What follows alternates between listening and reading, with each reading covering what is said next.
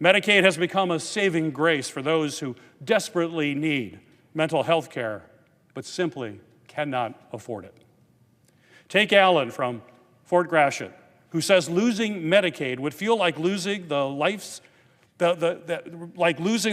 he's been given back through mental health care from Medicaid. Under this bill, rural communities will be especially impacted by cuts to Medicaid. In some counties in Michigan's Upper Peninsula, there's only one health care provider, meaning some Michiganders will have to travel up to 50 miles to get routine or emergency care. Medicaid helps keep these hospitals open. And if this bill passes, people in these rural communities are going to be cut off from basic health services. Medicaid also plays an essential role in making sure that children across Michigan get the care that they need.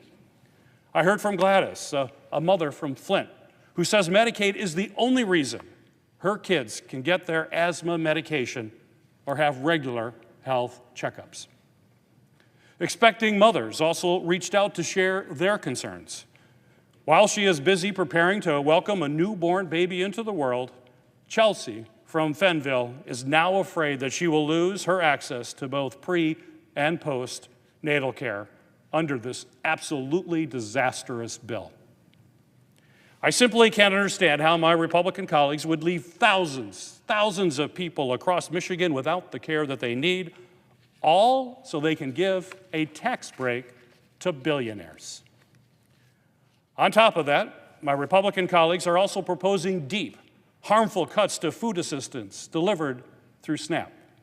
SNAP serves as an absolute lifeline for millions of Americans, including children, seniors, people with disabilities, and working families. So simply put, if this bill is passed, it will mean people in Michigan and all across our country will go hungry. They will not be able to put food on the table while billionaires pay less taxes. That is just wrong. But it also makes no economic sense either. Every dollar in SNAP benefits generates more than $1.50 in economic activity. This supports local grocery stores, farmers all across our country, and the entire food supply chain. So on top of jeopardizing families' ability to put food on the table, to feed their children, these proposed SNAP cuts would also hurt businesses and jobs, particularly in rural America and in low-income areas. This bill produces the most amount of pain for the least amount of gain of any legislation that I can remember in all the years that I've had the privilege of serving here in the Senate. Mr. President, I can't believe that we are standing here debating this reckless, irresponsible bill. The harm this bill will do to the American people and to the people in my state of Michigan who are counting on Medicaid for health care and on food assistance to help feed their families is absolutely reprehensible. The damage this bill will do to our nation's economic security is not only reckless, it is unconscionable. This is not what our constituents want us to be focused on. They want us to help make their life better.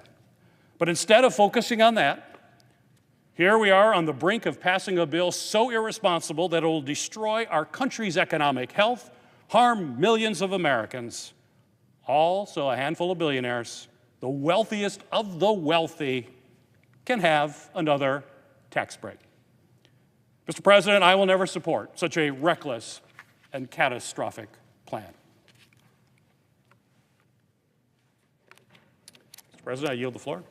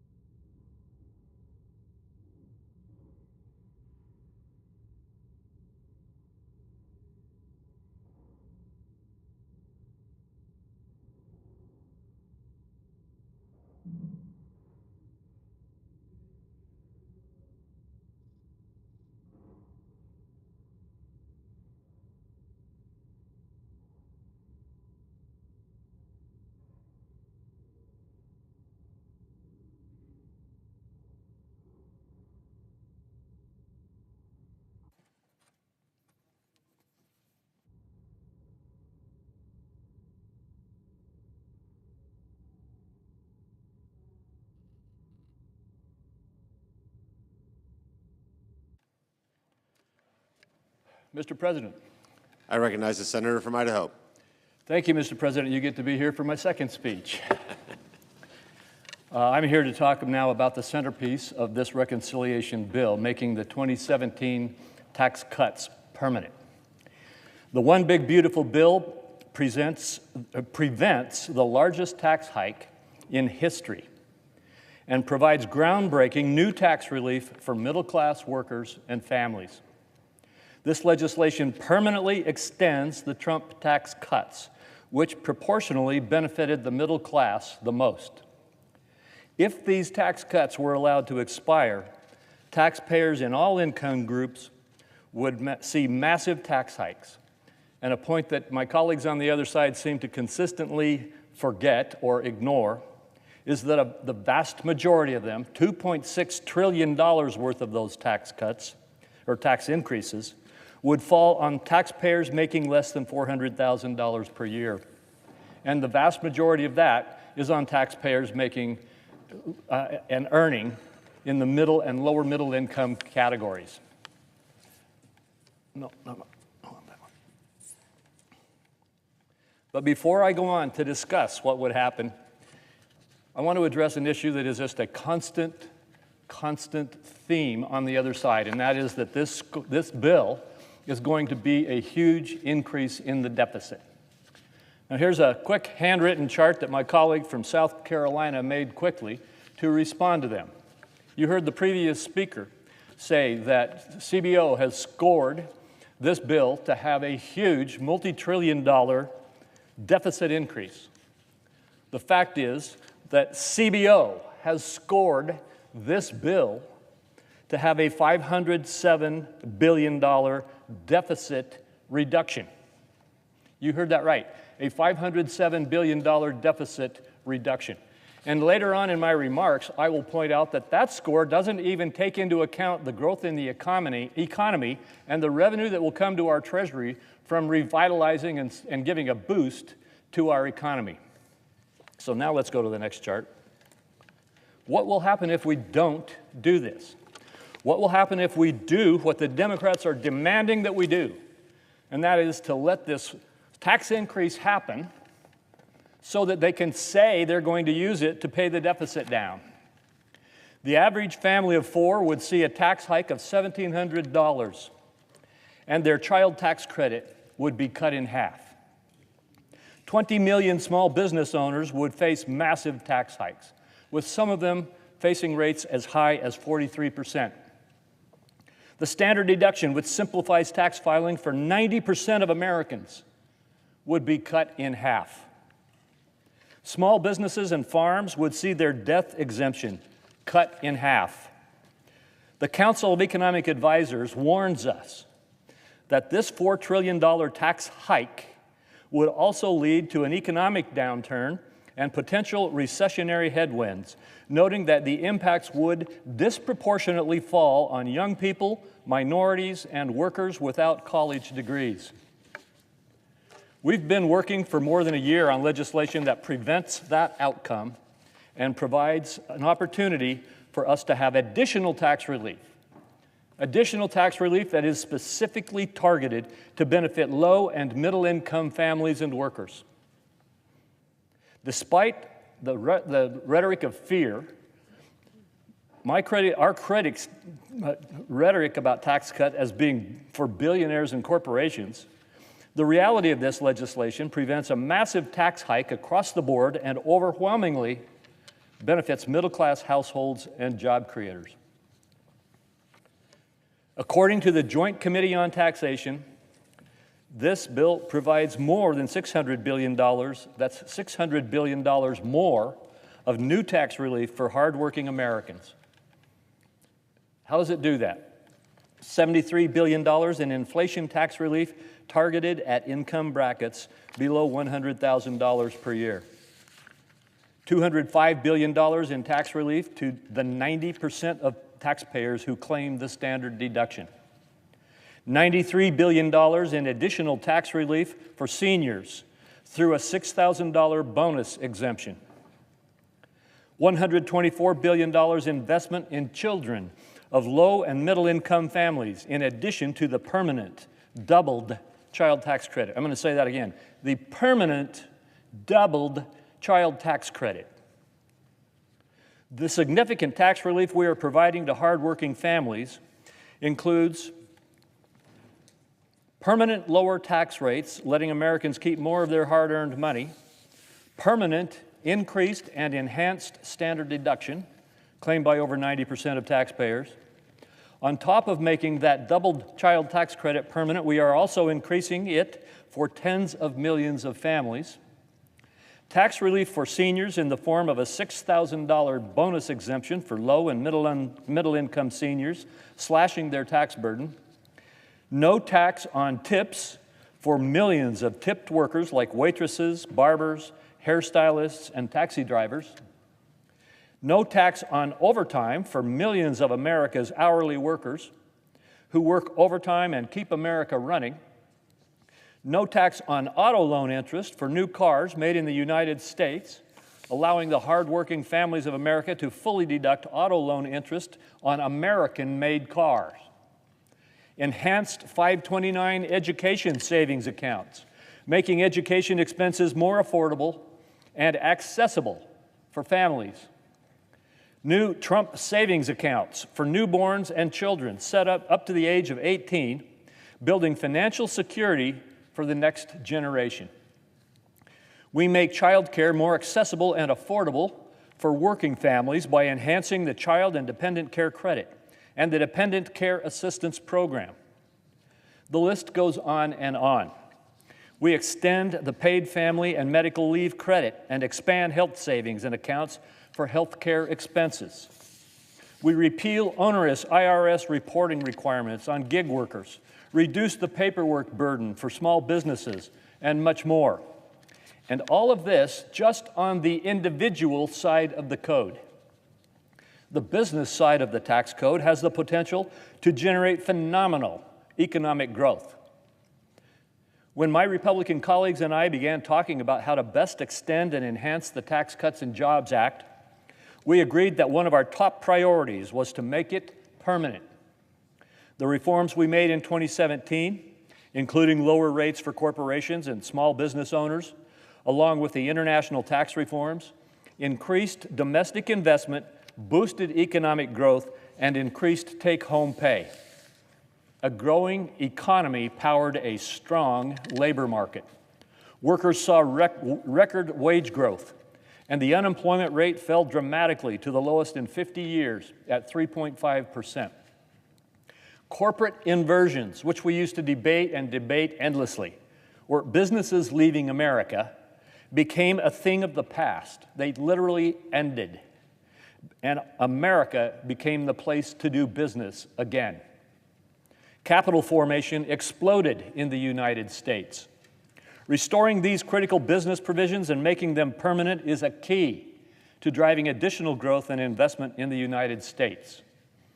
For businesses that spur investment and economic activity across the country, this bill makes the 20% small business deduction permanent, enabling job creation and spurring local economic activity.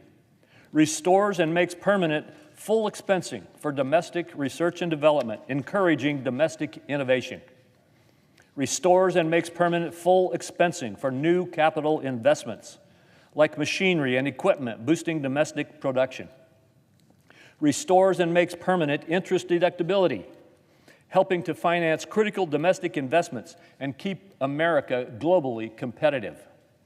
It includes full expensing for new factories and factory improvements to accelerate domestic manufacturing. Permanently renews and enhances the Opportunity Zone program, driving $100+ billion of investment to rural and distressed communities. According to the Tax Foundation, permanence for the bill's 4 cost recovery provisions I've just reviewed would more than double the long-run economic effect. The National Association of Manufacturers predicts $248 billion in economic growth will come from the manufacturing sector alone, along with over 1 million jobs and over $100 billion in new wages. The National Federation of Independent Businesses says that making the small business deduction permanent will create 1.2 million jobs over 10 years, growing to 2.4 million jobs in the long run. That growth also means more federal revenue created right along the way. And the Council of Economic Advisors estimates that the tax legislation alone, this tax legislation alone, will drive more than $2 trillion in offsetting deficit reduction, thanks to permanent provisions that power economic growth and incentivize investment. Over a 10-year window, with this legislation in effect, the Council of Economic Advisors estimates that debt as a share of GDP will fall to 94%, compared to 117% if the Trump tax cuts expire. And this chart is important to look at. This is what happens to our deficit if we pass this tax legislation and grow our economy. And this is what happens if we don't. The red line is what happens if we don't. Over a 10-year window with this legislation in effect, as this chart shows, the estimate is 94% compared to 117% if the Trump tax cuts expire.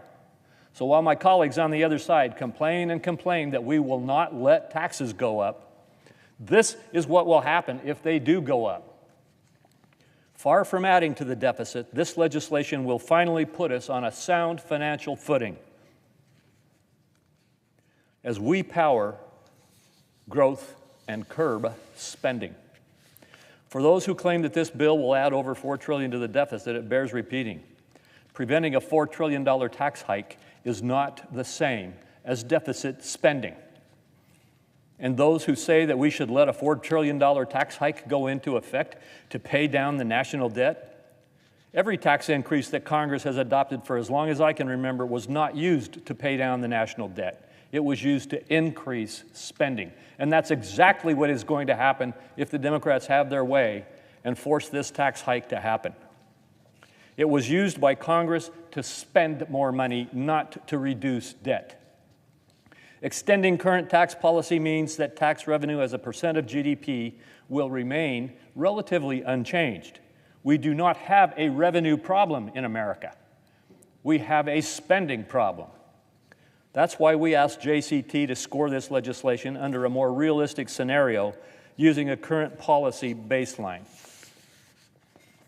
The Council of Economic Advisors estimates that making the Trump tax cuts permanent, combined with other Trump administration pro-growth policies like regulatory reform and so forth, it will increase federal revenues by more than $4 trillion, far more than offsetting any deficit estimates.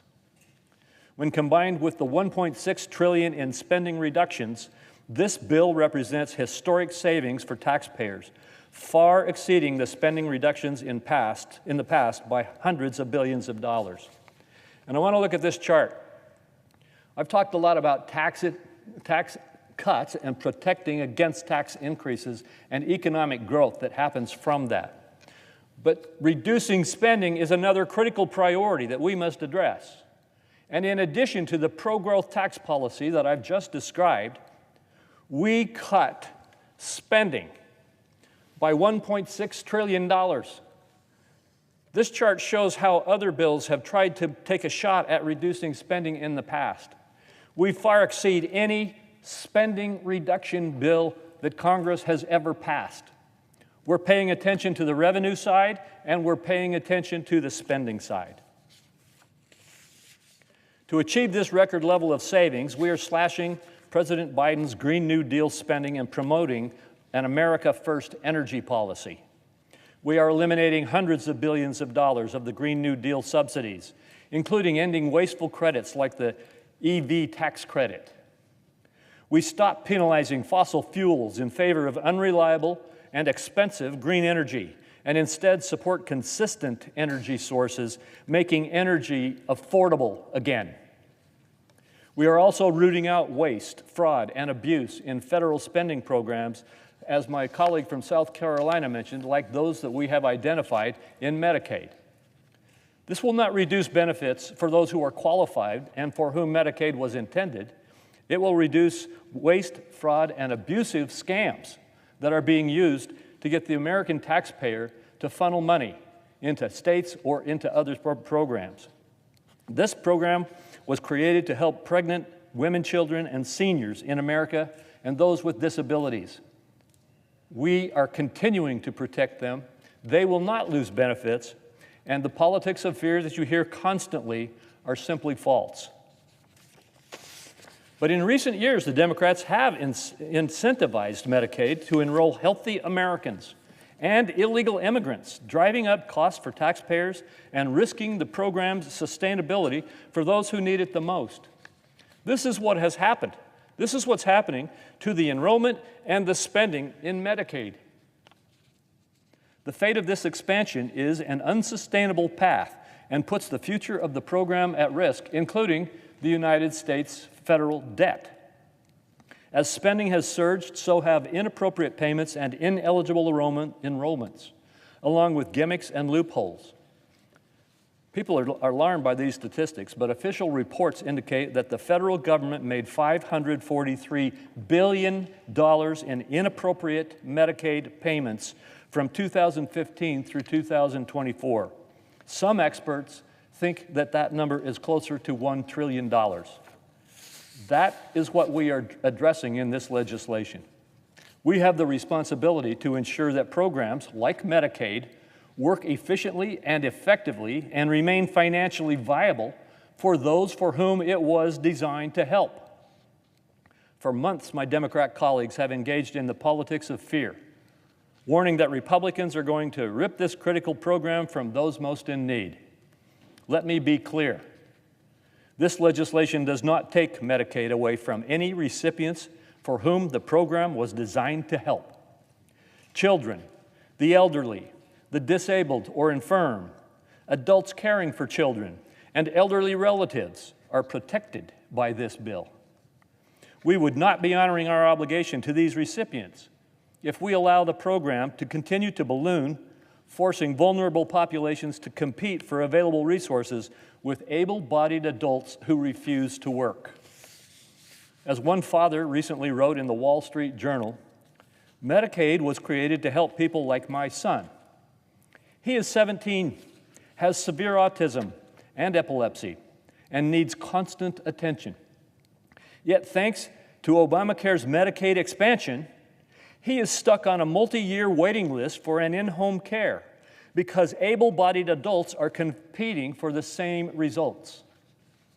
CBO estimates that over 1.4 million illegal aliens are receiving Medicaid benefits. I'm talking about those who are not United States citizens and are not legally in the United States, receiving Medicaid benefits, and pushing those like this man's 17-year-old son out of his opportunity to get access to those benefits. Brett Guthrie, the chairman of the Energy and Commerce Committee in the House, correctly notes, every dollar misspent on illegal immigrants and ineligible individuals in the Medicaid program means less money going to our children, our pregnant women and mothers, individuals, and others who are disabled and seniors. Republicans are committed to preserving and strengthening Medicaid for the people Medicaid was intended to serve. That starts with making common sense reforms to eliminate waste, fraud, and abuse in the program. This bill targets rampant fraud in the program by removing illegal aliens, deceased recipients, or those enrolled in multiple states. It eliminates wasteful spending by ensuring that Medicaid payments align with levels in Medicare and other spending programs, and increases the frequency of eligibility checks. It requires more personal accountability and promotes pathways to work for able-bodied adults. The work requirements proposed in this legislation are simple. Many people are amazed that they're so easy to meet and yet so rigorously opposed. If you are an able-bodied adult without dependents, you can qualify for taxpayer-funded Medicaid by spending 20 hours per week working or participating in work training or going to school or participating in community service or volunteer work. The majority of Americans agree that these rules are responsible guardrails to protect a program that was designed to protect America's most vulnerable Americans.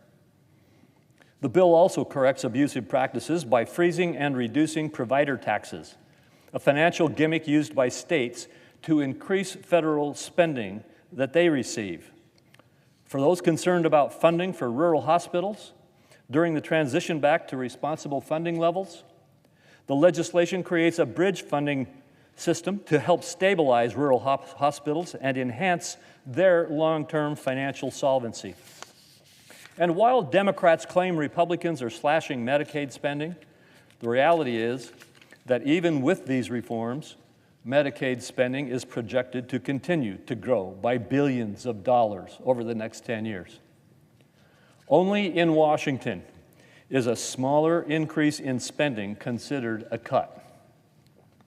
In reality, these reforms will improve, protect, and preserve Medicaid for the most vulnerable Americans.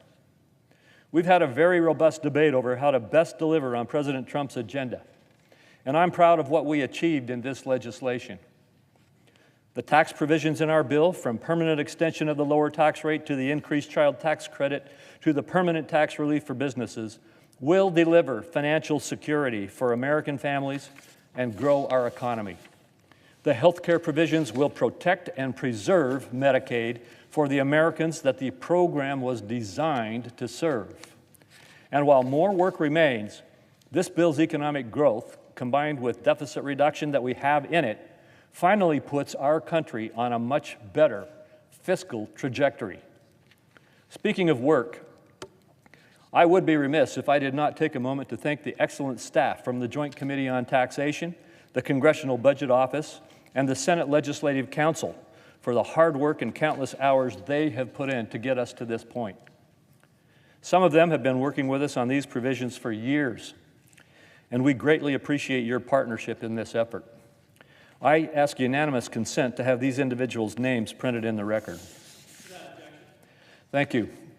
I also have to thank my incredible staff who have foregone sleep over the past several months to provide timely, indispensable insight, facts, legislative text, counsel, and so much more. Without them, we would not be at this point and ready to deliver this much needed growth-focused policy for the American people. I ask unanimous consent to have the names of my entire Finance Committee staff printed in the record. Without objection. Thank you. Even with all that, and all that we accomplish in this legislation, there are dozens of additional good ideas, smart policies, and common sense reforms that we were not able to include today. And I commit to working with my colleagues to advance those goals as well as we move forward.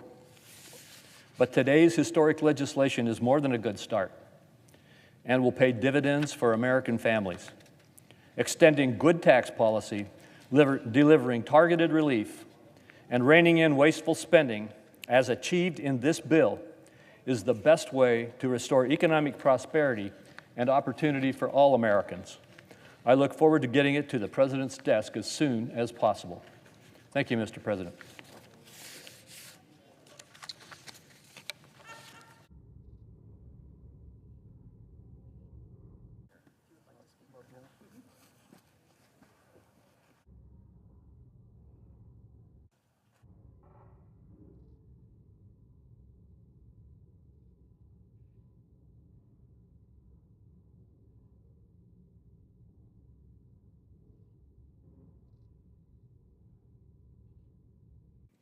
Mr. President.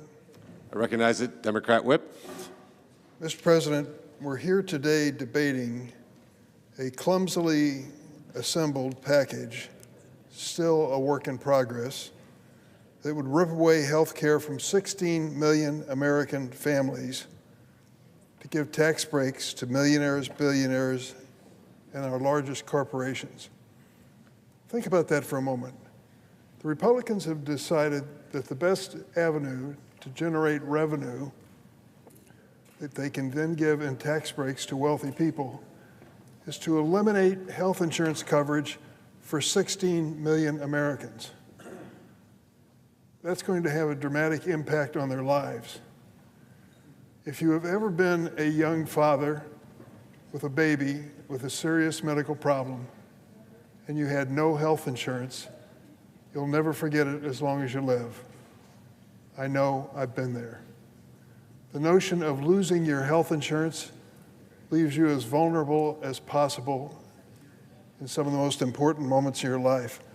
And that they would consider this provision to eliminate health insurance coverage for 16 million families is unimaginable and cruel. Let's not act like there is a unified Republican front on this issue. Even some of my colleagues on the other side of the aisle don't want to be here at this moment, jamming this unpopular bill through this chamber under arbitrary deadlines. One of my colleagues took a look at tax breaks, and you're going to hear them say over and over again, well, the average family, if we don't act, the average family is going to have to pay more in taxes. There's a way around that. If we limit any tax breaks in this bill, in this effort, to people making $400,000 a year or less, $400,000 a year or less, it virtually eliminates 2/3 of the cost of this undertaking. And it means you don't have to take away the health insurance of 16 million families. So there are ways to do tax breaks which make sense. Count this Democrat in with the Republicans for helping working families who are struggling to get by, and a lot of them are, living paycheck to paycheck. And the notion that we would say to them, we're going to take away your health insurance, we're going to raise the cost of health insurance for you, is no answer to their problems. Behind closed doors, my Republican colleagues continue to be consumed with infighting, bickering over the bill's substance, and for good reason. We have a process here which is almost impossible to explain to an ordinary person of how we reach reconciliation. The parliamentarian's office, and she's sitting here, God bless you for what you've been through for the last several months, and all your staff, have to make decisions on a daily basis over and over again as to whether or not provisions of this bill are eligible under the law that governs the United States Senate. We're in the process of debating this on the Senate floor. I see our ranking member on the Budget Committee, Senate Budget Committee, the senator from Oregon. We're in the process of still appealing to the parliamentarian's office on provisions in the bill. This is truly a work in progress. I think what they do know is troubling, and it should be. This bill would be a disaster for hospitals. The Senate Republican bill, unfortunately, is going to endanger hospitals all over the United States. But if you happen to live in a small town, rural area, and I represent a lot of them in the state of Illinois, you're the most vulnerable. You are the target. When they cut back on Medicaid programs, these are the hospitals that will close their doors. What's the impact of a hospital closing its door in a downstate community in Illinois? Devastating. Hospitals are not only the center for emergency medical care, good doctors, nurses, and such, they are also a major economic force in small-town America. Take away a hospital and then try to attract a new business to your community. Good luck. This Senate bill cripples one of the main ways that states fund their Medicaid programs and keep hospitals afloat, especially rural and low-income areas. It's called the provider tax. Earlier this week, a Republican senator, circulated a flyer to his fellow caucus members, so they're all on notice, detailing just how much each state will lose in Medicaid provider tax funding under their proposal. Let's take a look at my neck of the woods, the Midwest. Iowa would lose $4.1 billion. Missouri, $6.1 billion. Kentucky, $12 billion. Louisiana would lose $20 billion. North Carolina, $38.9 billion. Senator Tillis and I were in conversation yesterday, and he used that very same figure. His analysis says that to go forward with this bill cuts Medicaid reimbursement in his home state of North Carolina by a whopping $38.9 billion. This list of states and what they will lose was passed around by a Republican senator to his own caucus. They know what they're up against here. If Republicans have their way and pass this bill, hospitals will be forced to shrink or eliminate services. In Decatur, Illinois, one of the major hospitals facing the crunch time had to make a decision whether they keep their doors open. They did, but they eliminated OBGYN, delivering babies, and they eliminated all mental health and addiction counseling, two critical areas for the hospitals. So these doctors, this bill will force hospitals to shrink or eliminate services. Doctors and nurses will leave, and in some cases, the hospital will close. Imagine that in a rural area, a remote area, an extra 45 minutes, an extra hour in the car with somebody in the front seat you love very much who's in a desperate situation. As it stands today, half of the rural hospitals around the country already operate in a danger zone. And it's the same thing for children's hospitals. Do you have one in your community that you've used? I do. These children's hospitals have warned us they can't keep their doors open if Medicaid is cut as dramatically as the Republicans want to cut it. If Republicans have their way, we're going to see massive layoffs, fewer nurses, technicians, and doctors, along with decreasing quality of care. The American Hospital Association has estimated how these cuts to Medicaid could impact not just jobs at red state hospitals, but across the entire economy. Here's what they found. If the Republican provision goes through that cuts Medicaid reimbursement in order to provide tax breaks for wealthy people, Maine, as an example, one state, would lose 5,000 jobs. Kansas, 6,200 jobs. Iowa, 11,000 jobs. Missouri, 26,600 jobs. I've talked to the administrator of BJC in St. Louis, Missouri. The reason is it's not just a Missouri hospital. They have their facilities on the Illinois side of the river. In fact, 1/3 of their patients are from Illinois, and 1/3 of their patients overall use Medicaid to go to their hospital. So he's told me what's going to happen if the Republican measure goes through and the cutbacks to these hospitals. They came up with, incidentally, the rescue fund to solve the political problem. I want to check to make sure Senator Murray can back me up on this. Our overall cut in Medicaid now is at about $1 trillion. Correct. $1 trillion. Imagine, this is Washington, we talk in those terms. Cutting Medicaid nationwide $1 trillion. And the rescue plan for the small hospitals that are in danger, the ones I've talked about, $1 trillion cut. How big's the rescue plan? $25 billion. Do the math. It's a joke. It is a joke. If Republican leaders think this is an adequate amount to alleviate pain all of our nation's rural hospitals are going to feel, then that's like trying to put out a forest fire with a garden hose. This simply won't work. I want to conclude by saying this. We passed the Affordable Care Act 15 years ago. Of all the things that I've worked on in Congress, I think it had more positive impact to help the families across America than anything. We found a way to make health insurance more affordable for families 15 years ago. And to do it, we held hearings, 100 hearings on the Affordable Care Act. Obamacare is what they called it. Roundtables, walkthroughs. 2 committees spent a combined 21 days holding markups so that everyone could offer an amendment. Do you know how many amendments were made to the Obamacare program? 400. 400 votes in committee and on the floor on amendments. 147 Republican amendments were included, though not a single Republican senator ended up supporting Obamacare when it was all over. What do we have here with this measure? At the end of the day, that legislation, the Obamacare, allowed more than 40 million Americans to gain health insurance. Today, how many hearings have we had on the bill that's before us, this dramatic multi-trillion-dollar bill? None. Zero. Not a single one.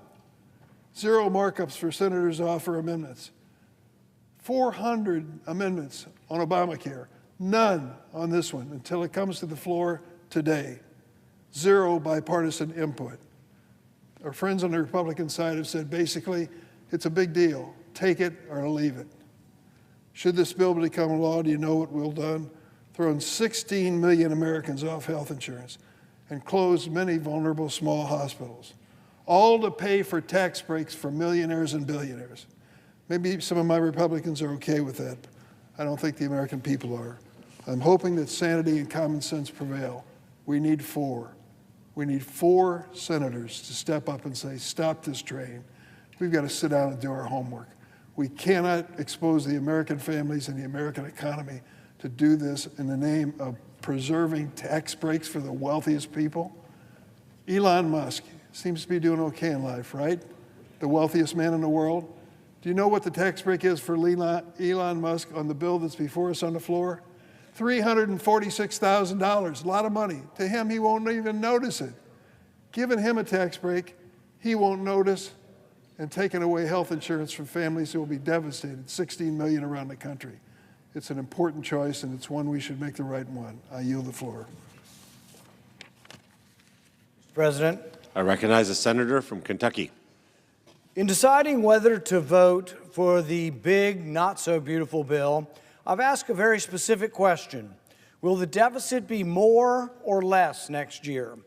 The answer, without question, is this bill will grow the deficit. The federal government has fancy formulas and hundreds of wonky accountants who inform us of their projections over 10 years. But you often can't trust these projections. In an excellent piece written by the Foundation for Economics and Education entitled "The CBO's Projections Are Worse Than Useless," Eric Schuler writes, "Long-term analysis and language is commonplace in U.S. national politics, but it achieves no useful outcome. It confuses far more than it clarifies. It does not provide accurate estimates of long-term results. It does not improve the average voter's understanding of policy effects. And it gives politicians a means to claim they are being fiscally responsible without actually exercising any prudence whatsoever. Sometimes the predictions are off because a new Congress is elected and changes the law. Eric Schuler writes that for any projection of a 10-year budget to be accurate, the Congressional Budget Office has to assume that the law won't change for 10 years, even as most of the politicians that make the laws risk being replaced every 2 years, and all of them advocate for changes of one stripe or another. Schuler states that few in Washington will admit Congress has a knack for starting any proposed cuts in the later years while letting spending run wild in the immediate future. Sometimes these predictions are off by $1 trillion or so because the economy grew more slowly or more quickly than anticipated. Bruce Thompson, a former Senate aide and Assistant Secretary of Treasury, writes, "The Congressional Budget Office miscalculated the deficit last year by $1 trillion. So in deciding whether to vote for any big, monstrous bill, it helps to ask the right question. To me, the most pertinent question is, how will the bill affect the deficit in the next year? Currently, our deficit is estimated to be a little under $2 trillion this year. What will happen to the debt in 2026 if this bill passes? Well, using the math most favorable to the supporters of the bill, referred to as the policy baseline, the deficit in 2026 will still be $270 billion more than this year. So even using the math, even using the formulas that the supporters of the bill like, the deficit will grow by $270 billion next year. That's just not good if you profess to be fiscally conservative. Why will the deficit grow next year? Well, even if you argue that the 2017 tax cuts don't need to be counted in the calculation at all, the new tax cuts add up to $234 billion to the debt next year. In addition, the big not-so-beautiful bill adds new spending of over $500 billion, military, border, agricultural subsidies, etc. That spending is front-loaded and will be spent in the first 4 years of the 10-year window. Legislated spending is one of the few items in the bill that is exact. It isn't estimated. If they say they'll spend $500 billion, they're going to spend $500 billion, all in the first few years. So in order not to add to the deficit, the BBB, the big not so beautiful bill, has to have corresponding spending cuts to counter all the new spending.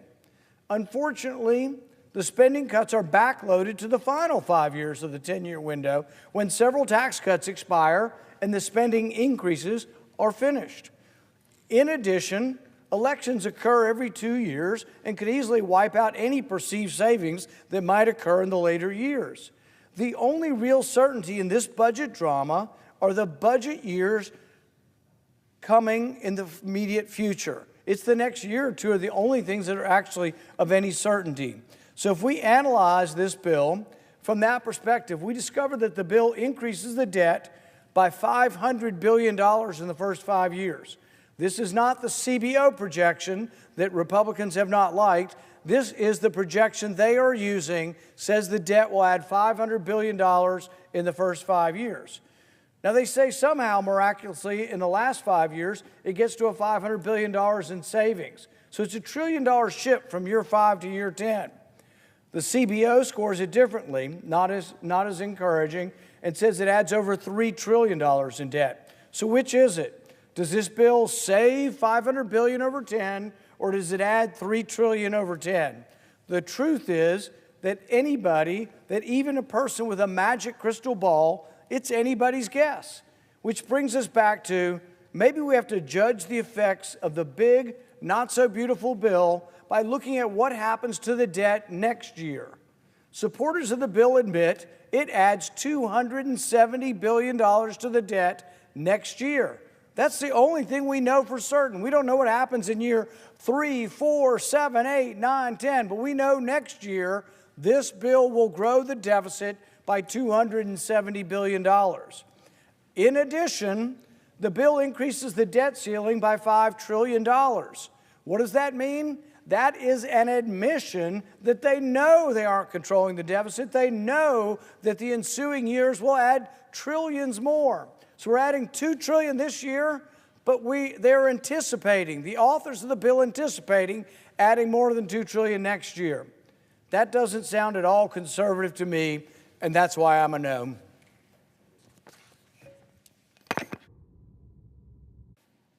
Mr. President.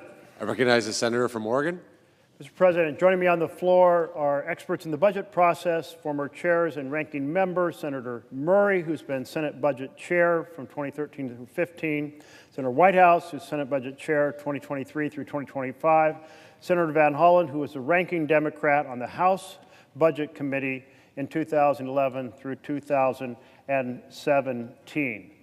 We're here to address a fundamental violation of the law, of Law 313, Section 313, and it is the set of rules for reconciliation. To try to summarize this in the simplest words possible, 100 senators voted to have a special fast-track, filibuster-free pathway solely for reducing the debt. First principle was no deficits could be created in a 10-year period. My Republican colleagues blew that up in 1996 when they wanted to do a tax bill that would create massive deficits. Then, a second pillar was no deficits in any title of the bill in any year after the first 10 years. This bill right now, if this passes, that blows that up. And the third was use honest numbers, Congressional Budget Office numbers. I have a letter here from the Congressional Budget Office, and they say, the estimate is relative to CBO's January 2025 baseline. CBO is required to construct its baseline under the assumptions specified in the Balanced Budget and Emergency Deficit Control Act and the Congressional Budget and Impoundment Act.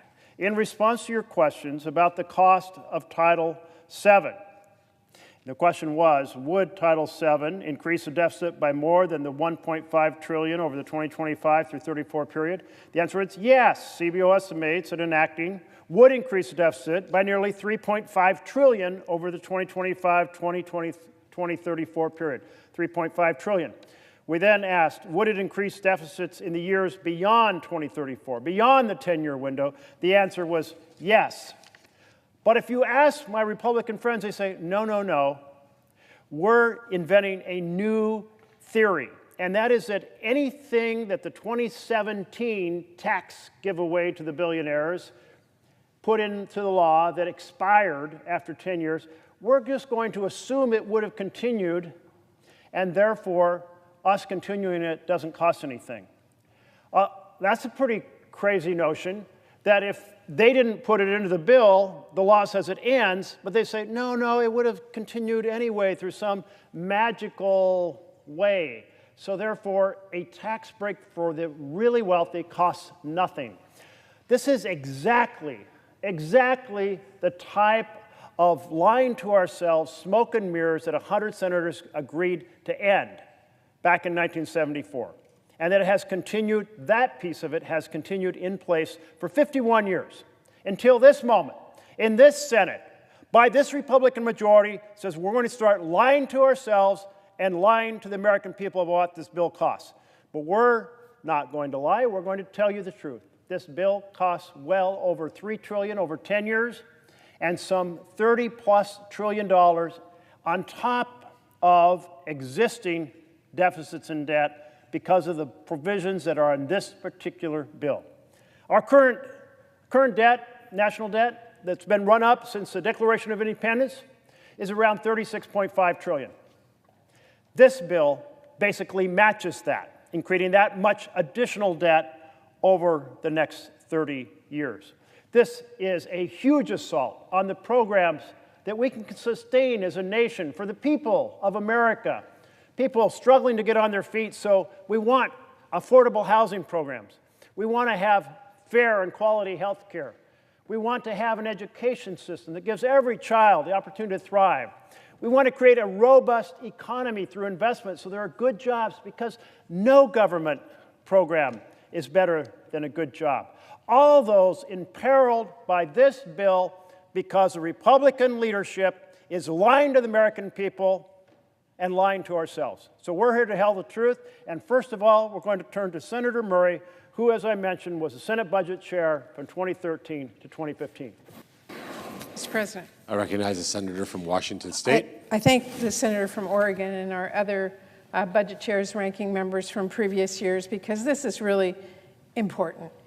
Mr. President, there are some things you can't change with legislation, despite what my colleagues on the other side of the aisle seem to believe. For example, 1 + 1 is 2. And while $1 trillion might have a lot of zeros in it, it is, in fact, a much, much bigger number. Now, that might sound obvious, but apparently my colleagues across the aisle need a little reminder, because right now, Republicans are pretending not to get it. It is almost beyond belief, and it is certainly beyond common sense. After years of complaining about the debt, in fact, at the same time they're talking about how we need to address the debt, Republicans now are suddenly pretending they don't know how to count. Republicans are suddenly pretending the parliamentarian doesn't exist if they don't talk to her. Republicans are suddenly pretending that precedent doesn't exist if they just fake amnesia, and that norms and consequences for breaking them will disappear if they wish it away really hard. My preschool students had more common sense. Republicans should know if they replace math with magic, if they tear up the Senate process, if they blow off the Senate parliamentarian, that bill will come due. And not just the bill for $4 trillion blown on tax cuts for billionaires and corporations. The bill will also come due for trashing this Senate process and precedent when Republicans are no longer in the majority. Mr. President, if Republicans are serious about plowing forward with rewriting or ignoring Senate procedure and the laws of mathematics, I just ask, spare me the empty excuses. Spare me the explanations that totally ignore the reality of what you are doing. I mean, do they really think it washes away everything to say, oh, it's fine to break the process in half because we say it's fine? Oh, it's fine. We have the authority to ignore math. Give me a break. To every Republican who really thinks that is a convincing argument, to anyone who thinks we can is just an acceptable rationale for going nuclear and pretending the most expensive bill in the history of our country can be paid for by some magic bean counting. Here is my challenge to you. Go back home and try that game with your constituents. Tell them, it's okay, yes, the debt's gonna be $4 trillion, higher 10 years from now, that's true, but it's fine. We voted on it, and we get to say $1 trillion is actually 0. Go ahead, see how that works for you. And you may as well tell them you are voting against gravity next, because that's just as reasonable. And don't forget, when you tell your families back home that trillions of dollars in tax cuts for billionaires and companies are free because you waved a wand or you said some magic words, don't forget to tell them those are just tax cuts for the billionaires, not for working families. Don't forget to tell the folks back home, yeah, I voted to say $1 trillion is nothing, but we still need to kick people off of their health care. That's just too expensive. We still need to close those hospitals. We have to cut costs, and we still have to kick people off SNAP because the debt is out of control. And don't forget to mention that, no, we can't afford childcare. We can't afford paid family leave. We can't afford to solve your problems. Magic math is apparently just for billionaires. You all are getting less. Please, Republicans, send that message to your constituents. Just see how it goes over. Because you can fool yourself, but you are not going to fool the American people. They don't get to balance their budget with magic math. They don't get to pretend $1 trillion is nothing. And they don't get to pretend that this bill is free. Because at the end of the day, regardless of what policy baseline you all want to use in DC, those families back home, they're the ones who will be paying the actual cost. I yield back to the Senator from Oregon. I yield to a question. I would. In the time that you were budget chair, did you ever contemplate a situation in which you argued that renewing a tax break that was by law expiring would somehow have no impact on the deficit? To my friend from Oregon, I never would have contemplated and I never would have put it forward, and I happen to know that if I had have suggested that my Republican colleagues would have been all over me telling me that breaks the rules. Thank you very much. We're turning to Senator Whitehouse, who was Senate Budget Chair from 2023 to 2025. Thank you, Senator Merkley. I mentioned earlier the history of the section that the Republican budget chairman is using to perform this multi-trillion-dollar magical act of making huge deficit-busting numbers disappear. It's called Section 312. It has been used before, but it has always been minor, corrective, and bipartisan. I mentioned earlier the adjustment that was made on a bipartisan basis to the Power Marketing Administration's numbers to return the CBO to an agreement that the Senate had previously made. That was not enormously consequential. This is almost certainly the first time you're hearing about it. Again, in 2023, as budget chair with Republican Chair Jody Arrington on the House side, we made a $105 million adjustment to a dairy program. Today we're talking about trillions. This was a $105 million adjustment. Again, bipartisan, minor, and corrective, fixing a technical issue on a bipartisan basis. Last year, Speaker Johnson and Leader Schumer agreed to direct CBO to score a fee program with an OMB estimate, and they used this rule again, collaborating on a bipartisan basis with a matter that was minor and corrective. Well, this is different.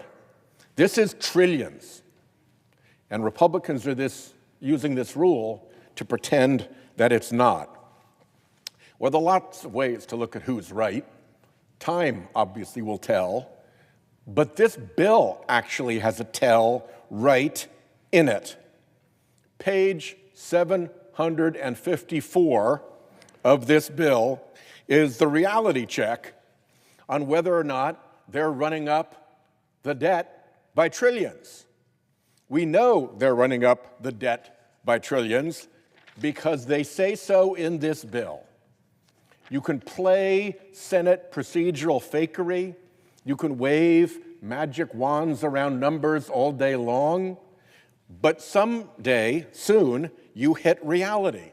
And you hit reality in the real world of markets and selling treasury bonds and having a legal debt limit. If this did not raise the debt by trillions, they would not need to raise the debt limit by trillions. Here is the text. Subtitle C, increase in debt limit. Section 72001, modification of limitation on the public debt. The limitation under Section 3101B of Title 31 is increased by $5 trillion. They're dodging the parliamentarians' ruling by letting the budget chair make a $1 trillion magic wand maneuver because they know pretty darn well what the parliamentarians' ruling would be. And how do they know what the parliamentarians' ruling would be? Because the answer's in their own damn bill. I yield the floor. Would the senator from Rhode Island yield for a question? Of course. You mentioned the use of Section 312, which gives some flexibility to resolve, as you put it, minor issues on a bipartisan basis to correct an issue, a technical issue. In those cases you mentioned, were those on a reconciliation bill? Were they on a reconciliation bill? I don't believe they were. No, they were not. They were In fact, just... that power has never been used on a reconciliation bill because the following Section 313 gives very specific instructions. It says each provision must be costed out for its impact on both outlays, the spending side, or revenue, should it be a revenue measure. And if you're saying, well, how do I do that? You say, well, if we pass this provision, what will it cost as compared to not passing this provision, not having the bill? That's a comparison to current law. This ability of the budget chair, and actually the law says the budget committee, to correct technical issues on narrow issues on a bipartisan basis, basically solve snarly little budgeting questions like on the dairy program you mentioned, never used on reconciliation ever, never used on a broad basis ever, never used to create a lie about what a bill costs in this fashion. Now we're turning to a senator from Maryland, who was ranking Democrat on the House Budget Committee for 6 years. So he brings a lot of experience and knowledge about the budget process. Senator Van Hollen. Well, Mr. President, I thank my colleague and the ranking member of the Senate Budget Committee, Senator Merkley. I just want to start by reading a statement. This is a quote. Anyone that says current policy baseline is the right way to go is engaging in intellectual and economic fraud. It's intellectually lazy. My basic mission in life is just to try to create some honest math, unquote. That wasn't from Senator Van Hollen or anyone on this floor. This was from a Republican member of the House, Congressman Schweikert from Arizona, talking about exactly the issue we're debating here in the United States Senate. Let me read you another quote, a little more colorful. Again, about this Republican accounting fraud. Quote, this is fairy dust, and they're just full of crap, and I'm going to call them out on it. Republican Congressman Chip Roy of Texas. They're right. This is a fraud. This is a fraud that would make the Enron scammers blush. And I quote those House members for a reason, because we can disagree with what they did in their bill, and I strongly disagree with it. But at least they used honest math, and at least they used the math that is required by the rules here in the Senate. the honest math that Republicans here in the Senate want to dodge because it will both tell the American people just how big the deficits are, but also because it will screw up their whole entire plan. Just so people listening have some sense of how these Senate numbers are designed to disguise the real impact of their deficits. Look at, for example, the basic individual tax rates in the House bill. When they extended those tax rates from the Trump 2017 bill, it costs $2.2 trillion. Under what we call the current law baseline, which is the reality baseline, because that's what it will cost when you understand that they sunset at the end of this year, and that's what it will cost to renew them. So under honest accounting, it's $2.2 trillion. Under the Senate fraudulent accounting, that $2.2 trillion deficit miraculously becomes an $83 billion deficit. Let's look at the House permanent extension of key deductions for businesses. That would cost honest accounting $821 billion. Under the Senate accounting scam, $6 billion. So what we're seeing here is this blatant, deliberate effort to mislead the American people about the true costs of this bill, about the deficit impacts of this bill, about how it will impact the debt.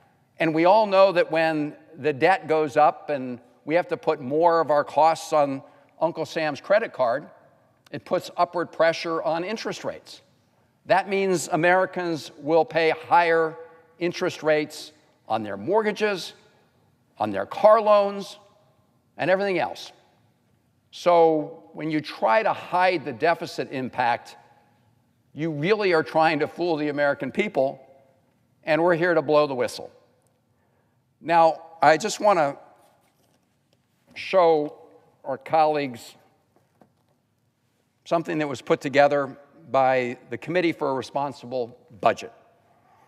And if you look at the blue, you can see for each year, starting this year, 2025, 2006, the blue is what Senate Republicans claim their bill will add to the deficit. The red is how much more it will actually add to the deficit. So at the end of this 10-year period, what you see is Senate Republicans are claiming that their bill will add $441 billion, which is still a big number, but the real number when you do honest accounting, when you add up all of these, it's $4.2 trillion, a much bigger number. Now, I do want to point something out on this chart. I think everybody watching should understand it. If you look at these orange parts, these are the additional deficits from tax cuts. Starting here in year 2029, 2030, you'll see that they actually do start going down. Why is that? It's because the tax cut that President Trump promised for no tax on tips, they phased those out. This is all just a make-believe ruse. Yeah, we start providing no tax on tips, but those disappear. The tax breaks for wealthy people, they go on. And they go on not just for this 10-year period, but the reason they violate all the rules of reconciliation is because they keep going on after that. And as Senator Merkley said, if you look at the entire history of the Byrd rule, that's Senator Byrd, it was designed to make sure that 51 senators through a vote could not make these kind of permanent changes in any area, but specifically they were worried about areas that increased the national deficit and debt. So what Republican senators are doing is not only misleading the American people, but they're violating the entire structure that carved out this special procedure that we call reconciliation for the budget, which was intended to lower deficits and debts, not have them go on forever. As Senator Merkley has pointed out, I think if you look over a 30-year period, we're talking about $35 trillion plus additional to the debt. And Republicans want to hide that from the American people. That is budget fraud, pure and simple, and it is a violation of the rules of the United States Senate. This whole special structure that was created not to blow bigger holes in the debt and deficits, but to actually try to constrain them. So shame on everybody who's part of this fraud on the American people. I yield back my time. Would the senator from Maryland yield for a question? I will. I found it very interesting that you pointed out that these tax provisions for the middle class, no tax on tips, is phased out, and no tax on overtime is phased out. And what you're saying, I believe, is that when they put into this bill that a tax break is ending, they're saying that it doesn't cost any more in the following years. So they are certainly saying that their current policy baseline that they want us to make believe about would say that this wouldn't cost them. In other words, if they extended this, it wouldn't cost anything. It is interesting to note, not only does that expose the fraud behind the current policy baseline, but they made a very deliberate choice.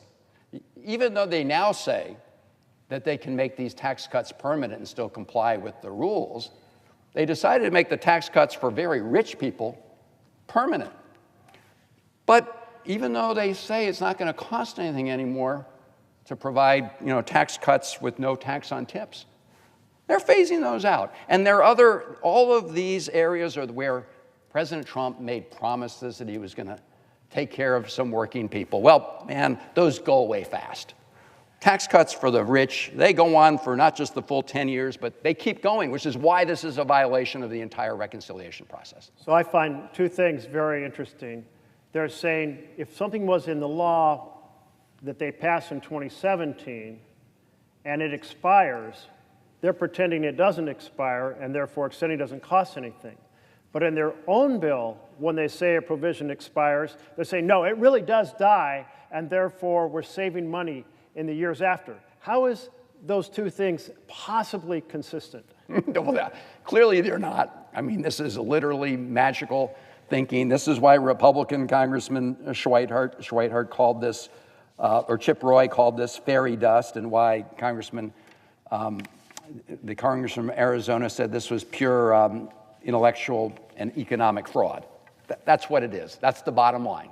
Well, I really thank the senator from Maryland also pointing out that President Trump, he did, when he was campaigning, say he was fighting for ordinary families.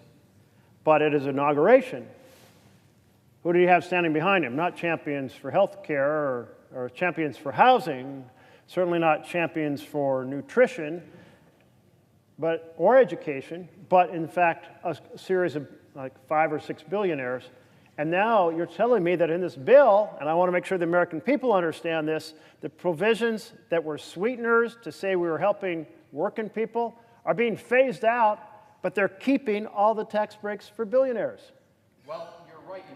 It was right down this hall, actually, that President Trump was sworn in, and he said it was going to be a new golden age for working people.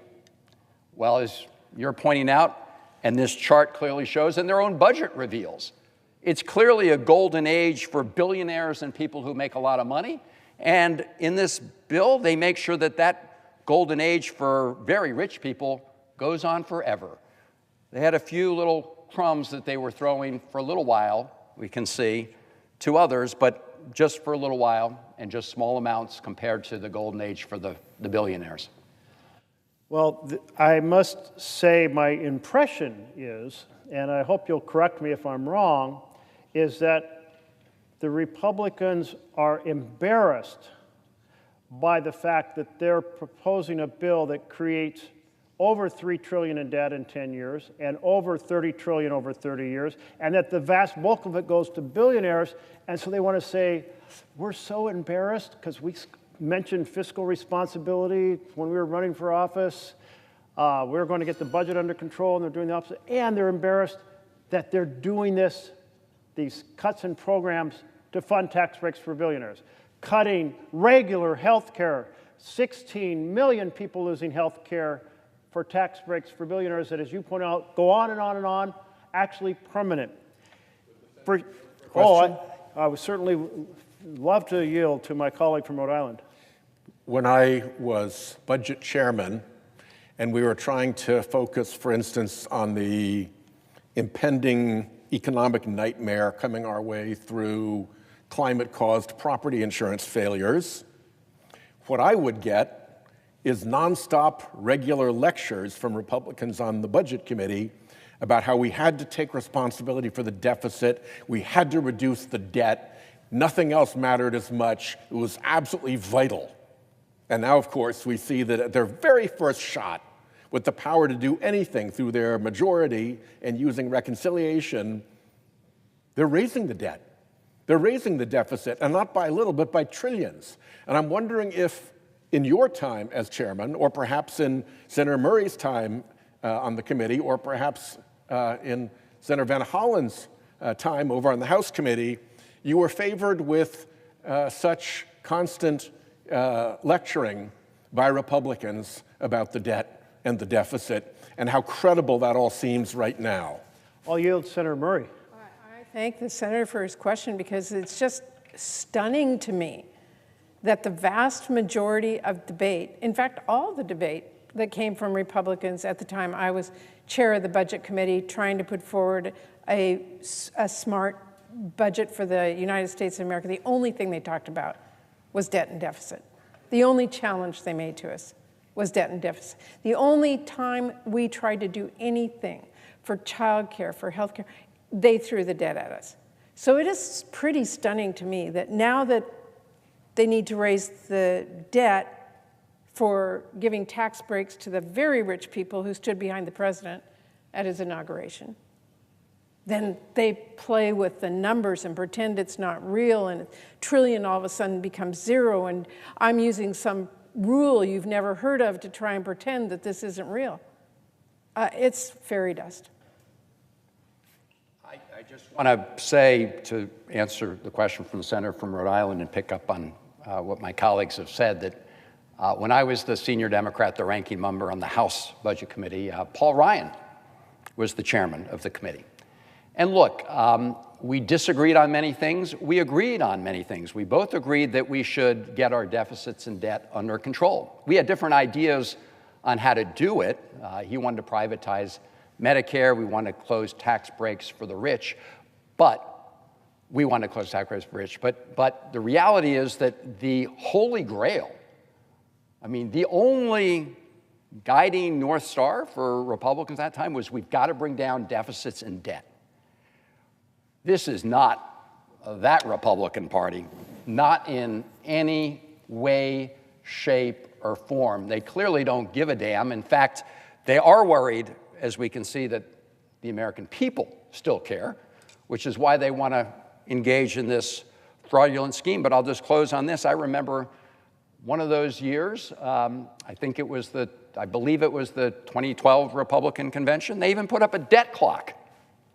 They put up a debt clock at the convention. I can't find it. Right? I'm looking under my desk for the debt clock here because Republicans seem to have hidden it away forever. They want to wish it away. That's what they're telling us. But the bill actually is required to raise the debt limit by $5 trillion. So in reality, there's a huge hit to our debt, huge additions to our deficit, and it makes me a little bit frustrated to think back to all those lectures that I had to receive as budget chairman, which the senator from Maryland witnessed as a longtime member of the Senate Budget Committee, which the ranking member witnessed in his time on the Budget Committee, and which Senator Murray experienced when she chaired the Budget Committee. We have been lectured to death by our colleagues, and at the very first instance when they had the power to do something about it, they went 180 the other direction and are cranking the national debt in order to give big benefits to the rich people who fund their campaigns. For a question, and I know we need to move on here. I just want to add one thing. It's not just that it's going to be debt. It's the cost to families because this debt they are putting in place. I would ask the chair of the Budget Committee now, as he knows as I do, people's houses are going to cost more because their mortgage interest rates are going to go up. Their cars' interest rates are going to go up. This is not just magic numbers sitting out there pretending they're not. Real families are going to feel the cost of this debt and this deficit. I really appreciate that point from my colleague from Washington State, because in this bill, it creates so much necessitated borrowing that CBO estimates that that borrowing will cause interest rates to go up. And when interest rates go up for the Treasury, it goes up on your car loan, on your adjustable rate, a mortgage on your house, and just in general. These are costs that are borne by ordinary families.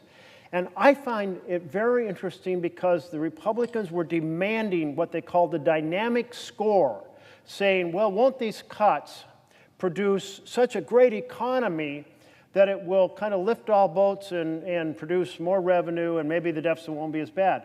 Here's what Congressional Budget Office found. Again, that's the nonpartisan, honest broker numbers. They found that because of the interest rates rising as a result of this massive sea of red ink that necessitates massive borrowing, that in fact those rising interest rates will hurt the economy. So there's no dynamic score that produces, oh, well, it isn't so bad after all. No, it's the opposite. And in fact, that dynamic argument has always been wrong. And we are looking at the folks who lectured, my colleague from Rhode Island, and I sat through many of those lectures as well. And I went, in my head, wait a minute, aren't these folks who did the massive ocean of red ink in the 2001 Bush tax bill? Aren't these the same folks that produced a massive ocean of ink in another tax bill 2 years later? Aren't the same ones that in 2017 did a massive ocean of red ink, and now they're doing it again? How could they possibly be putting themselves forward as deficit hawks or debt hawks? Not to mention that they cheered on two adventures that were a huge tragedy for the United States of America, trying to occupy Afghanistan and going to war in Iraq, which together added $8 trillion to our debt. And if you take a look at this chart, every time there is a Republican administration, the last deficit while they're in office compared to their first deficit goes up. For Clinton, it went down. That's fiscal responsibility. For George W. Bush, first term, it went up. For Obama, it went down. In other words, the Democratic presidents, time after time after time, Clinton, Obama, Biden, they reduced the deficits while they were in office. And the Republican presidents, while they were in office, every single time increased the deficits. So none of us want to hear any more talk about fiscal responsibility from across the aisle. You want to be fiscally responsible? Vote no on this bill, because this bill takes and fires 16 million people off of health care to finance those tax breaks for billionaires.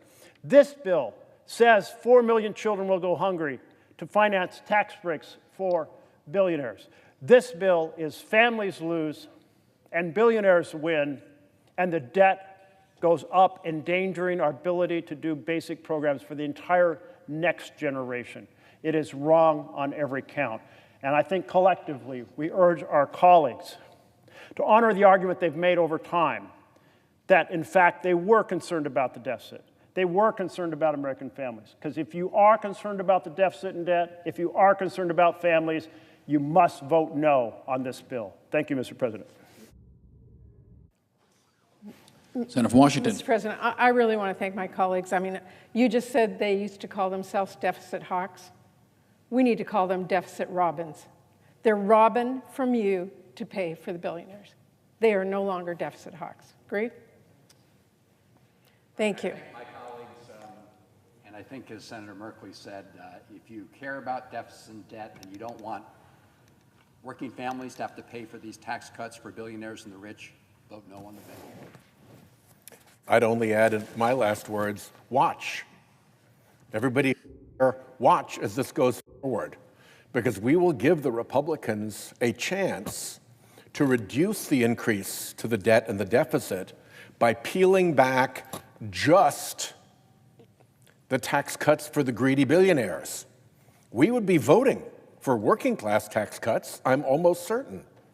We'll have a chance to bring into stark focus through our amendments what really matters to the folks on the other side of the aisle, and that is the tax cuts for the super wealthy, for the billionaires, for the corporations that are offshoring jobs, and for the biggest polluters in the country. That's where their sweet spot is, and we will expose that through these votes. Those votes, we're not sure when they will start because the Republicans are redrafting provisions of this bill right now. That's how little time this Senate will have to actually know what's in this 1,000-page bill with all kinds of special deals tucked into it for various members. We will have little time to see because they're still writing it. So those amendments that my colleague from Rhode Island mentioned, stay tuned. We're not sure if those amendments are going to start at 2 in the morning or if they'll start sometime later tomorrow, but stay tuned and pay attention because you're going to find out who stands with families and who stands to hurt families in favor of helping billionaires. Thank you. Senator from Washington. Mr. President, thank you. I think it's really important, the discussion we had right now about the deficit and debt, but I want to talk a little bit more about this bill in general. You know, recent KFF polling shows that this Republican big, ugly betrayal bill is overwhelmingly unpopular. In fact, this thing is more underwater than the Titanic. Nearly 2 in 3 Americans view this bill unfavorably. That goes up to nearly 3 in 4 when they learn it will kick millions off their health insurance. And it goes up to nearly 4 in 5 when they learn it will choke off funding to their local hospital. In other words, the more the American people hear about what is actually in this big, ugly betrayal bill, the more they dislike it. So with that in mind, I want to be here today to say a little bit more about what is in the Republicans' latest version. Spoiler alert, it is still big, it is still ugly, and it is an absolute betrayal of the people who sent us here to fight for them. The Republican plan is still going to mean over 16 million people losing health care as patients get kicked off their ACA plans. Kids and struggling families will get kicked off Medicaid. Rural hospitals are going to be forced to shut their doors. The Republican plan is still going to mean more starving families. New red tape is going to cut people off from their SNAP benefits that they need to put food on the table. And it is going to take away kids' school meals. The Republican plan still rips away support from the people in this country who are struggling the most to give away billions in tax breaks to billionaires who need help the least. In short, this latest version of Republicans' bill would still be one of the biggest transfers of wealth from the people at the bottom to the people at the top in our nation's history. When it comes to health care, this Republican abomination will cause millions of people to lose their insurance and see their costs skyrocket in one way or another. It will create mountains of new paperwork and bureaucratic barriers that are positively meant to kick people off their Medicaid and ACA coverage. And there is new sabotage to the ACA healthcare markets, which will mean more people losing their affordable coverage. Meanwhile, there is nothing, a big fat zero, when it comes to renewing the tax credits Democrats passed to lower your healthcare costs. That's right. While Republicans are showering their billionaire donors in new tax breaks, they will not lift a finger to extend healthcare tax credits that are saving millions of families thousands of dollars a year on health coverage. Instead, they're going to make sure people lose health care coverage, including our seniors, people with disabilities, pregnant women, millions of patients who rely on Medicaid. And let's not forget, the cuts in their bill are going to shutter hospitals across the country, especially in our rural areas. Do you have Medicaid, Medicare, employer-sponsored coverage? Regardless, Republicans have some pretty bad news for you, because it hardly matters what insurance you're on when you don't have a hospital to get care anymore. In Washington State, we have 14 rural hospitals that are fighting to survive and would likely close under this bill, mostly in areas represented by Republicans, I should add.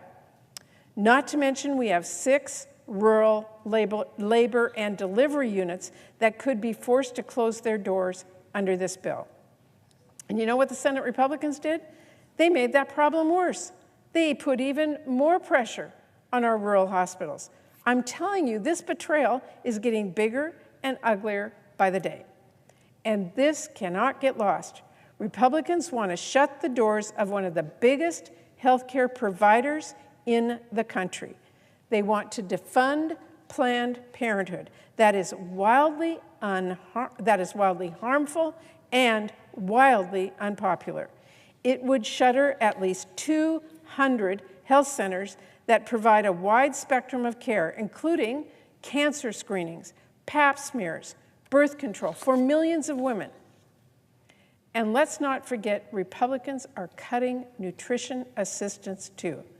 This big, ugly betrayal would make one of the biggest cuts to SNAP in history. We are talking around a $200 billion cut over the next 10 years. Now, it should be obvious, but that would be devastating for our country and for our kids' future. And yet, Republicans are not giving up on taking dinner off the table, taking school lunch off kids' trays, all so they can shovel tax cuts at billionaires and wealthy corporations. And it is worth underscoring the new red tape in their bill is even targeted at some of our most vulnerable families, because it expands work requirements to apply to seniors and parents with kids in school. Mr. President, when my dad, World War II veteran, got sick with multiple sclerosis, he lost his job. He lost his job. My mom was at home, 7 kids she was raising. My dad lost his job, and they had to spend, my mom had to spend some time getting some new skills so she could go back to work and take care of our family. You know what, during that time? We had to rely on food stamps in my family to feed those 7 kids in my family. But under this Republican bill today, because neither of my parents had a job during those few months, my family would not be eligible for SNAP benefits. We would not have even gotten food on our table at the worst time in my family's life. This is wrong. Thanks to those food stamps, my family did get through that rough patch. And all 7 of us kids grew up to give back to our communities.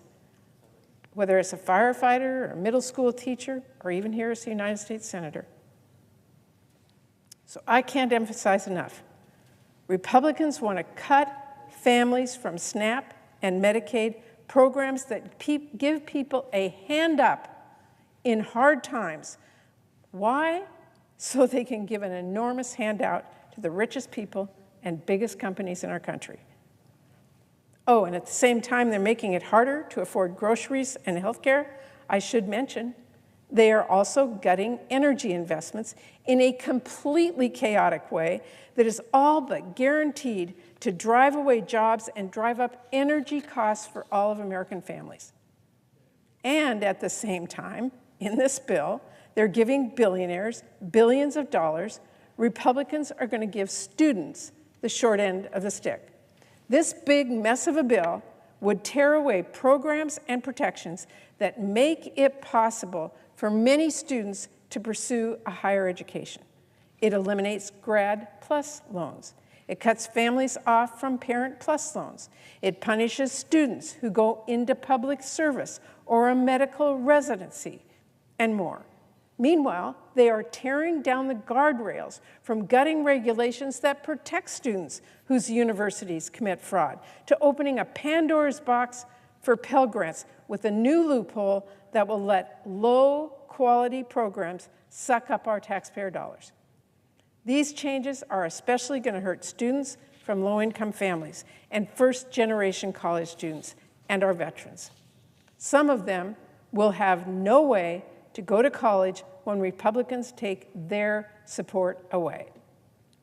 Some will be driven into predatory private loans they can't afford. And some will get lured into low-quality programs that take their money, waste taxpayer dollars, and leave the student worse off. And if that wasn't enough, if the Secretary of Education wanted to try and stop this kind of fraud and protect students, Republicans will leave them at about as much authority as a school hall monitor. Because in this bill, Republicans prevent any Secretary of Education from making regulations that carry added benefits for borrowers. And it hardly matters if that is a good impact, like saving students money or protecting taxpayer dollars from fraud or making higher education more accessible. Republicans are going to make problems worse and make fixing them even harder. Students in this country should be outraged. And I want to be perfectly clear about something. If Republicans charge ahead with this big, awful mess, which they seem intent on doing, they can kiss any last shred of credibility goodbye, as we just talked about, when it comes to pretending they care about balancing the budget or addressing the national debt. The idea was already laughable. For the entirety of the 21st century, the biggest driver of the national debt has been tax cuts that Republicans championed. But now, as we just talked about, they want to put at least $4 trillion, that is trillions with a T, on the national credit card. Why? So they can shower the richest people on the planet with more money. And then they're pretending all the math works and it's kind of easy peasy if they can do it if they kick people off health care or take enough meals away from kids or close enough hospitals or better still, use some absurd accounting gimmick to pretend that billions of dollars in new tax cuts for their billionaire donors actually just don't cost anything. Well, I've got some bad news for Republicans. Your math is terrible, and so's this bill. This thing is very expensive, and you don't have to take my word for it. Ask the nonpartisan Congressional Budget Office, which just said the latest version of this bill will add $4 trillion, to the debt with just over the next 10 years. If Republicans want to ignore them, you can also ask the fiscal hawks at the Committee for a Responsible Federal Budget. They calculate that the House bill adds $5 trillion to our debt when you include interest payments and the cost of making temporary provisions in this bill permanent. And we are told the Senate bill is even less fiscally responsible. Everyone agrees this thing is not beautiful, but it is recklessly big, and it won't just increase the debt, it will blow it up. Mr. President, this may very well be the most expensive bill in history. I say may because Republicans are still planning changes. We have not yet gotten the final bill. They already cut out even more taxes for multinational corporations. SNAP benefits, they're still on the chopping block. Healthcare, still on the chopping block. In fact, they want to cut Medicaid even more painfully. We may not know how expensive the Republicans will be in the end, but we know who is paying for it. Paying for it is you, working families. And it is important for people to know, as bad as this bill is, Republicans were trying to make it even worse. Now, Democrats have been fighting them every step of the way, and we have notched a few important wins by challenging every single provision we possibly could under the Senate rules. So I want to talk about some of the things Democrats were successful in getting out. Because if Republicans had had their way, not only would this bill take away more food from our struggling families or shutter even more hospitals and kick even more people off their health insurance, it would have also sold off all of our public lands. And if instead of just slashing CFPB funding, it would have completely shuttered the doors of a very important federal watchdog that protects Americans from getting scammed. If Republicans had have had their way, This bill would make it easier to buy gun silencers, harder to get your earned income tax credit or pay off your student loan, and effectively impossible to get insurance plans on the marketplace that cover abortion care. If Republicans had had their way, this bill would have also given Trump more power to deny funding to our constituents on a whim and less power for the courts to stop him. We're talking about a whole smorgasbord of really awful, unpopular ideas and policies that would have hurt our families and weakened our democracy. Ideas that were this close to making it into this bill. But Republicans did not have their way. Democrats have been fighting back at every single step. We got those provisions tossed in the shredder, and we are still doing our darndest to send the rest of the bill to the shredder as well. Now, let's be clear. When we talk about how unpopular this bill is with the American people, the reason is simple. This bill polls like garbage because it is garbage. That's why it should go nowhere except a trash bin. Democrats are going to keep pushing back on this monstrosity with absolutely everything we've got at every step we can. We're not going to stand by as Republicans shutter hospitals so the richest people in the country can build another vacation home. We are not going to sit around and let Republicans kick millions of people off of their insurance and raise working families' premiums so corporate executives can get a bigger bonus. And we are not going to be silent as Republicans take food away from struggling families so they can help billionaires fuel up their private jets. We're going to keep speaking up, we're going to keep pushing back, and we're going to make sure everyone knows exactly what is going on here. This bill is deeply unpopular, that much is clear, but if Republicans keep pushing for this disaster, buckle up, because we are only going to keep getting louder and louder about how big this is, how ugly it is, and it's only going to get more unpopular with the folks back home as these provisions are enacted if this bill passes.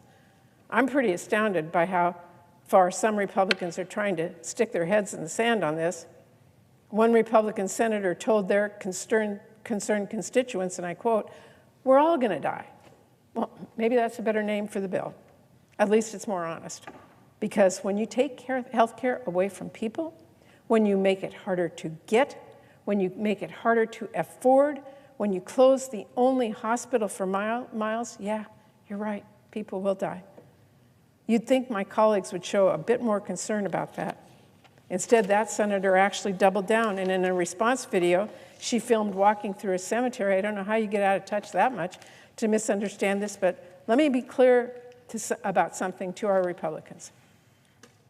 Whistling past the graveyard is a metaphor to stop ignoring dangers. It is not a literal messaging suggestion.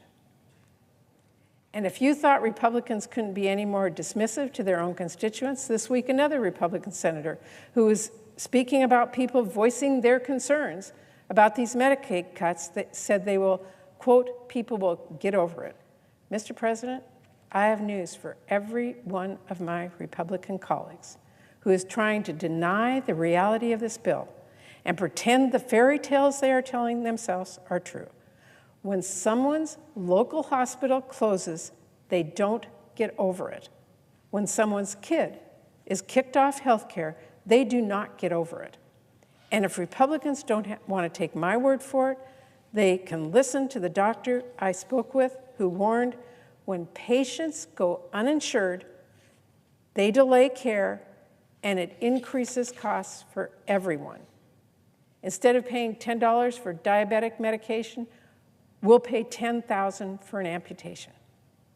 Or Republicans can actually read the countless letters I'm getting from my constituents, sharing their stories. Quote, "My dad is a double amputee. He relies on Medicaid. Without Medicaid, we couldn't get my kids anti-seizure medication." Or "I'm a full-time caregiver for my daughter with cerebral palsy, or my son with spina bifida, or my elderly mother, and this bill threatens to kick them off their health care and the support services they rely on to survive." Or better yet, Republicans can go out and talk to their own constituents, because I have no doubt they will hear similar stories. They will even come to you. Advocates have been here in DC all week. I've seen them in the halls. I've heard them from my office. And now Republicans can listen to the people across the country who are warning them about this bill, and they can do the right thing and abandon this effort, or they can keep ignoring them.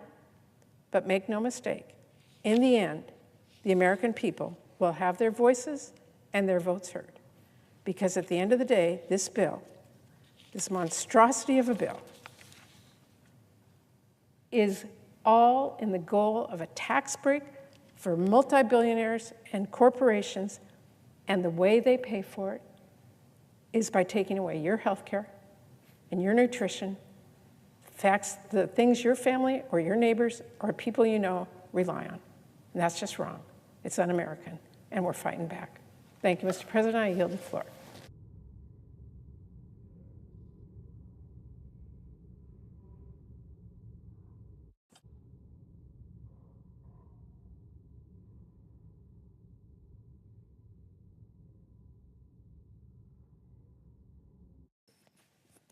Mr. President. Senator from Rhode Island. Thank you, Mr. President.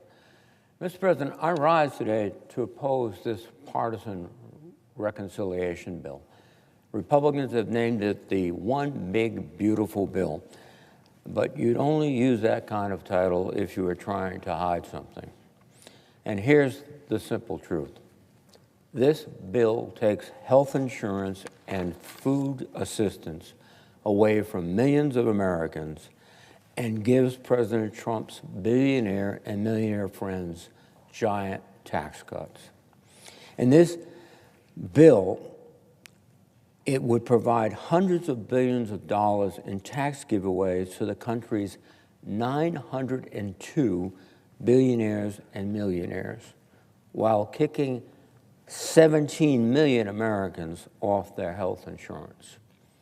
Just weigh the balance. 902 beneficiaries with extraordinary tax deductions and tax benefits versus denial of health care to 17 million Americans. It doesn't balance. And despite slashing health care, somehow this bill will add trillions of dollars to our national debt. It will further weaken our financial position in the world. It will indeed have many countries wondering if the United States is, as it has been since the end of World War II, the place to put their resources, their investments, their reserves. This could have profound fiscal and monetary implications for the United States. And if you tie that together with this tariff battle, we are headed economically in the wrong direction as we are socially. This bill is loaded with outrageous special interest giveaways and President Trump's personal political priorities.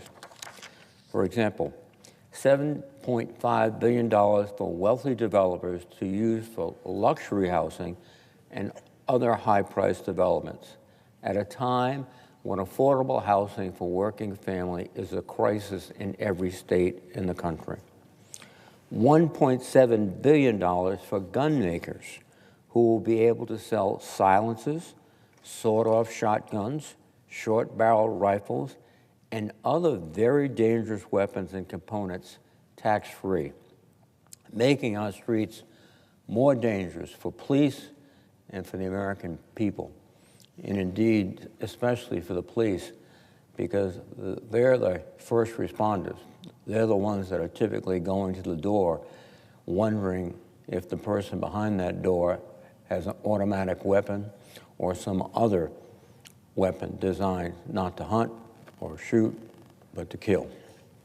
Hundreds of millions of dollars in new tax cuts for extraordinarily wealthy oil and gas companies, and $40 million for a Garden of Heroes, a sculpture garden to honor President Trump's favorite historical personalities. And at the same time, it slashes the budget for the Consumer Financial Protection Bureau, which makes sure that shady payday lenders, mortgage lenders, and banks don't fleece American families. And in particular, the military division of the CFPB protects men and women in the uniform of the United States. We were able to pass an interest cap of 36% for active duty personnel. And that is going to be ignored because there's no one to enforce it. And we are going to see, as we have in the past, our soldiers, sailors, airmen, guardians exploited, systematically exploited by all those little automobile shops and payday lenders and everything else that surrounds every military fort base in this country. It's a tale as old as time. My Republican colleagues showering the rich with tax benefits and prioritizing favored industries and friends. President Bush joined with the Republican Congress to do that. Of course, I opposed it.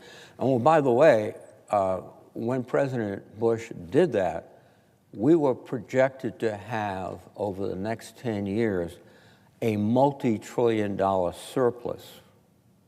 Of course, this legislation will lead us to a multi-trillion-dollar deficit. And it's interesting because when I was younger, the Republicans all associated themselves with fiscal responsibility, balanced budgets, surpluses. That's not the case. President Trump exacerbated the situation in his first term by his grand giveaway. But this time, President Trump and my colleagues on the other side of the aisle are depriving millions of Americans of their health care coverage to pay for it. They are intent on punishing the most vulnerable Americans in this bill, simply for the crime of being poor. In fact, in many cases, despite working very long hours and being poor. I came here to Congress, to the Senate, after serving my country in the U.S. Army, as the President did with great distinction in the United States Navy, as a Navy SEAL. I came here to serve my constituents and improve the lives of average Americans. And I think most of my colleagues, Democrats and Republicans alike, came with the same goal. And according to press reports, a few of my colleagues on the other side of the aisle are starting to realize that this bill is going to do great damage to their constituents. One Republican colleague has warned that this bill could leave 600,000 of his constituents without health care coverage and blow a $38 billion hole in his state's budget. That would be a devastating effect. One of the other aspects of this attack on our health care system is there's some people that believe, well, Medicaid doesn't touch me. It certainly does. Because when you extract that much money from the health care system, what will private health insurance do? They'll raise their rates. Everyone will be paying more. And some won't be able to afford it. They'll have to go without coverage. And that is going to be a tragedy for this country. Now, knowing the damage this bill is going to do, one must ask, why would anyone support this? But this legislation is more than just numbers. I've heard from countless Rhode Islanders who are concerned about these cuts during meetings, in letters, when I bump into them at the grocery store or the pharmacy. They've been telling me about how Medicaid has helped them and their families. I've been meeting, for example, with Christina from Smithfield, Rhode Island, for many years. Her daughter, Lauren, was born with cystic fibrosis and has endured countless hospitalizations, procedures, medications, and other challenges as she navigates life with this disease. Christina, Lauren, and their family have private insurance, but Medicaid also helps cover the expenses not covered by private insurance for people with serious illnesses who are not able to work. When President Trump and congressional Republicans began proposing these cuts to Medicaid, Christina told me, and I quote, "Lauren was born with CF, a rare genetic progressive disease which affects her lungs, GI, and endocrine systems. I had no idea we carried this gene. When Lauren was born, she spent a month in the hospital. We almost lost her. When she was 5, she contracted a germ that put her in the hospital for a month and almost killed her. Her lung function fell to 70%. At 13, I thought she was going to die. Her hospital stays were every 3 months for 2 weeks with IV treatments. Her lung function fell to 30%.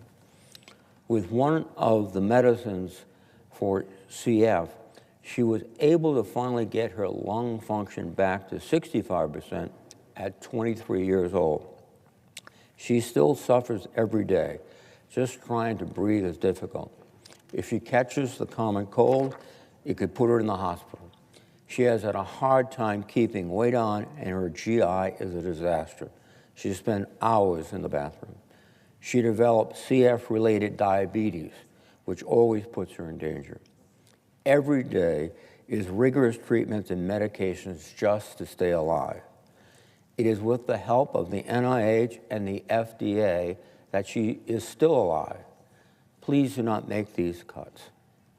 If Medicaid is cut, when she is 26, 2 years from now, she will have no way to pay for all of her hospitalizations, medications, and treatments.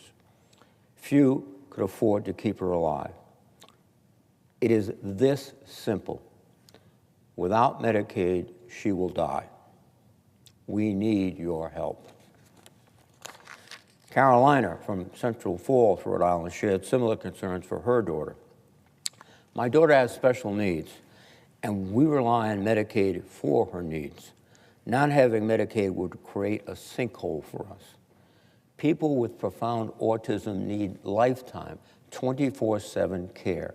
As you consider budget cuts, it is important to me, as your constituent, that you work to ensure that this vulnerable population has access to the critical supports that it needs to survive. I will be looking to you for your courage and leadership.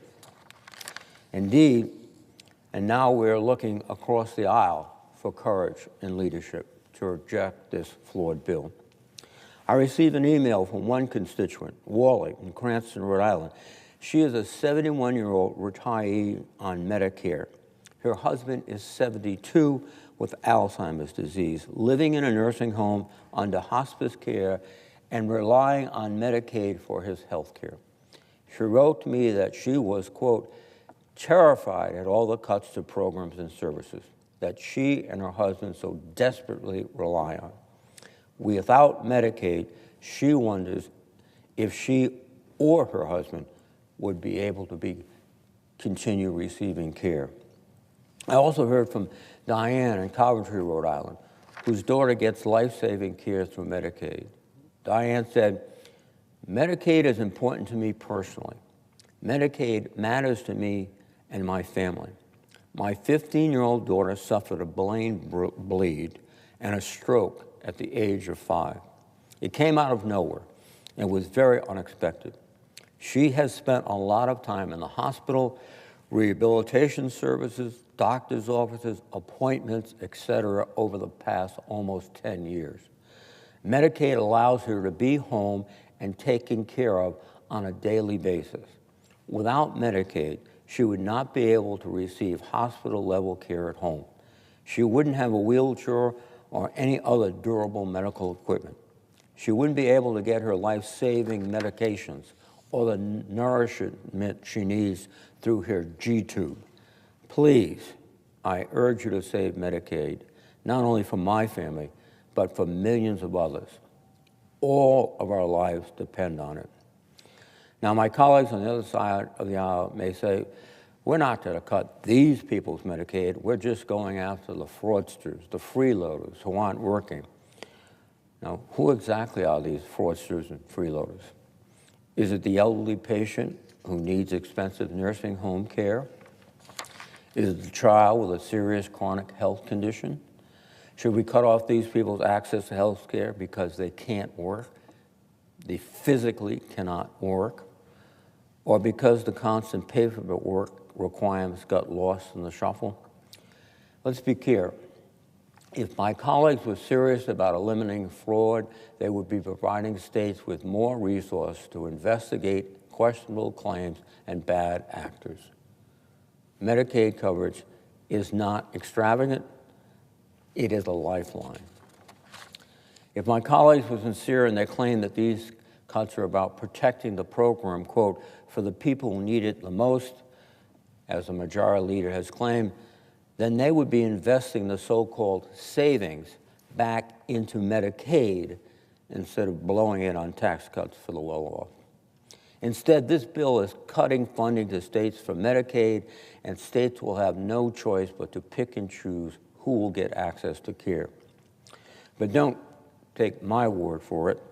The Nonpartisan Congressional Budget Office, CBO, estimates that this bill will cause nearly 17 million Americans to lose their health insurance. 17 million people. That's not fraud. It's just making it harder for people to get health care. On top of that, even if you're one of the lucky ones who gets to keep your Medicaid, will you still be able to get it? Nursing homes rely on Medicaid. More than 6 in 10 nursing home residents in Rhode Island are on Medicaid. As Medicaid funding is cut, what will nursing homes do? I imagine some will have to close their doors or dramatically reduce the number of beds.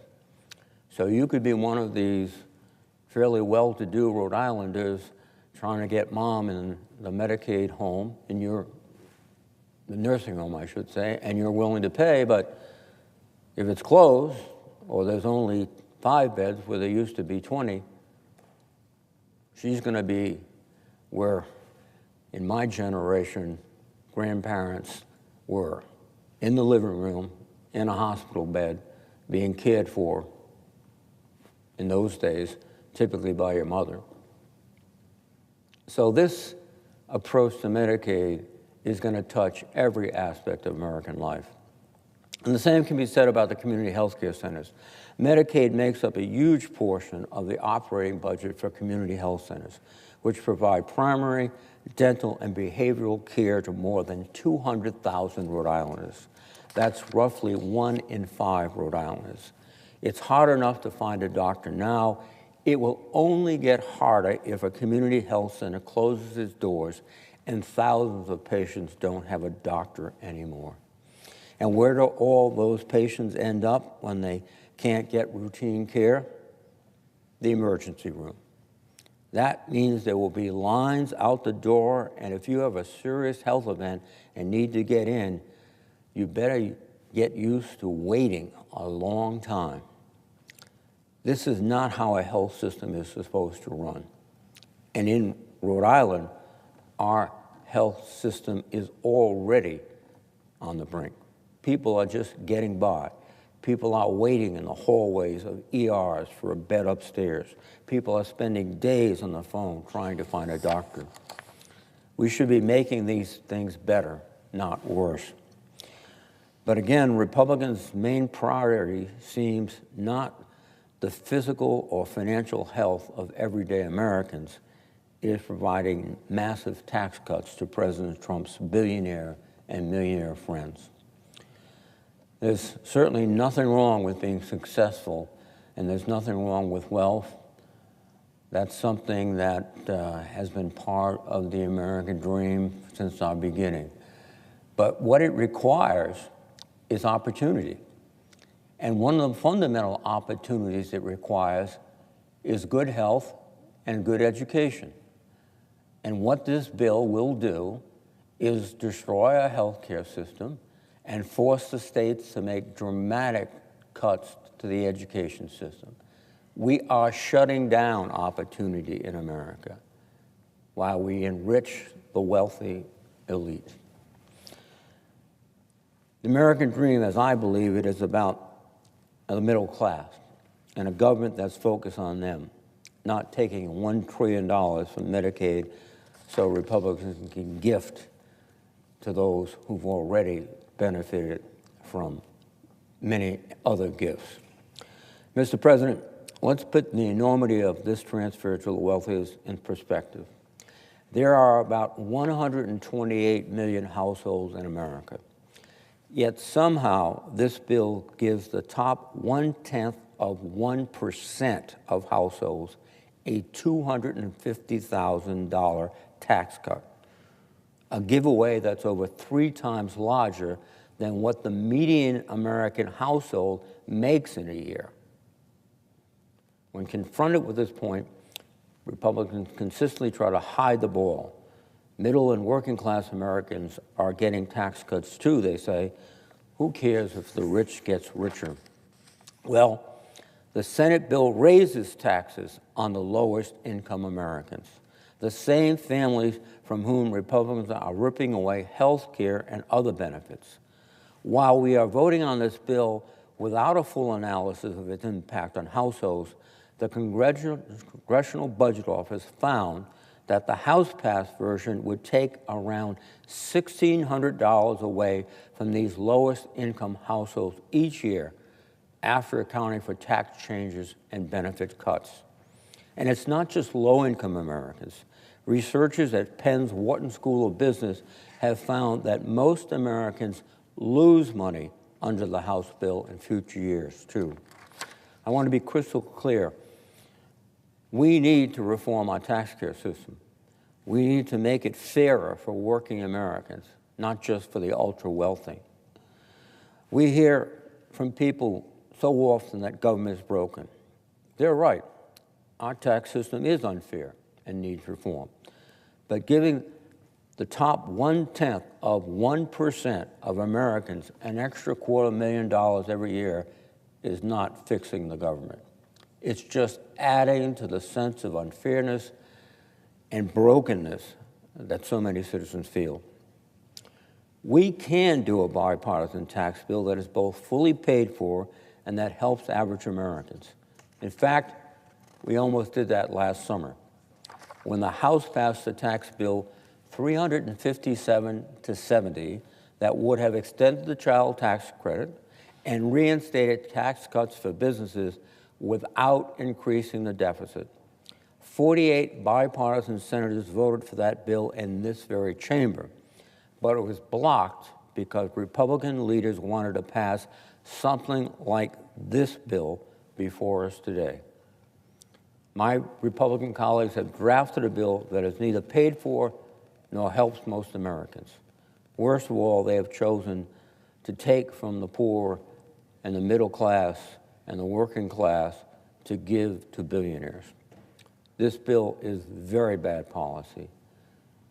It's almost un-American if you believe that the essence of America, as expressed by one of our greatest presidents, Abraham Lincoln, was to give every person a fair chance in the race of life. This bill denies that chance to millions and millions of Americans while enhancing and filling the pockets of the wealthiest. And I oppose it. I yield the floor. Mr. President. Good. Thank you. I'm honored to follow my colleague, Senator Reid, and he is absolutely right that this bill is almost un-American. In fact, I would say it is un-American because it is so destructive to the middle class, to health care, to education, to basic fairness and decency in our great country, the greatest country in the history of the world. It would balloon the debt and the deficit by $4 trillion, and yet my Republican colleagues have sought to disguise and hide that reprehensible pain and damage to the American system. It would cut Medicaid by $930 billion, which means billions in cuts for Connecticut, hundreds of thousands of Connecticut children and families off Medicaid, food nutrition shredded, and student loans decimated. These kinds of impacts on Connecticut are mirrored through the whole country. And the American people are beginning to get it. That's why this bill, the so-called One Big Beautiful Bill, is so deeply unpopular, in fact, by 2-to-1 majority. And I want to talk not only about Connecticut, but two of the states that are represented by colleagues here. They are so-called red states. But make no mistake, this bill is seismically catastrophic, not just for Connecticut, but for the whole country and for Louisiana, where this measure, if it's passed, will mean that my colleagues from Louisiana are voting to kick roughly 250,000 people in their state off health insurance. They will be voting for a bill that could close 33 rural hospitals in their state alone and cost their state's health care providers $588 million for services that newly insured patients simply will not be able to pay back. Their state program would lose $4 billion. That's Louisiana alone in funding.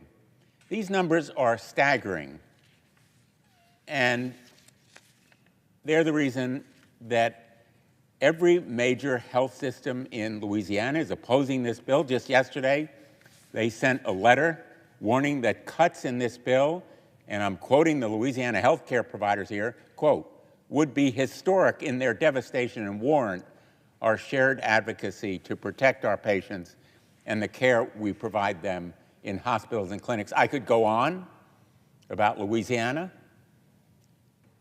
I'm going to abbreviate my remarks and put my full statement in the record if there's no objection, Mr. President. Without objection.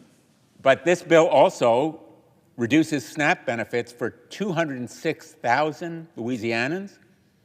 It eliminates the benefit entirely for 94,000 of them. I want to see my colleagues from Louisiana go home and face their constituents, having cut the legs from SNAP and Medicaid programs and many other benefits. And in Utah, same tragic scenario unfolding in a state where 337,000 children and adults depend on Medicaid.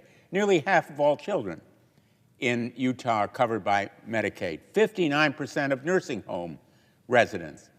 60,000 people living in rural Utah communities covered by Medicaid. If this bill passes, at least 180,000 Utahns will lose health care coverage, and Utah's uninsured rate will increase by a staggering 67%.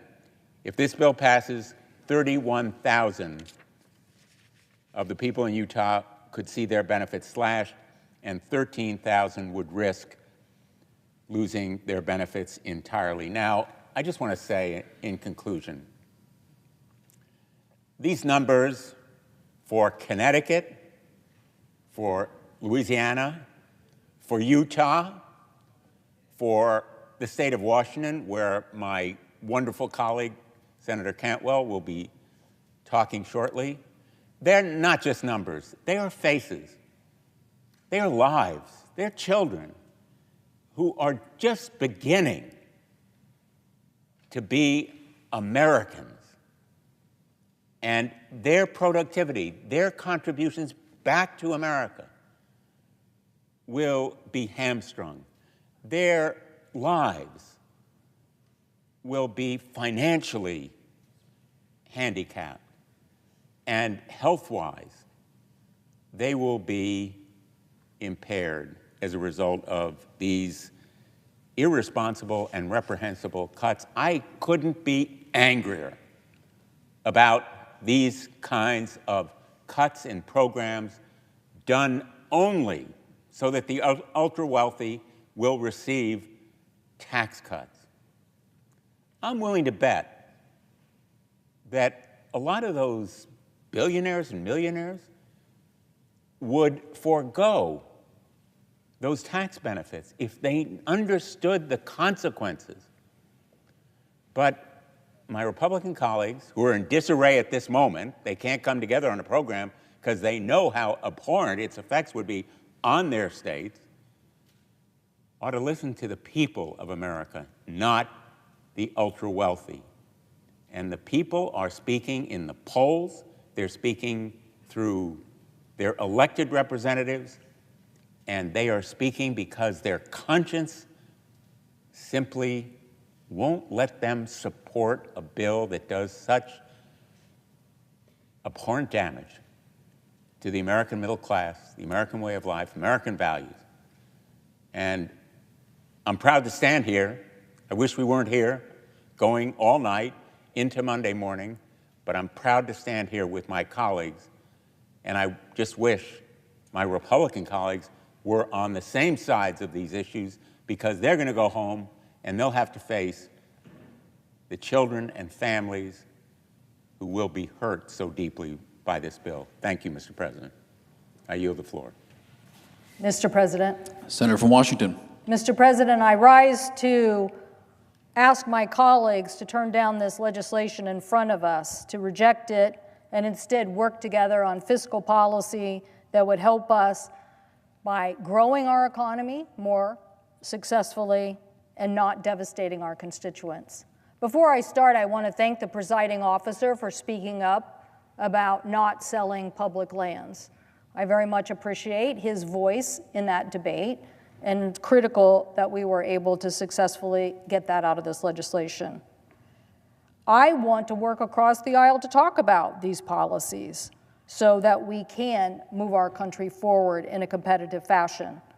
But I'm afraid that what we have in front of us is not the answer to what will make America competitive, particularly at a time when we are putting tariffs on American imported products, when we are basically getting into a trade war, and when we are devastating what I think is the underpinning of the economy of today, that is an information age, innovation economy, and here we are devastating all of our investments in NIH and NSF and in the competitiveness that we just implemented in the IRA and the CHIPS and Science Act that is making us the envy of countries around the world for innovation.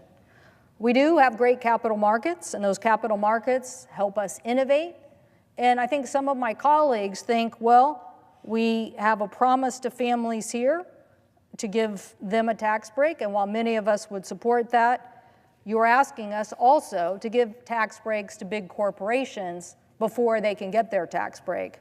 And that we don't like.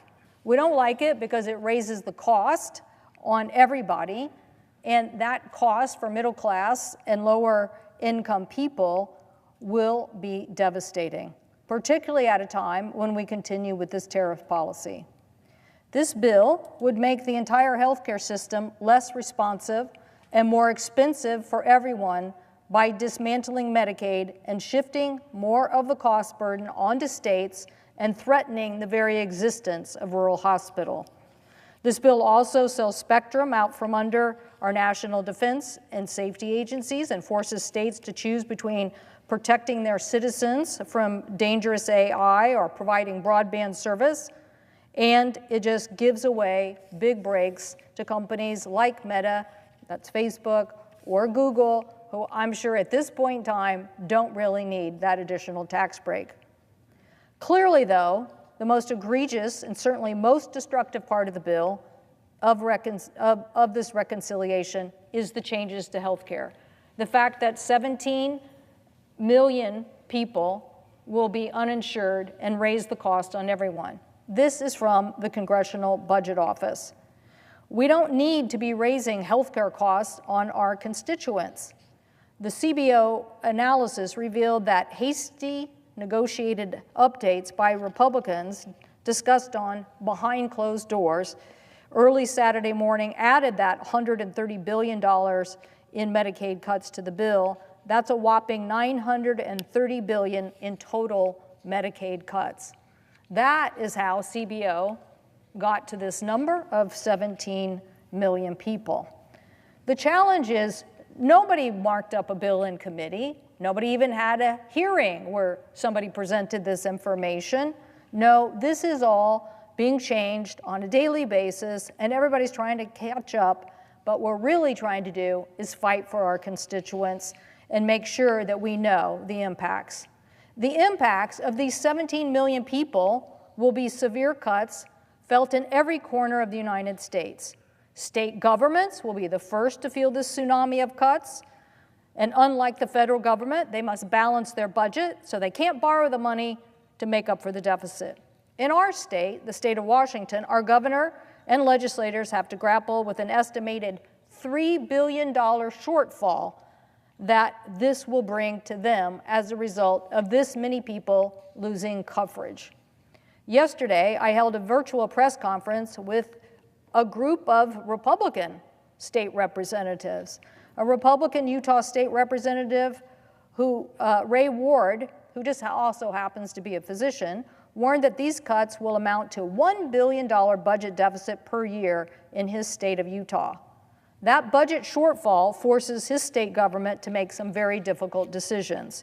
They have to decide whether to cut reimbursements to providers, cut medical services, cut more people off the rolls, or make drastic measures like increasing everyone's taxes. Kevin Leonard and Steve Hobbs, one of them is the executive director of the Association of County Commissioners of North Carolina, and the other, Missouri representative, basically said as county government leaders and state leaders, they are worried that this bill basically is an unfunded mandate on them. Commissioner Hobbs said where they will feel it most is that services like behavioral treatment will now have to be provided through the jails instead of a medical setting. Our own Peninsula Health expert who was on the call basically said that in their region of our state, this could be as much as a 25 to 45% cut in behavioral health. So that's what happens when you cut people off of Medicaid. The amount of money, since Medicaid is $1 in $5 is a Medicaid dollar, you're going to take that much out of the system. These people do not operate on wild, profitable margins, oftentimes barely breaking even, or in behavioral health, oftentimes losing money. But I guarantee you, if instead of seeing this Medicaid population in a behavioral health setting, you think you're going to see them in the emergency room or a jail, it is going to cost us a lot more money. It's going to cost our state, our county, and the local region a lot more money. Not only will this bill diminish their Medicaid revenues, but it will also increase the uncompensated care. Some are estimating to be $42 billion. Our rural hospitals, our rural healthcare challenges will be devastating. In Washington, over 300,000 people will lose health insurance. And these are people who were easily treatable, conditions that if you treat them, chances are they will be dealt with. But now, if you don't treat them, they're going to go to the emergency room and they're going to raise costs on everyone. These families depend on this care. Last week, I spoke on the floor about one of my constituents. Britton Winterrose talked about his daughter, Leda, a 5-year-old girl who had a rare condition that when she stopped breathing, she does stop breathing in her sleep if she doesn't have oxygen. Mr. Winterrose talked about how even though he had a very expensive platinum plan, it didn't cover her costs. And just by doing this Medicaid and covering their cost, basically they have saved her life and they have enjoyed her in the many years that they have given to them. Why are we making the Winterroses sweat over whether their daughter is going to be able to keep Medicaid, about whether the whole system in their part of our state is going to be able to keep doing Medicaid? Right now, people are estimating that 5.4 million people will get pushed into medical debt because of health care and the cuts in this bill. The total amount of medical debt that Americans will owe will increase by $50 billion. So is it really worth it to take $880 billion, or whatever it is now, $930 billion out of Medicaid, so that you're actually increasing the personal debt of people, making counties basically have unsustainable budgets, or having state legislatures come back in to cover our costs. As one of these commissioners said, this is nothing more than cost shifting to the states. It's irresponsible. According to the Center for American Progress, a 60-year-old couple who will be in the affordable care market today, making $85,000 a year, could see their annual premiums raise as much as $15,400. Why? Because when you have uncompensated care and you basically kick people out of Medicaid and off of the Affordable Care Act, what you're going to do is raise premiums on all of us. A low-income Medicare recipient also qualifying for Medicaid could see their costs go up as much as $8,340. So why are we doing this? And the out-of-pocket expenses now that a Medicaid person has to pay for, they could be paying as much as $1,650. You want to do that to give a tax break to Google and Facebook? That's why you're doing this? The tax break that you want to give them, multinationals, and I could just say for a minute about this. You know, when the 2017 tax bill came along and everybody said the corporate rate is too high, we need to have our companies be competitive around the world, I would have considered lowering that rate to something. In fact, my colleague, Senator Kaine from Virginia, proposed something, but we didn't accept that. Instead, they lowered it to a very low rate and then said this year, we'll smidge it back up. That means they'll increase it back up a little bit this year. That was their plan.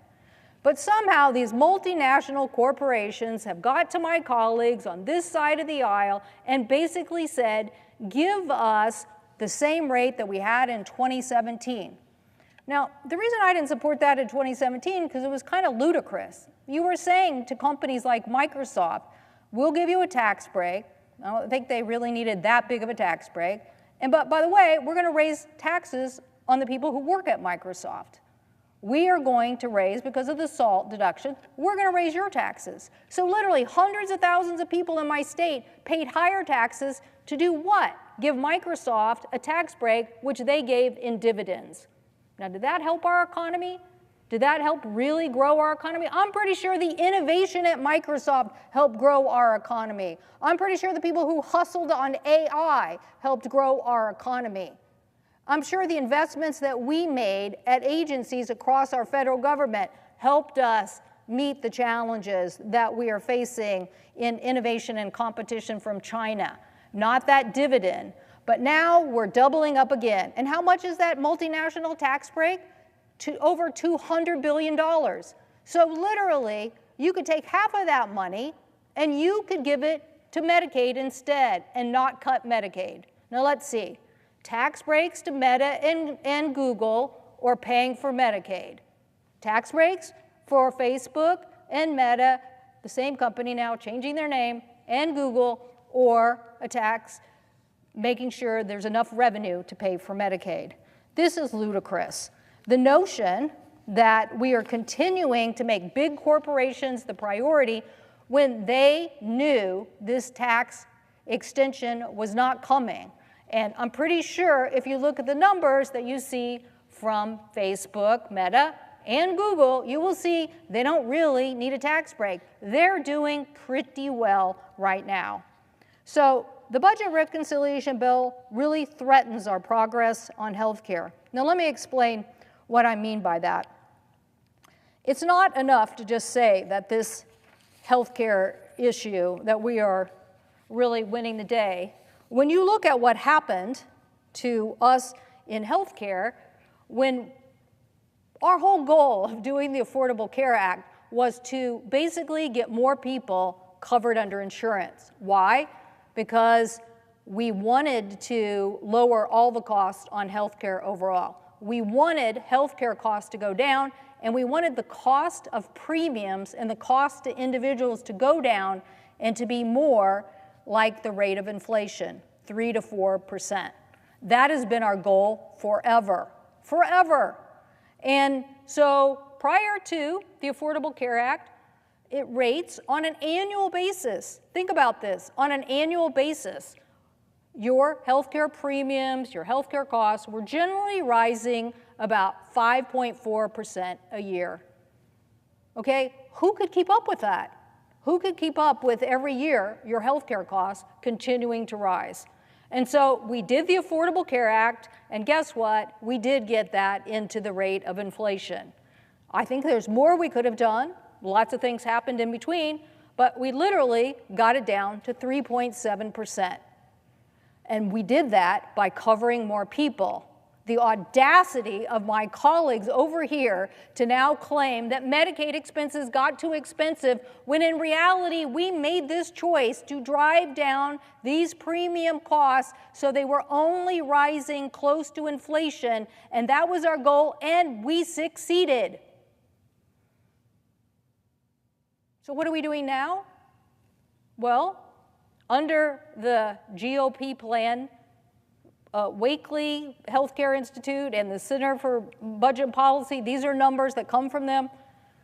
The GOP plan will now go back to raising your premiums and your healthcare costs between 7 and 11% a year. A year. So we're going to go blowing way past the 5.4. We're going to go back here. And why? Because you're going to cut off millions of people from health care. You're going to increase the cost of uncompensated care. You're going to make people wait to go to emergency rooms, and then they're going to be sicker, and that's going to cost, I don't know how much it costs, but it's definitely a multiple of 5 or more. I don't know if it's, what do you know? What do you think it is, Kevin, an emergency room? 10. Okay, 10. He says 10. It's 10 times more expensive to deal with somebody at an emergency room than just get health insurance and get covered. Okay, so now we want to know, why are we raising the cost on everybody's health insurance, including these plans? Because this side of the aisle basically wants to cut a bunch of people out of a system that lowered the cost of healthcare plans overall and kept it more in the rate of inflation. Why? Why would you want to do this? So it makes no sense, and I hope our colleagues will think long and hard about that. I also think that you could still take the Google Meta tax break for multinationals and pay for $100,000 and cover the Medicaid. You could take another $100,000 from that big tax break, and you could pay for some of the energy tax credits that were so essential to combating the Chinese in what they are doing on the clean energy front. The Chinese firms are doing everything they can to invest and undercut the United States in EV and battery technology. The U.S. is responding aggressively to that. That's why we did the Inflation Reduction Act. In fact, the Inflation Reduction Act, we basically enacted more than 2,000 new clean energy industrial manufacturing jobs, more than 980 private sector jobs, and more than 3.4 million Americans claimed clean energy tax credits that improved their efficiencies. In fact, the Joint Economic Committee estimated that the typical household could save between $460 and $1,000 in annual energy costs, thanks to the Inflation Reduction Act. But what do we have now? We have President Trump and inflation. We have inflation because of multiple issues, consumers struggling to keep up amid higher prices, mounting debt, and fiscal uncertainty. That's what we have. And so we're reversing the very tax credits that help lower the cost, and we're going to help us be competitive against China and help us succeed as a nation in the one thing that I always think the United States is really great at, and that is innovation. I don't know if it just started with Ben Franklin or many other people along the way, but you give Americans the task and they will do the job. If you give them the education, if you give them the R&D with a university partner, they will get the job done. And so now, don't take my word for it, take Mr. Musk's word for it. The latest Senate draft bill destroys millions of jobs in America and causes immense strategic harm to our country. Utterly insane, destructive. It gives handouts to the industries of the past while severely damaging the industries of the future. Yeah, he said it best. But back to that chart, we were doing the energy because we wanted to diversify, but we also wanted to lower costs and we wanted to be competitive. Right here it says the vehicle, okay, natural gas, propane. Okay, that's why we were diversifying, because all those things are going up.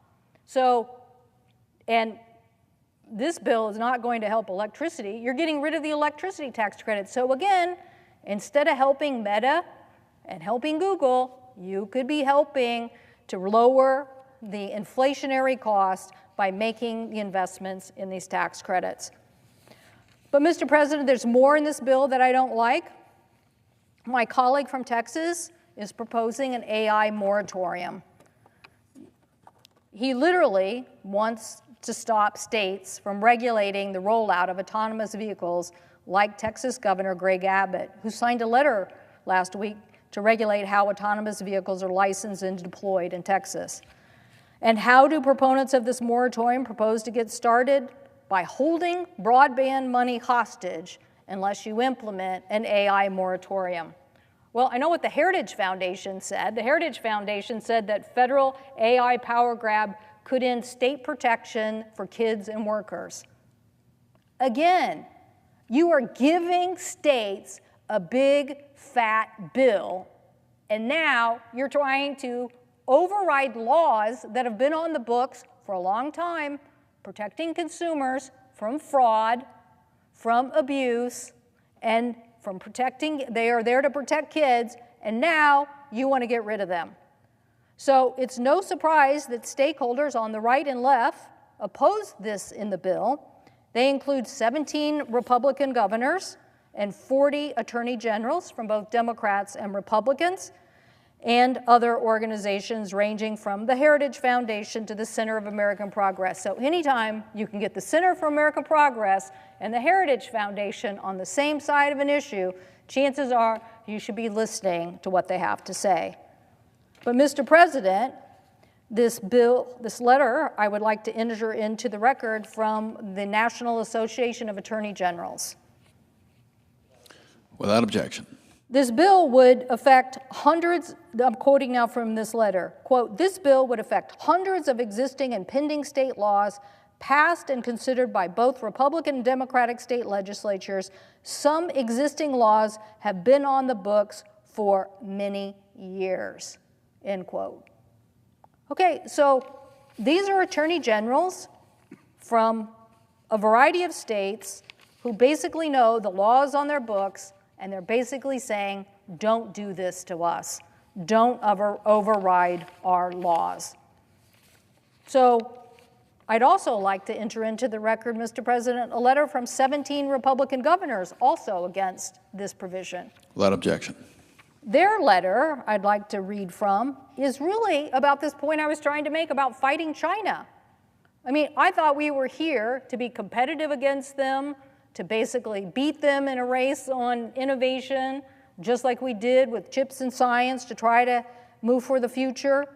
But basically their letter says, quote, we fully recognize that AI is dominant in the next industrial competition between the United States and adversaries like Communist China. States have led anti-Communist China action, banning Chinese affiliated companies from owning farmland and property critical for infrastructure and military bases. But America should not sacrifice the health and safety and prosperity of its people in this fight. We must curb AI's worst excesses while also encouraging growth, which is exactly what states have done through their creation of their own regulatory framework, end quote. So they're basically saying, the states are on the front lines of helping to protect on AI. Now, Mr. President, I have no idea why the President of the United States has not protected the American people or the American military from the Chinese scams that are happening on TikTok.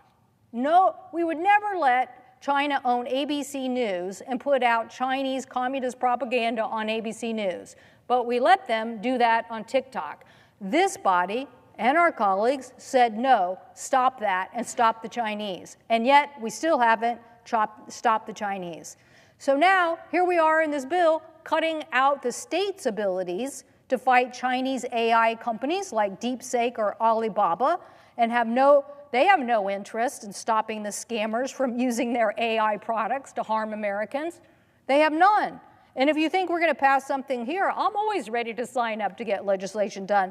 But that isn't going to happen anytime soon. And so now you're telling these governors, these attorney generals, yep, I'm not even going to let you fight China because I'm going to take that tool away from you. So clearly, I don't support this part of the legislation, and I appreciate my colleague from Tennessee and her attorney general working on this very important issue. And finally, I come to the issue of spectrum. This is a very ill-conceived plan to auction off our precious spectrum. Such an auction will fundamentally compromise our defense capabilities while endangering aviation and important federal capabilities like weather forecasting and scientific research. This bill would require the FAA would require an auction of 800 megahertz of spectrum critical to our military and civilian infrastructure.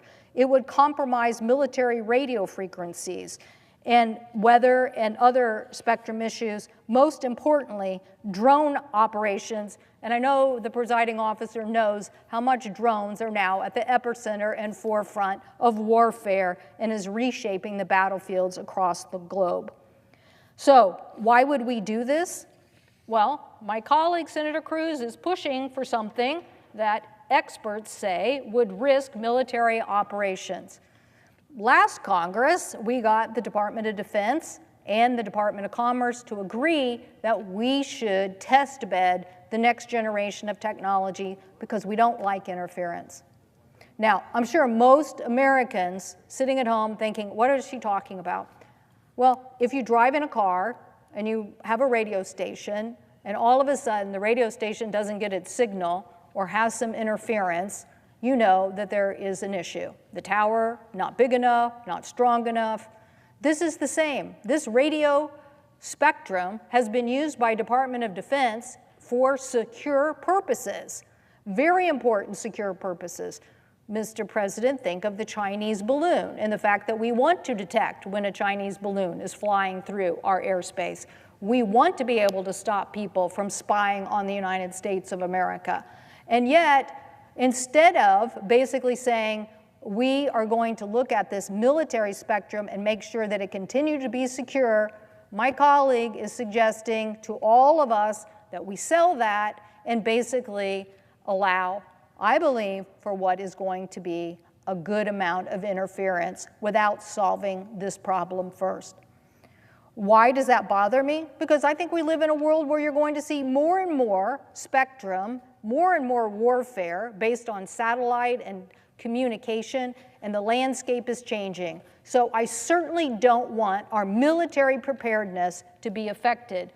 Air Force leaders warned that spectrum bands are crucial to this radar operations, and I'm not going to go into more about why, but I'm just saying, just like you can't have 4 radio stations basically interfering with each other, my colleagues want to allow the major telcos, mostly AT&T and Verizon, who are so hungry to sell more, whatever it is, $79.99 plans or $59.99 plans. They literally are going to give away national security just so they can sell more telephone plans. In fact, I would ask them, what have you done to clean up the last disaster that you had when the Chinese hacked you on Salt Typhoon? Now, they didn't successfully hack the telecom company in my state because they were smart enough to do all the preparatory work not to be hacked. But these guys didn't do the work, and now they're up here pushing our colleagues to say, give us more, give us more, give us more, without doing the homework required to figure out how to make sure our military is protected. But what's even more infuriating is they want the same spectrum from our airlines as well. They want to cause confusion between the spectrum of aviation and in this telecommunication. Last time the Trump administration did this, there was a major debate, and the White House and the Biden administration had to come in and fix it. It's all related to the altimeter on a plane. Again, the presiding officer knows this well. An altimeter helps tell the plane what altitude they're at and what to do. But if you have interference with that altimeter, as we just saw in this helicopter accident, we're pretty sure now that this accident between an American plane, regional jet, and an Air Force helicopter, there were some altimeter issues, and that caused a discrepancy and a crash. So I am not for any interference with an aviation altimeter. I'm not for it. But instead of figuring this out, working together, both commercial and defense, we're jamming into a bill the overriding of the defense interests and saying just give it to these two commercial bidders, maybe more, who then will basically just feel empowered to sell more of these telco plans. Mr. President, our competitiveness is too important. Our effectiveness is too important. Collaboration and working together to solve these problems is how the United States is going to succeed. Basically, trying to pit each other against each other in these kind of technology issues is not going to help us win. So, Mr. President, I've outlined many issues here, and I've outlined how you could fund Medicaid without basically doing what we are doing here. There is no reason. According to the Penn-Wharton budget model and analysis, families in the first 40% of earners are on average projected to experience losses in after-tax income and benefit transfers. In other words, Mr. President, yes, extending the 2017 tax cuts does help some middle-class families, and we would support that, but all the hits in other areas, like health insurance, mean they will actually lose money overall. The lowest 20% of income brackets are hit even harder. So in this massive bill, it is those who can least afford it who are going to be hit the hardest. We don't need the Trump inflation. We need to protect health care. We need to make progress in America's competitiveness. But this is not the answer, and I encourage my colleagues to vote against it. I thank the President, and I yield the floor.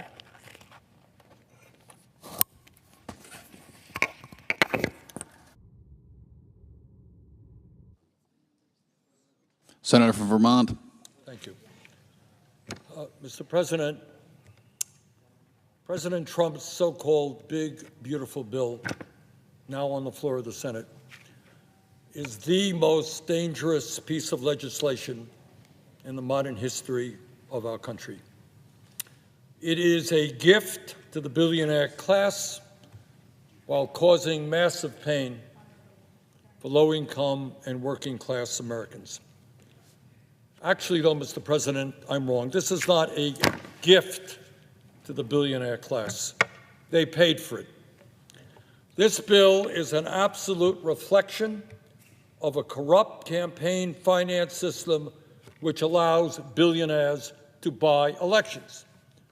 And when billionaires spend hundreds and hundreds of millions of dollars trying to elect a president or a senator or a member of Congress, they're not making that investment just for the fun of it. They want something in return, and this legislation, big time, is what they are getting in return. So what is in this bill that they invested in? Well, if you are in the top 1%, you and the class you represent will receive a $975 billion tax break. $975 billion tax break at a time when the richest people in this country have never, ever had it so good. Further, this is really quite unbelievable. If you are among the wealthiest 0.2%, not talking about 1%, talking about the top 0.2%, you will be able to pay zero taxes on your $30 million inheritance. So all of you folks out there who are waiting to inherit at least $30 million, today is a good day for you. Collectively, you will receive approximately $211 billion in tax breaks for the top 0.2%. Congratulations, you hit the jackpot.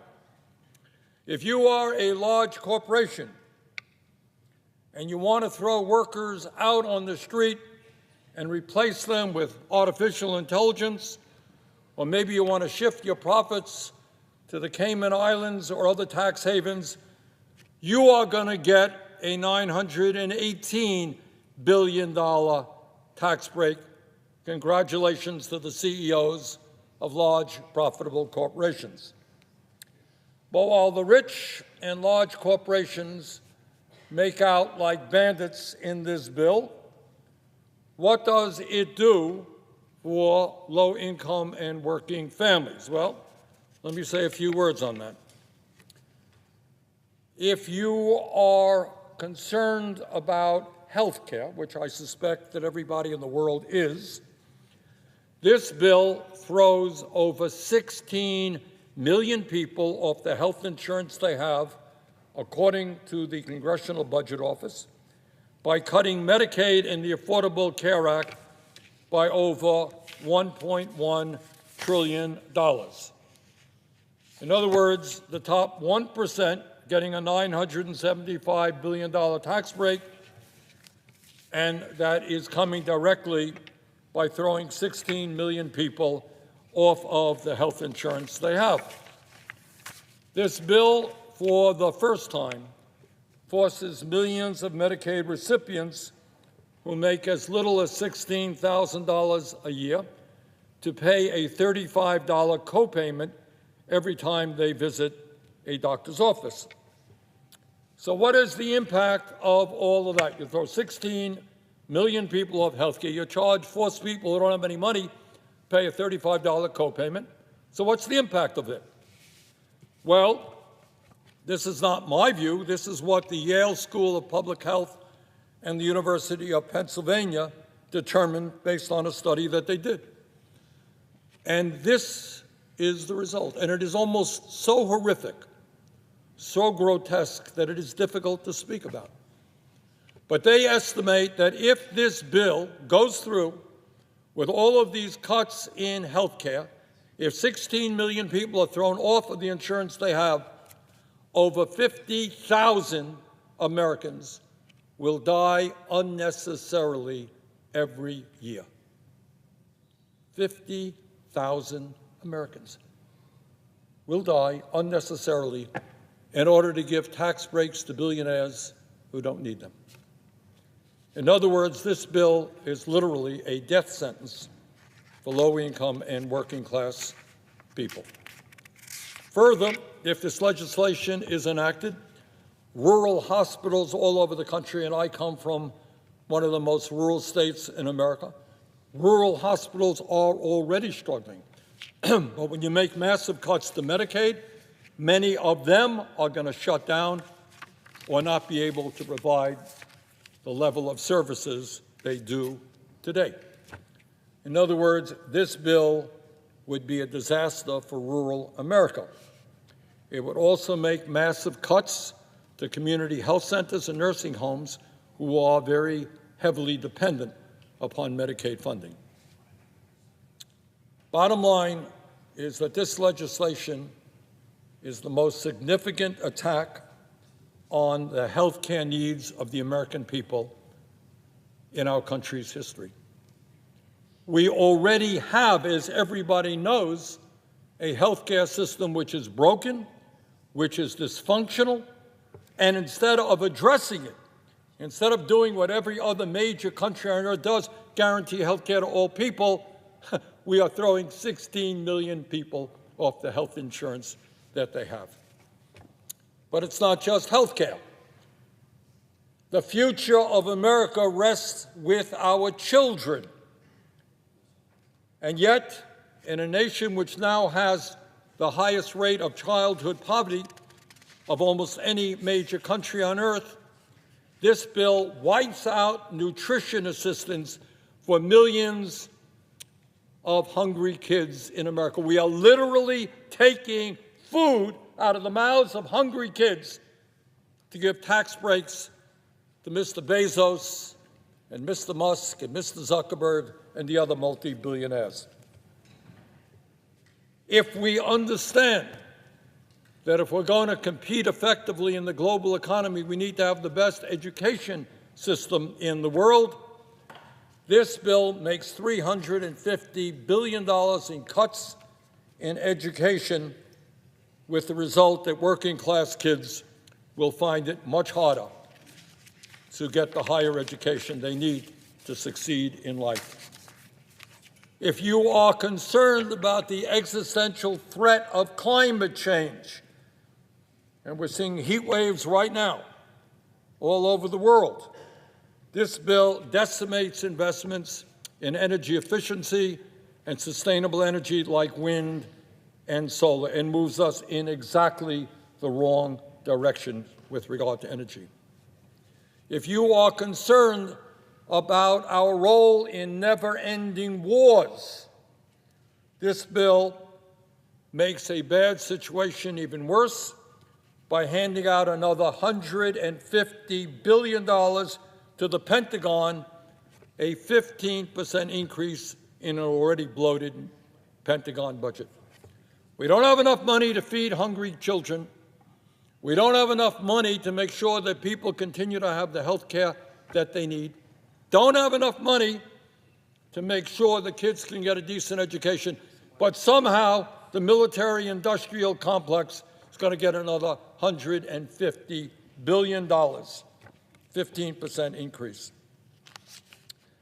Mr. President, in my view, nobody in the Senate or the House should vote for this legislation, and I applaud all of the Democrats for voting against it, and I want to congratulate two Republicans, Senator Paul and Senator Tillis, for voting against it for different reasons, by the way, than I have.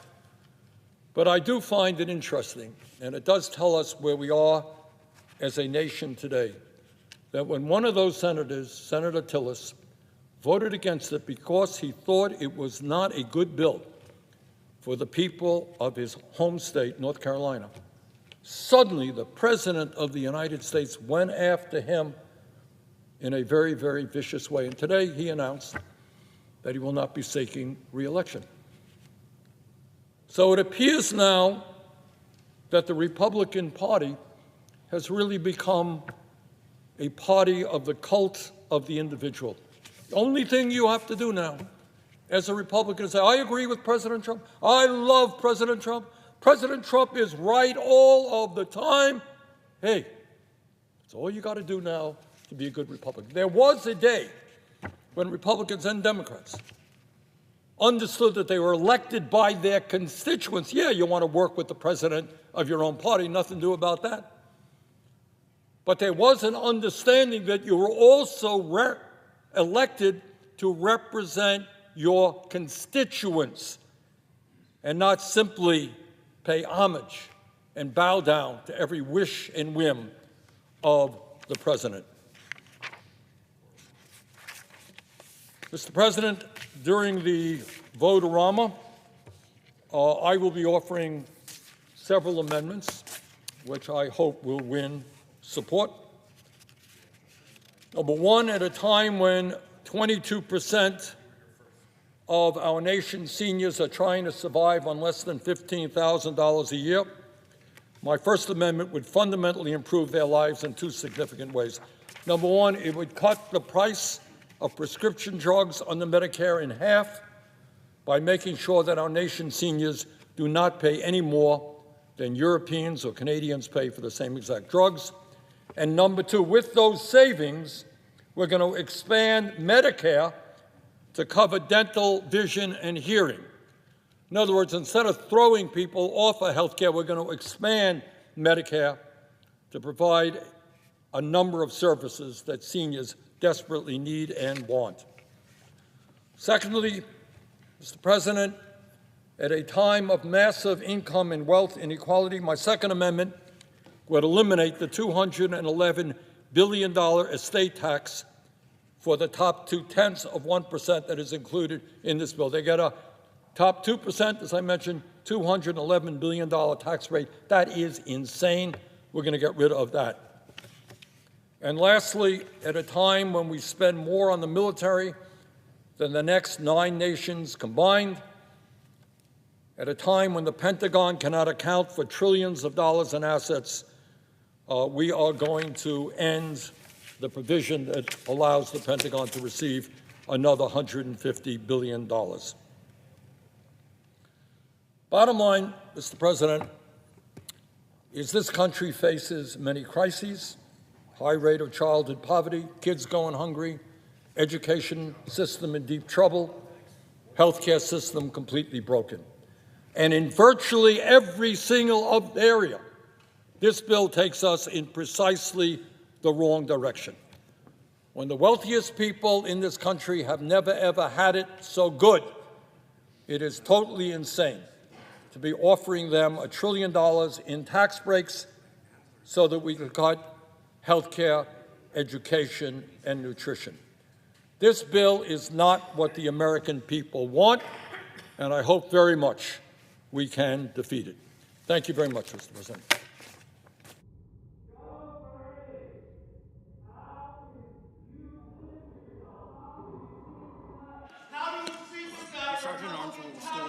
The Sergeant of Arms will restore order. The Sergeant of Arms will restore order in the galley. The Sergeant of Arms will restore order. The Sergeant of Arms will restore order in the galley.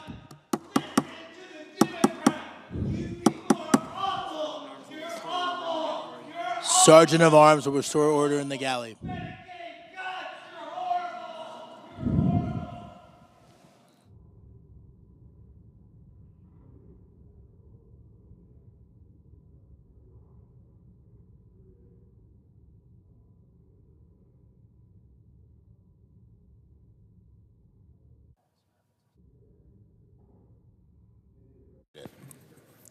The Democratic leader. Mr. President, I thank my colleagues for coming to the floor. Wait, we'll put this up when we begin. Okay. We'll leave it up. All right. I thank my colleagues for coming to the floor all day today. I thank them for speaking so fiercely, so clearly about what's at stake for the country. And the American people deserve to see this debate. That's why we last night forced a reading of the bill. Republicans don't want people to know what's in the bill. They want to hide it. They know it's not popular. We all know it's not popular. We all know it's totally against what people want. But a small cabal of very wealthy people and hard MAGA people run that show to the detriment of the party itself and, of course, to the American people. So we forced a reading of the bill last night and allowed people to catch up because the bill was just put on the floor right before the reading started, the amended bill. So we're here today to continue to shine a light on how bad this bill is, and this debate will continue.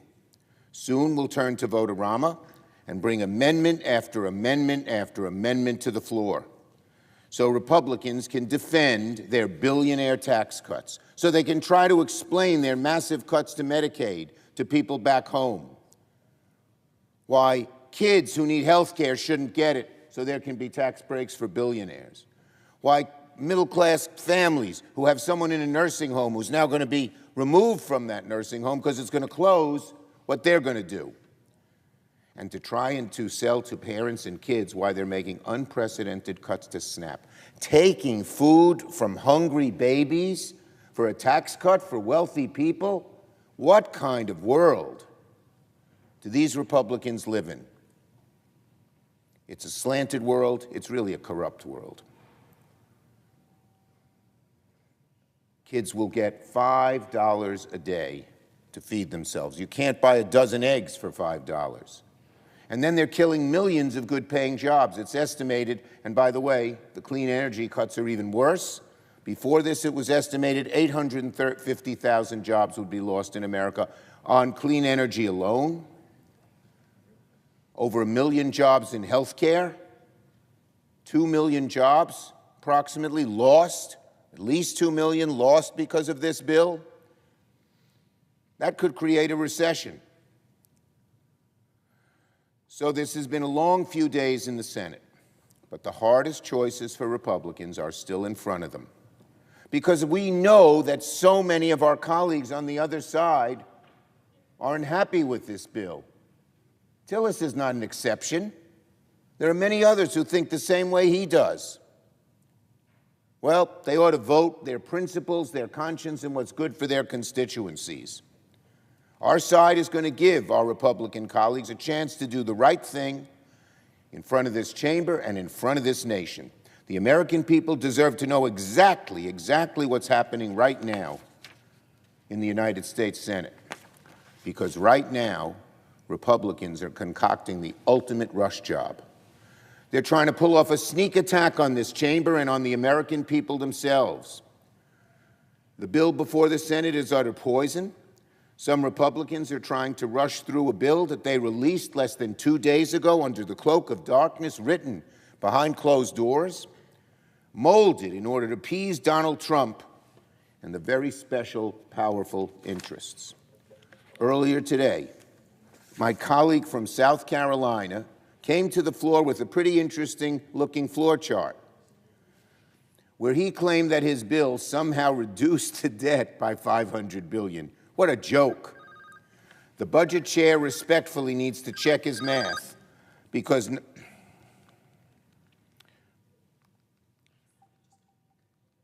somehow Lindsey Graham, the chairman of the Budget Committee, said that his bill reduces the debt by $500 billion.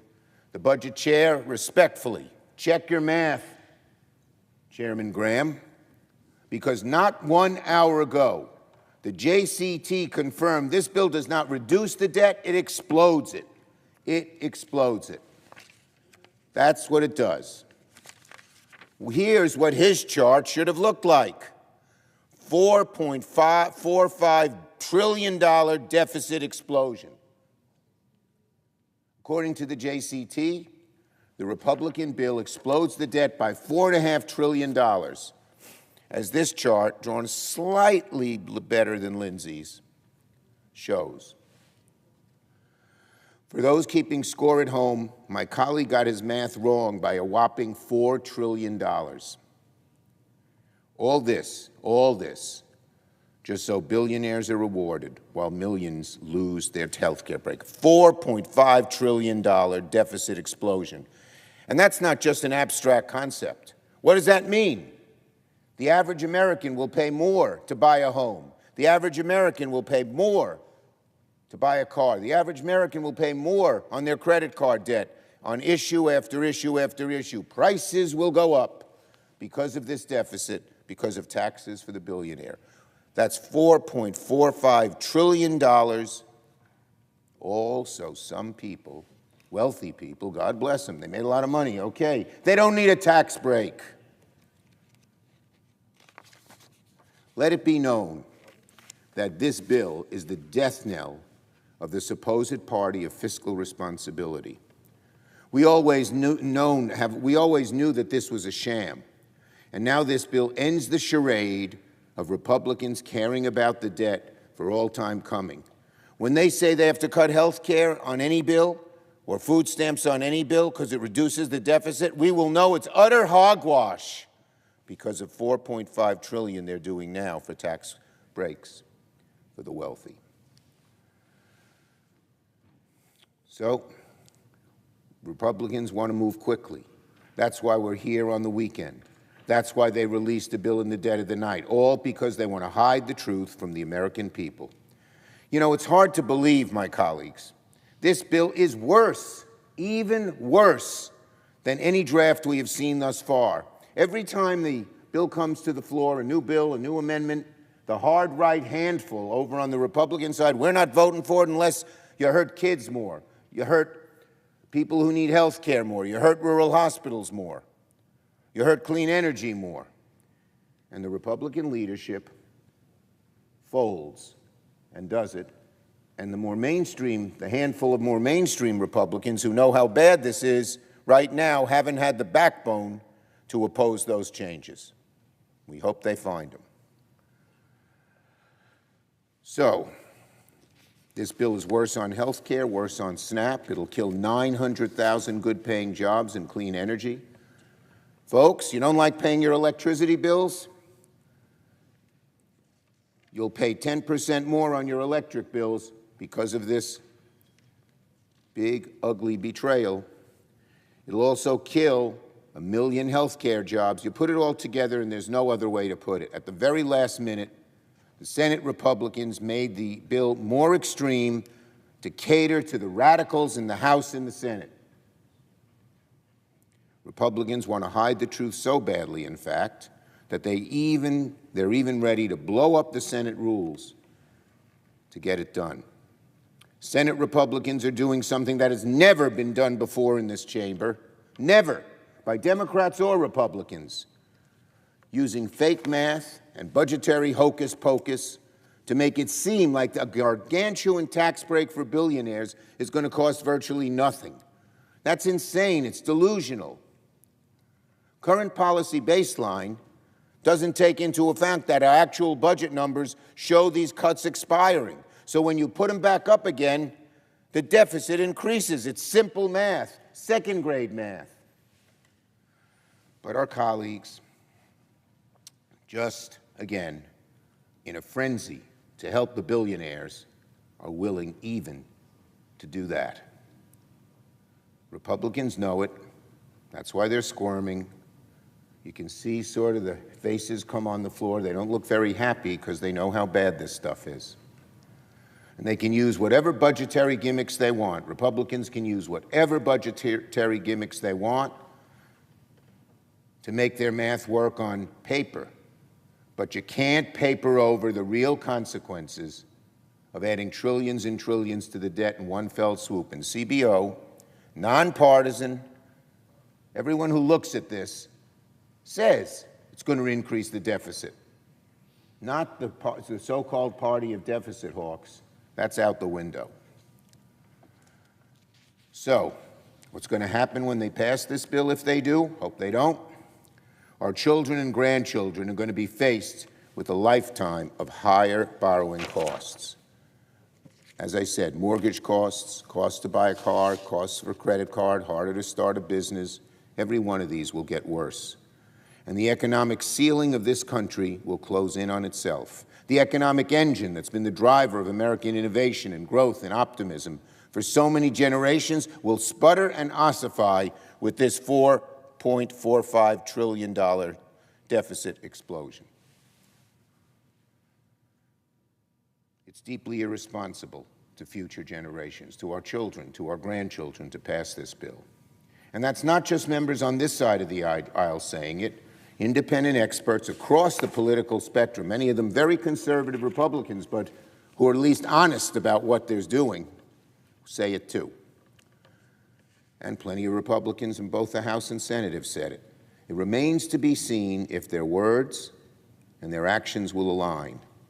And the question is asked, has to be asked, why is this even happening? Why is this nightmare of a bill moving forward? Why are Republicans forcing our country down this ruinous road when they know the fiscal harms, when they know this is a rush job? Well, we know by now.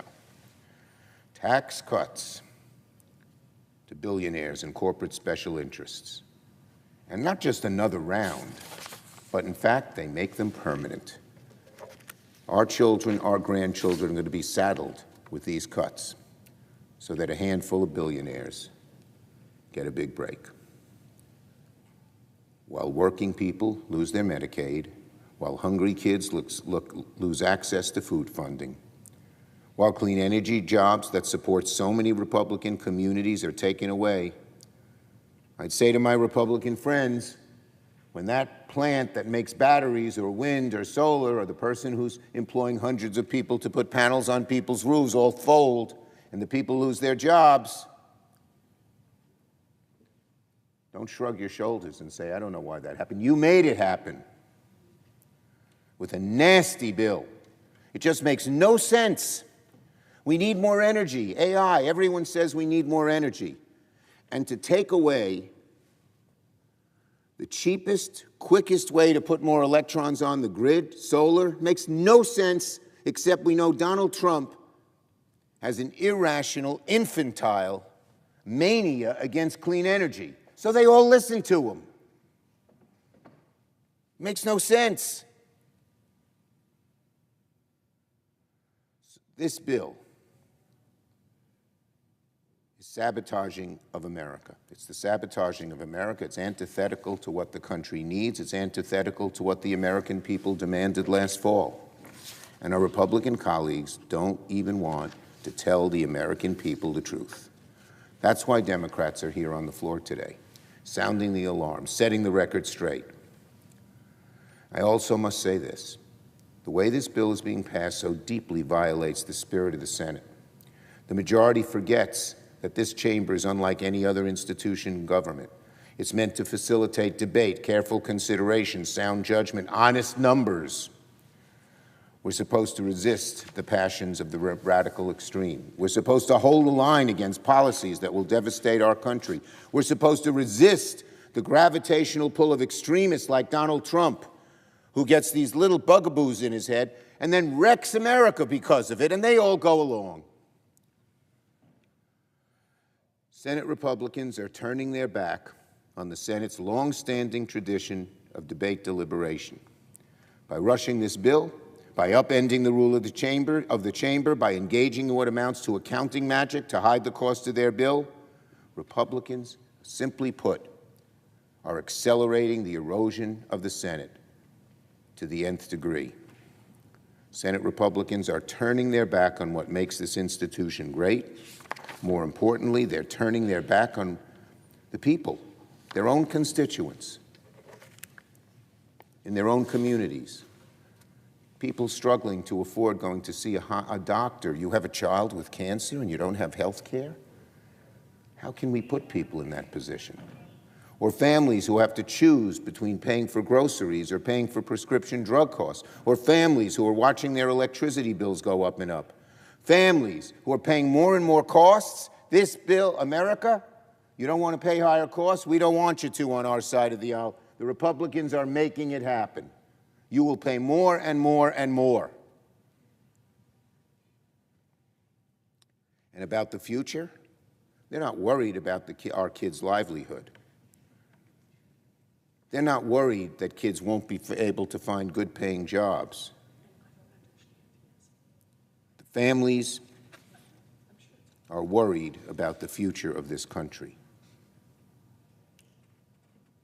But the Republicans are not. And they're worried, Americans are worried about the continued radicalization of leaders in government. And here's the shining example. So the bill is the wrong answer for the American people. By every objective standard, it's deeply irresponsible. It's not only a violation of how the Senate's supposed to work, it's a violation of the promises that Republicans and Donald Trump, when they campaigned, made to the American people to look after their issues, not those at the very top. So I implore my Republican colleagues, there is still time.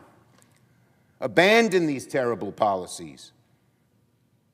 We'll continue to have this debate in a real way, not jamming it through in the dark of night. My Democratic colleagues and I will continue exposing the truth. And if Republicans go down that road, we will continue to make sure today, tomorrow, next week, next month, next year, that the American people know exactly what happened here. I assure my Republican colleagues, I assure them this vote will not be forgotten. Their betrayal will not go unanswered. This bill must not stand. I yield the floor. President. Senator from Massachusetts. Thank you, Mr. President, and thank you, Mr. Leader, for setting the record straight. It's really awful when we hear Republicans come down here and they just don't tell the truth about the bill that they are trying to pass. Maybe that's why they try to pass it in the middle of the night. They think no one will really notice. Would the gentlelady yield? I will. Senator, yield. All you have to do is look at their faces. Yeah. They know that what they're doing. They know it's unpopular. They know they're, as Senator Murkowski said, that they're all afraid. But it's time for them to stand up, isn't it? Yep. So on Friday, I met Vivian. Vivian is an 11-year-old kid from Winston-Salem, North Carolina. Vivian likes school, she likes her friends, she likes reading Harry Potter. She is a lot like any other 11-year-old. But for Vivi, going to school and being with her friends depends on Medicaid, because Medicaid covers the cost for her wheelchair, for her therapists, and for her health aid. Right now, Republicans are trying to rip away health care from kids like Vivian. The cruelty is truly breathtaking. I ask for one Republican senator, just one Republican senator, who plans to vote for this bill to look into Vivi's eyes and tell her that her health care is just not a priority for this country. You know, Mitch McConnell said to Republican senators that he knew they were getting calls about Medicaid, but not to worry about people losing their care because, according to Mitch McConnell, they will get over it. So I ask the Republican senators to look at Vivi and Vivi's sisters and Vivi's mom and Vivi's dad and say, if Vivi loses her Medicaid and her wheelchair and her therapists and her health aid, tell all of them that they will get over it. Because here's the deal. Vivi won't get over it. Her family won't get over it. The people of North Carolina won't get over it. None of us, Massachusetts, Idaho, Louisiana, none of us will get over it. The cruelty here is off the charts. But the part that really burns is the Republicans are trying to slash the health care that keeps kids like Vivi alive so they can hand out more tax cuts for billionaires. It is beyond cruel. It is obscene. I am angry, and we should all be angry, because instead of playing at the pool or the park like a regular kid on summer break, Vivian had to come here to Washington to beg senators not to cut her health care. In a country as rich as ours, that shouldn't even be a question. Now, I actually don't think that my Republican colleagues have lost their hearts. They have lost their spines. It seems that all they can do now is bow down to Donald Trump and his billionaire donors. They will bow down, even if it means hurting families, community hospitals, and nursing homes in their own states. Trump wants the Republicans in Congress to hand out giant checks to the wealthiest Americans and the biggest corporations, and the Republican senators are willing to do that, even if it means kicking Vivi to the curb. Republicans know what they're doing. They know that this bill will hurt people. They know that this bill will kill people. And though it's hard to believe, they just look the other way.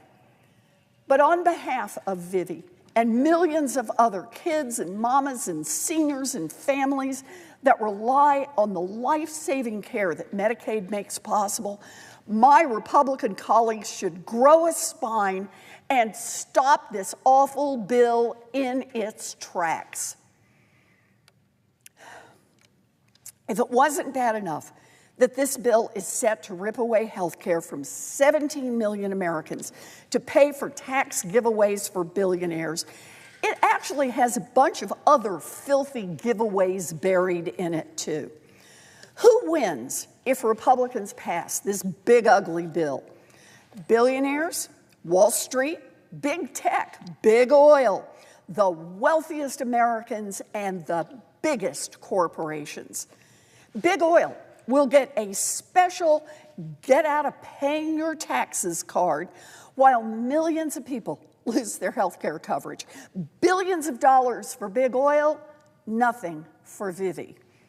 Meta, oh man, Meta, there's a company that's really struggling. Meta will win $15 billion to incentivize them to do research in 2022,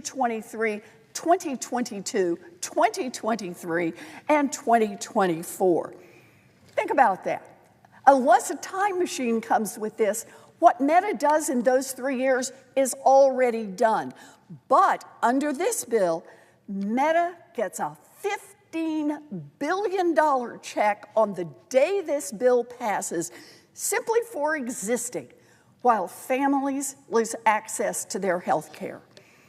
Wall Street wins big with a provision Republicans squeezed in that would slash funding for the Consumer Financial Protection Bureau.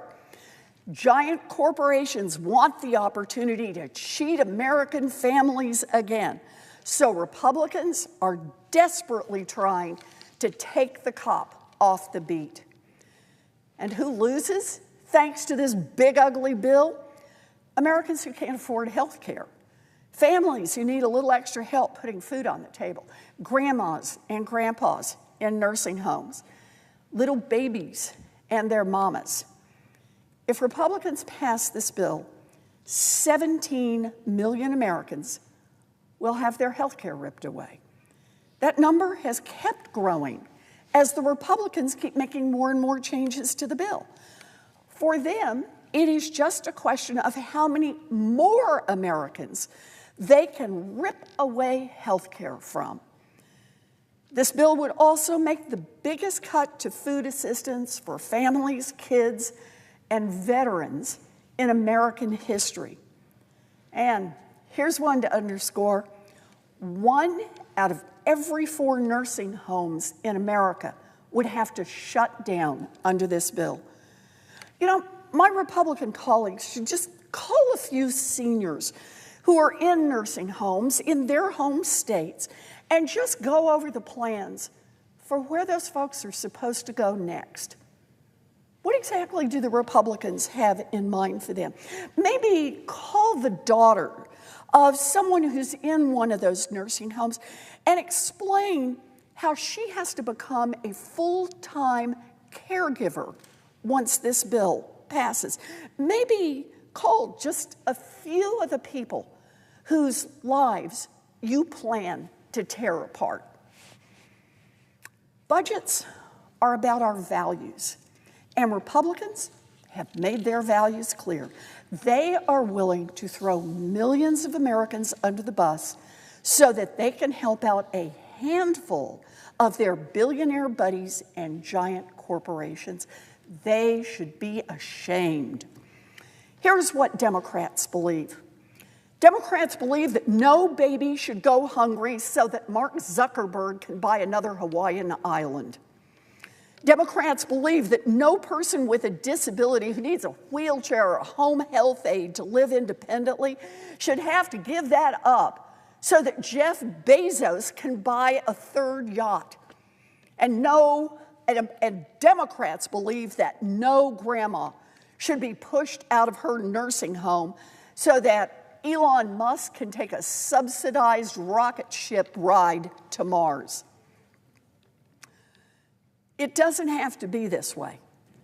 What if, instead of tax breaks for billionaires, we make the rich pay their fair share? What if, instead of slashing health care for our kids, we make it possible for every American to see a doctor when they're sick without breaking the bank? And what if, instead of giving big oil more giant handouts, we make universal child care a reality for families all across this country? We can tax the rich. Damn it, if Jeff Bezos can afford to rent Venice for $50 million for his wedding, He can afford to pitch in his fair share on taxes so the next kid has a chance to make it big, and the kid after that, and the kid after that. We can make life better for working people. We can make it easier, not harder. We can lower costs for families, not jack them up even more like this bill does. We can put families first, not billionaires and billionaire corporations. Democrats believe this. Democrats are willing to fight for this. We will vote no on this awful bill. And for kids like Vivian, for seniors in nursing homes, for families who rely on home health aides, and for the millions more Americans that this bill will hurt, I urge my Republican colleagues, grow a spine and vote no. Thank you, Mr. President. I yield the floor. Senator from Oregon. President, before she leaves the floor, I want to thank my colleague in particular for putting a human face on what this is all about for us on this side of the aisle. That small child, the senior you were talking about, I'm going to pick up on what you said, and I thank you for your leadership. Mr. President, I'm going to get into the specifics of this horrifying bill in a moment, all the details of the healthcare carnage and the clean energy bloodbath that Republicans are dragging America toward. First, though, I want to spend just a few minutes on the state of the Senate and our democracy. As of a few hours ago, the rules of the Senate are whatever Republicans feel like when the day begins. It's democracy defying, plain and simple. The bill before the Senate is loaded with fraudulent budget math that hides trillions of dollars in handouts to corporations and the ultra-wealthy. It's a violation of the rules that used to be followed for years for the reconciliation process. It's a violation of the Congressional Budget Act. It's a violation of common sense. Republicans decided that none of that matters, so they've kind of gone nuclear to advance the bill. Apparently in this chamber, if the Republican chair of the Budget Committee says so, 1 + 1 = 3. That is unsustainable. We are going to be a sicker, poorer, and weaker country if this bill becomes law, and the Republicans have used this process, going nuclear, to pass it. But these moves cut both ways, and there'll be a lot of cleanup for Democrats to handle down the road. Now, in my time in public service, Mr. President, I have never seen a more destructive, regressive, common sense defying bill debated in the Senate. This bill is going to determine the future of health care in America. Millions of Americans will lose their health insurance if Republicans pass the bill. My colleagues seem to be ignoring, for example, the fact that rural hospitals are the anchor of life in much of America. This bill will sever that anchor and set rural health care adrift. Here's how flawed the Republican plan is. The danger they're causing for rural hospitals is so great, Republicans have had to create a rural hospital relief fund. It is a Band-Aid on an amputation. I can tell you one thing I know for sure is only in Washington, D.C. would you create a relief fund to address a problem that you caused. How about you just not cut $1 trillion from Medicaid in the first place?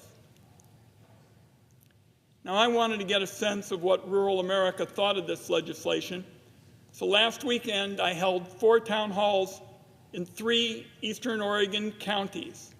It's as rural as it gets. Donald Trump carried these counties overwhelmingly.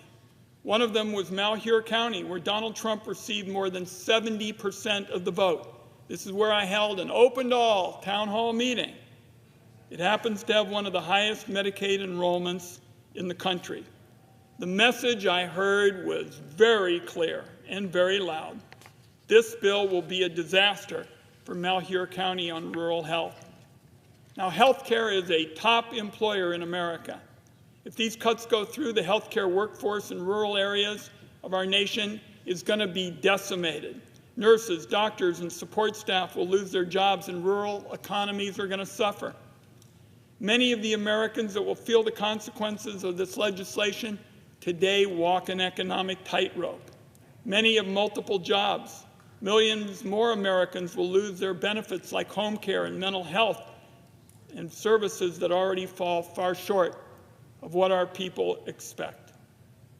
These are overwhelmingly kids, people with disabilities, seniors, all to pay for more tax cuts for multinational corporations and the ultra-wealthy. It's not just the cuts.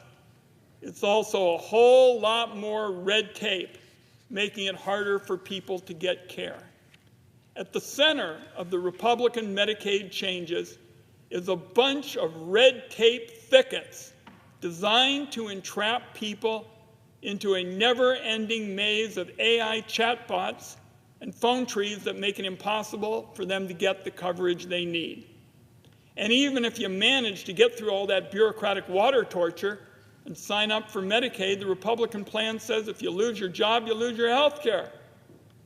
Why would the Congress want to inflict that on more people?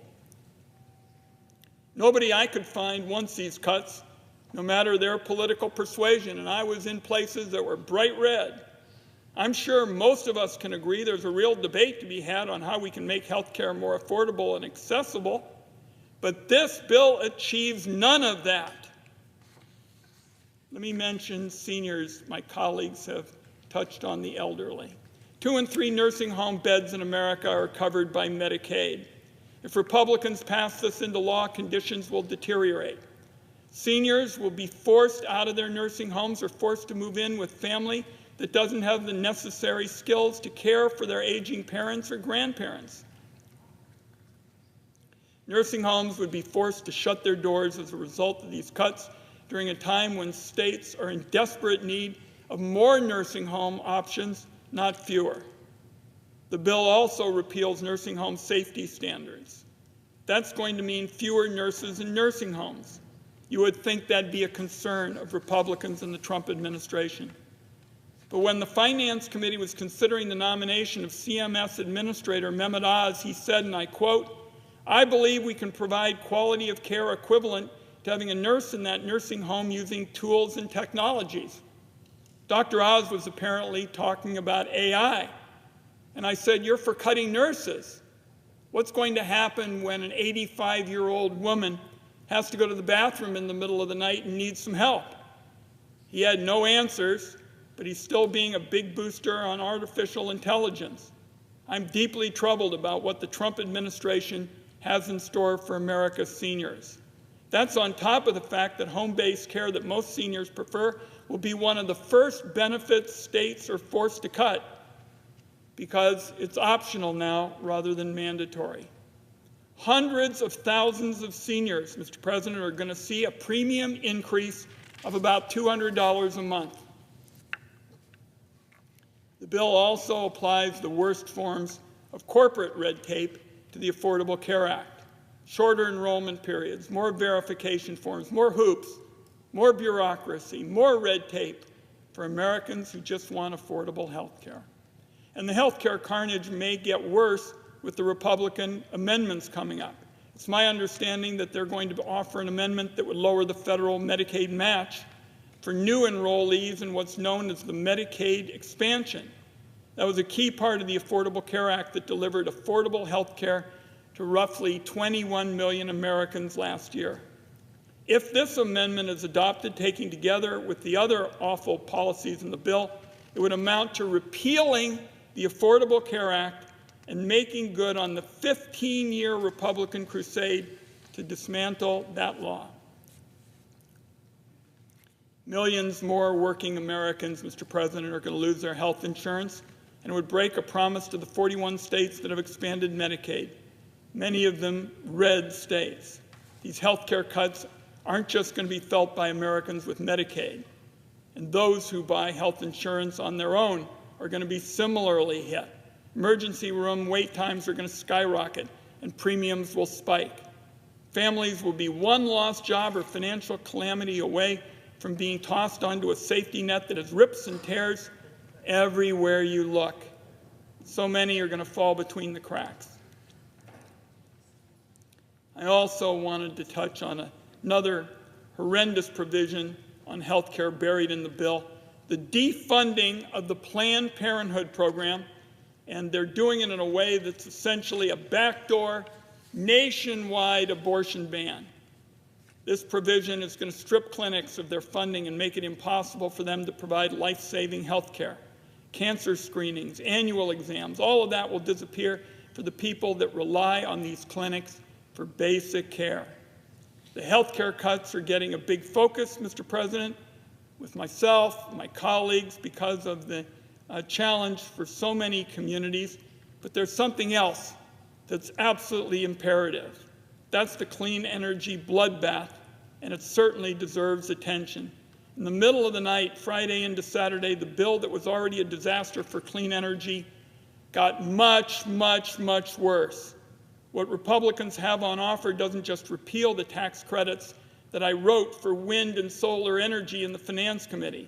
Now we've got an actual massacre on our hands. This Republican plan actually taxes wind and solar, a new tax on the cheapest and easiest way to get new energy to the grid. At the same time, somebody tucked into the bill a brand new tax break for coal. So here we are, 2025, and the Senate is about to pass a bill that taxes wind and solar while subsidizing coal.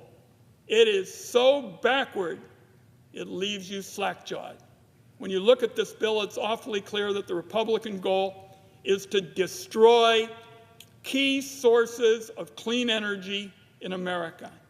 It's a death sentence for the wind and solar industries in our country. A total abandonment of hundreds of thousands of workers who are about to lose their jobs as a direct result of the bill. The head of the North American Building Trades Union, that represents millions of construction workers, issued a stunning statement on the bill yesterday. I'll read a few select lines from the statement. He said, "It's the biggest job-killing bill in the history of the country," is how he described the Republican plan. "Staggering and unfathomable job loss, a threat to an estimated 1.75 million construction workers." And this union leader said it was the equivalent of terminating 1,000 Keystone XL pipelines. And it was another lifeline and competitive advantage to China in the race for global energy dominance. He also said critical infrastructure projects will be sacrificed at the altar of ideology. Mr. President, those were all direct quotes. Hundreds of billions of dollars in clean energy investments under the Republican plan will simply disappear. Not government subsidies or handouts. These are private sector investments we will not have. And even worse, this is a guaranteed way to hike utility bills for families and businesses of all sizes in every nook and cranny of America. I have never seen this kind of economic self-sabotage. The demand for energy booms right now. Even the heads of companies involved in fossil fuels are saying to me and other members of Congress, we need solar quickly to get more electrons to the grid. But Republicans don't want to listen because this plan risks plunging us into an energy crisis. It would be a disaster and a total surrender to China on clean energy manufacturing. It's clear as a sunny day that all the talk from Donald Trump and Republicans about American energy dominance was just a fraud, nothing but a hollow campaign slogan. And I'll close with this. There is no question in my mind, Mr. President, the American people went to the polls in 2024 to vote for cheaper groceries, cheaper utilities, and cheaper gas. They didn't vote to kick 16 million people off their health care so Republicans can give more tax breaks to billionaires and corporations. They didn't vote for an energy crisis that benefits nobody except big oil investors. There is a real cost of living crisis facing American families right now. And this Senate ought to be focused on finding ways to lower drug prices, for example, expand access to quality and affordable health care, and bring down the cost of living. Instead, Republicans are using every ounce of their power to jam through another round of tax breaks for those at the very top, and they're doing it on the backs of everybody else.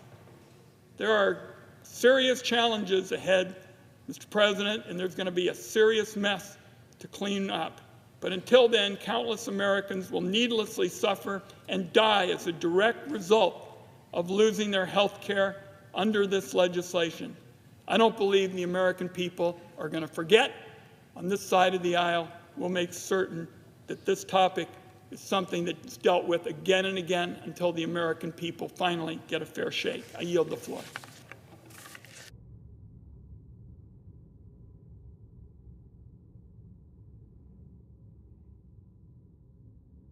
Mr. President. The Senator from Hawaii. The presiding officer is a distinguished businessman. He understands capital flows. He understands investment.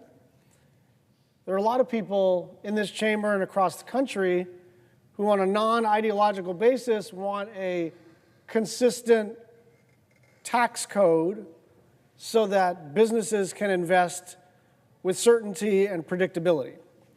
So let's look at some of the numbers here in terms of the impact of this bill. This bill will kill 300,000 jobs in wind and solar per year. We're going to lose out on $450 billion in capital as thousands of projects go under. And because of that, we're going to generate about 500 gigawatts less energy in the next decade. Now, there was a time, and I lived through it as a politician, there was a time when people who wanted to take climate action had to argue for that climate action because it is a planetary emergency, and there were trade-offs. And people on the other side said, look, as we try to take action to deal with this planetary crisis, we can't create shortages, we can't increase prices, we can't impede economic progress. All that has flipped. This bill will create shortages. This bill will impede economic progress. This bill will increase prices. The 500 gigawatts less energy in the next decade is pretty much exactly the amount of energy that we're going to need to meet rising demand. We are going to have energy shortages as a result of this legislation. And you don't have to love clean energy or be an environmentalist, and I love clean energy and I'm an environmentalist. But you don't have to care about the climate. I think you should. You don't have to care about the climate to understand that this is a basic question of supply and demand. Energy demand is soaring for the first time in decades, largely, not exclusively, but largely because of AI data centers. And our best chance of meeting it in the next few years is with wind and solar, not oil and gas. Even nuclear and geothermal are going to take a while. That is not just a political talking point or a preference of mine. It's just a fact that gas turbines are stuck in a years-long backlog. It's also a fact that 80% of the new capacity on the grid last year came from solar and storage. It's growing, it's cheap, it works. And there are hundreds more projects that are in the pipeline waiting to be hooked up. So the idea that we're going to kill the only energy that can be brought online in the short run, the very same week that half the country was meeting melting in a record heat wave, which left tens of thousands without power, is beyond absurd. Let's talk about how this bill does all of this damage. Specifically, it creates an impossible deadline for projects to be operational in order to claim the clean energy tax credits. Remember, these clean energy tax credits are federal law. They're on the books. So when you have a federal statute, it is not unreasonable as an investor to say, look, I got this tax credit, I'm going to get X percent back for my initial investment, and you do the pro forma, you do the underwriting, and you figure out that the thing pencils out. And now what they're saying is that you got to be operational in 60 days. If anyone has even built a deck in their front yard or tried to do an extension, nothing gets built in 60 days, certainly not a clean energy project, and it has to be placed in service. What does placed in service mean? It means not only do you have to have the thing built, you have to have a power purchase agreement through your Public Service Commission or Public Utilities Commission. You have to have a deal in place in the next 60 days after enactment, or you get nothing. So imagine you're a company investing in a solar or battery storage project. You've already put money down. You've secured land and a power purchase agreement, and you're working on permits, and when you started the project, the tax code said you could claim a credit to cover the upfront costs. Now, unless you are fully operational, you're out of luck. On average, a project takes 4 years to go through the full process. So even if you've already started that progress, you now have very, very little time to get it done.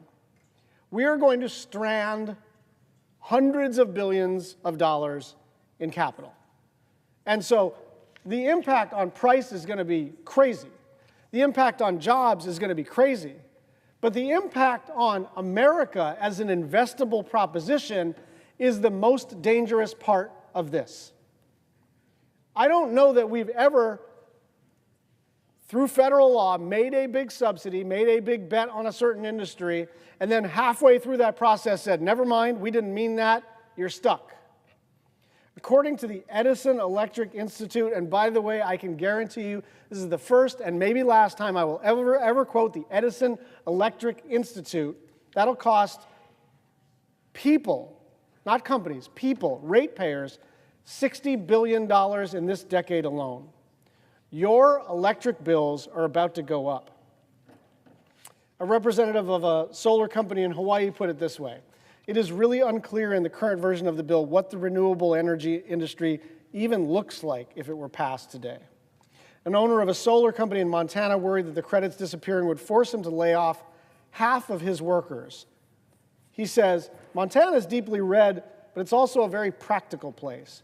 And so green energy renewables became a taboo phrase somehow.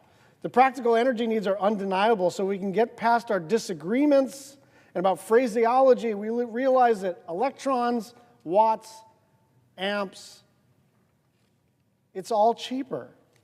A representative of a wind turbine company in Colorado said, I don't look at what we do as green or blue or red. An electron doesn't have a color, and that's the point. Electrons don't have color. Wanting cheap, abundant energy is not woke. Wanting a livable planet for today and for future generations is not radical. And wanting reliable power and to avoid blackouts and brownouts is not a leftist project. But even if you set all of that aside for a minute, the states that have benefited the most from these investments are Republican states. According to estimates, nearly 3/4 of clean energy manufacturing facilities are located in Republican states. It means that Republicans are going to pay more for energy. It means Republicans will lose jobs in clean energy because of a Republican bill. It means Republicans are going to have more blackouts in their homes and businesses. Gutting clean energy is not somehow owning the libs. And at least some Republicans in the Senate and House understand that, even if their votes have not manifested to say otherwise. Here's a letter from 21 House Republicans earlier this year. As our conference has long believed, an all-of-the-above energy approach combined with a robust advanced manufacturing sector will help support the United States' position as a global energy leader. Countless American companies are utilizing sector-wide energy tax credits, many of which have enjoyed broad support in Congress to make major investments in domestic energy production and infrastructure for traditional and renewable sources alike. And it goes on, as energy demand continues to skyrocket, any modifications that inhibit our ability to deploy new energy production risks sparking an energy crisis. 21 House Republicans are worried about an energy crisis imposed by the Republican Congress.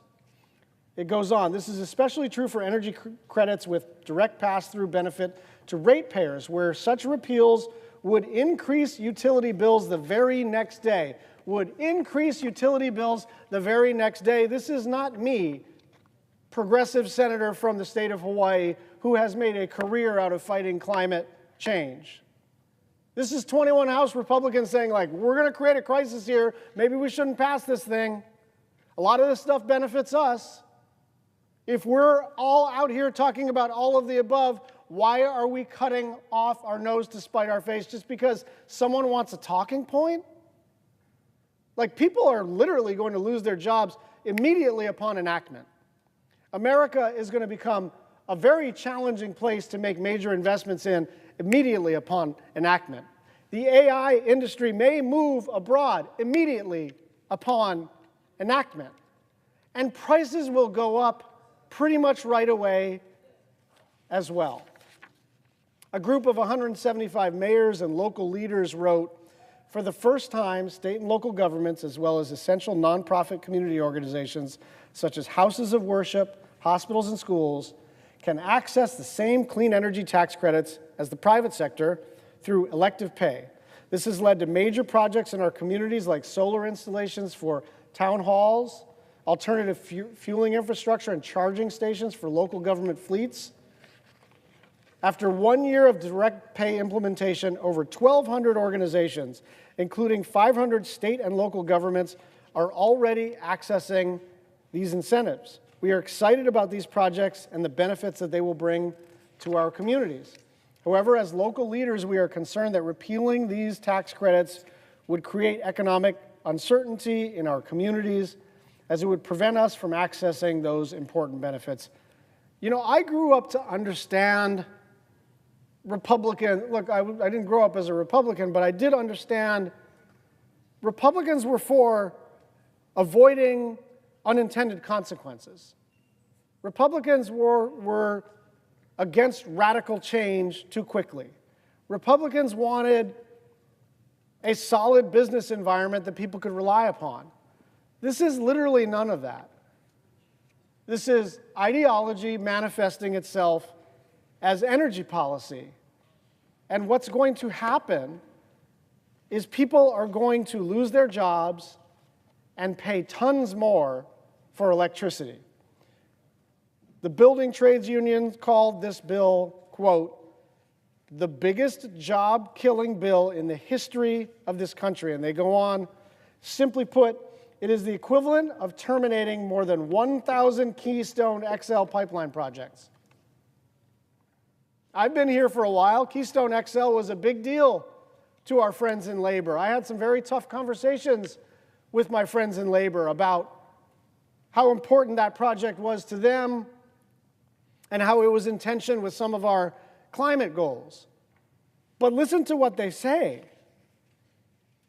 It is the equivalent of terminating 1,000 Keystone XL pipeline projects. These guys are not me or Jeff Merkley or Eddie Markey or Sheldon Whitehouse or Martin Heinrich or Rep. Ocasio-Cortez or any climate advocate. This is the building trades. And they're saying this is the biggest job killer perhaps in American history. We actually don't have to do this, you know? The impetus behind this bill was essentially border spending and preventing the Trump tax cuts from expiring. And then a bunch of stuff got added on because that's what happens. And we were there for our own version of this, our own BBB, our own Build Back Better, and everybody in your party piles on with something new. And then the thing becomes a really challenging thing to pass because everybody's got their hobby horse. And somebody's hobby horse is not just to have an all-of-the-above energy strategy, but to go out of your way to kill clean energy. It doesn't matter that it's going to raise prices. It doesn't matter that it's going to kill jobs. People at all levels in the public and private sectors across the political spectrum are all saying the same thing, which is this is a bad bill for regular people, for the economy, and for the planet. One of the great things about our climate bill was that it made what was good for the planet also good for the economy. Clean energy became eminently profitable for businesses and widely accessible to consumers. And we made a choice there because some in our party didn't like the basic premise. They were attached to the idea of personal, political, economic sacrifice because the planet is in peril. And I understand that instinct. But we paved a new path and we decided, look, there's enough technology out there. There are abundant energy sources out there that we can actually solve our planetary crisis and create jobs and lower prices. And we can do it in such a way that blue states and red states, urban, rural, suburban, all benefit. Republicans are on the verge of undoing all of that, even though it will hurt their constituents. And in doing so, we're virtually guaranteeing China's dominance in clean energy for decades to come, because if you're China, you cannot believe your luck. Your biggest competitor is willingly forfeiting the fight over who controls the energy technologies of the future because Donald Trump is too busy trying to get us back to the pre-industrial age. This is the worst piece of legislation for the planet in the history of our country, and it's not even close. Republicans are effectively codifying big oil's wish list into law without exception. They are killing clean energy. They are subsidizing coal. They are dramatically expanding oil and gas leasing. They are purposely jacking up energy prices and creating shortages. And for what? Partially, it's to find enough savings to shovel tens, if not hundreds, of thousands of dollars into the pockets of individual billionaires. But even kicking more than 16 million people off of health care coverage, denying food to the poor, and adding almost $5 trillion to the national debt was not enough.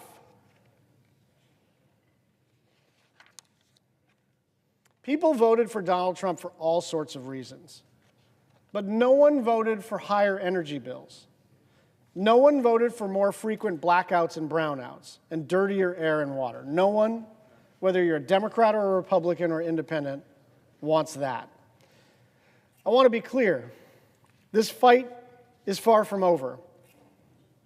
This fight over this bill is far from over, but even if this bill passes, it will set us back.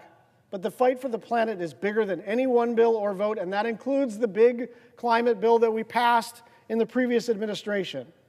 And as any movement that has successfully mobilized and made changes knows, progress is not linear. Progress always has setbacks and frustrations, and progress is not assured. States like Hawaii will continue to do everything that they can to protect our environment, and the rest of the world will move on without us, because doing nothing in the face of this worsening crisis is simply not an option. But make no mistake, what Congress is doing today will cost all of us in the years and decades to come. I yield the floor. President. Senator from Rhode Island. Mr. President, I rise today, and I will confess, I rise today a bit angry about this bill. This bill cooked up in back rooms, dropped at midnight, cloaked in fake numbers, with huge handouts to big Republican donors. It loots our country for some of the least deserving people you could imagine. When I first got here, this chamber filled me with awe and wonderment. Our leader, Harry Reid, frequently called me his happiest senator. Such was the awe and wonderment that I felt here. Today, I feel disgust. This piece of legislation is corrupt. This piece of legislation is crooked. This piece of legislation is a rotten racket. This place feels to me today like a crime scene. get some of that yellow tape and put it around this chamber. The midnight transfer of wealth in this bill is disgusting. There's a backdrop here. The backdrop here is the wealth inequality in our country already, in which the wealthiest 1% of our population own 30% of the wealth, and the poorest half of our population together only own 3% of the wealth. Top 1%, third of the wealth. Bottom half of the population by income, 3% of the wealth. And against that backdrop, this bill transfers wealth from middle-class families to giant corporations, billionaires, and mega-billionaires. And it transfers wealth from our children and grandchildren to present-day billionaires by adding $5 trillion to the debt limit to run up the debt of the country to fund the tax giveaways to these special interests and wealthy billionaires. How do they do that? Take away health care from 16 million Americans. Give huge tax breaks to billionaires. Most families have someone sit down once a month and go through the bills. And you try to figure out what bills you can pay. You may not pay the whole insurance bill. You may just pay the minimum. You may not pay your whole credit card bill. You may just pay the minimum. You're aware of exactly how much money you have because you need to make those payments. That's kitchen table world. Billionaire world is different. You have a family office, you never see bills, you don't even know how much money you have, not even to the nearest $100,000. And you don't care, because you got more than you could ever spend in your life. You could pay taxes, like regular people, but there's something about your acquisition of wealth that can't stop. So you won't pay taxes like a normal person. You demand special treatment. You pay less of a tax rate than a firefighter, for God's sake. And that's not enough for you. Now you come here to this Senate floor wanting even more favors. You already don't know how much money you have. You could pay regular taxes and it wouldn't take a day from sunning on your private island, a day from cruising in your private yacht, a jet trip on your private jet, a ski trip to your private chalet. Nothing in your life would change if you had to pay taxes like a regular person, but you just don't want to. And the third is, oh, I should add, on the tax breaks, a lot of it goes to corporations. This bill doesn't just give big tax breaks to big corporations. It gives big tax breaks to big corporations that move jobs and investment offshore away from America. And it just doesn't give tax breaks to corporations that move jobs and investment offshore away from America. It gives tax breaks for doing that. It gives tax breaks for offshoring American jobs and offshoring American investment. It is the world's worst tax policy. It takes an already corrupted tax code and bends it even further in the favor of mega billionaires and big offshoring corporations. And last, what does this bill do that causes this transfer of wealth from regular people to the wealthy? It raises your costs to raise their profits. And I'm here to talk about one way that that happens. Because of this bill, your electric bills will go up. The people behind this bill are counting on you not to know how that works. So, I'm going to take a minute here, and I'm going to tell you how that works. There are some rules for the grid about how this works. Generators who want to sell power to the grid put in a bid, and they give a price at which they will sell their electricity. You can imagine on this graph that each of these little hash marks is a different generation facility, and each has made a bid at its best price.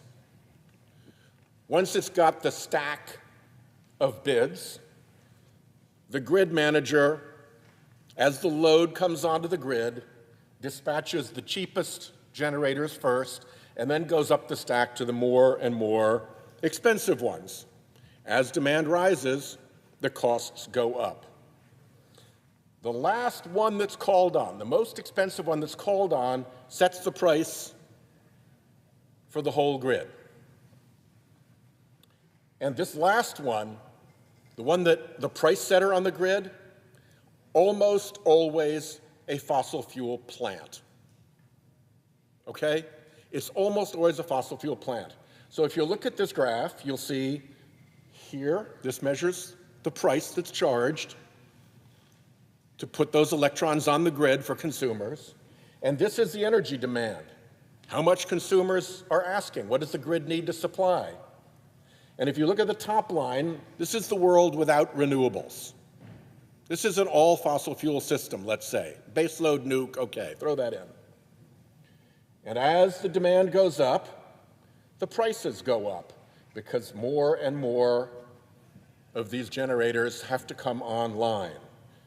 And eventually, let's say you get to this point where you've got this much load on the grid and you've got this much supply and the price is set by that generator. That's the world without clean energy. Now you add clean energy, you add renewables to this equation. What do we know about the renewables? They're almost always cheaper. They're almost never the price setter. So they fill in down here, and they fill in below the price of the fossil fuel plant. So if you've got load requirement X, and you live in fossil fuel only world, you're going to be paying that price for energy on the grid. All of it, because it's set by that price setter generator. But if you filled in with renewables, then you're down here for price for that much load. You're saving huge amounts of money. The grid is way more efficient with renewables in the mix. By the time you get to the same price that you had here for load X, for fossil fuel, you're all the way out here. You got all this extra load served before you raise that price. That's the theory. That's how the system works. Let's see how clean energy fits in a specific area. Let's look at Texas. Oh, and by the way, last year, 95% of the power that came on the grid that filled in here was clean energy. If this bill kills clean energy growth, which is its intention, then it's going to kill off the power source that provided 95% of what was added to the grid last year. It is going to be a big, big hit. So let's look at the Texas grid, which is easy to talk about because it's a standalone grid. And somebody just did a study of the Texas grid.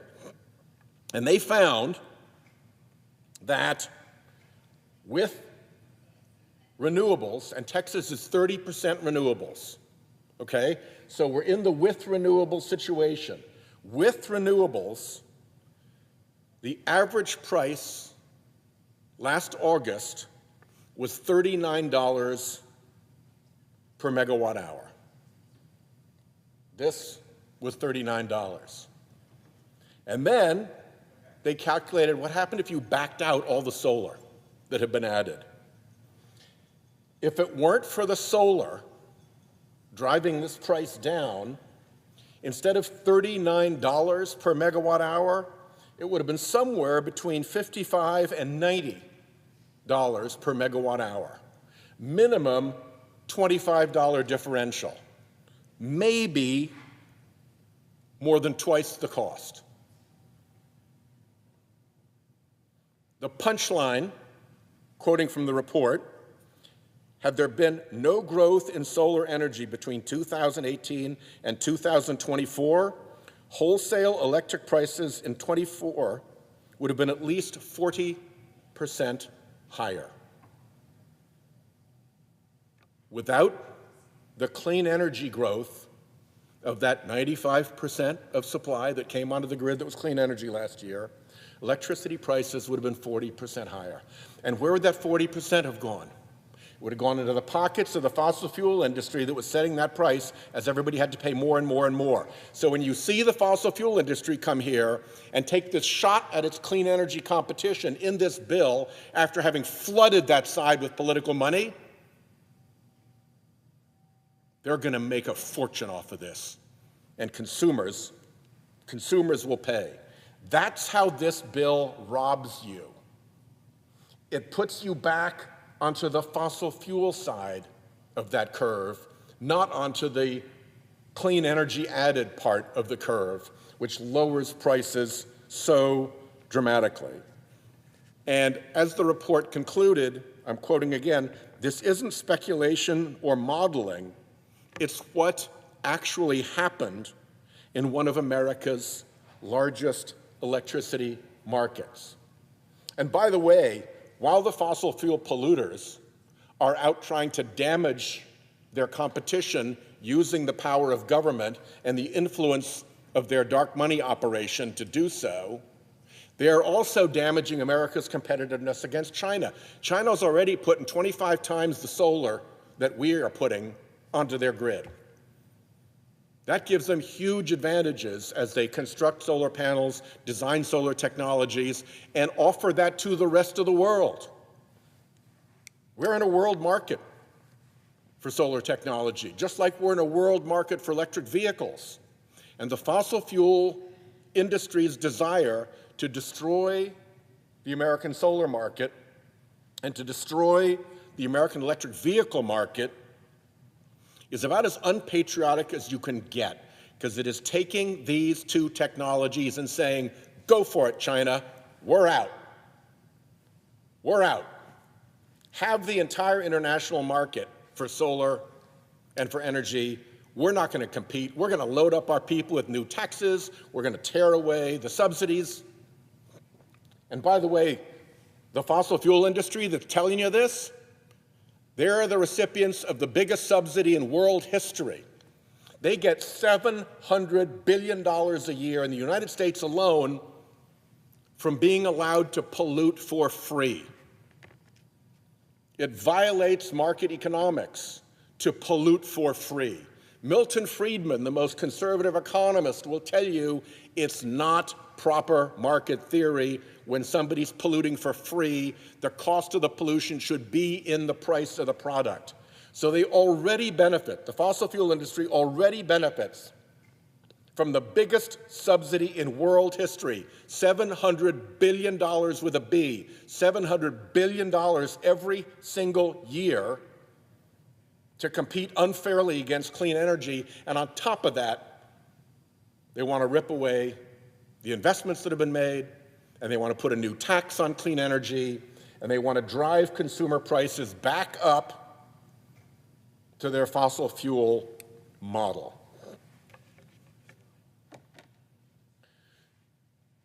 There's some really big losers in this big loser of a bill. Anybody who cares about adding $5 trillion to our national debt, That's a big loss. Comes through in interest rates for people with car loans and home loans. Healthcare. 16 million people getting chucked off their health care. Hospitals and nursing homes facing receivership as their revenues dry up from a nearly $1 trillion hit to their revenue streams. Taxpayers getting clobbered by an already corrupt tax code that this makes even worse for the individuals benefiting the most from the corruption of the tax code and who are the least deserving of our solicitude and who are the most able to pay. I promise you, there are people who will not know they even got this $300,000 individual billionaire benefit because they're so rich already it won't even count. And on the flip side of the coin, if they had to pay taxes like a normal American, they wouldn't even notice that either. They'd still be able to sun on their island, cruise on their yacht, ski in their chalet, and jet in their jet. And yet, we're breaking the bank to the tune of $5 trillion to take care of those people. Creepy billionaires who can't even count their wealth, but for some reason insist on coming to Congress and just seizing even more, looting the public trough.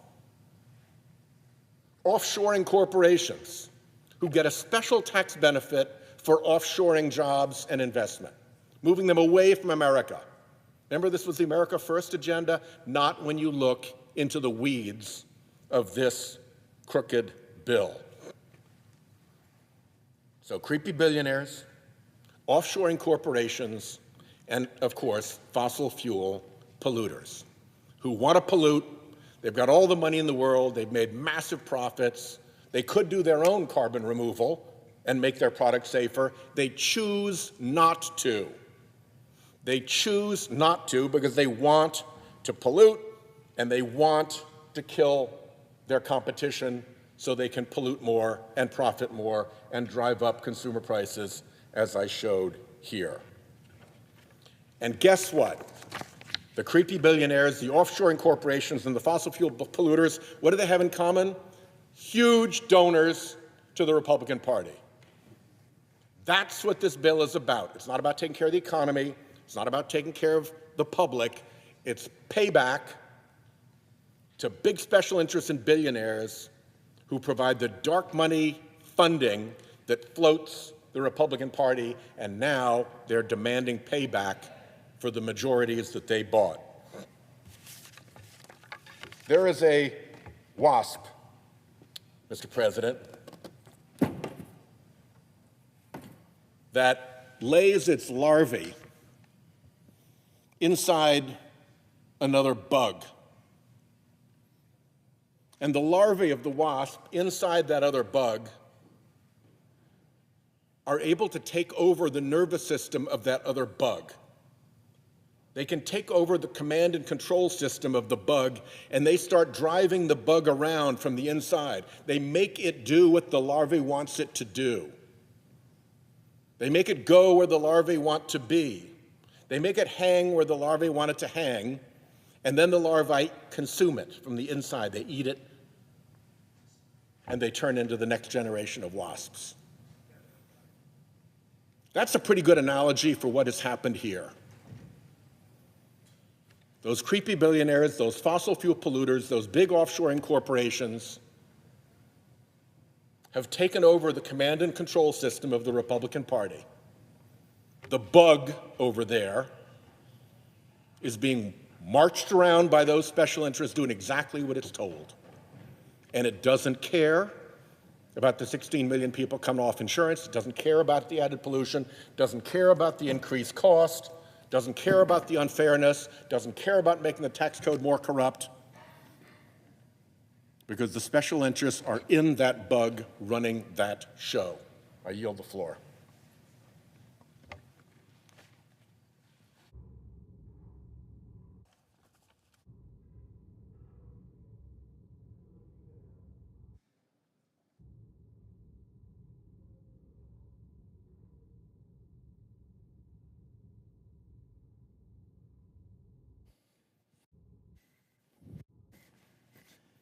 Mr. President. The senator from North Carolina. Thank you, Mr. President. Mr. President, I come today to explain my vote yesterday for voting against the motion to proceed on this bill.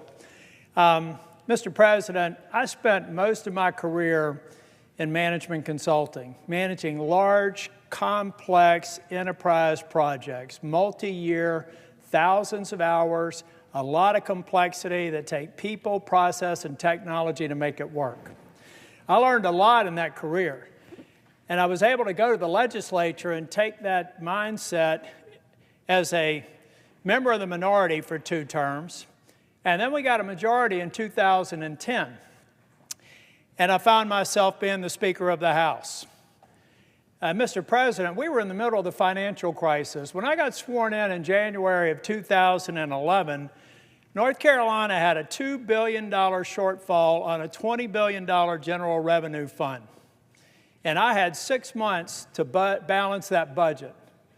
Well, Mr. President, we did something that had not been done in North Carolina. We took the time to understand every aspect and every dollar that was being spent in government. We determined how to cut government in a way that was sustainable. We cut 12% from the university system budget. Not the rate of growth, but the actual spending. And I had some people say that it was going to be disruptive and the University of North Carolina would never be the same again. But Mr. President, we did it in a way that was instructed by the operations of the university system. And we did it in a way in concert with the chancellors. And you know what happened, Mr. President? We actually balanced the budget. We did do those cuts. And the last time I checked, the North Carolina university system is still considered one of the greatest systems in the United States of America. Why do I use that example? Because the Medicaid proposal in this bill bears no resemblance to that kind of discipline and due diligence. It has no insights into how these provider tax cuts are going to be absorbed without harming people on Medicare. And even worse, most of my colleagues do not even understand on either side of the aisle the interplay of state-directed payments and the devastating consequences of the funding flows that are going to be before us. Mr. President, here's how I figured out the impact in North Carolina. I used to be Speaker of the House, and I like the Speaker and have good relationship with the Speaker and the President pro tem, so I called them up. And I had my staff ask them if they would do an economic impact assessment on what this proposed bill would do to the Medicaid program in North Carolina. But I didn't want just the view of the Republican partisan staff that reports to the Speaker and the President pro tem on how they're going to absorb this bill. I decided to go to Josh Stein, the governor, and I went to his Democrat staff for Medicaid. I asked them to prepare an estimate, independent of the estimate that I had done with fiscal research. But I took a step further, Mr. President.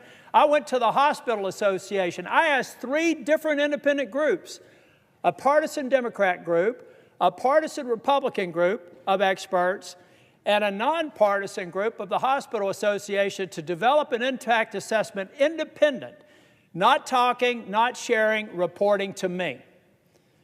And what I found is the best case scenario is about a $26 billion cut. Now, we've got a delay, so it may be 2 years, it may be 1 year. All it does is make that $26 billion happen in year 1 or year 12, but the impact is the same, Mr. President, and it's indisputable. Now, when I actually presented this report that you can find on my website, I had people in the administration say, "You're all wet, you don't know what you're doing." I said, well, why don't we assemble a series of meetings? We're going to provide you our analytics. You go through it, tear it apart. And I told about Mehmet Oz, who I consider to be one of the most capable people in the Trump administration. He's a brilliant man, and I'd encourage my Democrat colleagues to talk to him. He knows this stuff, and he's very focused on getting efficiencies out of CMS. So we had 3 different conference calls with CMS, with Oz on the phone and on the video, and me on the video. And I said this, guys, I would love nothing more than you to prove me wrong. I would love nothing more for you to tell me it's not $26 billion or $30 billion, that it's $2.6 billion or $2 billion or $200 million. But after 3 different attempts for them to discredit our estimates, The day before yesterday, they admitted that we were right, that between the state-directed payments and the cuts scheduled in this bill, there's a reduction of state-directed payments, and then there's the reduction of the provider tax. They can't find a hole in my estimate. So what they told me is that, yeah, it's rough, but North Carolina's used the system, they're going to have to make it work.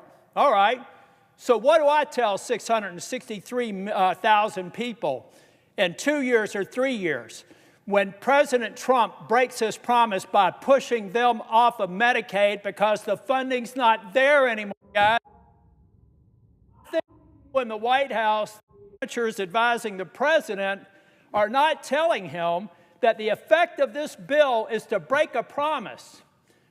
And you know the last time I saw a promise broken around health care, with respect to my friends on the other side of the aisle, it's when somebody said, if you like your health care, you can keep it. If you like your doctor, you can keep it. We found out that wasn't true.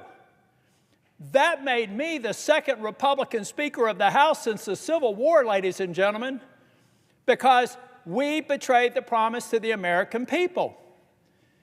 2 years later, 3 years later, it actually made me a U.S. Senator because in 2010, it had just been proposed. And just anticipation of what was going to happen was enough to have a sea change election that swept Republicans into the majority for the second time in 100 years. Now, Republicans are about to make a mistake on health care and betraying a promise.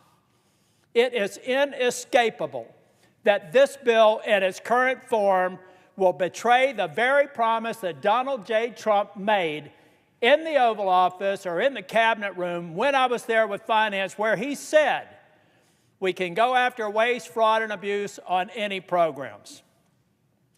Now, those amateurs that are advising him, not Dr. Oz, I'm talking about White House healthcare experts, refused to tell him that those instructions that were to eliminate waste, fraud, and abuse all of a sudden eliminates a government program that's called the provider tax.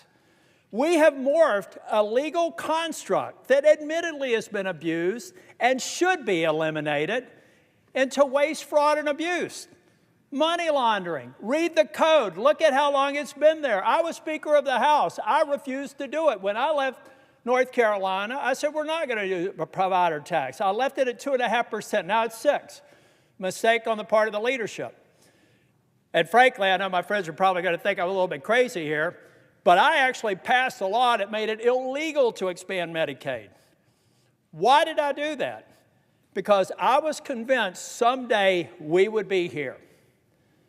And I would have rather found a way to get more people on Medicaid at the standard FMAP than having this 90-10 match and watching it disappear and taking away desperately needed health care. So, Mr. President, over the course of the evening, I may look for an opportunity to speak again. But I'm telling the President that you have been misinformed.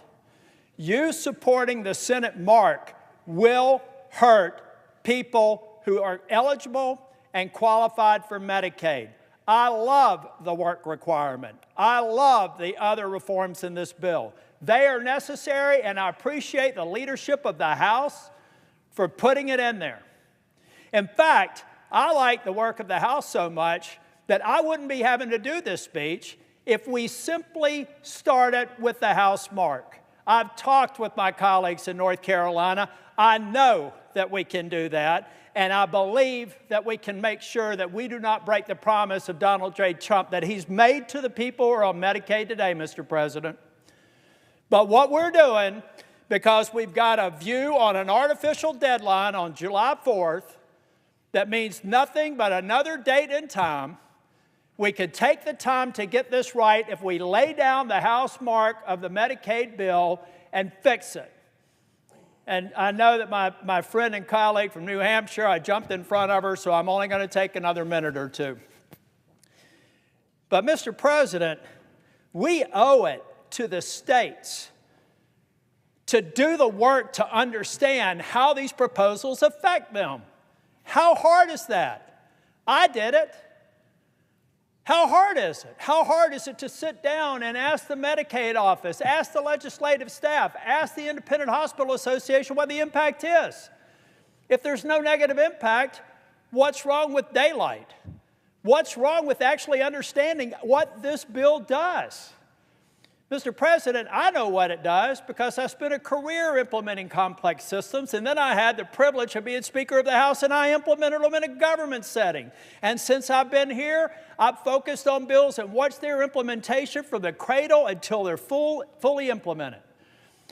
Mr. President, we owe it to the American people, and I owe it to the people of North Carolina to withhold my affirmative vote until it's demonstrated to me that we've done our homework. We're going to make sure that we fulfill the promise, and then I can feel good about a bill that I'm willing to vote for. But until that time, I will be withholding my vote. Thank you, Mr. President.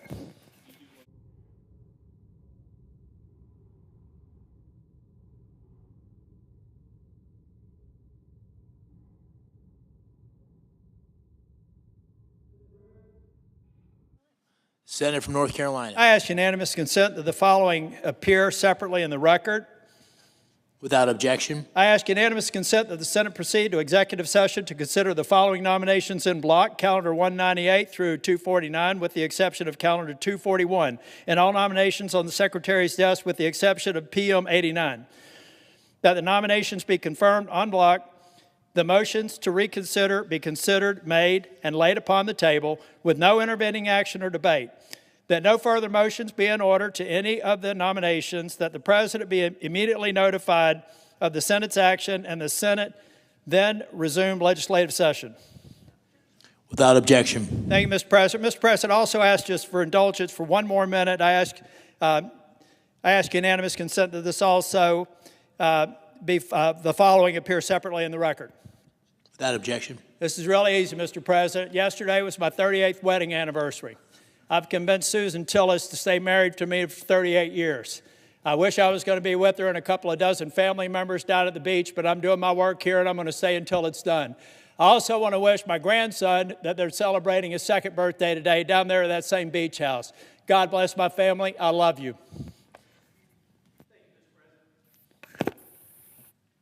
Mr. President.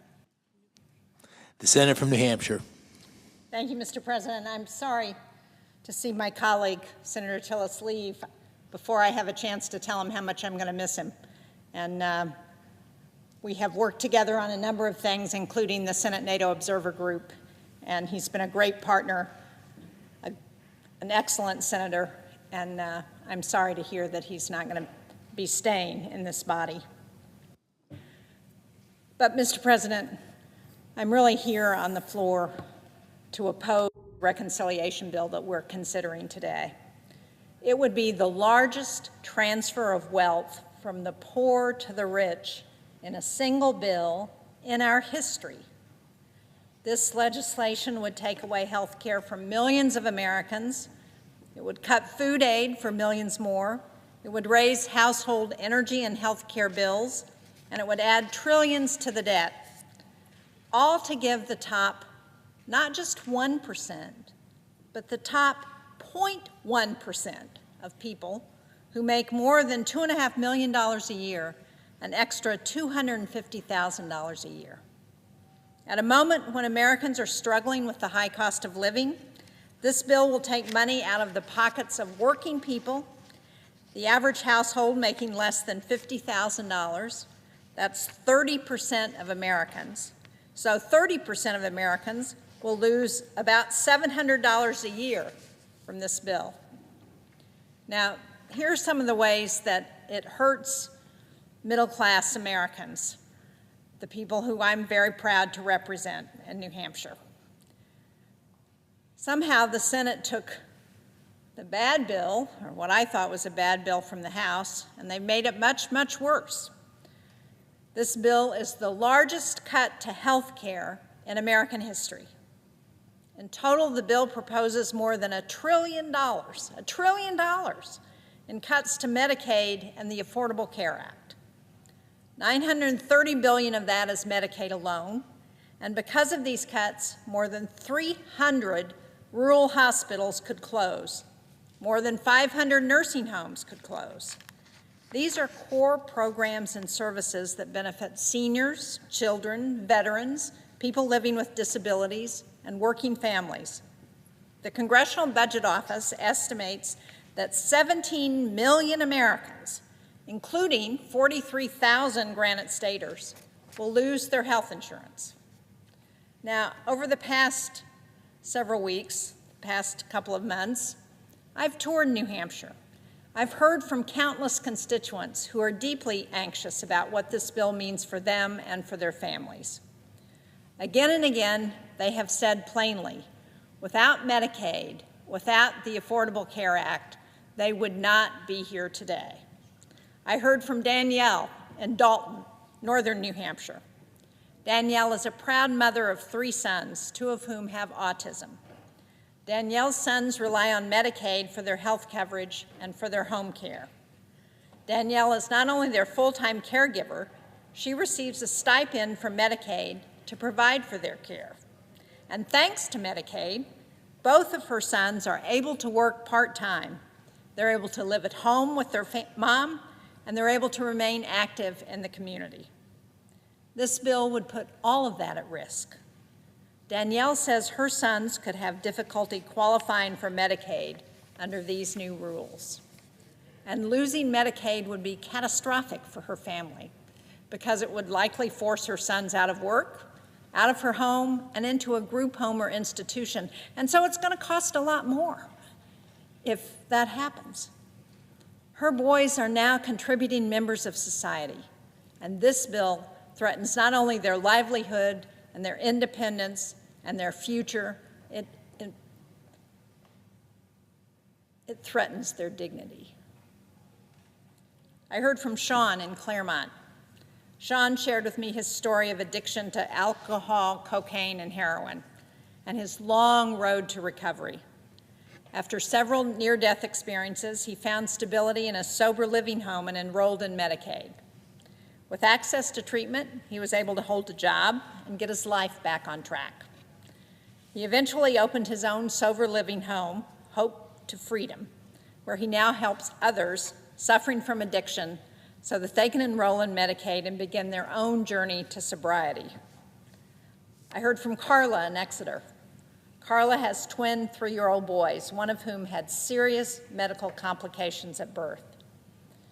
Now, she always was able to have health insurance with her job, but as her family's medical bills piled up, she enrolled her son in Medicaid to ensure that he got the care that her family could not afford and her employee-sponsored health insurance wouldn't pay for. He still needs extensive care to this day, and losing her coverage would put her family into devastating medical debt. Probably the story that I heard that touched me as much as any was from a man in Berlin in northern New Hampshire. He had had a number of substance misuse issues, mental health challenges. He said, without Medicaid, without this center, we were at a center where Medicaid helped pay to support people who needed help. He said, without this, I would just give up. I would commit suicide because there would be nothing for me. These are just a handful of the countless stories I've heard these past few months. They're about real people. This bill isn't just words on a page.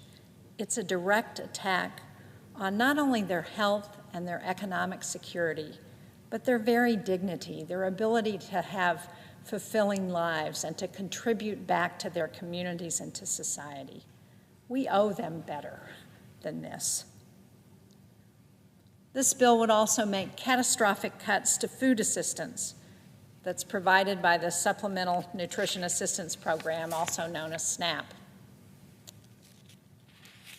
During this time of high food prices, of increasing food insecurity, it's particularly critical for families to be able to rely on SNAP to help them keep food on the table. One of the ways this bill cuts the program is by requiring states to pay higher costs. Now, as the former governor of New Hampshire, I can tell you how much of a burden this is on our state's budget. And there are all kinds of provisions in this bill that are nothing but massive cost shifts to states. And this is one area. The bill puts food assistance at risk for families with teenage children, as well as older adults, veterans, and individuals experiencing homelessness. In New Hampshire, an estimated 1,000 older adults could lose SNAP access. These cuts will mean increased hunger across the country. You know, we talk a lot about kitchen table issues here. Passing this bill is an explicit vote to take food off of families' kitchen tables. I heard from Rachel. She's a care coordinator at a behavioral health center in Claremont, which is in the western part of New Hampshire. She told me, and I'm quoting here, "SNAP is not just a program, it's a lifeline. For the parents I work with, it means being able to send their children to school with full stomachs and functioning minds. For caregivers struggling to make ends meet, it provides some peace of mind knowing there will be something on the table each night. And for children, many of whom are navigating mental health challenges, SNAP supports stability, dignity, and health during formative years. Without SNAP, the strain on these already vulnerable families would increase exponentially." And she goes on to say, finally, "SNAP is not a handout. It's a step forward for families working hard to survive and succeed against overwhelming odds." And on the energy front, for families concerned about energy costs, this bill only offers more pain. In addition to cutting off tremendously successful incentives for electricity that are adding reliable, affordable, and clean energy to the grid at a record pace, this bill cuts off long-standing tax credits for consumers for average everyday Americans to make energy-saving improvements to their homes or to add rooftop solar to take control of their own energy bills. After countless promises to lower people's energy bills, this legislation would do just the opposite. Last year, 2.3 million families took advantage of the home energy efficiency tax credit and cut an average $130 off of their yearly energy bills. Now, that may not sound like a lot to the Mar-a-Lago crowd, but it makes a big difference for families in New Hampshire who worry about how they're going to heat their homes.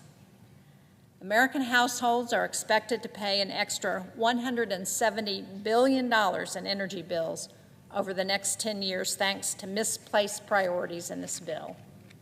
And add to that 1.5 million good jobs that are likely to go away. And it makes you wonder if supporters of this bill have actually read it or if they actually care about American energy dominance. And on taxes, this bill spends more than $4 trillion on tax cuts, including nearly $1 trillion in new tax breaks for the biggest corporations. But for taxpayers earning less than $30,000 a year, they would see an average tax increase. Let me say that again, because I didn't say that quite right with the right emphasis. For taxpayers earning less than $30,000 a year, they would see an average tax increase in 2029. And these are the same families who are going to be harmed most by extreme cuts to Medicaid and SNAP. Families making under $50,000 are likely to be worse off, and some could lose more than $1,500 a year under this bill. So if you add to that the effects of Trump's tariffs, which raised the cost of living for a typical family by $2,000 a year, this makes it even worse for families. So the bottom 80% of households, those making less than $175,000, will be worse off on average under this bill. Now, I've talked about how this bill makes families pay more for health care, for energy and food, in order to give more money to billionaires. But there are a few other things that people should know. First, because of the trillions of dollars this bill would add to the debt, interest rates are likely to go up. That adds more than $1,000 a year for a typical mortgage. This bill makes it harder for students to afford the cost of college, and it removes debt protections for students who have been defrauded by their schools. And this bill actually tries to prohibit states from regulating AI for the next 10 years, making it that much harder to keep our kids safe online and to protect jobs from being lost to the use of this technology. You know, I was first elected to the New Hampshire State Senate more than 30 years ago. This bill that we're considering today would do more harm to more people than any other law I have seen in my entire time in public office. This bill makes having a family more expensive by raising the costs of energy, health care, and education. This bill takes food and health care away from seniors and families, and it does all of that. It does all of that to give trillions of dollars more to corporations and to the wealthiest, and it explodes our deficit in the process. That's not what the people of New Hampshire are asking for, and it's not what Americans deserve. And so to my colleagues in the Senate, I say this. At a moment when Americans are feeling squeezed by the cost of living, we should be doing something about that. Instead of gutting health care to pay for tax cuts, we should be expanding access to affordable quality care. Instead of turning our backs on working parents, we should be making housing more affordable, and we should ensure that every child has access to high-quality, affordable early education. Instead of cutting nutrition programs, let's make sure that no child in America goes hungry. Instead of driving up food and energy prices, let's invest in the programs that help American families succeed. President Trump calls this the big, beautiful bill, but it is a big betrayal of the American people. There's nothing beautiful about taking away health care and food from working families to give more money to billionaires. So I intend to vote against this legislation, and I urge all of my colleagues to do the same. I yield the floor. Mr. President. Senator from Illinois. Mr. President, I don't believe you can serve in the United States Senate without being at least an amateur student of history. You're overwhelmed in this chamber, which is where the Senate has met since 1859, to reflect on all of the things that have occurred in the past, and you remember your own experience there as well. I certainly do. This is my 29th year of service in the Senate, and I think back this evening of some of the things which I've witnessed and still stick with me. I can still see that door open and Ted Kennedy walk through it, summoned from his deathbed in Massachusetts to cast a deciding vote on the Affordable Care Act, Obamacare. He wouldn't miss it, even if it meant he was going to die in the process.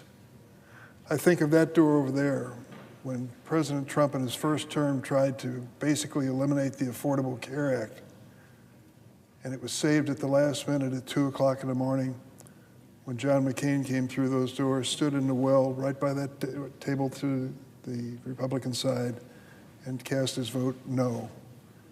He couldn't raise his arm. It had been damaged so badly when he served as a prisoner of war during Vietnam, but you knew how decisive his gesture was. And he saved health care for millions of Americans. There were other moments as well that I can reflect on. But the point I'd like to get to is this. There was a speech a few minutes ago on the floor of the United States Senate which every senator should have heard, particularly every Republican senator. A senator from North Carolina gave a speech, Senator Tillis, and explained why he had decided to vote against this Republican budget plan, this reconciliation bill. He explained it in a thoughtful and comprehensive and convincing way.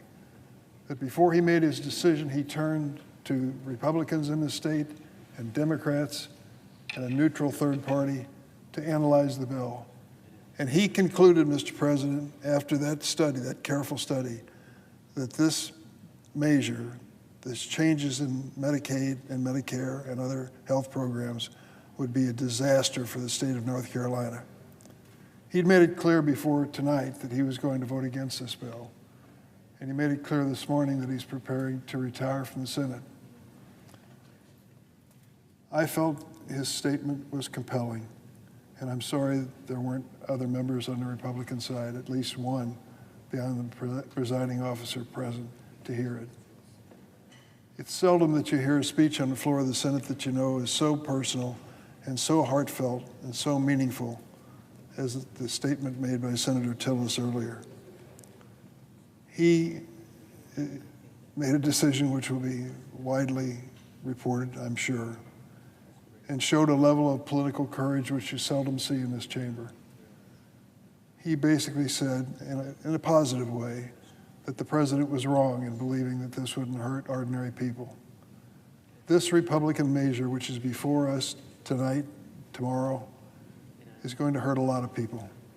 We estimate that 16 million American families will lose their health insurance as a result of this measure that's on the floor today. I've said it before, but I want to repeat it. If you have ever been the father of a new baby with a serious medical problem and you have no health insurance, you'll never forget that moment as long as you live. I know, I've been there. I went to the charity ward of Children's Hospital here as a student at Georgetown Law School with my wife and baby, and we waited in line to see which doctor would walk through the door and see my baby and save her life. You feel that you've let everybody down in the world at that point, that you don't have health insurance when you need it so badly. It means so much to you. This bill is designed to take health insurance away from 11 million families in America. 11 million families in America in a period of time will not have the peace of mind that they have access to the best care because they will have lost their health insurance. What is it about Donald Trump taking away coverage of health care? Why has this become the trademark of the Donald Trump Republican Party? He did it in his first term, or tried to, and John McCain stopped him. And now he's trying to do it again. The question is whether Senator Tillis and his Republican colleagues can muster enough courage to step up and find 4 Republican senators who will say, no. No, I'm not going there. I don't want it on my conscience or my record that I took health insurance away from so many American people. Now, you may argue, Durbin, you're a Democrat, and I am. And your arguments have to be tempered because you're so partisan, so political. Surely it isn't as bad as you just said it was. Well, let me read something to you. It's from a group called the American Cancer Society. I'm sure you've heard of them. This is their Cancer Action Network, and it's a letter to the Senate from Lisa Lacasse, president of the American Cancer Society Cancer Action Network. And here's what she says about the measure that's pending before us now that we're being asked to vote on. From the American Cancer Society Cancer Action Network. Quote, history will be made with this vote. Congress has one last chance to stop this unprecedented attack on access to health care for millions of Americans, including cancer patients and survivors. Congress can say no to terminating health coverage for nearly 11 million people who will have no other affordable option available to them if this bill passes. Currently, 1 in 10 people with a history of cancer have Medicaid coverage, including 1 in 3 kids who are newly diagnosed with cancer. We know having quality health coverage is one of the most significant factors in whether someone survives a cancer diagnosis. Voting for this bill means voting to rip the chance of survival away from real people. She goes on to say, simply put, this bill will mean more Americans are living sicker and dying sooner. And then she said, lives are on the line. So if you're skeptical about anything that I say because of my partisan background, I understand it. But for goodness sakes, from the American Cancer Society, to have such a definitive statement made that this measure that we're being asked to vote on is going to harm innocent people men, women, and children. That's a fact. And Mr. President, I might add another short message that we received from the Children's Hospital Association. The Children's Hospital Association. Matthew Cook is their president and CEO. And here's what he says about this bill that is pending. The new version of the budget reconciliation bill is a crisis for children's health care, hospitals, and providers nationwide. And we ask Congress to oppose it as an act of support for American children.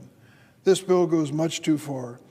The bill amounts to fewer doctors and nurses to see your child, longer wait times, and sicker children. We know that the impacts of poor pediatric health care reverberate for a lifetime. From the Children's Hospital Association. Neither of these organizations are partisan organizations.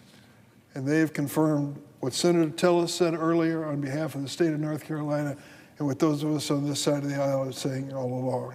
Why would we risk the lives and well-being of so many children, so many American families? What is it about the $1 trillion which we will take out of the healthcare system in America that is so pressing, so demanding that we're willing to make these big risks? I'll tell you what it is. It is the extension of tax breaks. Tax breaks for the wealthiest people. Oh, Durbin, you Democrats always talk about billionaires and millionaires. That can't be true. Senator Angus King is here. He told me that he did an analysis of the actual tax breaks. And if I remember correctly, if you do a cutoff of income of $400,000 a year and said anyone over that figure is not going to receive any tax break, you would reduce the cost of this tax program by 60% or more. 60% or more. So when we talk about tax breaks for the wealthiest people in America, that's exactly what this is about. I want to give tax breaks, if I can, to working families who struggle from paycheck to paycheck. But for goodness sakes, a $346,000 tax cut for Elon Musk, the richest man on earth? What are we thinking? And I just want to make a quick reference to two states that have an experience coming with this bill, which will be dramatic. One is Kansas. In Kansas, 360,000 individuals rely on Medicaid coverage. 56% of them are children. But with this bill, 89,000 people in Kansas are going to lose their health insurance.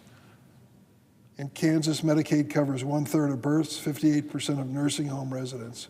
What happens when Medicaid does not pay for enough money into the nursing home to keep your mother under good care, or your father, or someone in your family? What do you do next? Well, you exhaust the savings that are available to your family. And if that isn't enough, what's next? I don't know, but when I grew up as a kid, there was a spare bedroom in my grandparents' home for brothers and sisters who had no place else to go. I suppose that's going to happen to some families. Already 28 rural hospitals in Kansas are at immediate risk of closure. To think that this measure would have no impact on those families and those communities is just plain wrong. In the adjoining state of Missouri, which I grew up across the river in Mississippi River, grew up in Illinois, I grew up across the river from St. Louis, Missouri, 1.2 million individuals rely on Medicaid coverage. 50% are children. With this bill, 250,000 people in Missouri are projected to lose their health insurance. Medicaid covers 40% of births in Missouri, 65% of nursing homes. Already 10 rural hospitals in Missouri are at immediate risk of closure. Mr. President, you know as well as I do what happens in small town America, rural America, when they close the hospital. It is devastating, not just because you don't have access to quality health care, because you just lost a major economic engine for that community. Try to attract a new business to that town after the hospital closes, and watch what you run into. It is that devastating. And that is the reality of this approach. And why are we doing it?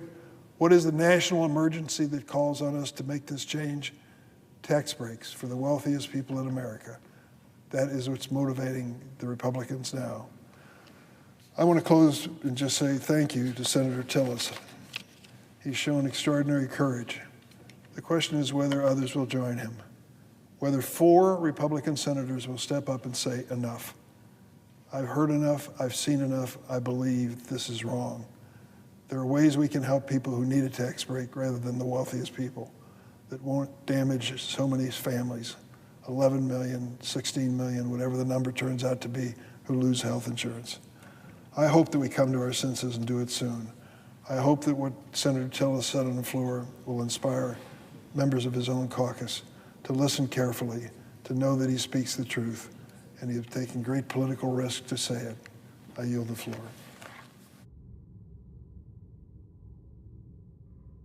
Mr. President. The senator from Wisconsin. Thank you. I am proud to join my Midwestern colleagues today to draw attention to what is happening in our states if this bill were to come to pass. And so I rise today on behalf of the 17 million Americans who are poised to have their health care terminated because of the Republicans' disastrous budget bill. And while I'm laser focused on the nearly 260,000 Wisconsinites whose health care will be placed in jeopardy by this measure, I realize that so many Americans who reside in states that are represented by Republicans don't have a voice in this fight right now on this Senate floor. You know, I have traveled my state extensively listening to people talk about how this bill would impact them and their families. And I've shared those stories. I've uplifted those stories, sometimes right here on the Senate floor, and sometimes in other ways. But I know that my Republican colleagues are getting the same influx of phone calls and letters that I'm getting from parents of children with disabilities, from the elderly, and folks who are working hard but just can't keep up. These are constituents who are downright scared that they will have a rug pulled out from under them. And I know my Republicans are hearing from their rural hospitals and their pediatricians who are clear about what this bill will mean for their ability to keep their doors open and to care for their patients. According to reports, my colleague from Kentucky even admitted as much behind closed doors last week, saying that, "I know a lot of us are hearing from people back home about Medicaid, but rather than committing to join us in this fight," he said, "they'll get over it," and urged his colleagues to forge ahead with this bill. Well, if my Republican colleagues won't fight for these Americans, I think it's well past time that some of us do. And that is why I'm proud to be standing with my Midwestern Democratic colleagues to do and say something about it. I'm here to stand up for the over 500,000 Midwestern Americans in Iowa, Kansas, Missouri, Nebraska, the Dakotas, whose health care is on the chopping block if Republicans jam through this terrible budget bill. In just those 6 states alone, over 340,000 Americans will lose their Affordable Care Act coverage, and over 225,000 Americans will be kicked off Medicaid if the Republicans get their bill and their way.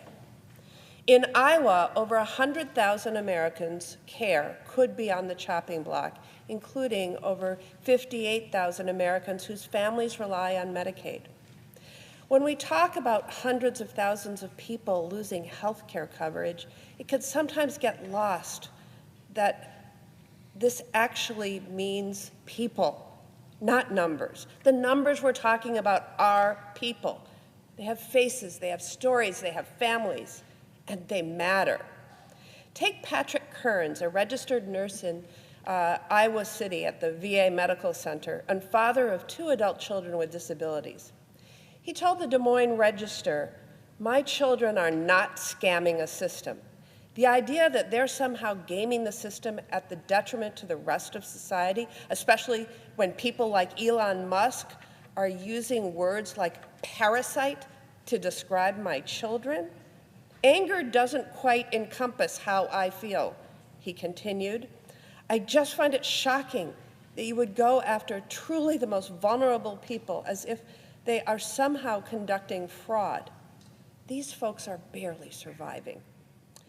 In Kansas, where nearly 90,000 Americans' health coverage is at risk, including 18,000 Kansans on Medicaid, Kathy and Jacob shared the story of their adopted sister, Maria, who suffered a traumatic brain injury at just 7 weeks old.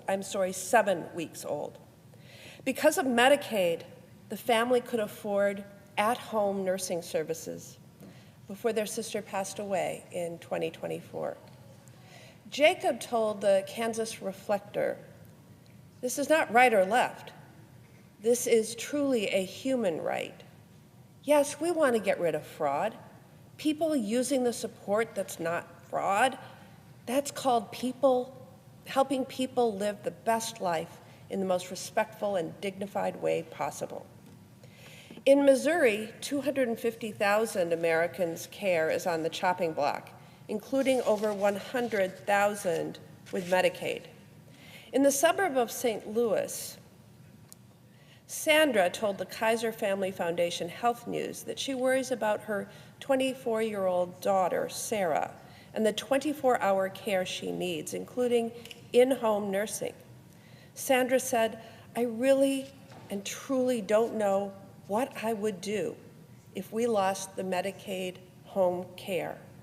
I have no plan whatsoever. It is not sustainable for anyone to do infinite 24-hour care without dire physical health, mental health, and financial consequences, especially as we parents get into our elder years." In Nebraska, 74,000 people could lose coverage, including 26,000 Americans on Medicaid. Dr. Ann Anderson Berry, who works at the Children's Hospital in Omaha, Nebraska, told Nebraska Public Media that these cuts would greatly harm those in Nebraska's rural communities.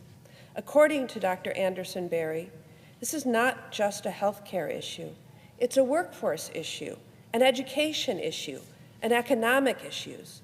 Communities without access to safe childbirth cannot attract or retain young families. They struggle to grow and they suffer generational consequences. Nebraska simply deserves better. Our rural families deserve better.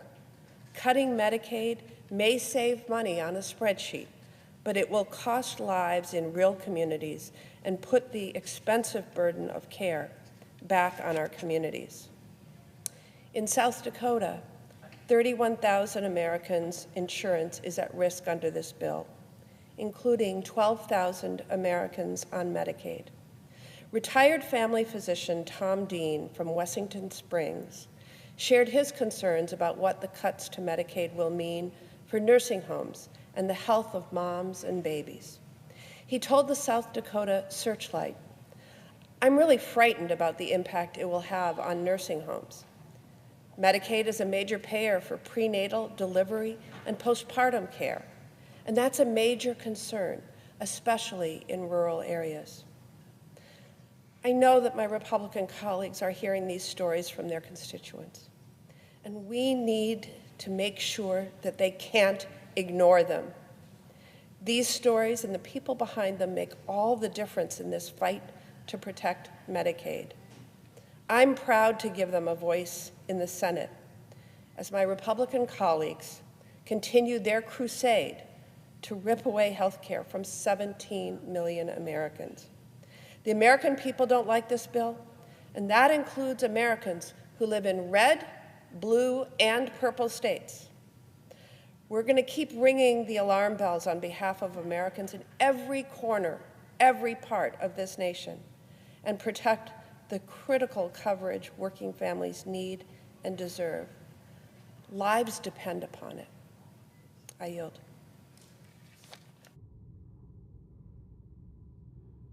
Mr. President.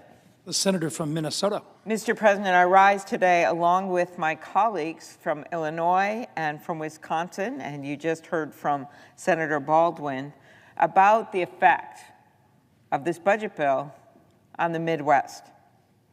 I guess I'd start by asking the same questions that our colleague, Senator Tillis, who just announced he wasn't going to seek re-election after the president threatened him with a primary And after he took a vote and had the audacity to ask the questions that had to be asked about this bill. And you heard him today. He talked about how he had talked to the hospital association in his state, how he had talked to the governor's office, how he had gotten the actual data on the effects of Medicaid in North Carolina. And then he asked the questions, how hard is it to see the impact of these proposals? And he asked, what's wrong with putting a little daylight on what's going on here? So that's what I'm going to do in my few minutes here. Put a little Midwestern daylight on what's going on here. That is that under this bill, 17 million people would be kicked off their health care because of the Medicaid and the Affordable Care Act changes. That was 16 million people until we got the updated numbers from the Congressional Budget Office. That's a nonpartisan group. It also drives $4 trillion in debt. It used to be 3.4. Now it's up to $4 trillion. And what will that mean? That will mean big time in the Midwest, where I have so many of my own constituents wanting to buy their first house. It's going to mean major increased interest rates. It's going to mean difficulty in buying all kinds of things for which you would take out loans, or for small businesses. All for giving a bunch of tax cuts for millionaires and billionaires. $400,000 for multi-millionaires. Our colleagues are going to raise costs and take health care and food away from millions of Americans. So my colleagues have talked about, Senator Baldwin and Senator Durbin, talked about the effect that this bill has in the Midwest when it comes to health care, the closing of the rural hospitals. The Midwest has a huge number of these rural hospitals, about half of them that be forecast to close. She talked about the Medicaid cuts. So I'm going to talk about a different piece of this, and this is the impact of cuts to food assistance. There is no avoiding the facts. Here they are. About a month ago, the House passed a budget bill, as you know, that cut nutrition assistance by nearly $300 billion. It put the country on track to eliminate SNAP for 4 million Americans and reduce benefits for millions more. I was hopeful that we would go in another direction. And while there were some changes made by the Republicans on the Agriculture Committee that I appreciated, it still amounts to over $185 billion in cuts from the SNAP program. And let me remind you that the vast majority of people on SNAP are older Americans, people with kids, veterans, people with disabilities. We were just out on the Senate steps with a number of those people and the groups that they represent and faith leaders talking about this very subject. Why them? Why give tax cuts to the wealthy on their backs? We know that the impact of the big, beautiful betrayal of a bill will be even more stark in the Midwest. In the Midwest, here are some examples. Americans use SNAP benefits. Nearly 155,000 people in Nebraska. And let's face it, that is not the biggest population state, but 155,000 Nebraskans use SNAP. About 190,000 people in Kansas, 260,000 people in Iowa, 660,000 people in Missouri, 700,000 people in the state of Wisconsin. Senator Baldwin just talked about the impact of health care there, but 700,000 people and my neighbors in Wisconsin. Nearly 1.5 million people in Michigan use SNAP. And in Minnesota, 450,000. So yes, those people will be affected greatly by this faux shift to the state. And unfortunately, while we tried to fight part of this, the state shift, we were not able to get that changed in the last few days. This means certain states, I'm just going to give you some examples, hundreds of millions of dollars are supposed to shift over to states in the Midwest when 41 of the 50 states in our country have balanced budget amendments. So what are they supposed to do? Cut infrastructure, cut law enforcement, when the majority of these cuts, and this is why this is such funny math, are shifts to the states. And it's why governors, especially in the Midwest, Governor Kelly in the state of Kansas has been speaking out big time on this, why they are so concerned about these shifts. In addition, and this is not something everyone thinks about when they think about SNAP, but we think about it big time in the Midwest, farmers and grocers. Over a third of America's farmland is located in the Midwest. That includes more than 722,000 farm operations, which is more than 1/3 of farms nationwide. So why would farmers care about this? Well, they will lose revenue because Americans won't be able to buy their products. And that loss, that's a SNAP program, right? It buys food from America, just like international organizations were buying food from America with USAID. That's been cut. Or the Trump tariffs, which dry up markets in places all over the world because of retaliatory tariffs. That's hitting our farmers. Input costs, inflation, you name it. And now this on top of it. In addition, this is going to be a big hit to our grocers. In many rural counties throughout the Midwest, their independent grocery store is the lone grocer in the country, in the county. So in 76 counties nationwide, they don't even have a single grocery store. And half of those are in the Midwest. I recently visited an employee-owned grocery store in rural Long Prairie, Minnesota. Population, 3,600. Businesses like that operate on tight margins, and they usually serve not just that county, as you could see from the numbers I just provided you, but with the surrounding counties, or they may be the only one in town. Businesses like that, the cuts to SNAP, it's pretty significant because that's sometimes the margin on which they're able to stay alive as a business. This would make it harder and more expensive for those grocery stores. It could put them out of business, that's for sure. That's what the grocery stores believe. But it also hurts the individual people in their areas because in the rural areas, you have an overwhelming number of seniors, you've got an overwhelming number of veterans, and you have just an overwhelming number of the people who are using these kinds of grocery stores. So SNAP supports hundreds of thousands of jobs and billions of dollars in wages at these independent grocers, farms, other industries, including more than 1,700 jobs in Nebraska, more than 1,900 jobs in Kansas, more than 2,600 jobs in Iowa, more than 7,000 jobs in Missouri, more than 6,000 jobs in Wisconsin, more than 13,000 jobs in Michigan, more than 4,000 jobs in Minnesota. We know that from farmers and truckers to local grocers, for every dollar invested in SNAP, about $1.50 of economic activity is generated nationwide. For many Midwesterners, this bill would make the difference between having a grocery store in their region or not. I mentioned the shift of billions of dollars of cost to states that will blow holes through the state budget. They won't be able to afford it. And sadly, our Republican colleagues know this because 44 states have this balanced budget rule. And they're going to be forced to choose between paying the cost for food and paying for critical services. That is why 23 Democratic governors, all of them, just laid out in a letter to Congress.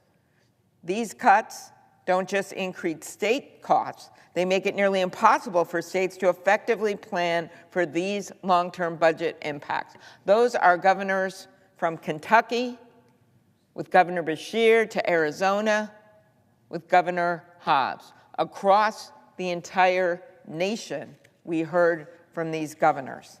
Not to mention the governors such as Governor Pritzker in Illinois, and Governor Walz in Minnesota, and Governor Kelly in Kansas, and Governor Whitmer in Michigan.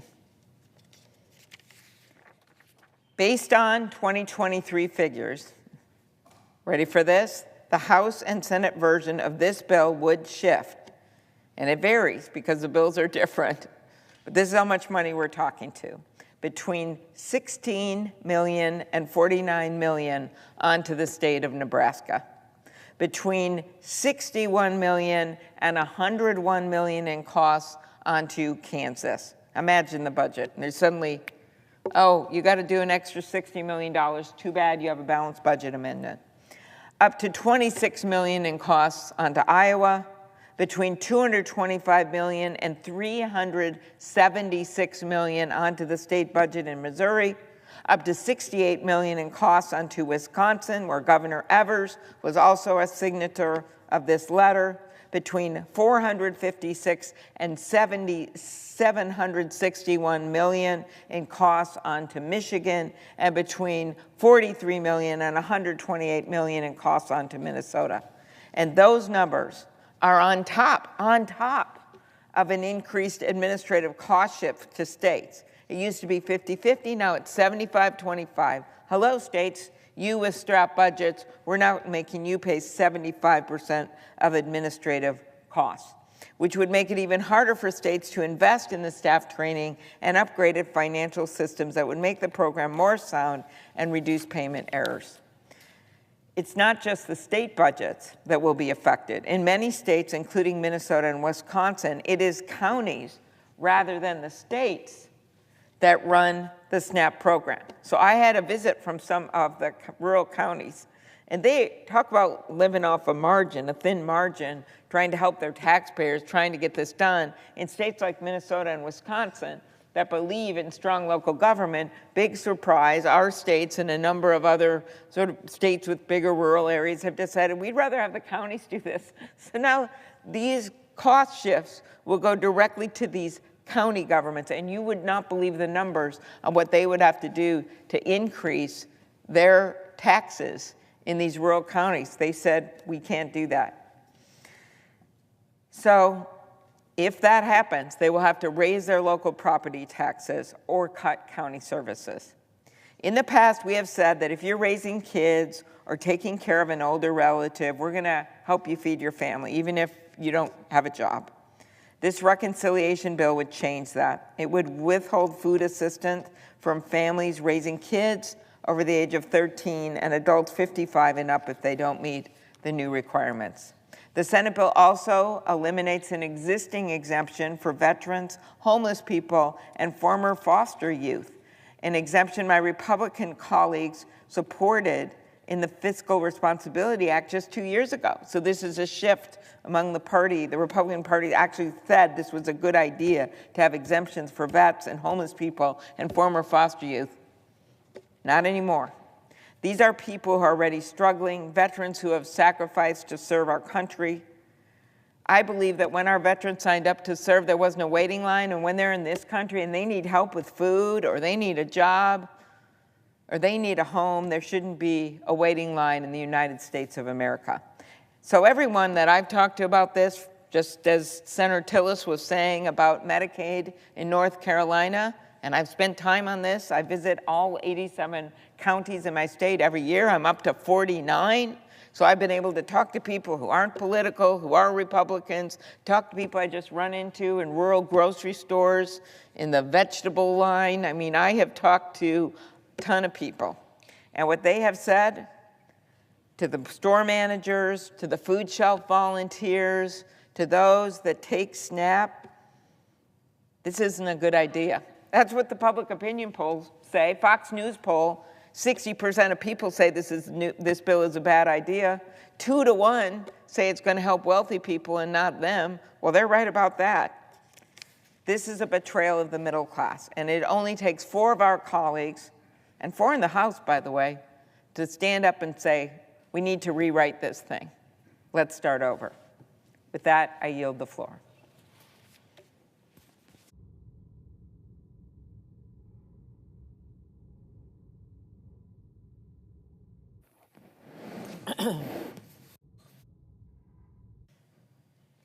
Mr. President. The senator from Nevada. Mr. President, I rise today to express my strong opposition to the devastating and dangerous tax and spending bill that Senate Republicans are trying to jam through this weekend on a party line vote. A bill that will gut essential programs like Medicaid and SNAP just to pay for even more tax breaks for billionaires. So let's be clear about what's happening here. This big, beautiful betrayal, it isn't about fiscal discipline, it's fiscally reckless. It isn't about responsibility or doing what's best for average Americans. It's about misguided priorities. It's about giving more to the ultra-wealthy on the backs of hard-working families.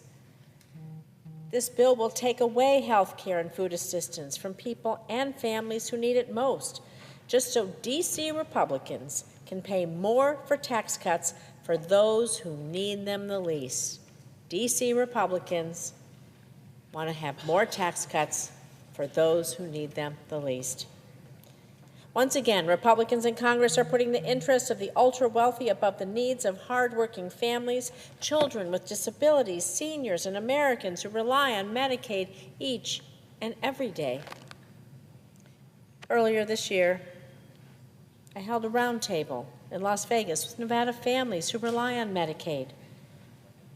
For them, Medicaid is not just a talking point. They're not simply pay-fors in a budget bill. Medicaid is a lifeline. It literally keeps their children alive. I talked to people like Jessica, whose daughter Kay, well, she's 4 years old. She was born with Down syndrome and was recently diagnosed with type 1 diabetes. Jessica relies on Medicaid to help cover the cost of weekly physical, speech, and occupational therapies for Kay, all of which are responsible, well, they're helping her learn to walk, to use utensils, to write her own name. Imagine when her mother sees her write her own name. It's a proud moment. Kay also has a cardiologist and an endocrinologist to manage conditions related to her Down syndrome. Medicaid covers these doctors. It covers her insulin. It covers the insulin pump that allows Jessica to manage her daughter's diabetes around the clock, well, because Kay can't communicate when her blood sugar is dangerously low or high. And Jessica said something at that roundtable I'll never forget.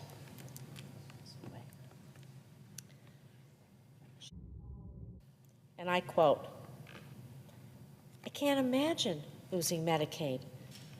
Obviously, I'm going to have to try to give up something because I'm not going to let her go without insulin and the life-saving care she needs.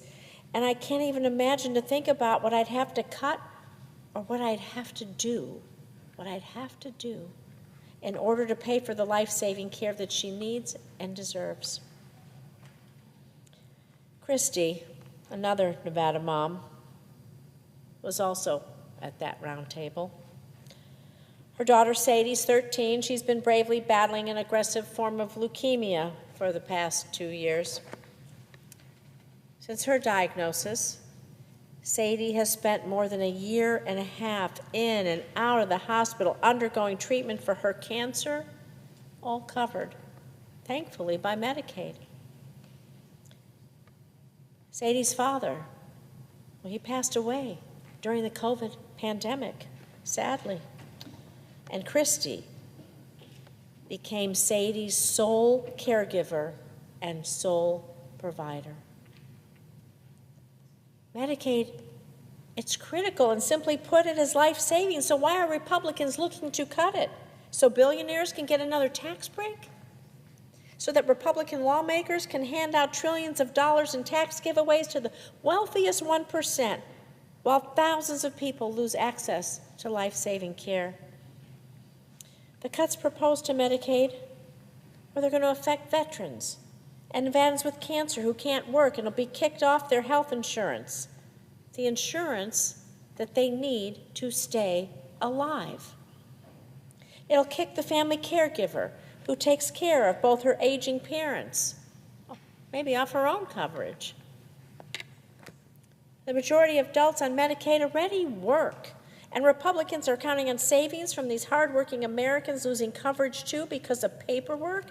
The paperwork is just going to be so bureaucratic, so full of red tape. The goal is to make it so hard, so damn burdensome that nobody can do it. No one can go to work, take care of their sick loved one, be sick themselves. They're hoping they drop off, even if they technically qualify. This is where they find their savings. Aren't we supposed to cut red tape and improve the lives of our constituents? And so this is just cruel. It's a lose-lose situation. People can't work because they have a life-threatening illness, or they're working and they miss the complicated new paperwork, where people are hoping that they can't do, so they'll drop off, and that's where they'll find the savings. They'll lose their health insurance, and maybe they'll drop off, and they'll lose their life too. All for a tax break for the wealthiest, for the billionaire cabinet of our current president.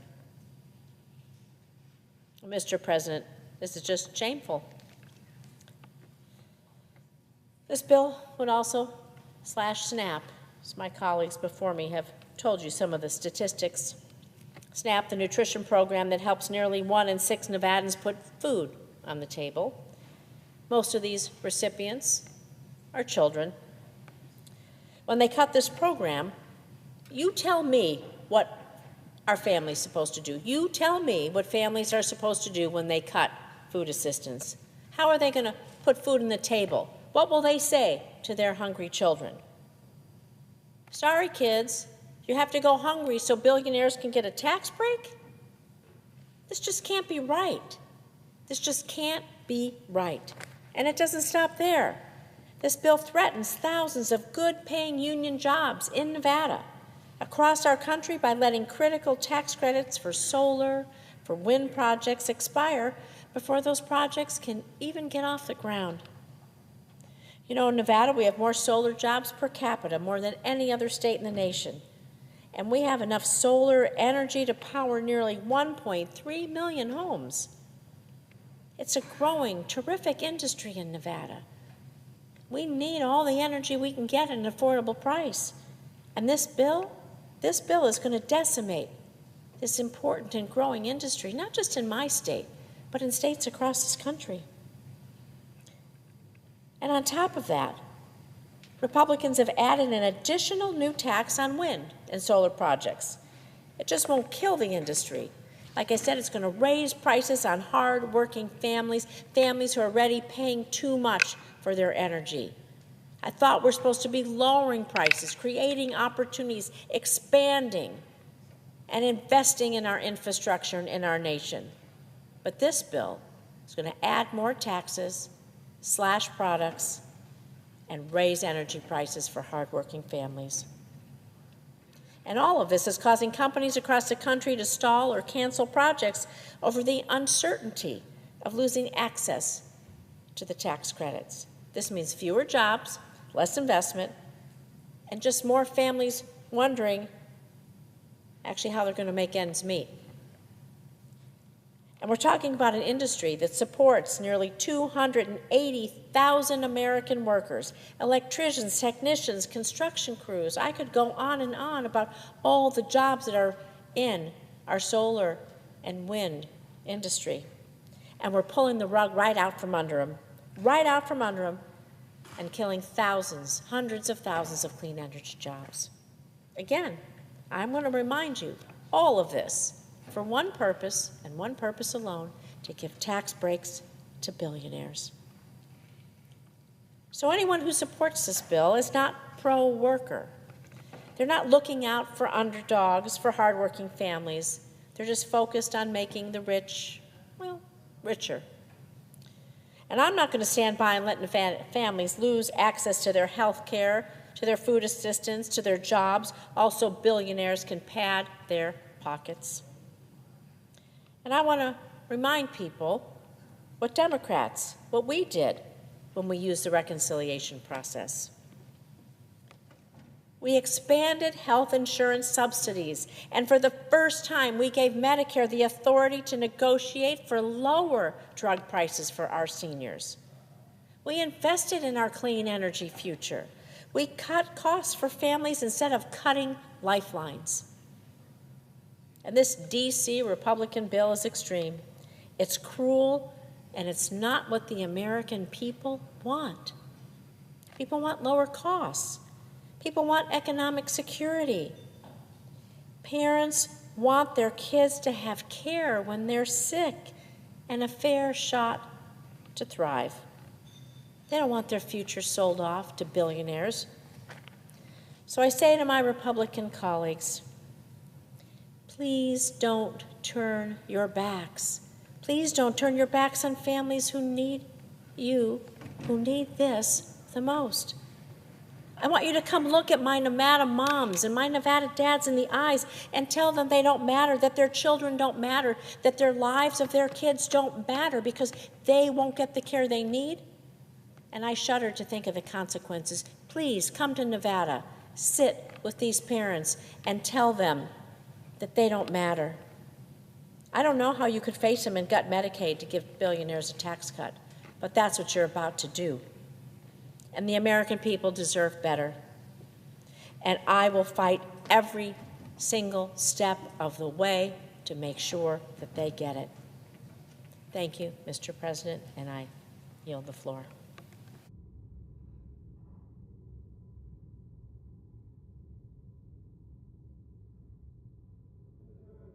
The senator from North Carolina. Thank you, Mr. President. I'm going to be brief. I promise Senator Hollins, I'm sorry, Senator. Going to be about 5 minutes. This is an easy one. Number one, I should have probably said this earlier. My colleagues on the other side of the aisle, I completely disagree with the narrative of the billionaire taxes. Folks, this is actually reducing or making sure that we don't raise taxes on people like me that grew up in trailer parks, didn't get my degree till I was 37, struggled to make ends meet.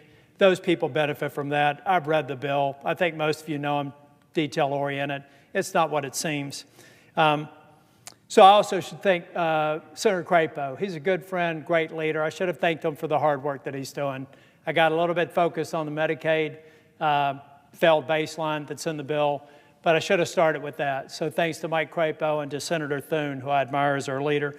Mr. President, I'm here to talk about the production tax credit and the investment tax credit, though. It's another classic example where think tanks and people that haven't worked a day in business are setting policy in the White House without a clue about what they're potentially doing to our grid. A lot of people probably, I had Alex Weinstein, who is a self-described philosopher and expert in this area, in my office, talking with 3 people, practitioners that actually work in it. One of them is someone who specializes in power purchase agreements for large businesses. Walmart's one of the most sophisticated buyers of electrons in the world. They map out their power requirements years in advance. They want to make sure that their food doesn't spoil and they got power running. They've already made several power purchase agreements with projects underway, folks. And this bill is basically gutting it. Instead, and everybody's high-fiving. What's amazing to me, Mr. President, is the mark that we laid down the other day almost achieved the same level of cuts of the House bill within $30 billion. Within $30 billion. And instead of thinking that was progress, somebody got cute and decided to take away in construction and put it in service. Let me tell you why that's disingenuous.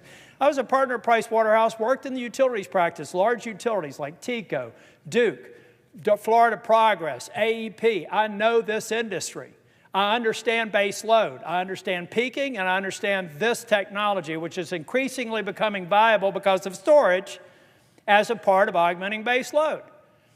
Well, now we've got the Walmarts and all of these data centers and everything that we want to bring back on shore, putting in these power purchase agreements teed to these projects like solar in particular, like wind and other innovative, renewable natural gas, methane, hydrogen. I can go on.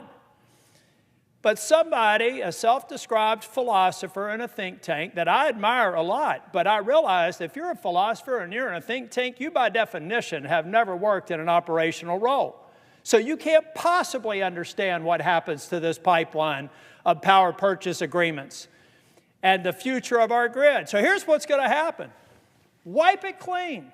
Put an excise tax in. Effectively, throw the football in the end zone, spin it, and walk away and do the party dance. And what you have done is create a blip in power service, because there isn't going to be a gas-fired generator anytime soon. Folks, the generator's necessary to create power with gas, best case 5 years from now.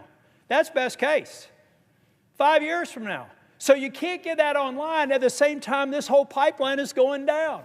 So I want that philosopher to tell me that he understands how to plan out power over time, and to let me know that when all these projects fail, some will make it, some will get subsidized, some will go bankrupt, so it won't be Armageddon, but it's going to be a problem. So they better get it right. It's another example, folks, when you rush a bill and you don't think through the implementation, you don't get it right. And so I hope that my colleagues recognize it's half-baked.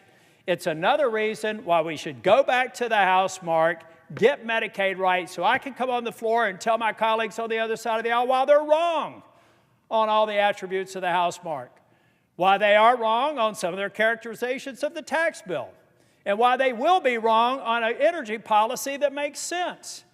But I have to vote against a bill from my own party that I have never parted from before, because we're rushing to an arbitrary deadline with people who have never worked a day in this industry, maybe philosophized and written a few white papers on it, but haven't gotten their hands dirty. I have, and this is another segment of the bill that needs to change. Thank you, Mr. President.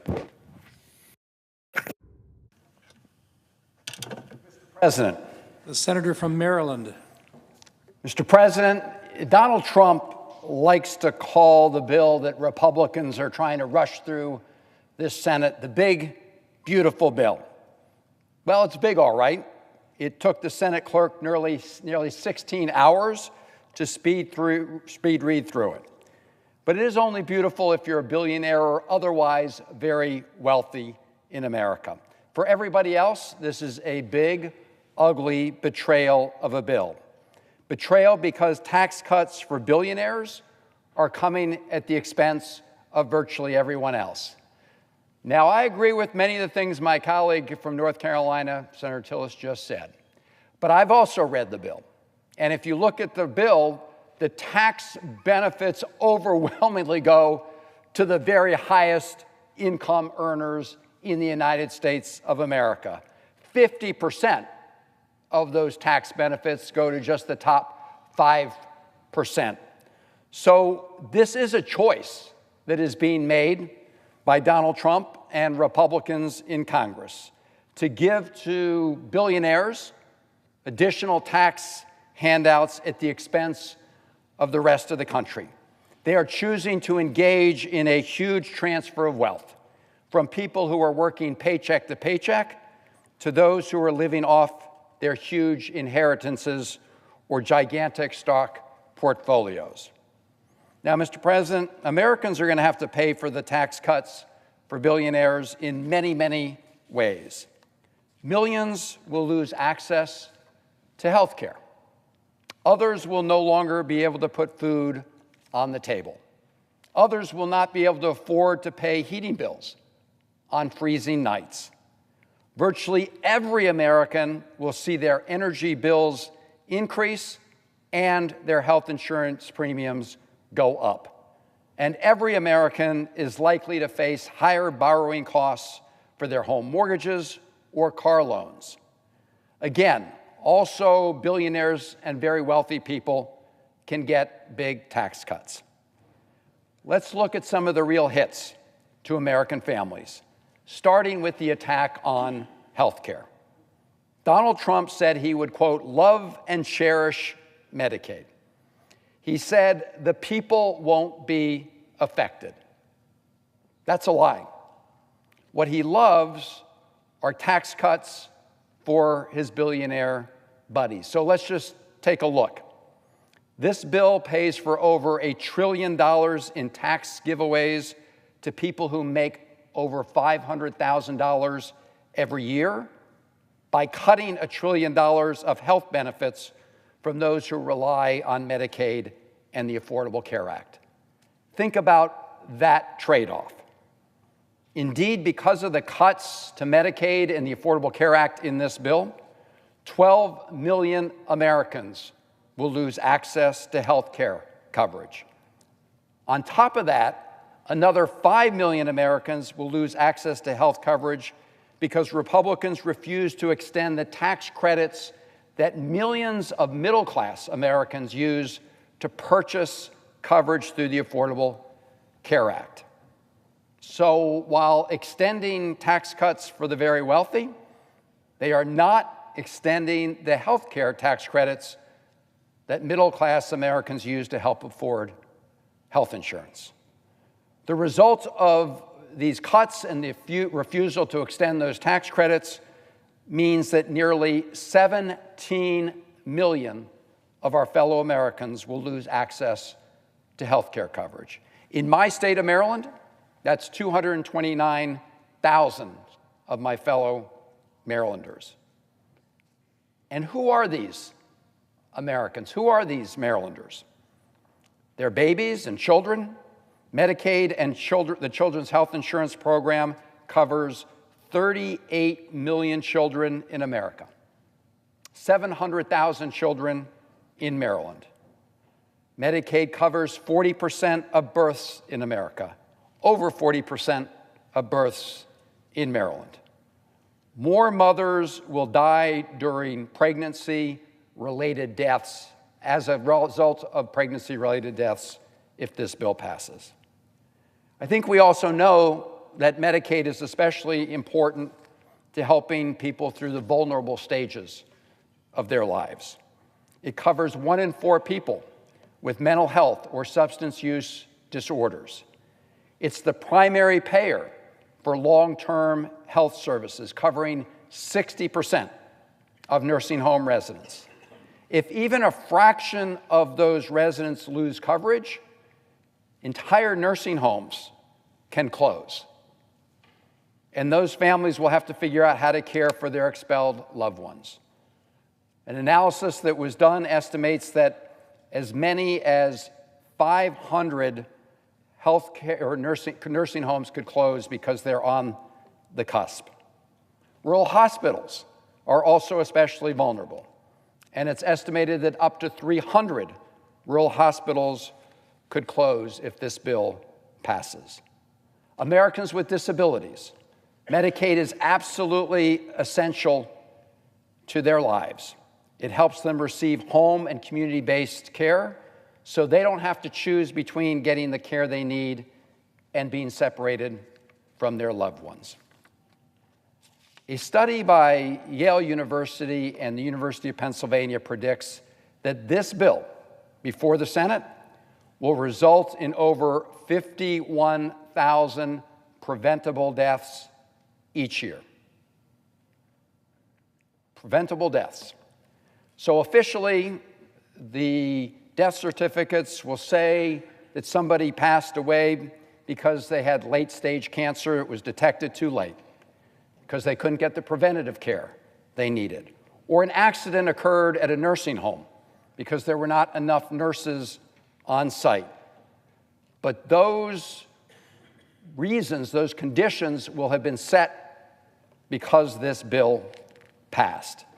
And again, making millions of Americans more vulnerable to pay for tax cuts for the ultra-wealthy is unconscionable, but it is the choice being made in this bill.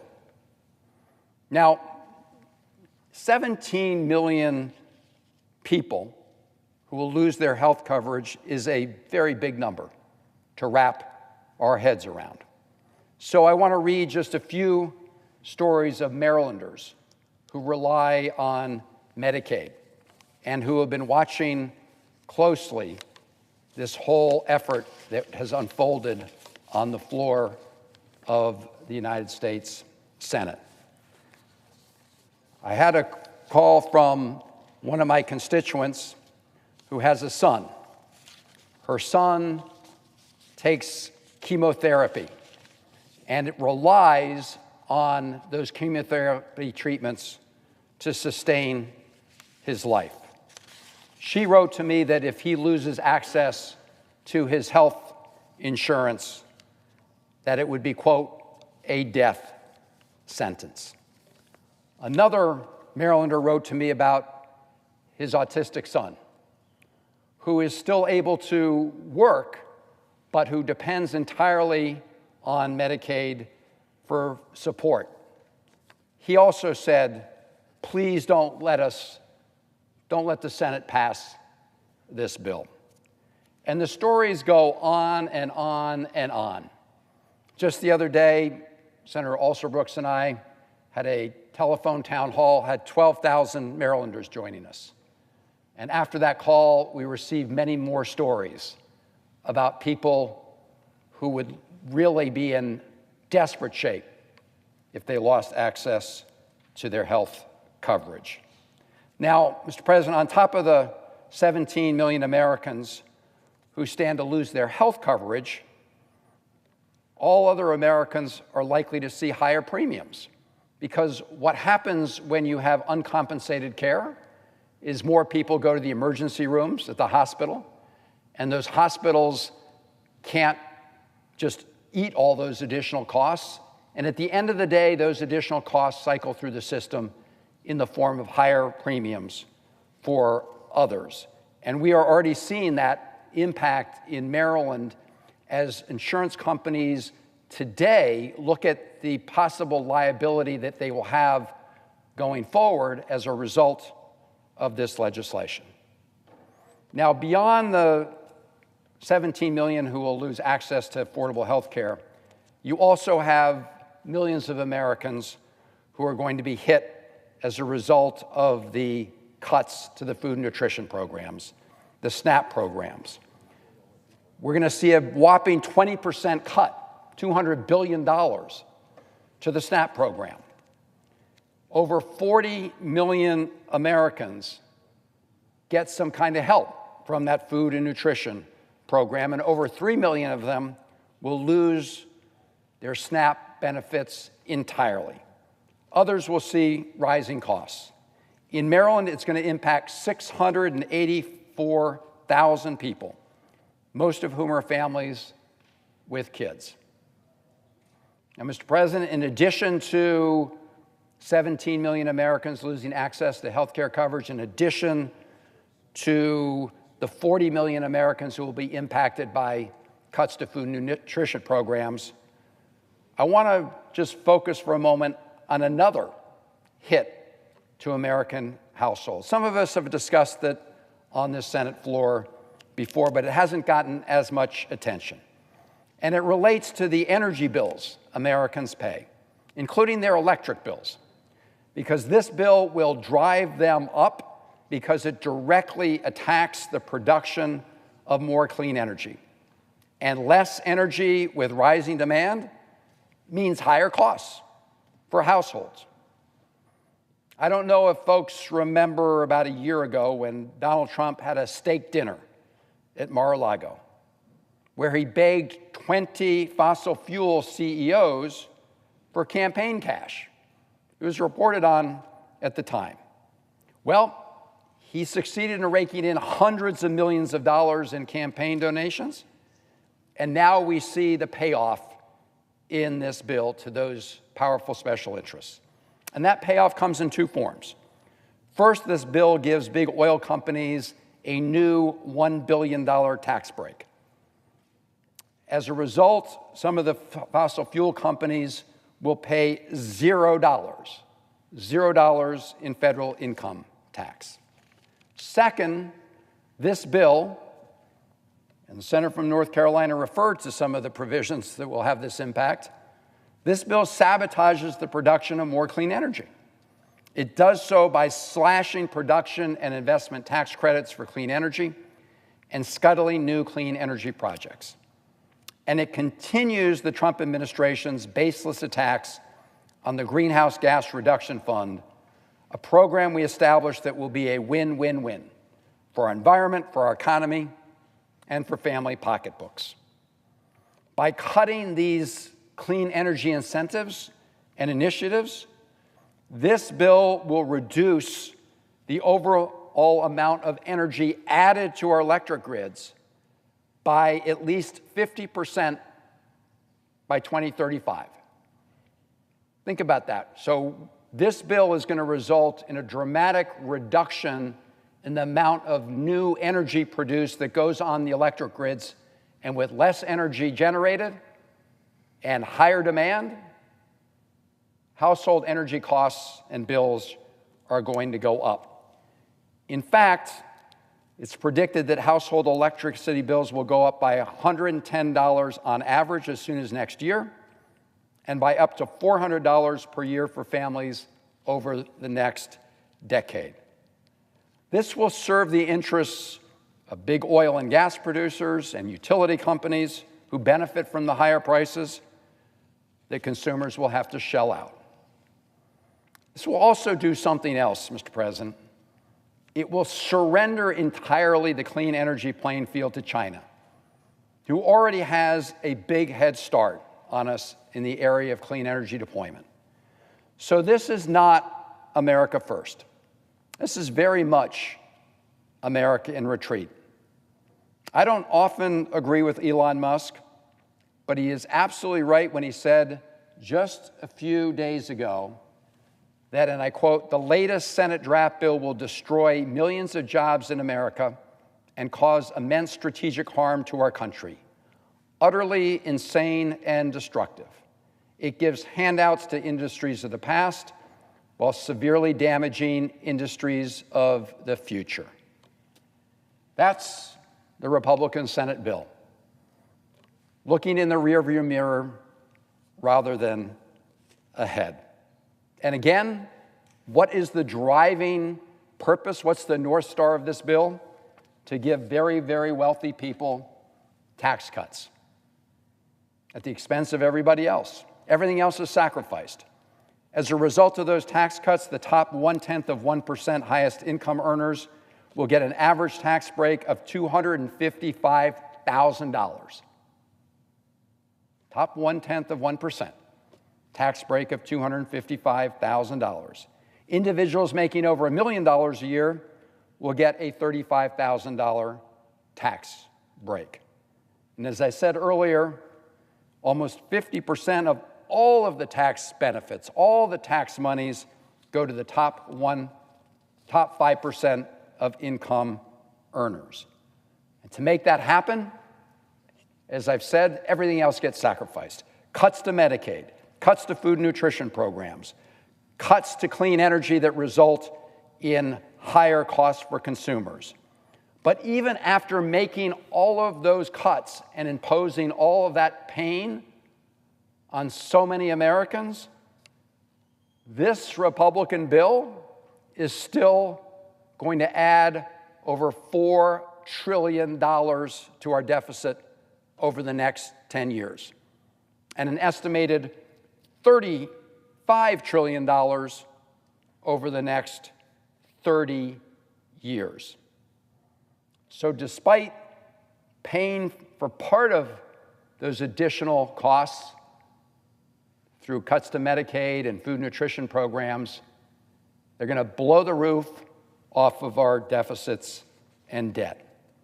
And make no mistake, when you do that, you cost every American, because it will generate upward pressure on interest rates, which raises costs for Americans who want to take out a mortgage to buy a home, or want to get a car loan, or for small businesses. In fact, the Yale Budget Lab projects that the House-passed bill would add over $1,000 a year to the cost of a mortgage, and over $800 a year to the cost of a small business loan. That's the House-passed bill. The Senate bill will be worse, because the Senate bill is about $1 trillion more to the deficit over 10 years than the House bill. Now, Mr. President, I do want to just focus on a final aspect of the deficit and debt impact of the Senate Republican bill. And that is this very deliberate effort to use fraudulent accounting to hide the deficit impact of this bill from the American people. Let me give you an example. Let's say you signed a contract to rent an apartment for $2,000 a month. You know that's going to cost you $24,000 for the full year. Now, at the end of the year, if you want to keep renting that apartment at that rate, any normal person would say, well, that's going to cost them another $24,000. Senate Republicans want to tell the American people that the cost of continuing to rent that apartment for another year is zero, because the amount of rent they have to pay in year 2 is the same rent they had to pay in year 1.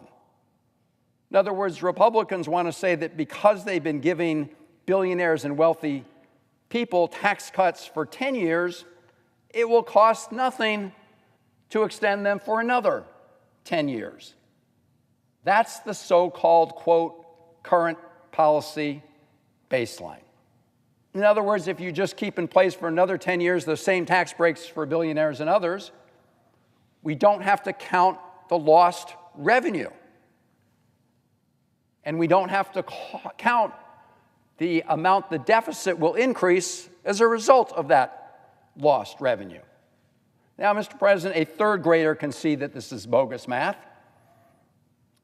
Let me read my colleagues a statement made this year by somebody, and I quote, anyone who says that about the, here's what he said, anybody that says the current policy baseline is the way to go is engaging in intellectual and economic fraud, end of quote. I wanted to make sure I got that quote correct because it was made by a Republican congressman from Arizona, Congressman Schweithart. Here's another quote. This is fairy dust, and they are all full of crap, and I'm going to call them out on it. Who said that? Congressman Chip Roy, Republican from Texas. And I think it's worth quoting those Republican members of Congress because while I dramatically disagree with what they did in their House bill, at least they used honest accounting. At least they didn't try to perpetrate this budget fraud that we're witnessing here in the United States Senate. A budget fraud that would, I dare say, make the Enron scammers blush. And if you go through the numbers, it's dramatic. For example, honest scoring of the bill shows that extending the individual tax rates from Trump 2017 will cost $2.2 trillion. That's what the House of Representatives said, $2.2 trillion. When you use the fraudulent budget math that Senate Republicans want to use, all of a sudden that's $83 billion. If you look at the cost of extending key deductions for businesses, the House used accurate accounting. It comes to $820 billion over 10 years. Under the Senate plan, $6 billion. So I'm not going to spend a ton of time, Mr. President, going over this chart, but I do want to put it up here. This is from the Committee for a Responsible Federal Budget. And the blue shade in each of these years shows what Senate Republicans say their bill will cost in each of those years. This is the so-called current policy baseline. This is what those House Republican members called fraudulent accounting, and it is. And if you add up all of those blue deficits over those 10 years, they claim it's $441 billion additional debt over 10 years. But if you use the honest accounting that we've always used in the United States Senate for the purpose of budget reconciliation, you get the full bar, including the orange numbers, which is $4.2 trillion in debt over those 10 years. I do want to point out to my colleagues something interesting because you have these dashed orange lines. What this is representing is that some of these costs from lost revenues in some of these out years go down. That's because under this House Republican plan, the tax cuts for people with the no tax on tips, they go away. They vanish. They vanish right here in 2029. But the tax cuts for very wealthy people, for billionaires and others, they go on for the 10 years. In fact, they go on forever. And the last point I'm going to make is by letting them go on forever, tax cuts for very wealthy people, Senate Republicans are violating the entire structure of the budget reconciliation process. Because when it was first devised, the entire purpose of it was to reduce our deficits and reduce the debt. And Republican senators are perverting the entire purpose of that special procedure that allows things to pass in the United States Senate with 51 votes and not having to secure the 60-vote threshold to overcome a filibuster. They are violating that entire structure. And again, why? Because they're hell-bent on making sure those tax cuts for very wealthy people go on forever. And again, at the expense of everybody else. And I'll just close, Mr. President, by pointing out that it wasn't that long ago that just down this hall here in the Senate rotunda, Donald Trump took the oath of office. He looked at the cameras and he said he wanted a new golden age for America. But this is not a golden age for America. It is a gilded age for the wealthiest people in America. And those are the people he was really speaking to because they're the ones who were sitting right behind him on Inauguration Day. Elon Musk, Jeff Bezos, Zuckerberg, the tech titans, the billionaire cabinet, more billionaires than any cabinet by far in American history. That's who this bill serves. It serves very wealthy and powerful people, and it does so at the expense of everybody else in America in one form or another. And I hope our Senate, on a bipartisan basis, will give it a big thumbs down, and I yield the floor.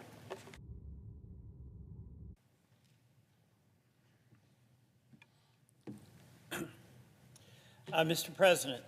To recognize the senator from Vermont. Thank you. Mr. President, never in my time in Congress have I seen a bill that does so much damage in so many ways to so many people in so many states and that will affect so many generations. Mr. President, the clerks have read the bill. It's now time for us to kill the bill.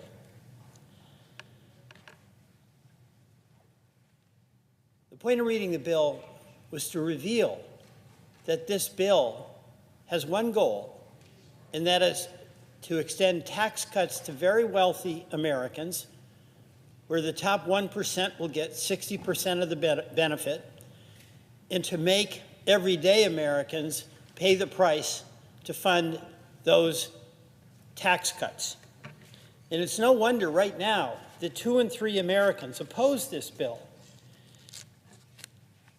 The question is, will the United States Senate oppose this bill? Here are just a few ways that the president's so-called one big, beautiful bill will hurt Vermont. In Vermont, 11,500 people will lose their health care coverage under Obamacare, the Affordable Care Act.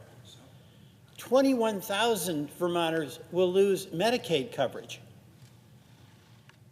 And food nutrition programs that are so essential to the well-being of your citizens and mine. In Vermont, the SNAP program, 11% of our households use it, 65,000 people, a little over a third of households rely on the SNAP program, and they have kids. Nearly 3,000 veterans in Vermont rely on the SNAP program. By the way, we're talking about $6 a day. Billions are going to be cut across the country, and that's going to hurt Vermont, and it's going to hurt everyone.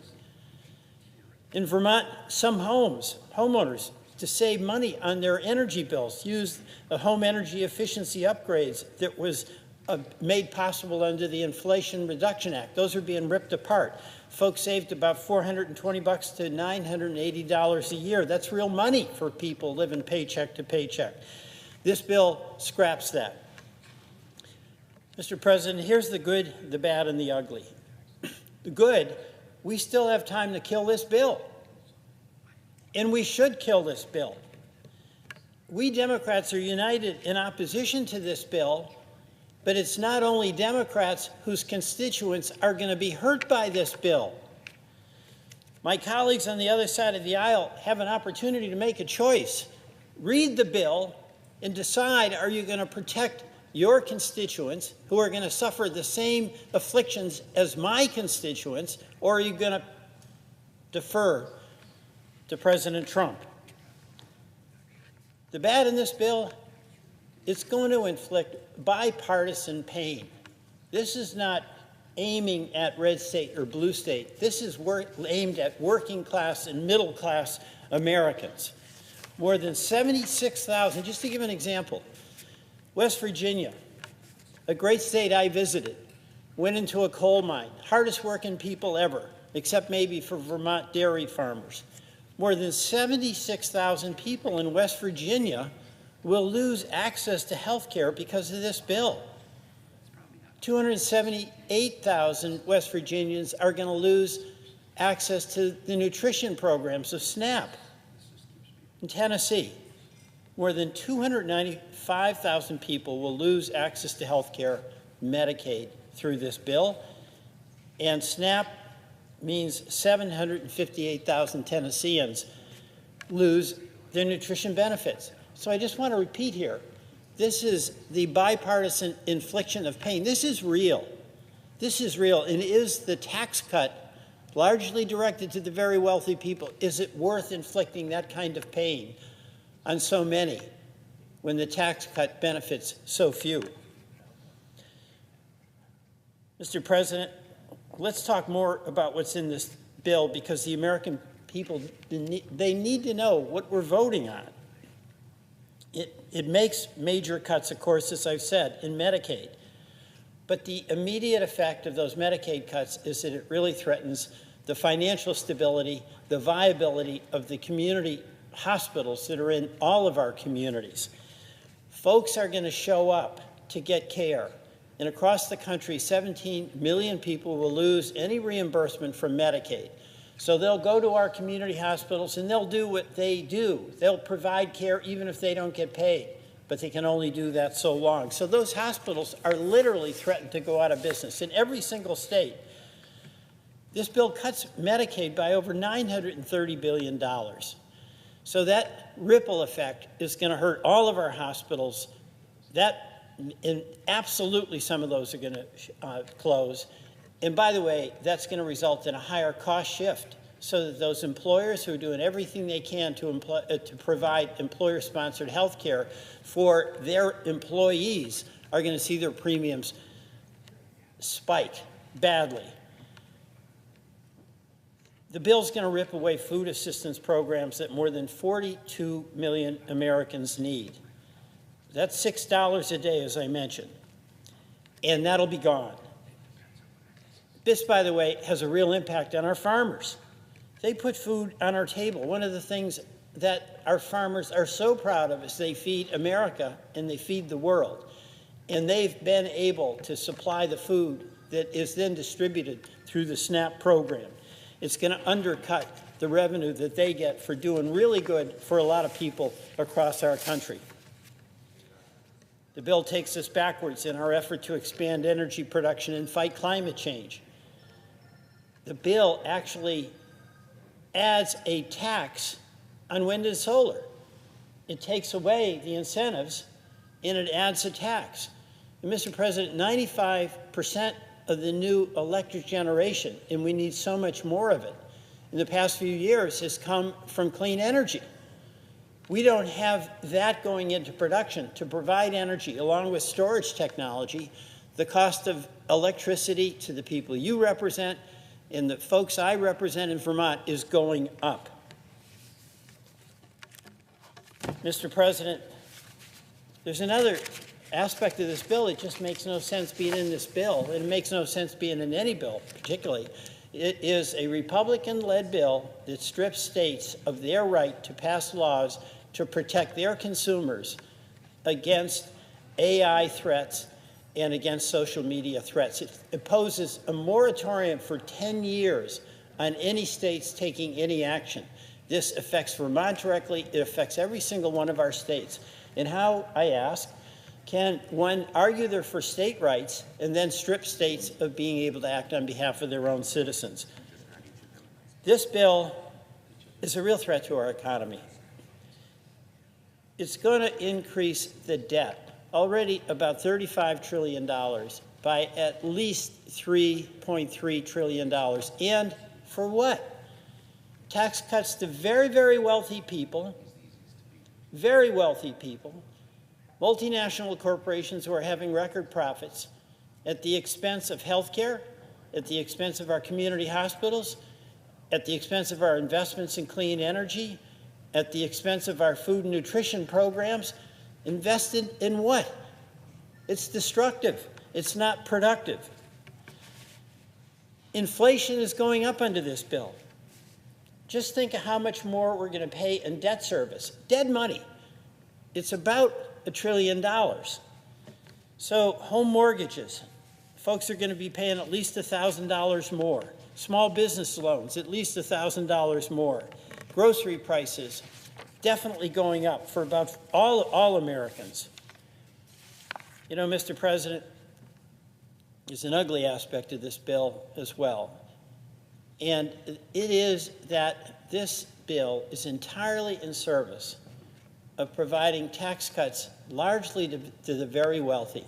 The top 1% of income earners in this country will get 60% of the benefit.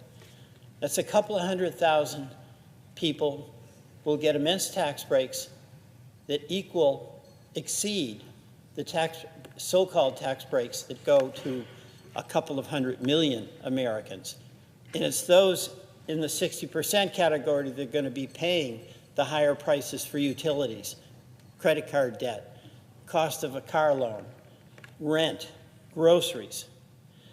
So, Mr. President, I say let's come to our senses and not do something that is in a massive escalation of the wealth transfer from the working class, the middle class, to the very, very wealthy. Many of us have a number of amendments, and I do too, to try to make the point that our job is to make things better for everyday working Americans, not inflict additional burdens on them. We have a job to do. It is to strengthen this economy, provide more stability for our families and our communities.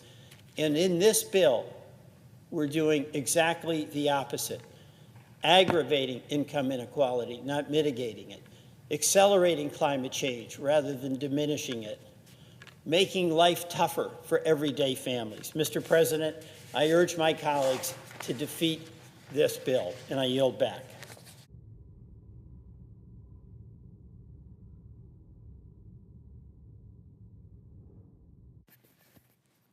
Mr. President.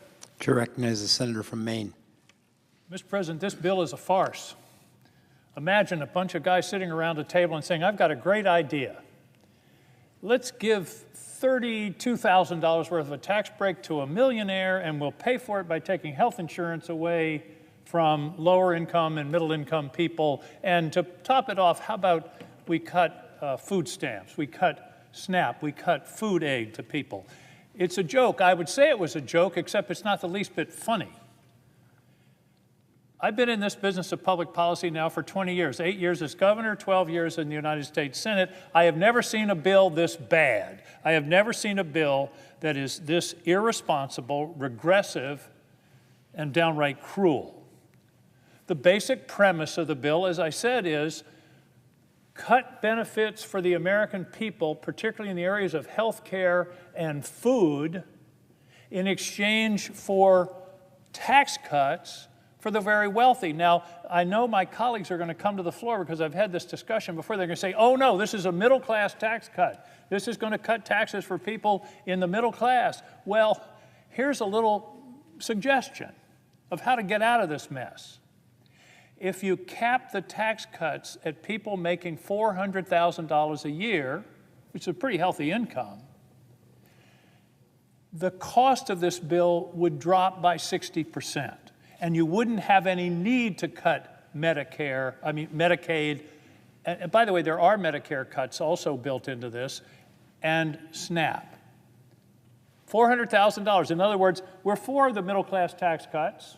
That's okay, but just stop it at $400,000 and don't give the tax breaks to the people. A millionaire under this bill gets a $32,000 tax cut. A person making $5 or $10 million gets a couple of $100,000 tax cut. I don't think they need it.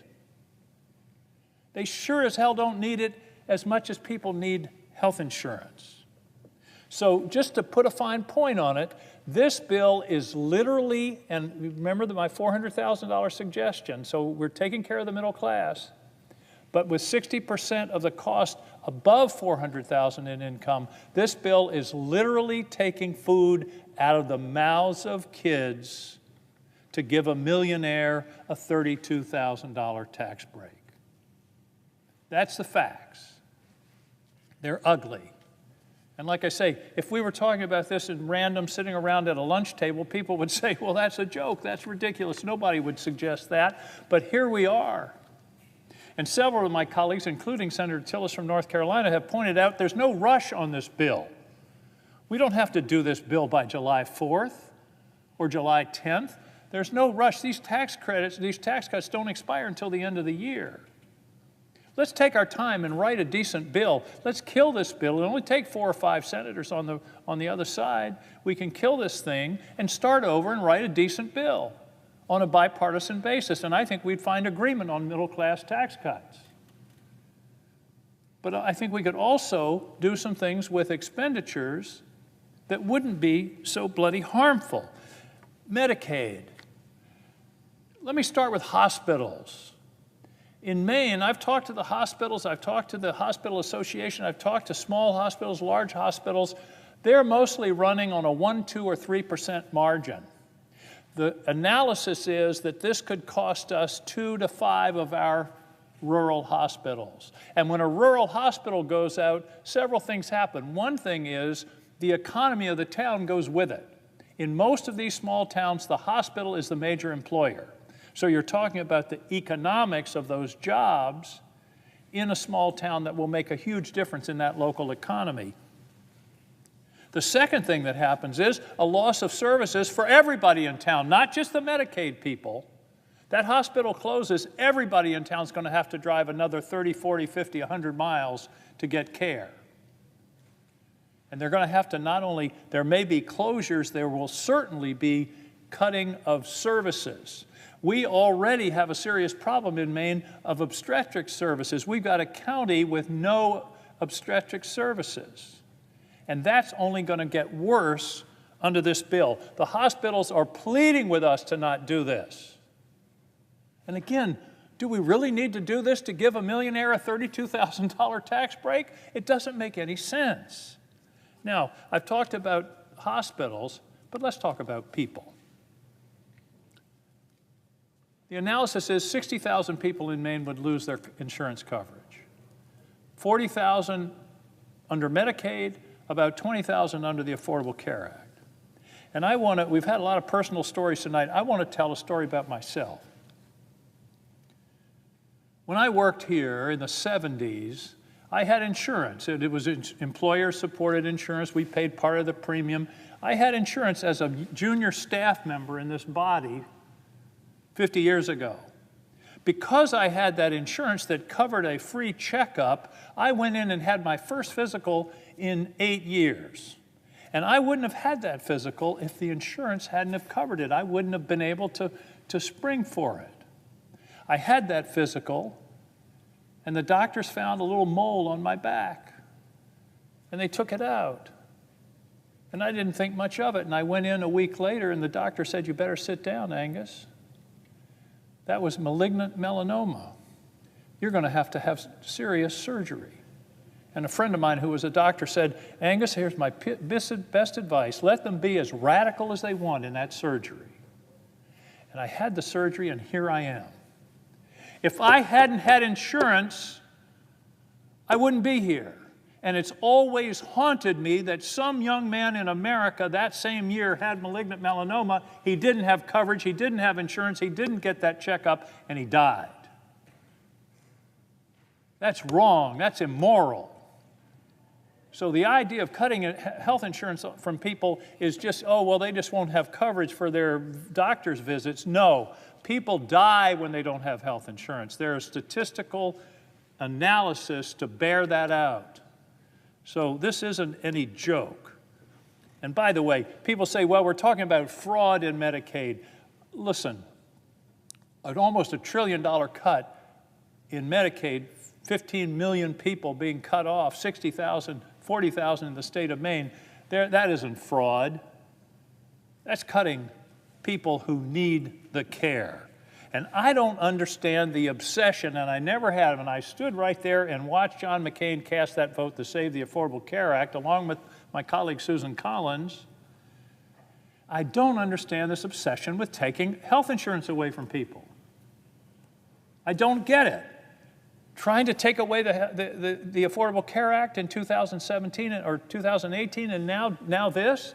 What's driving this?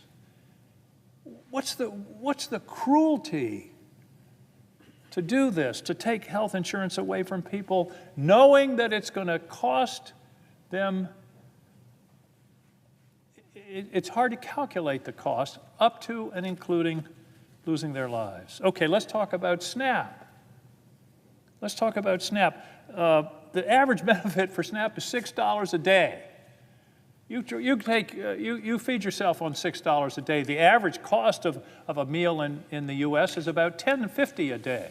So we're already below cost, if you will. And here's what it means in my state. 20% of the children in my state are food insecure. And we're talking about cutting SNAP and taking dollars away from those kids. And I was interested in that, and I thought, oh, that's pretty bad. I'm worried Maine's 20%.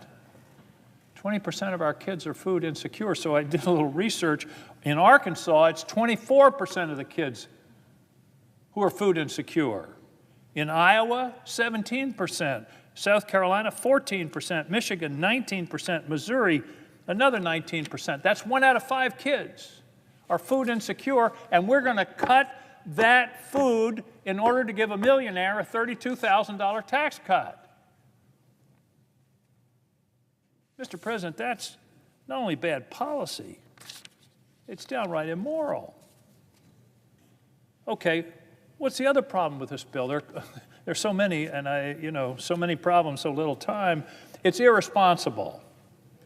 It adds about $4 trillion to the deficit. And by the way, this current policy thing doesn't pass a straight face test. A 7th grader knows it's nonsense. You got to borrow the money to pay. If this bill doesn't pass, then there isn't a $4 trillion hit on the budget. If it passes, there is. And the thing that really gives a lie to this nonsense is also in this bill is a $5 trillion increase in the debt ceiling. If it's not really debt, then we don't need to increase the debt ceiling.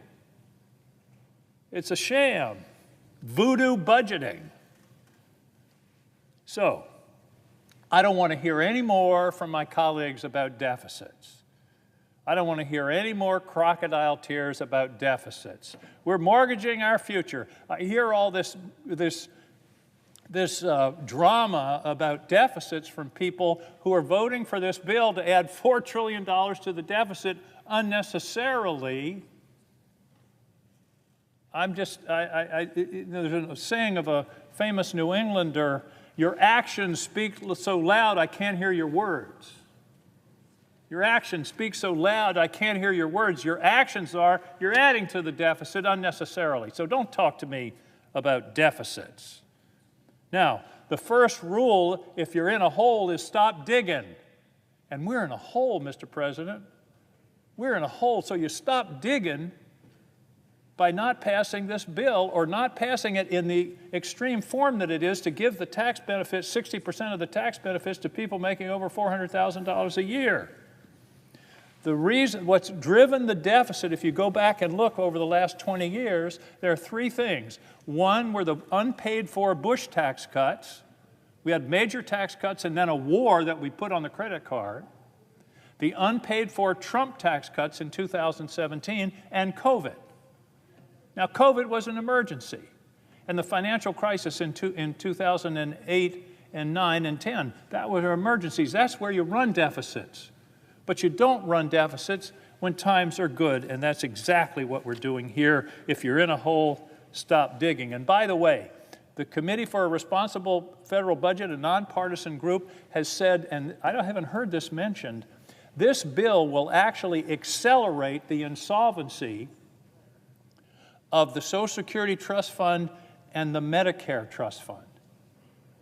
There's a nice thing for you. It'll make those funds go insolvent sooner than would otherwise be the case. Gutting the IRS.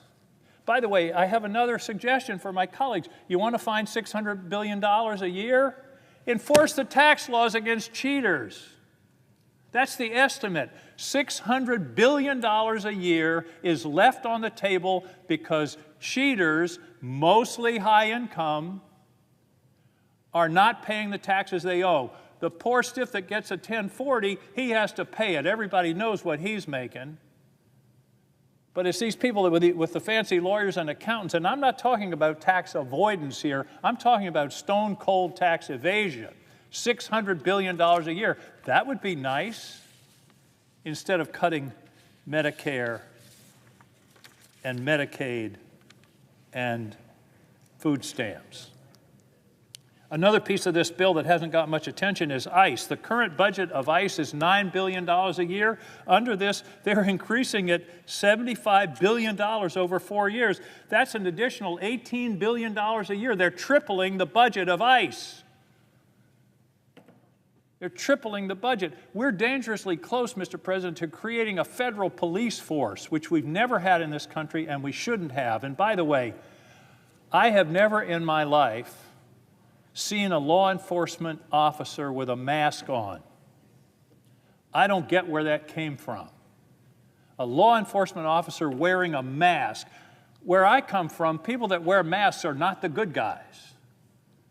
And I don't understand that, but to triple this budget, you wonder where that's going to take this country. So let me go back to the beginning. All this damage to give a tax break to a guy who's making $1 million. The chairman of the Finance Committee wasn't here, I think, when I said this. Mr. Chairman, if we limit the tax cuts to people making $400,000 and less, it will reduce the cost of this bill by 60%. It will ameliorate the need for any cuts to Medicaid and SNAP. It would also minimize the hit on the debt and the deficit. There is no rush to pass this bill. Let's kill it, give it a merciful death over the next 24 hours, and then start over writing a responsible bill to deal with the expiring tax cuts for the middle class and deal with issues within the federal government that should be addressed. But this bill is not the answer. It is a sham, and it is a shame, and it is embarrassing to even be debating this bill. It should have never come before us in this form. I hope that enough of my colleagues will see that this is an unnecessary damage to the citizens of this country and the citizens of their state. Every state's citizens are going to suffer. And this is something that we in this body can and should prevent. Mr. President, I yield the floor. Mr. President. To recognize the senator from Idaho. Mr. President, I ask unanimous consent that when the Senate complete its business today, it stand adjourned until 9 a.m. until Monday, June 30th, that following the prayer and the pledge, the morning hour be deemed expired, the journal of proceedings be approved to date, the time for the two leaders be reserved for their use later in the day, morning business be closed, and the Senate resume consideration of calendar number 107, H.R. 1. Further, that the leaders be recognized, and following their remarks, all debate time on calendar number 107, H.R. 1 be expired. Without objection.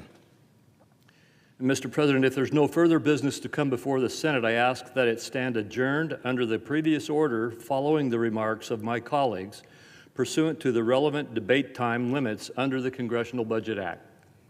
Without objection. Mr. President. Chair recognizes the senator from Arizona. Mr. President, what are we doing here? Seriously. I'm still waiting for somebody to tell me how this makes sense. We are debating a budget that gives another round of tax cuts to billionaires and giant corporations on the backs of everyday Americans. And it also adds trillions of dollars to our national debt. That doesn't make any sense to me. And it doesn't make sense to the Arizonans that I've been hearing from in every corner of our state. If you grew up in a household like mine, where money was tight, you would know that budgets are about priorities. I can still picture my mom sitting at the kitchen table trying to figure out which bills to pay. You take the money you have and you put it where it's needed. This budget clearly tells the American people who President Trump and Republicans in Washington need help. If you're a billionaire, it says, we've got your back. But if you're a parent trying to provide for your family, a senior in a nursing home, or a child who counts on school for your only hot meal, you're on your own. This isn't about balancing the books. It's about picking winners and letting everybody else fall behind. And who loses? It's the Americans working 2 jobs, raising kids, caring for elderly parents, and just trying to stay afloat. Because if you grew up in a family like mine, you also know how hard people work to reach their American dream. The promise that if you work hard, that your kids will get a good public education, you'll be able to put food on the table, and you'll be able to go to the doctor and stay healthy, and your kids will be able to grow up and achieve their own American dream. This promise is already getting harder, and it's getting more expensive. We need to be working together across the aisle to ensure that everyone who works hard can have a brighter future. But that's not what my Republican colleagues are doing with this bill. The plan that they are jamming through right now will put the American dream out of reach for more families. And for what? To hand out more tax breaks to people with more wealth than they could spend in 10 lifetimes. Now, Mr. President, I've spent the last several months traveling across Arizona. I've been to our big cities, Phoenix and Tucson. I've been to small towns like Clarkdale and Sierra Vista, talking to Arizonans face to face, listening to their stories, hearing what it would mean to them if Medicaid, food assistance, and other essential services got cut for them and their families. And what I've heard is clear. This budget is going to make it harder for them to stay afloat, let alone get ahead. In Clarksdale, I met a guy named Christian He's a rural hospital nephrologist. That's a kidney doctor. And he told me that his patients, many of whom rely on Medicaid for dialysis, are now considering stopping treatment altogether because they might not be able to afford it. He said, this is a quote from Christian, he said, "Financially, none of the patients I serve can pay out of pocket. It's a choice of either massive debt or death." That's the reality to many rural communities. Another woman told me about her friend, a survivor of 2 car accidents and a spinal injury. Her friend relies on Medicaid to help her deal with her chronic pain. Without it, meaning Medicaid, she said that her friend might end her life because the pain is unbearable. She asked me to deliver this message to my colleagues. She said, "This is not a country that can't afford to care for people like her. We can afford to care for everyone if we change our priorities from giving tax cuts to billionaires to taking care of Americans who are in pain every day." Mr. President, people across Arizona are pleading with us to get our priorities right. In Sierra Vista, I hosted a Medicaid town hall, and that's where I met this woman named Tara. She told us how she was once a single mother and how programs like Medicaid and SNAP helped her raise her kid and build a stable life. Today, she works a good job. She doesn't rely on these programs anymore. But here's what she said. She said, "I am deeply concerned about the proposed cuts to Medicaid, SNAP, and related programs. I know firsthand that they don't just help families, they're often the only path to stability." Just last week, I was in Tucson, where I live, where Gabby and I live, helping distribute school lunches at a local high school. It's actually the high school that my wife went to. And I wanted to see firsthand what these summer meal programs mean for Arizona families. These programs are funded through the United States Department of Agriculture, and they rely on data from SNAP and Medicaid to identify the children who need them the most. If this bill passes, a bunch of these kids that I served, I think it was last weekend, they won't be eligible for these programs anymore. It will be harder for them to access school meals, which I think we all know it compromises their academic performance. That's the real cost of this legislation. It's not numbers on a spreadsheet. It's hunger. It's illness. It's fear. It's a bunch of folks who work really hard, doing everything right, and they're still going to get punched in the gut. And it's not just what I hear in person, Mr. President. My office gets hundreds of letters and phone calls every week from Arizonans. People are scared, and they want us to listen. I want to share some of their voices. Frank is a veteran on dialysis. He called this week, and he said, "The food bank and my SNAP benefits are the only way I eat right now. I can't work.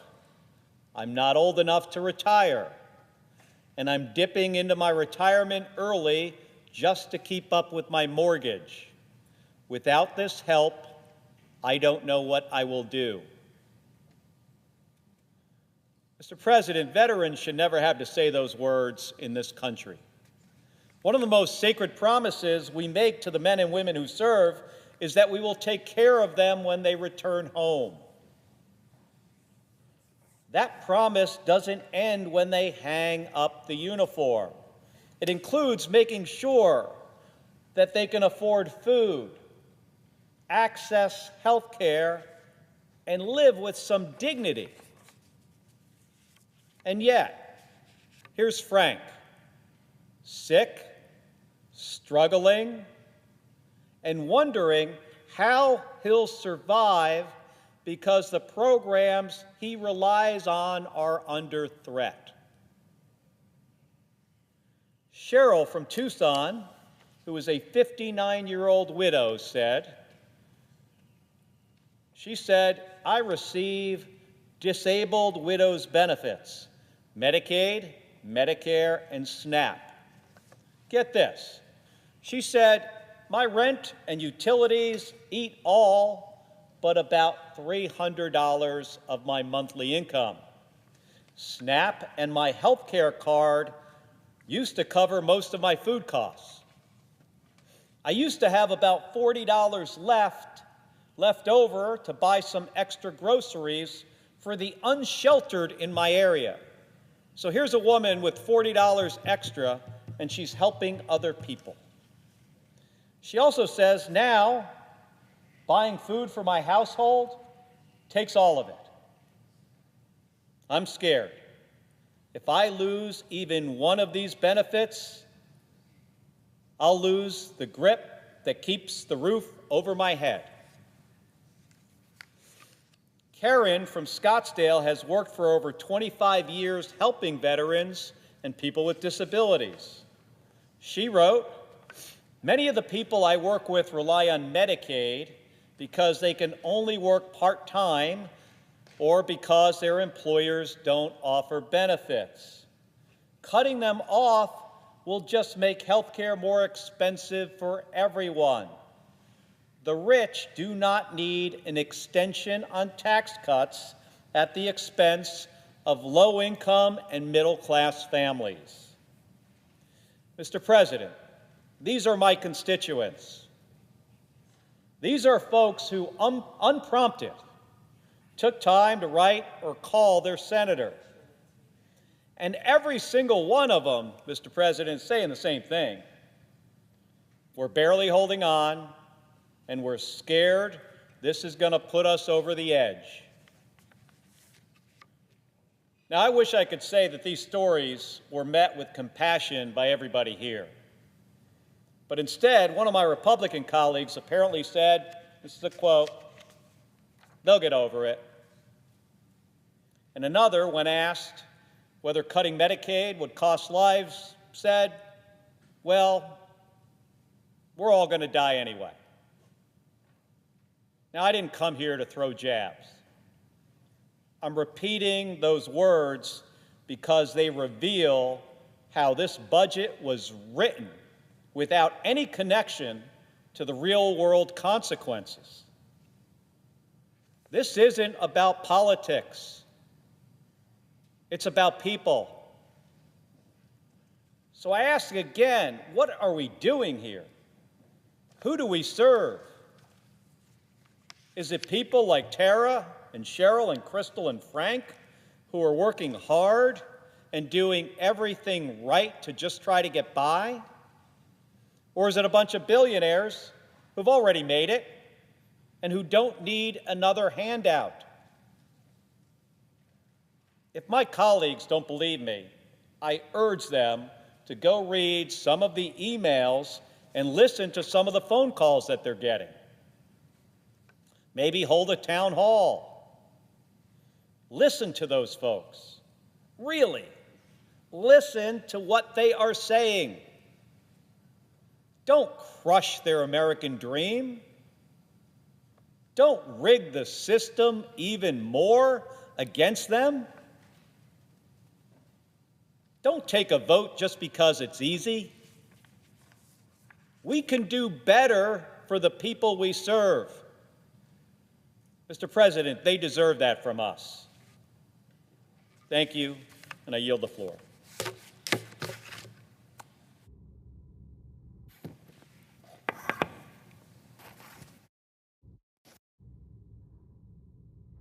Mr. President. Chair recognizes the senator from Wisconsin. I I rise today in disbelief. You know, it may sound a little cheesy, but at the end of the day, I fundamentally believe in public service. I believe it can be a force for good, a force that gives people opportunity, a force that is people-powered, that can lift our neighbors up and instill hope, a force that meets the toughest challenges of our constituents, and that is why I am struck with disbelief. Disbelief because if you believe these things like I do, which I would argue most of my colleagues here do, why would you be jamming this bill through? At a time when Wisconsin families are asking us to take on the high cost of living and let them have a fair shot at success, Republicans are raising costs and making an already unfair tax system even worse. My Republican colleagues are not using their time and energy to go after greedy corporations, not to lower the cost of housing, and not to expand access to affordable health care, but rather they are instead forging ahead with a bill that will kick millions of Americans off their health insurance, jack up prices for care for millions more, and literally take food off the tables of hungry families. Look, I was on the same ballot as Donald Trump last year. I heard the same concerns from my constituents that he did. Families needed some breathing room. My Republican colleagues often say that this president's victory gave him a mandate. Well, then, the president and I got the same mandate: to lower costs and give people the opportunity to live a steady and comfortable life. But in response, the difference could not be more stark. I'm actually working to do something about it. And this bill, the landmark bill from this president and the Republican Party, does just the opposite and will raise costs for families. One of the biggest cost drivers I hear about is health care. And so instead of standing up to big drug companies to lower prescription drug costs, and instead of building on the Affordable Care Act to expand access to health care coverage, this bill actually terminates coverage for Americans. In fact, 17 million Americans will be kicked off either Medicaid or the Affordable Care Act because of this bill. That is like stripping health care coverage from the entire populations of Wisconsin, Minnesota, and Iowa combined. And these aren't just numbers. These are people. These are people who have stories, and they matter. I should know, after battling a childhood illness, I became one of those Americans labeled as having a pre-existing health condition. And insurance companies were legally able to deny me coverage. But because of the Affordable Care Act, we changed that. And we gave families like mine hope. Hope that they can get health care at a price they can afford and sleep well at night knowing they have coverage. Medicaid has given that same hope for generations to some of our most vulnerable neighbors. But with this bill, my Republican colleagues are instilling fear. When we talk about Medicaid, we're talking about the elderly, people with disabilities, and children. We're talking about a single mother of 3 who is struggling to make ends meet, and so many more. I have traveled the state of Wisconsin from Superior to Racine, La Crosse to Green Bay, and everywhere in between, to hear from people who will be harmed by this bill. I have come to this very floor to share their stories, to try to help my Republican colleagues understand what this bill will mean. But it's not just the folks who need Medicaid to survive who are sounding the alarm. Take it from Dr. Abigail Wilgruber, a family medical resident in rural Wisconsin. She said this bill, quote, will deprive millions of Americans, particularly children, seniors, and individuals with disabilities, of the care they need to survive. She continued saying, these provisions will limit my ability to complete my job to the fullest, will lead to worse outcomes for patients. Or take it from Rosalanja Burbot, the executive director of an outpatient counseling center in the Fox Valley in Wisconsin, who said, and I quote, without Medicaid and Medicare reimbursements or with reduced rates, our nonprofit will struggle to survive. She continued to say, quote, I would hate to consider cutting staff or programs, but that could become our only option. We would lose the ability to serve hundreds of clients, not because the need has diminished, but because we could no longer afford to provide care without reimbursement.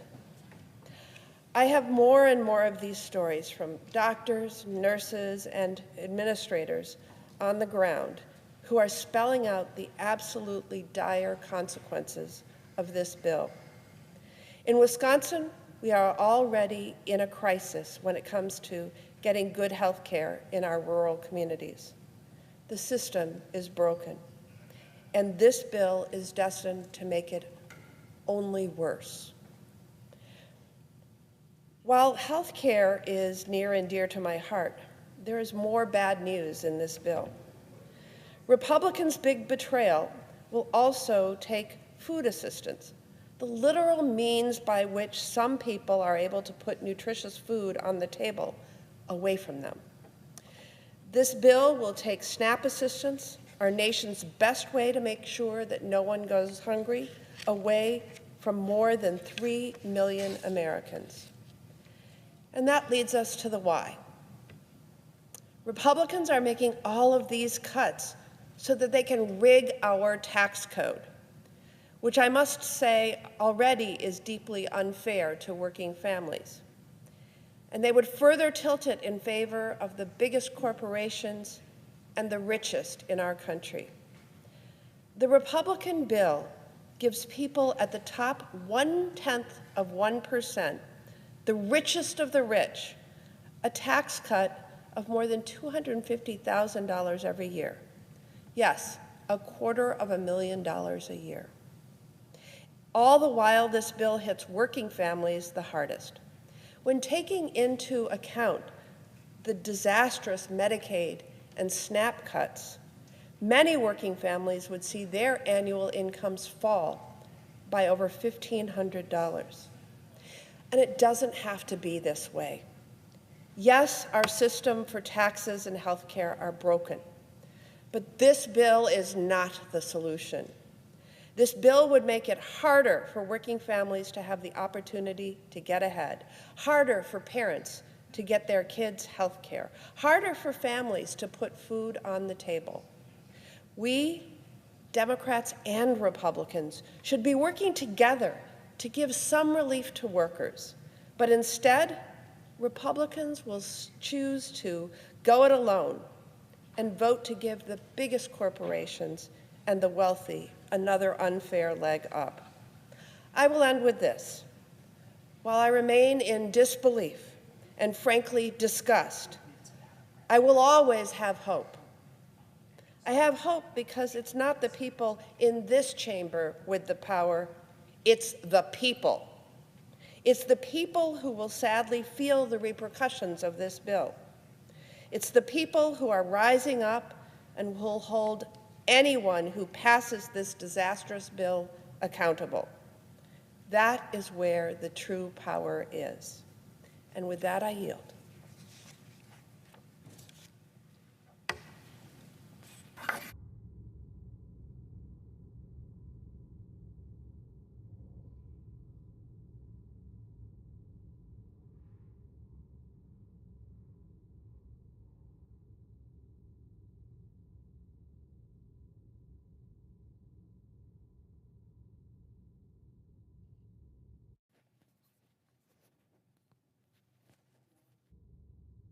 Madam President. The senator from Hawaii. Madam President, Democrats have been on the floor for hours today, pointing out what's in this 1,000-page bill that took over 16 hours to read. I call it the 1,000 pages of pain, the billionaires' gain. So it's bad enough that my colleagues have been on the floor talking about how this bill is going to hurt people on Medicaid, taking food away from our children and families through major cuts to the SNAP program, health care, food, housing, energy support, you name it. The pain is in this bill. But one of the areas that people don't know about is this bill actually has provisions that would take away support for our public schools. Okay, let that sink in. It's not enough that this bill has 1,000 pages of pain in just about every aspect of our lives that you can think of, but now they're coming after support for our public schools. So today, I am rising as an advocate for the 49 million children who are enrolled in public schools across our country. Nearly 90% of K-12 students go to public schools, including 95% of children with disabilities. Yet, we have a regime that is actively working to end federal support for public schools. We have a president who tried to totally eliminate the Department of Education, and sadly for him, he can't do it with through executive order because only Congress can do that, but they're doing a lot of other things that withhold support for public schools. So as Republicans in Congress are trying to undermine support for public schools through the first ever national private school voucher program. Let that sink in. The first ever national private school voucher program. That is taking money away from public schools and basically turning it over to private schools through a voucher program. So let's be clear. The school voucher program, the provision, isn't about money for schools. It's about even more money for billionaires because they're the folks who are going to get the most out of this voucher for public schools program. Under this program, wealthy donors would receive large handouts for supporting school vouchers. So this is why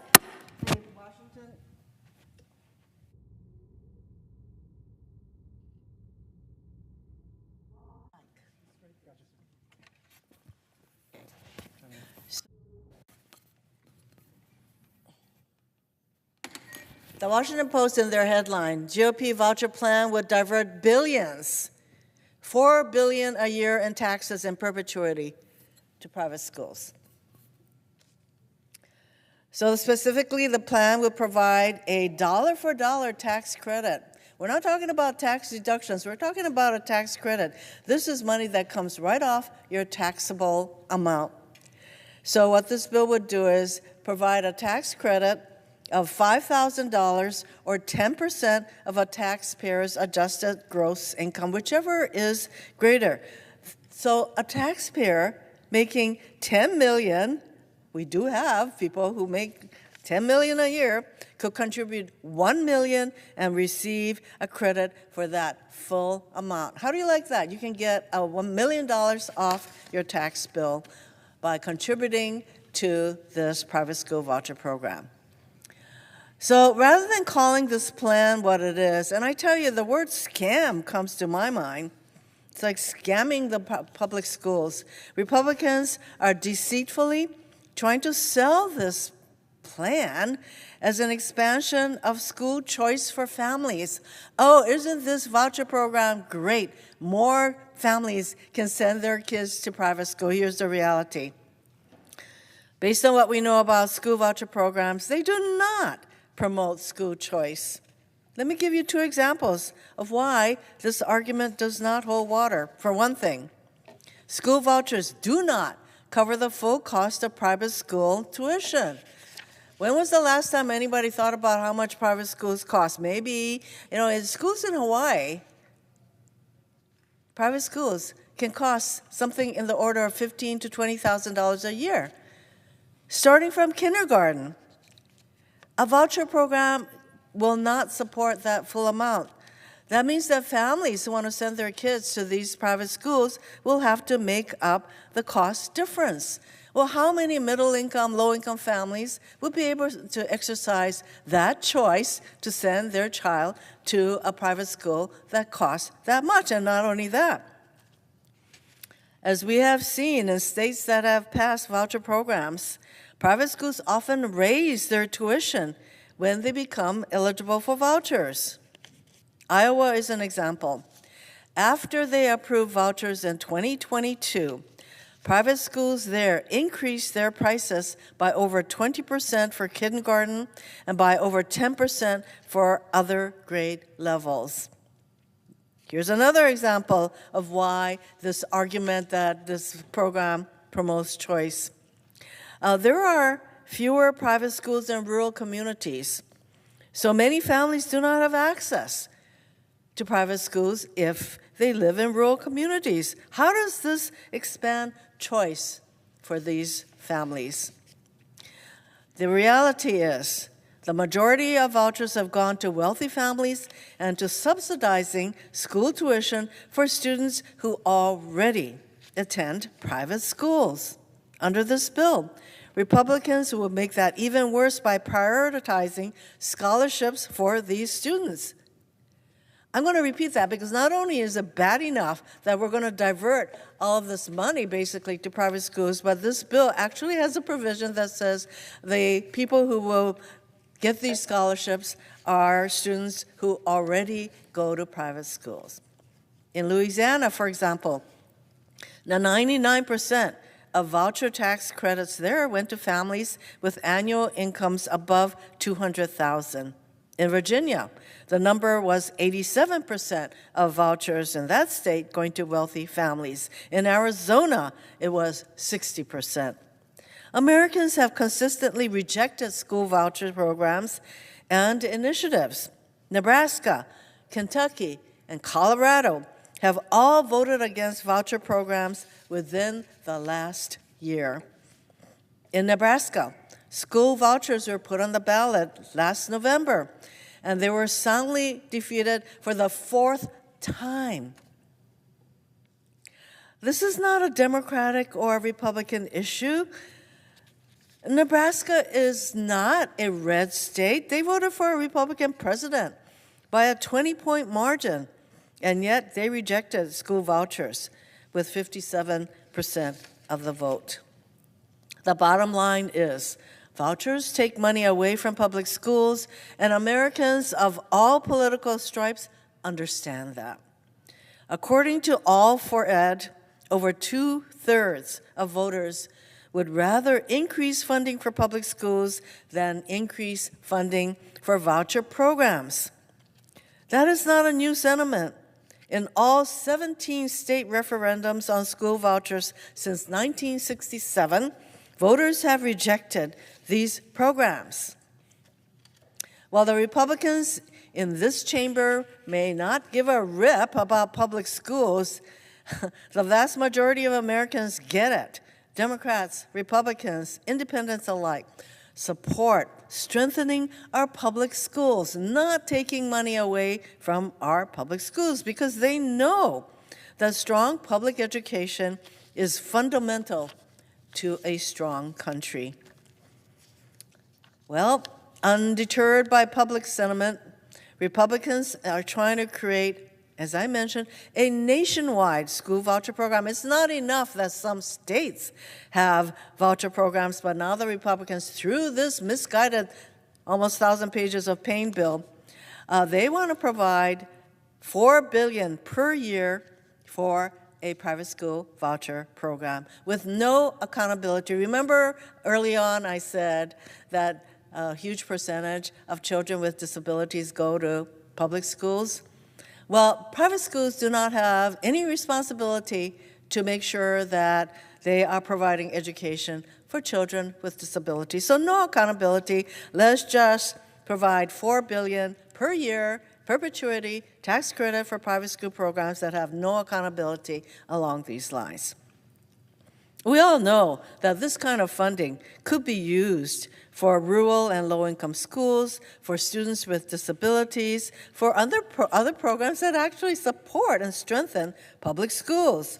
Instead, under the Republicans' plan, that funding will go to wealthy donors who will receive large handouts, up to $4 billion a year, for supporting school vouchers. Again, this plan will enable a taxpayer making $10 million a year to contribute $1 million and receive a dollar-for-dollar credit for that full amount. And even worse, the taxpayer could contribute appreciated stock and avoid capital gains on the appreciation. And there's all kinds of data on who owns stocks in this country, and generally it's the people with a lot of wealth.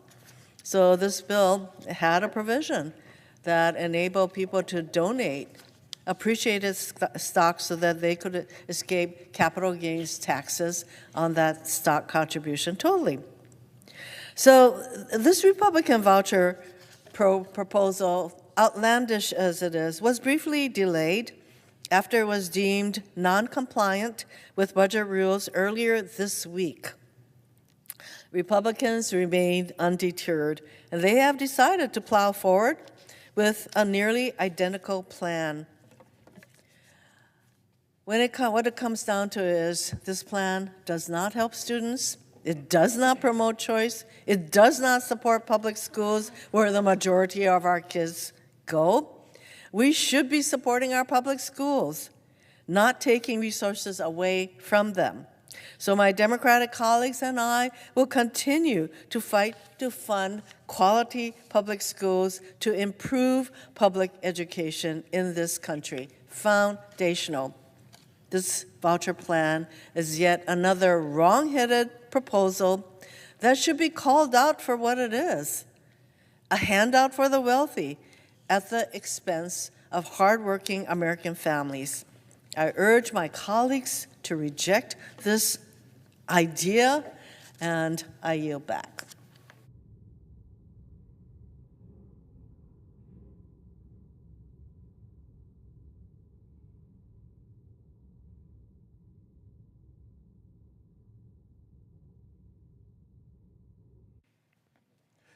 Madam President. The senator from Georgia. Madam President, I rise tonight in a moral moment in our nation. As we debate this bill, so much is on the line.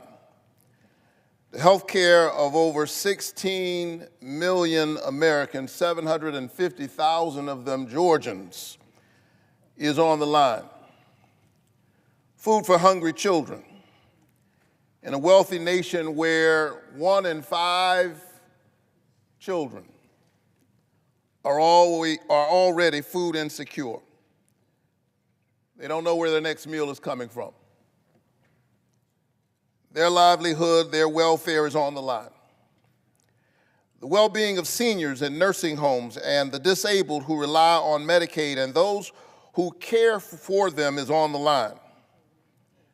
The fate of rural hospitals in Georgia, in Alaska, in Louisiana, and little towns all over this nation that are right now barely hanging on is on the line, and the scraps that they are throwing them while cutting them will not save them.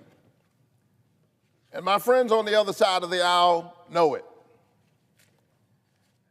They know that these scraps that they're throwing at rural hospitals will not save them.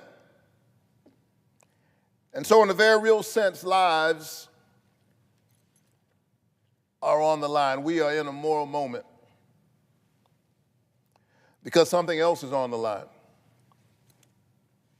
I submit that the character of the country is on the line. In a real sense, the question tonight is, who are we? Not who do we tell ourselves we are, but who are we really? What and who do we care about? What kind of nation are we? And what kind of people do we want to be? Who matters? And who doesn't? Who do we think is dispensable? In no place is the answer to that question clearer than in a nation's budget. I submit that a budget is not just a fiscal document. A budget is a moral document. Show me your budget and I'll show you who you think matters and who doesn't. And if this awful budget were an EKG, it would suggest that our nation has a heart problem and is in need of moral surgery. And so I'm clear tonight. I understand the nature of what we are engaged in. This is a political process. It is. But it is also a moral exercise. Not only for the nation, but for each of us individually. And especially for the mere 100 of us out of a nation of 300 million who get to vote, perhaps in a matter of hours. We have the rare privilege of standing up for people who have entrusted with us the covenant of centering their families. It's a real privilege for the people of your state to say that since we can't all go to Washington, we're going to trust you in rooms of power to be thinking about our children, to be thinking about our parents as they deal with the blessings and the burdens of growing old. And so the question for me tonight is, how will we show up in this moment? And that's why yesterday I gathered in the Russell Rotunda with a multi-faith coalition of clergy to pray that lawmakers might have the courage to stand up to their party, to stand up to the special interests, and protect seniors in nursing homes and pregnant mothers on Medicaid and children who risk going to school hungry every single day in this country. 1 in 5 children in the wealthiest nation on the planet already food insecure. And with these SNAP cuts, this body is about to make it worse. And so, surrounded by clergy of many faith traditions, yesterday I prayed that we would have the courage. I prayed that we would have the grace to stand as voices for the voiceless. And as I stood there, I could not help but feel a sense of deja vu. This is not the first time I've been in our nation's capital speaking out against these policies that betray hardworking families. It was 8 years ago, almost to the day in 2017, when Washington Republicans were trying to pass a tax bill that favored wealthy Americans over working families, that I came to this building not as a senator, but as a pastor. I had no idea that 8 years later I would be serving in this body. I had no notion that I would even run for the Senate. I came as a citizen. And standing with a multi-faith coalition, we were praying for our nation's leaders. We were gathered in the rotunda of the Russell Building, and as we were singing and praying, the Capitol Police said, I'm sorry, pastors, you can't sing and pray in the rotunda. If you do not disperse, we will have to arrest you. And let me say that the Capitol Police did not mishandle us that day. They were first-rate professionals. But they said that if you don't disperse, we will have to arrest you. What they didn't understand is that I had already been arrested. My conscience had been arrested. My heart and my imagination, my moral imagination, had been arrested by this idea that we as a country are better than this. I come from a tradition where you don't just pray with your lips, you pray with your legs. You put your body in the struggle for other struggling bodies. And so here I am tonight, 8 years later, having transformed my agitation into legislation. I was arrested that day, but I have transformed my protests into public policy. 8 years ago, I was on the outside. Tonight, I'm on the inside, but it's the same fight.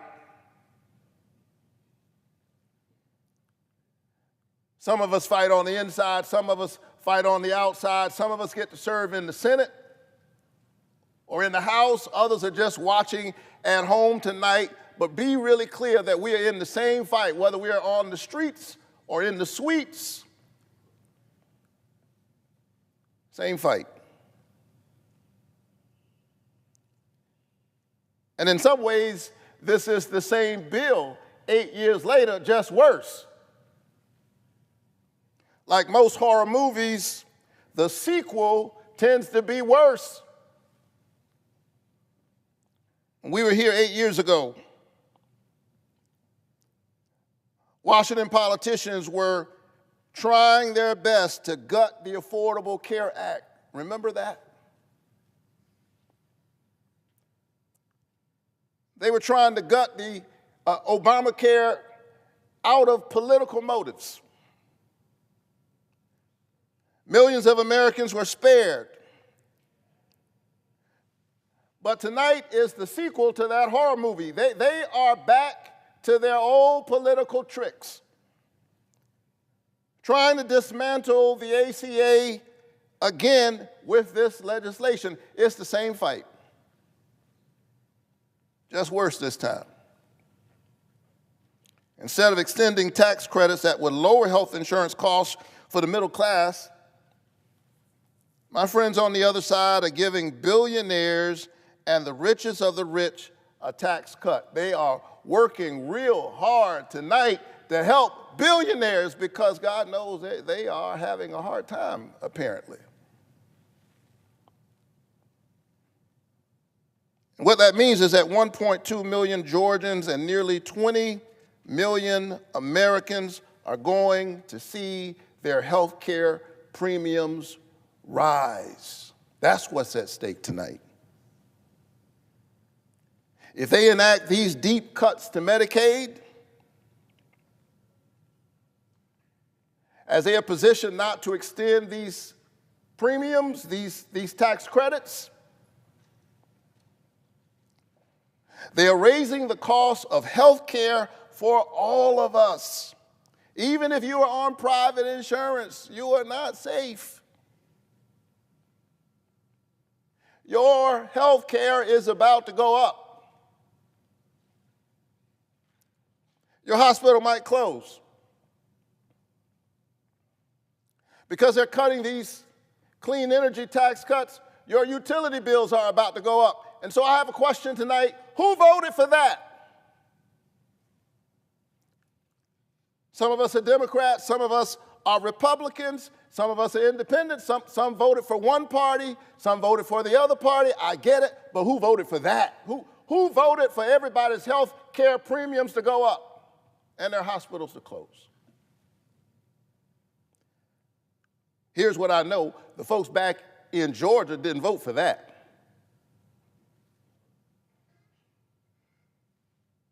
They voted for me and they voted for Donald Trump, but they didn't vote for that.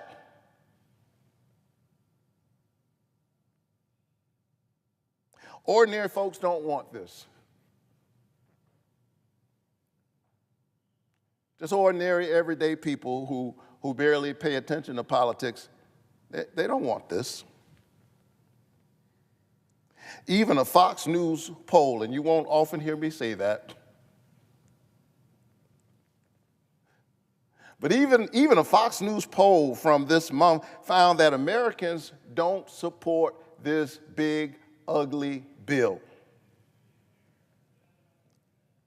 This is symptomatic of the ways in which the people's voices have been squeezed out of their democracy. This is not just a health care fight, it is that. It is not just a fight for food security, for SNAP, it is that. But in the real sense, it is a fight for our democracy, whose voice gets to be heard in this chamber. That's what this is about, the character of the country.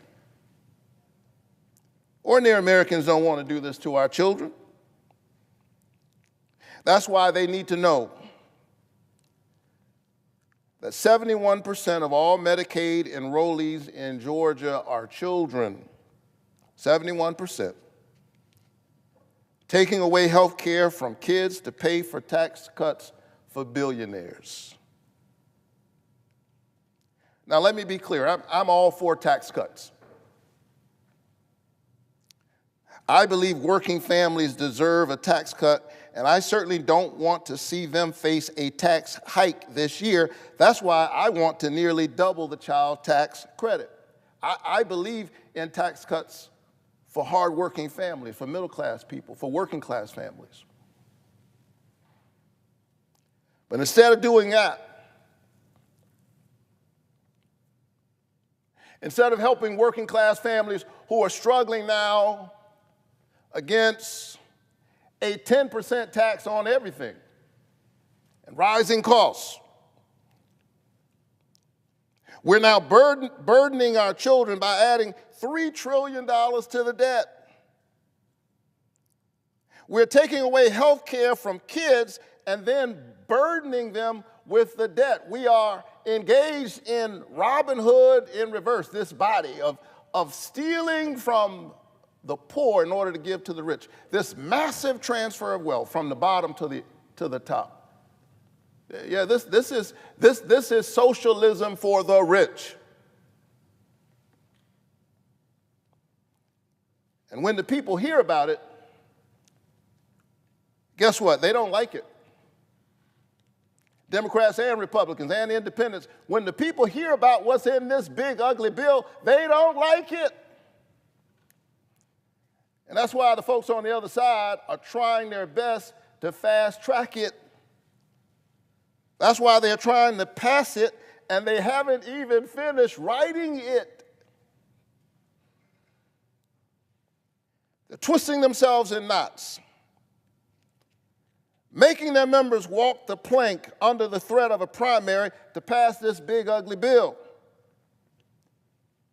The American people do not want to rob our children of food and health care and then burden them with trillions in debt to give billionaires and wealthy corporations another tax cut. The people do not want this bill.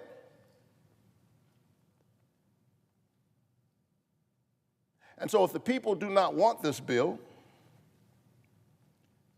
but they are trying to pass it, here's the question you got to ask yourselves at home. You have to ask yourselves, well, who are they working for? Who are they fighting for? Who do they think matters? Do you think they are working for you?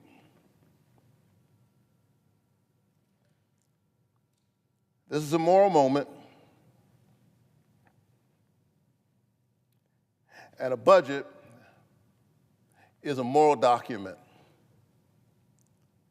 And we have been summoned to this moment, people of faith and people of moral courage who claim no particular faith at all. And maybe because I was here yesterday and 8 years ago for a similar fight with faith leaders, maybe because I'm a preacher and it's Sunday, and I've been here instead of church, I have especially been thinking about those of us who are people of faith.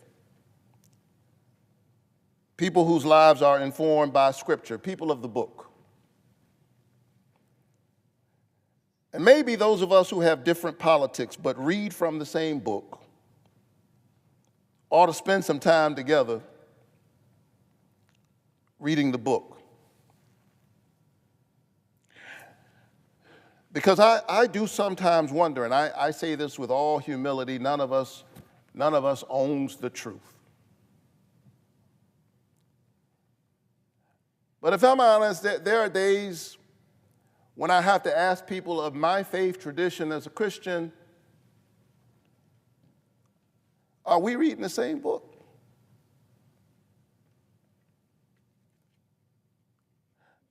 The book I know says, I was hungry and you fed me. I was sick, I was in prison, and you visited me. I was a stranger and you welcomed me. Inasmuch as you've done it to the least of these, you've done it also unto me. The book that I love says, learn to do good, seek justice, rescue the oppressed, defend the orphan, plead for the widow. Speak out for those who cannot speak, for the rights of the destitute. Speak out, judge righteously, defend the rights of the poor and the needy. My book says, whoever is kind to the poor lends to the Lord and will be repaid in full. The prophet Amos condemns those who buy the poor for silver and the needy for a pair of sandals. They sell the poor out and working class people for cheap.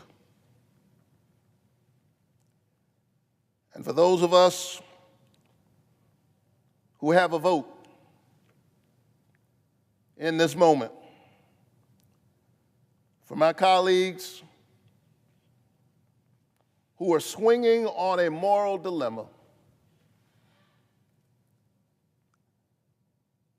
I hear the prophet Micah say,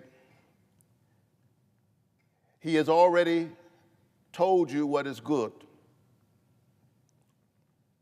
And what does the Lord require? But that you do justice, love kindness, and walk humbly with your God.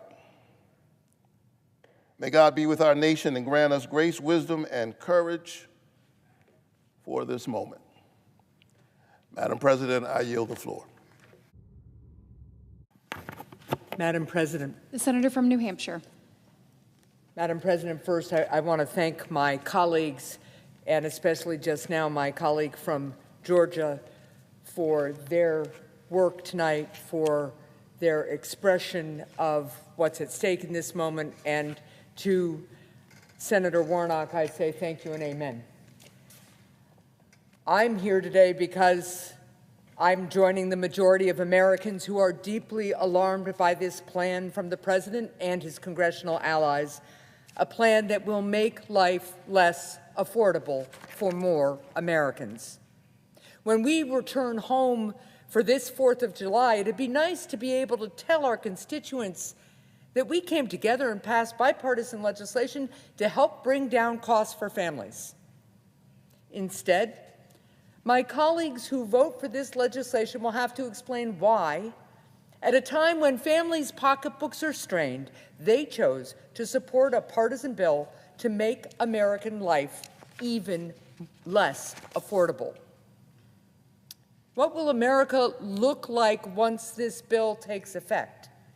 Millions of people will have lost their health coverage, thanks to the largest cut to Medicaid in American history. More people won't be able to afford preventive care and cancer screenings, and more people will get sick. Healthcare premiums will surge for everyone because fewer people will have care and the number of uninsured Americans will increase. Rural hospitals will close their doors because they lost Medicaid reimbursements that help keep them afloat. More people, especially in states like mine, will have to make long car rides just to get to a hospital 50 miles away in those desperate moments when minutes feel like hours and hours like eternities. Seniors will be thrown into grave peril because this bill threatens hundreds of billions in Medicare cuts. And once this plan eviscerates food assistance programs, it will be much harder for families to afford to put food on the table at a time when groceries are already far too expensive. Let there be no mistake, more families and children who today are being fed will go hungry. And all the while, our children will be burdened with trillions more in debt. In the name of what cause is all this done? Well, it's all to pay for tax breaks for billionaires. This bill will also make us an America where our people are less free. In New Hampshire, during my time as governor, we adopted Medicaid expansion with support from both political parties, and we balanced the budget at the same time. We understood that with health comes freedom, the freedom to work and provide for one's family, the freedom from disease and despair, the freedom that comes from, why do I even have to say this, being alive. Granite Staters also understood that a great country like ours treats its people with great dignity. In America, we don't sacrifice the health of our neighbors, we don't let families fall sick, and we do not imperil our economy, our debt, and our workforce just to pay for a tax giveaway for a billionaire. So what kind of country will we be with this bill? We will not only be less healthy, but we will be less prosperous and less free. In short, this bill is at odds with what we aspire to be as Americans. It's also worth noting how remarkably out of step this bill is with the American people's plea to bring down costs. In a democracy like ours, theoretically, the people's representatives pass legislation that reflects the aspirations of the majority. I say theoretically because clearly that is not what is happening today. Indeed, according to the data from the Joint Economic Committee minority, if one combines this bill with the president's tariffs, firefighters, truck drivers, and teachers, for instance, will lose $470 or more next year, while the top 0.1%, that's people who earn about $4 million or more, will be $348,000 richer.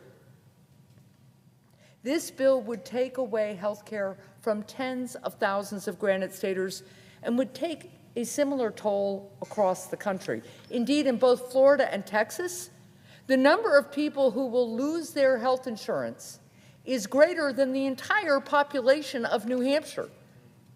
Millions of people losing care with a stroke of a pen. What have these people done to deserve that? All the American people are asking for is for us to help bring down costs. So the president and the Republicans in Congress take away their health care? Sometimes in Washington, we're faced with bills that fail to fully meet the moment, to be sure. But it is rare to find legislation like this, a bill that makes life less affordable during a time when Americans of every political stripe are crying out for lower costs. A bill that seems as if it was drafted just to make a mockery of the wills and wishes of the majority of people in this country. Lately, many of my colleagues and some political pundits have been talking about this bill as if it were inevitable, a runaway freight train so vast that it cannot be stopped. And in light of this inevitability, they suggest that some of the bill's deficiencies can just be overlooked.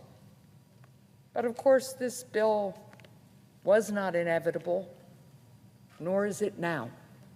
So let's be clear.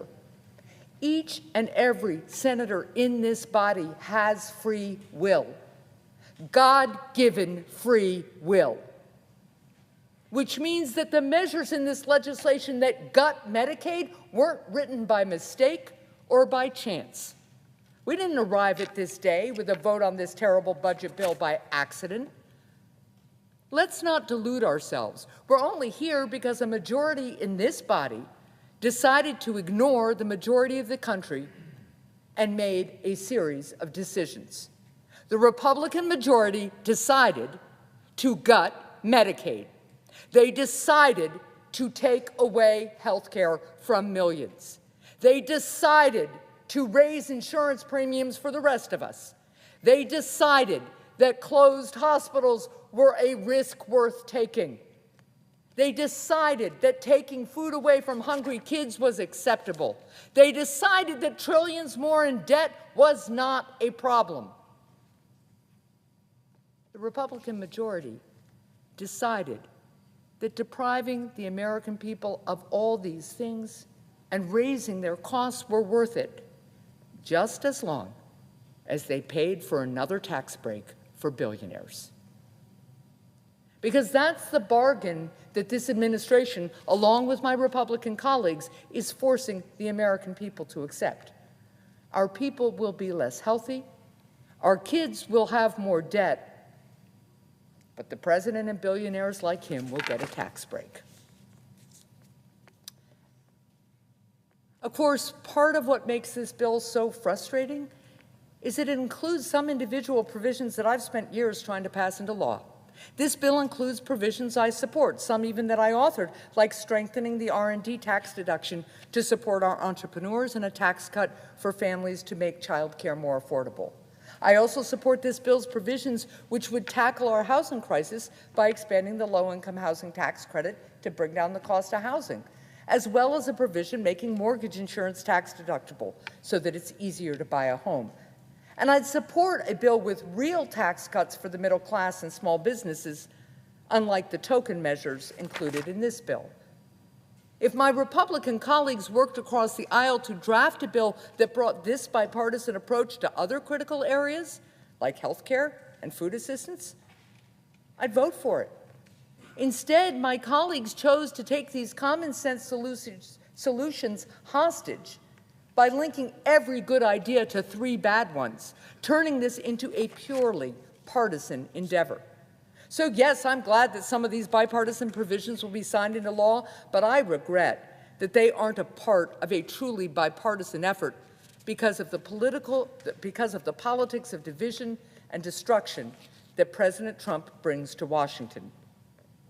Now, I know that there are many areas of common ground with my Republican colleagues in this body, but it has become far too difficult to move forward on finding solutions when at every turn the president seems far more interested in demonizing and dividing rather than bringing people together, turning areas of agreement into weapons to force disagreement. Now, that's exactly the kind of cynical politics of division that does lasting damage to our families, our economy, and our democracy. Now, President Trump likely will get this bill passed. He may get enough of the Republican caucus to stand in line once again to pass it, even though my Republican colleagues know that budget analysts have added up the financial cost of this bill and have told them that it adds trillions upon trillions to our national debt, burdening our children's future. But you know, as important as the debt is, it's not the only cost of passing this awful bill. There's another kind of cost, a cost not simply of dollars and cents. I shouldn't have to remind this administration and my colleagues on the other side of the aisle about the nature of this cost. They know it. But just to be clear, this tax break for corporate special interests and billionaires has a price that can't be summed up in a budget line or written off during tax season. Because when we debate health care in America, some dress up these discussions with words like reconciliation and program and discretionary spending. But what they're talking about is being sick and being healthy. What they're talking about, whether they want to admit it or not, is living and dying. So how much does this bill cost? The cost is millions of Americans losing their health care. The cost is countless families feeling the pain of higher insurance premiums. The cost is a mother being forced to choose between paying out of pocket for her own care or paying for groceries for her kids.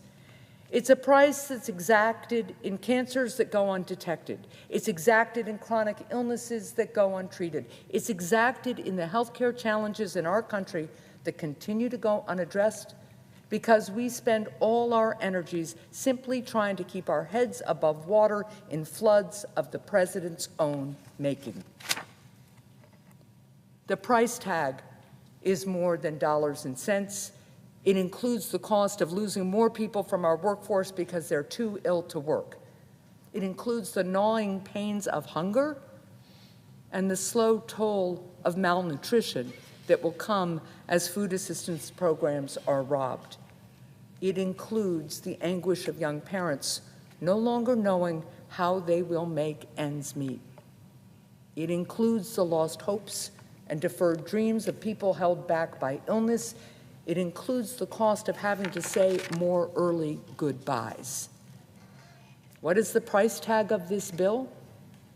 The price, in the end, is the health and freedom of millions of Americans, a price that will be paid because somewhere on the road that brought us here in President Trump's Washington, some people decided that the health of some child or her mother may be dear, but it doesn't carry the same weight as a bigger tax return for a billionaire does. Thank you, Madam President. I yield the floor.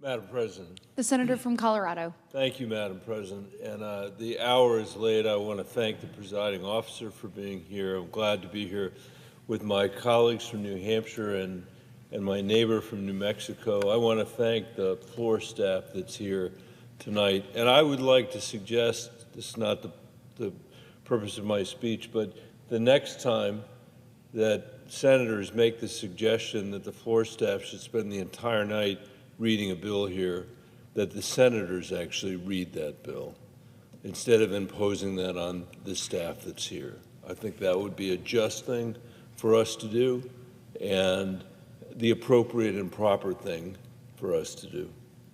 Madam President, the last time that we were headed down this road, when Republicans were passing President Trump's 2017 deficit exploding tax cut, it didn't take a mathematical genius to figure out what was about to happen. I told the Senate at that time, as our debt grows, we will spend billions more, not on schools, roads, and innovation, but on interest costs. Worse, we're about to blow another hole in the debt without really helping the middle class. 8 years ago, I said, on top of that, we know that when deficits swell, as they surely will, cuts to Medicaid and Medicare are sure to follow, further burdening working families struggling to make ends meet. Well, here we are. That's exactly the story of this bill. Utterly predictable. This bill, which massively increases our deficit when our children can least afford it. The Republican senators passing this bill tonight or tomorrow morning, if they do, know they're doing it when we have already hit a new milestone for the first time in American history. Our interest payments, Madam President, exceed the amount that we spend on our national defense. For the first time, the American people, because of the irresponsibility in this chamber, are going to pay $1 trillion in interest. That is a massive number. That is essentially the same as what we spend on Medicare, what we spend on children and higher education together, what we spend on housing, bridges, broadband, ports, and highways, combined. I want to be very clear tonight that over the years, Democrats and Republicans have pursued policies that have led to that $1 trillion in interest payments. There is no doubt about it. And it's worth thinking about what we could do if we hadn't made such fiscally irresponsible choices. Expand the child tax credit, as my colleague from Georgia said, and cut childhood poverty in half and hunger by a quarter. Build a modern energy grid to meet our expanding energy demands so Americans in cities and rural communities can enjoy affordable, reliable energy at home. Establish a healthcare system that the American people deserve, a modern system that people in other rich industrialized countries take for granted, a system that does not cost twice as much with worse outcomes, like in the United States of America, the richest country in the world, that forces parents to choose between their children's prescriptions and school supplies, that exhausts the American people who day after day after day have to fight endless negotiations with their insurance companies just to keep their children covered, that constantly threatens rural hospitals and clinics with closure in this country. No other rich country in the world puts up with that craziness. And we're spending twice as much as any other country in the world to get worse health care, worse outcomes, more scarcity. Every senator on this floor might make a different choice about the policies that they would enact, their preferred policies. But I doubt, Madam President, there is anybody here who is willing to go home and defend the virtues of wasting $1 trillion of the American people's money on interest payments. The Nonpartisan Congressional Budget Office and outside groups like the Penn Wharton Budget Lab tell us that by the end of the next 10 years, we will have the highest debt ratio ever, eclipsing the debt our nation had in the 1940s. What was happening in the 1940s? That's when the greatest generation had borrowed money to defeat economic misery at home through the New Deal and European fascism by becoming the arsenal of democracy. Those were their receipts. Those were the receipts of a generation that understood its commitment to the next generation, to us. When we contemplate from this broken Senate the patriotic accomplishments of the greatest generation, what has always seemed particularly egregious to me have been the tax policy Republicans have passed 4 times since Ronald Reagan passed it in 1981. Every single time they made the same promises. Every time. Look it up. They made the same promises that their trickle-down tax policy would drive economic growth, cut our deficit, pay for themselves. Every time, including the recent Trump tax cut in 2017, these promises have been false. They've been false. That was 8 years ago. That wasn't a century ago. We know what the math is. Everybody in this room knows the deficit is far worse today than it was when Donald Trump passed those tax cuts.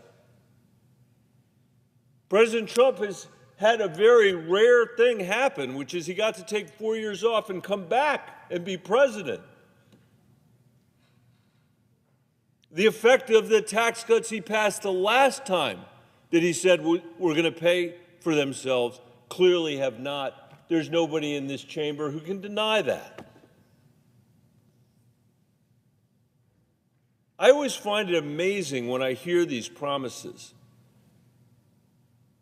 why people make them if they know they're so false over and over and over again. And I think the reason is, Madam President, that it is a way that politicians in Washington can avoid the objections that you could never get away with at home.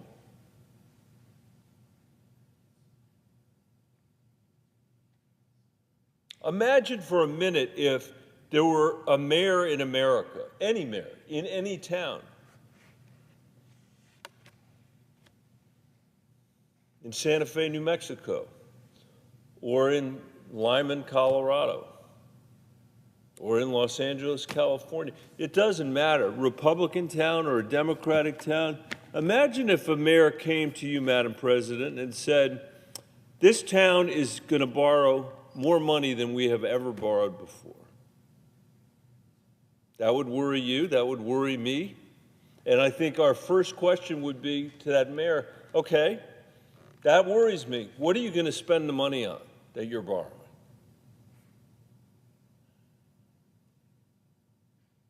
Are you going to spend it on schools? No. Are you going to spend it on parks? No. Are you going to spend it on the water infrastructure that so many communities in New Mexico require? Are you going to spend it on the mental health crisis that our teenagers are facing because of our failure to address it? Are you going to spend it on infrastructure?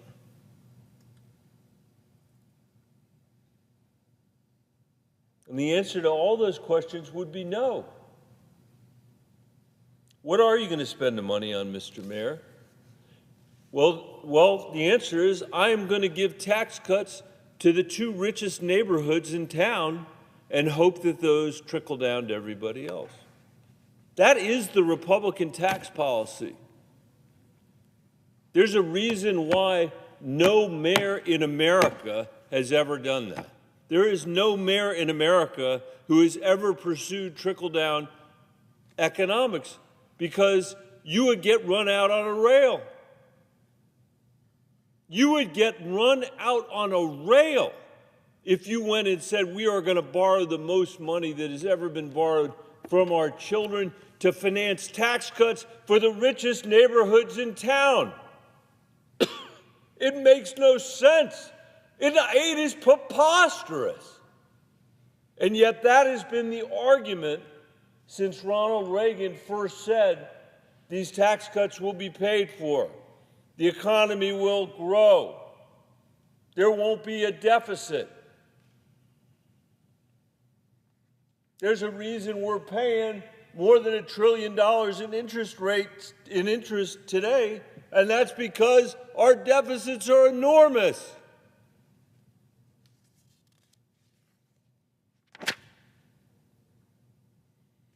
Fortunately, and this is really important for the American people to understand, we still live in the strongest country in the world. We are in the world's richest economy.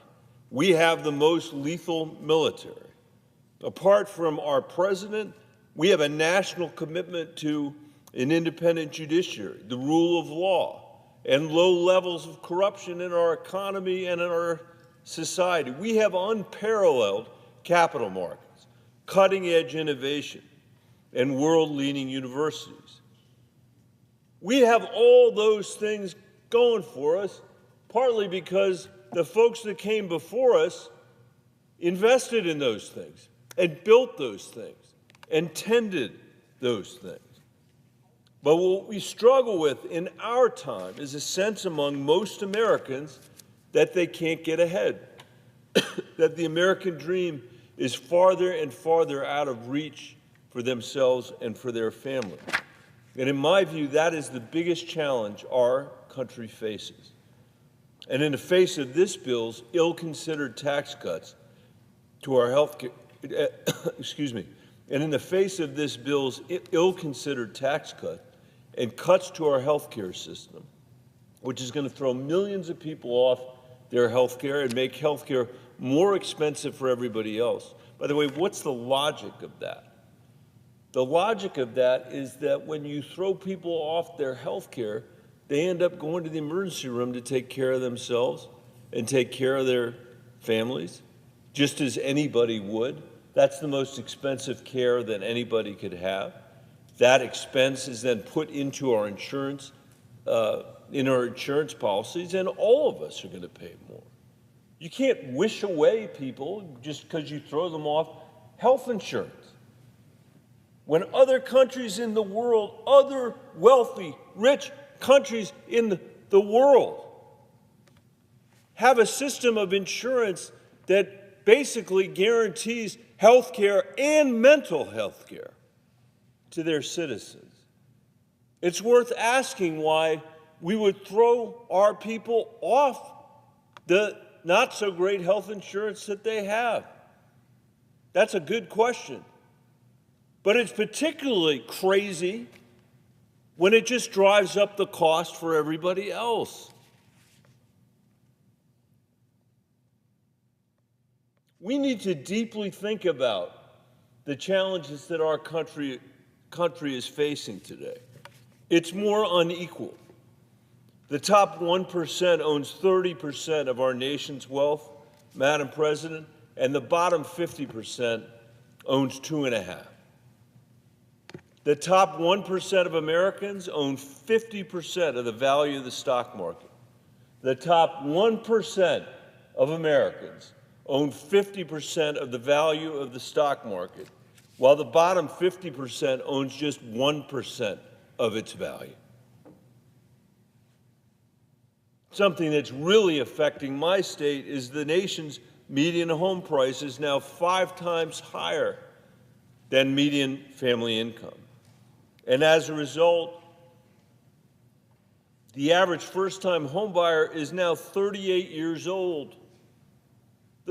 Madam President, 38 years old versus 29 just a generation ago. Reading scores in our nation have hit a 20-year low. And perhaps most damning and perhaps most upsetting is that our lifespan has declined since the 1980s. We are now, on average, likely to die 6 years shorter than other people that live in wealthy countries around the world. If you're African American, your chance of dying is on average 12 years sooner than people living in the industrialized world. If we don't shift course soon, Madam President, we will be the first generation of Americans whose kids and grandkids will be worse off than we are. That has never happened before. We are on track for that to happen to our children. Many young people today can't afford to live on their own, and they may never be able to afford a house. They can't afford health care or child care. They can't count on a quality education for their children in too many parts of America. Some are really worried about whether they're going to be able to afford a child at all. If you haven't heard a family say that to you in your town halls or in your meetings, you haven't been paying attention.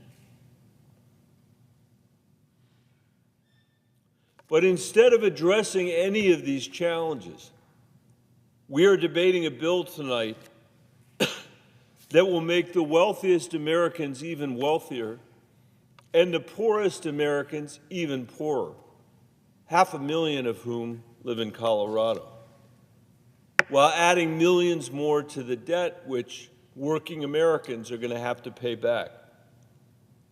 That's what this Republican trickle-down economics comes down to. No matter how you dress it up, that's what it comes down to. Our generation has made some very bad choices when it comes to our children's future. This bill only makes matters worse for them. And all this debt will constrain the choices that they are going to be able to make for themselves. And that's a shame, Madam President. Because unlike us, perhaps they will aspire to following in the footsteps of the greatest generation to build a country where lifespans are growing, not falling, where economic mobility is rising, where poverty and economic anxiety are falling, where energy exports are increasing and emissions are decreasing, where quality health care and child care, education, and affordable housing are abundant, not scarce. It seems obvious to me, Madam President, that our child's ambition should be ours as well. Unfortunately, tomorrow, the Republican majority may pass a bill that takes us further in the wrong direction. In its wake and in its wreckage, Americans who do feel an obligation to the next generation are going to have to fight even harder to fulfill our duty. Madam President, I yield the floor.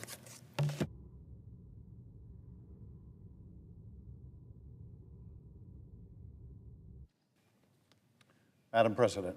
The Senator from California. Madam President, today we meet at the center of a great debate, at a crossroads that will determine the direction of the country for another generation. And this debate, this choice, goes to the heart of a central question that has been plaguing families in America over the last 3 decades, but that is now just coming to the forefront. And that question is this: if you are working hard in America, can you still earn a good living for yourself and your family? If you are working hard in America, can you still buy a home or pay your rent, buy your food and medicine, get the health care you need, afford fuel for your car, get a decent education, or go on a family vacation?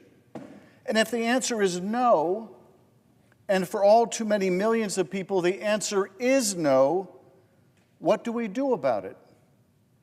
When I was a kid, my father was in the clothing business. He was a traveling salesman and he made $18,000 a year.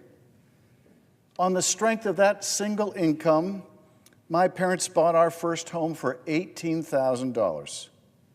He made $18,000 a year and he bought a home. My parents bought a home for $18,000. It was the American dream and it came true for our family. Today I'm a U.S. Senator. That too is part of the American dream, that anything is possible in this country. But could anyone buy a home for the cost of the annual income even of a U.S. Senator? Not a chance in the world. An average home in California costs 3 or 4 times that much. My kids are paying thousands and thousands of dollars a month in rent. Could they find a home for the cost of their annual income? There is even less of a chance of that. And what about your grandkids? At the rate we are going, at the rate housing prices are rising, what chance will they have to afford a home at any income? And of course, it's not just a home. Healthcare costs are rising even faster. Millions of families are only one healthcare crisis away from failing. And it's not their fault. It's not their fault. They are working hard, harder than ever, and they can't keep pace with rising premiums, out-of-pocket costs, hospital stays, drug costs, and charges at the emergency room.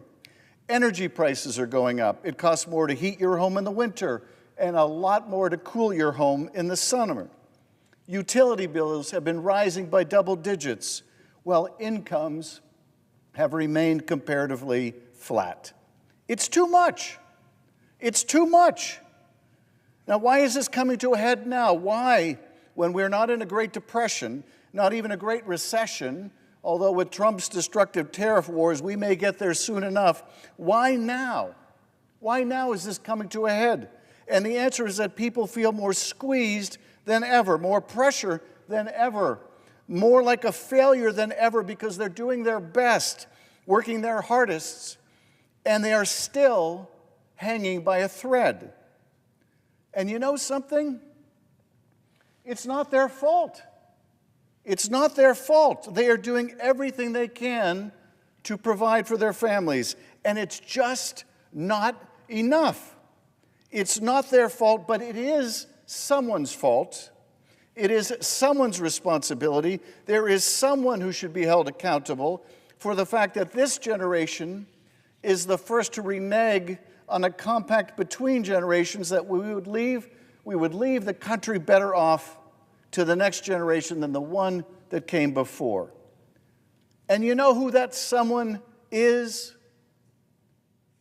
It is us. It is us. The world has changed, the nature of work has changed, and we have not changed with it. We have not kept pace, and in too many ways, through our policy failures, we have moved the country in the wrong direction. And the question before us today is whether we continue to barrel down that track towards higher home prices, bigger health care costs, more hunger and greater hardship, or whether we change direction. Much too late, yes, requiring an even more profound course correction, certainly, but finally steer this country to a better quality of life for all of our citizens. Is this bill that change in direction? Does it lead our country on a new path towards affordability and prosperity? And the answer, the simple, terrible, but clear as day answer is no. It most emphatically does not. No, it does nothing to bring down costs. No, it does nothing to make it easier for your kids or mine to buy a house, pay their rent, buy groceries, afford their medicine, or fill up the car for a family vacation. Instead, it throws more coal in the engine, barreling down a track to nowhere. Donald Trump promised he wouldn't cut Medicaid. But this bill cuts hundreds of billions of dollars from Medicaid. It is shredding the president's commitment made again and again.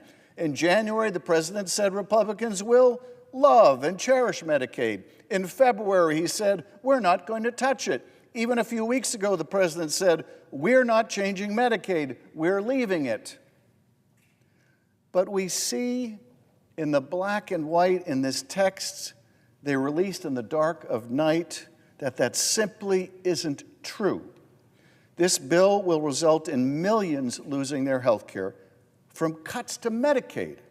We know that. The Republicans know that. Tom Tillis has made this point over and over again tonight, as have other Republicans in this body. This bill will close down hospitals in the poorest counties and states. It will raise health care costs for families everywhere and by the thousands of dollars. It takes food away from the hungry. It kills clean energy so that we have to rely on oil and gas for everything, enriching that industry and impoverishing the rest of us with higher prices at the pump. It raises taxes on working families and the middle class while lowering taxes on the very wealthy and corporations. If you are in the top 0.1% of income earners making more than $5 million a year, you will get a $346,000 tax cut. How is that fair? How is that right? And it borrows the money from our kids to pay for that $346,000 tax cut, to pay for the habits of really rich people. Where is the fairness, the morality in that? When is enough enough? My father was part of the greatest generation. We, would appear, are part of the most selfish. And I'm fed up with it. I'm fed up with it. What happened to any sense of responsibility in this generation? What happened to love of country? Can we love our country and impoverish it? Can we love our children and grandchildren if we take from them only to give to ourselves? In this bill, we borrowed trillions from our kids. And for what? So the rich can have a bigger boat? So corporate CEOs can have more money? So a company can buy back more of its stock? So we can be richer than our neighbor while his neighbor has no home at all? The test of our progress, Franklin Roosevelt said in 1937, is not whether we add more to the abundance of those who have much. It is whether we provide enough for those who have too little. Last week, a landscaper in Los Angeles was tackled to the ground because he was undocumented. He's the father of 3 Marines. 3 Marines. When one of those Marines was finally able to speak to his father after his detention, he had one ask of his son: please go back to the work site and finish the job. That was his ask. That is the work ethic that has made this country great, not the ethic that brought him to the ground. Raising 3 Marines, that is the patriotism that has made this country great, not the rancor that beat him while he lay there. But if this bill is not the answer, and it most certainly is not, if this bill only makes matters worse, far worse, then what is the answer? What direction shall we go? How can we begin to make the country work for people once again? Well, we can give instead of take. We can build instead of tear down. We can recapture once again the sense of possibility in this country. If Eisenhower was part of the generation that won the war and built the roads and highways, let us be the generation that wins the peace by creating the next giant boom in housing in America, making the investment necessary, tapping into the great potential of the government and industry working together, breaking down each obstacle in the way, millions and millions of new homes that my children can afford and your children. Let us build new hospitals instead of closing them down, and in so doing, bring the cost of healthcare down with them. Let us train new doctors and nurses so it is not so expensive to visit them, and new home healthcare workers to take care of us even as we take care of them. Let us grow more food and feed more people at home and abroad and bring down the cost of our groceries. Let us thank our farm workers instead of chasing them through the fields to separate them from those they love. None of this is beyond our capacity. It may mean that we can't afford yet another tax break for the wealthy, or a giveaway to the oil industry, or a giveaway to any other industry and its corporate titans. It may call for some sacrifice on our part, but a fraction of what our parents and grandparents gave to this country. It means that we pay more attention to our kids and their needs and less our own, that we once again show concern and compassion for our neighbor, and remember that we were once strangers in a strange land, that we show humility about our own achievements and recognize that none of us got here on our own, that all of us can prosper without someone else being made to suffer. You know, the way it used to be, the way it could be once again. Madam President, I yield back.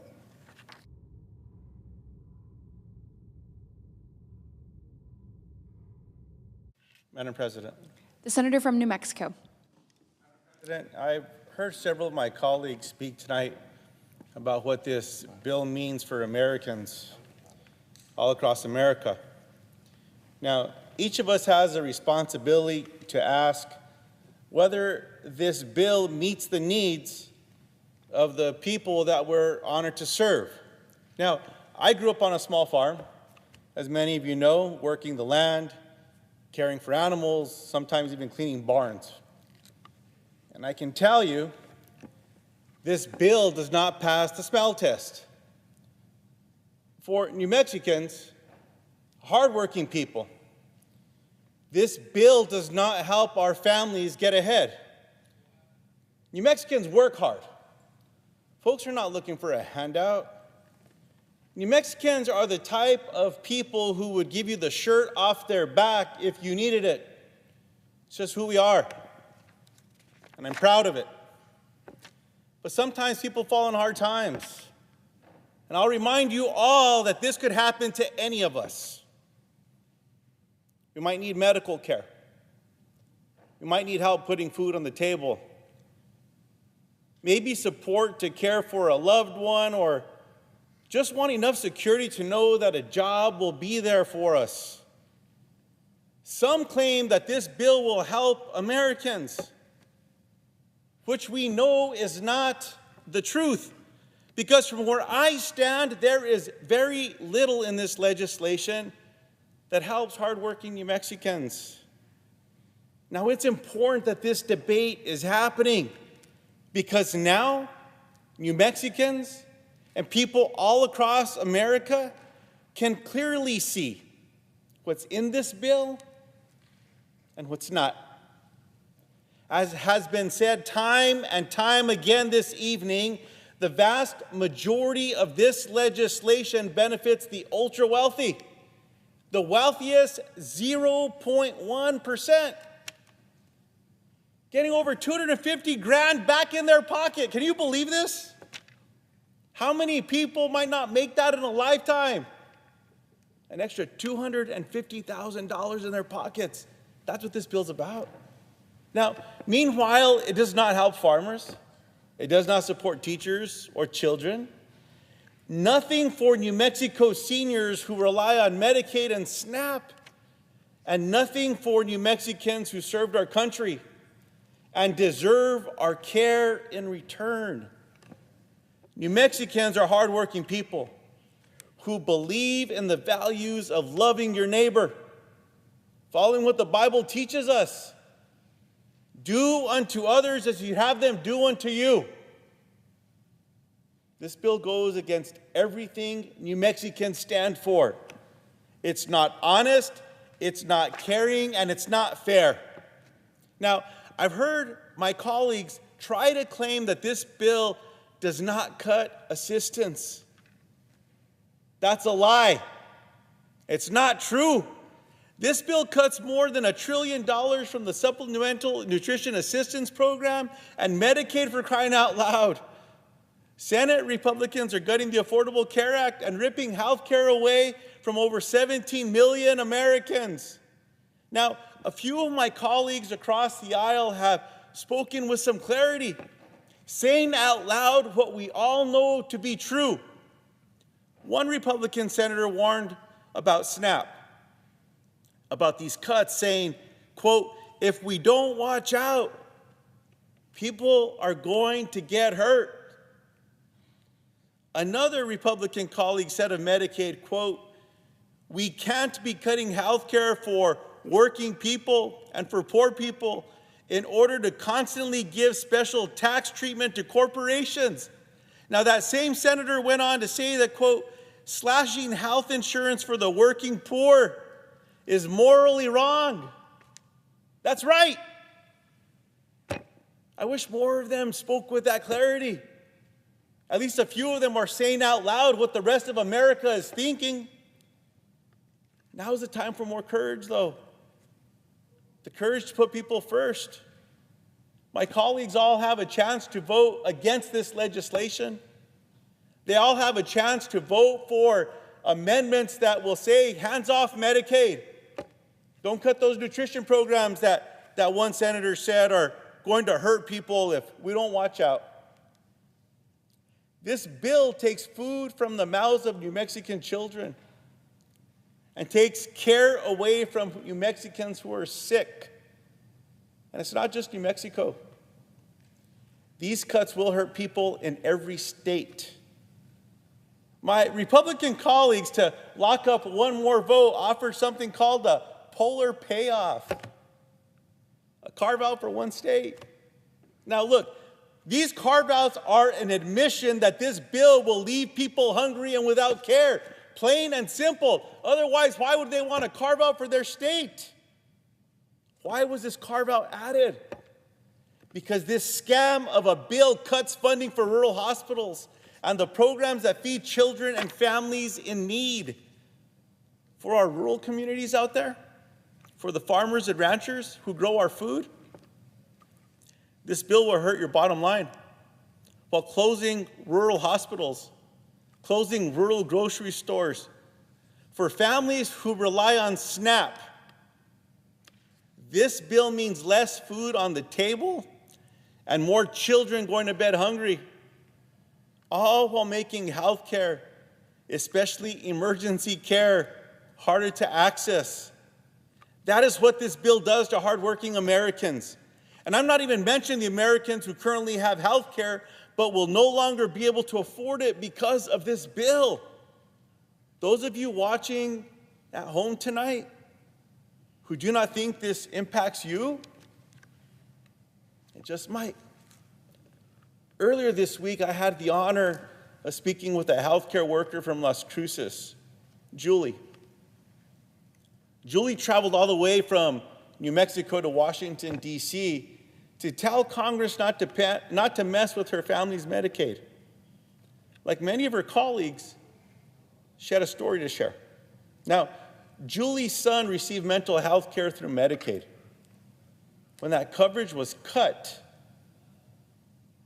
Julie lost her son.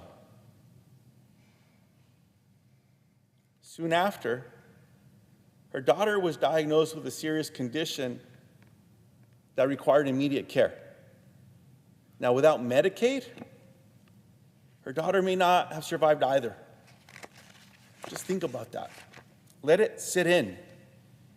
New Mexicans understand the responsibility of looking after family. Like so many families in New Mexico and across the country, I grew up helping to take care of my grandparents, Grandma Nestora and Grandpa Celedon, my dad's parents. Now, when my other grandparents, Grandpa Luis and Grandma Cleotilde, were victims of a terrible car accident, I watched my mom, my uncles, my aunts, and my cousins show what grace looks like, what love feels like, what compassion really means. Now, this bill is a direct attack on those values. Values of helping one another and shared sacrifice. There's no shared sacrifice in this bill, only more handouts for the wealthy.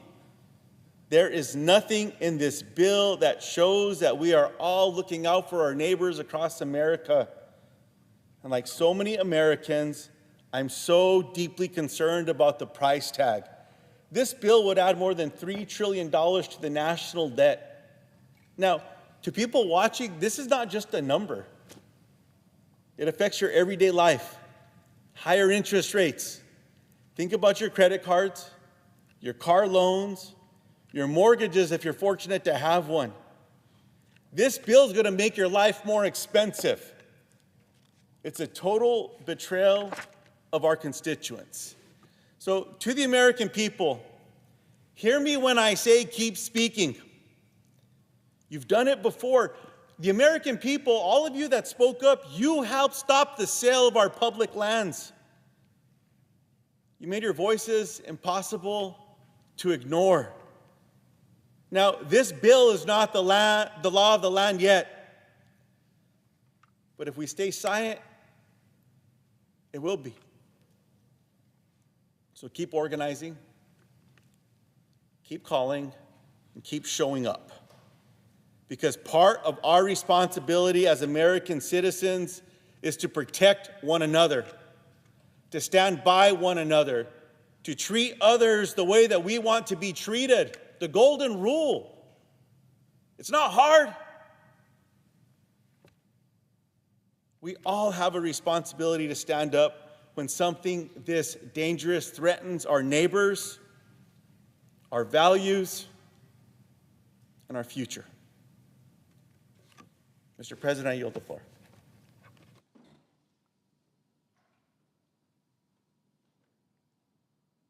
Mr. President. I recognize the senator from New Jersey. Mr. President, I rise today to lift up the fact that this reconciliation bill will do real harm to countless American families. It's not theoretical or hypothetical. Families are hurting right now. the opiate crisis that has ravaged large parts of my state, mental health crisis that people across this country are so concerned about and are begging for help about. And so many other challenges that are out there. Every single family knows the fear of a health crisis. Like Susan, a mother I met at a town hall down in Egg Harbor. A town hall that was part of a series of town halls that I did, trying to highlight the challenges that so many families are facing. And in this crowded room of over hundreds of people, a woman named Susan shared her story. A mom of a 24-year-old son with Down syndrome. They used Medicaid to be able to cover his care. She broke down at the weight of her fear and worry of her child, something a lot of us can relate to. She said to me that this is the face of Medicaid. And as I went over to give her a hug, I remember what she said. It's real. And it is real. And I know everyone in here knows that. I know because offices on both sides of the aisle are getting the same calls. Our phone systems broke down because of the overwhelming volume of people calling and literally begging us not to do this. Begging us to protect Medicaid so their kids can see the doctors. Begging us not to cut SNAP benefits so their students can have access to healthy food. It is a humbling experience seeing a parent begging for the resources to take care of their sick child. And yet, as I look around, I see far too many people rushing through this process to get it done. We little care about the resulting impact it will have, generational damage that will be done while we are rushing through, barreling through, without the ability to properly debate this. Well, I want you to know, the people in New Jersey, the people in this country, this budget represents an abandonment by their government. And this will hurt everyone we are supposed to be helping. Some of the people that could be impacted the most are people within the disability community. Hundreds of thousands of people in New Jersey with disabilities rely on Medicaid for coverage. Over 15 million across our country, including a man named Tom Spadaro, a disability advocate in Ocean County, New Jersey, who joined me for a town hall. After a gun accident when he was 11, Tom is a total quadriplegic, dependent on a ventilator and others. Medicaid helped him go to school, then college, and in his own words, has given him dignity. When talking about this bill that we are debating here today, he said, quote, "If I lose Medicaid, I feel like I'm getting shot in the head again. This time, it's not a bullet, it's legislation."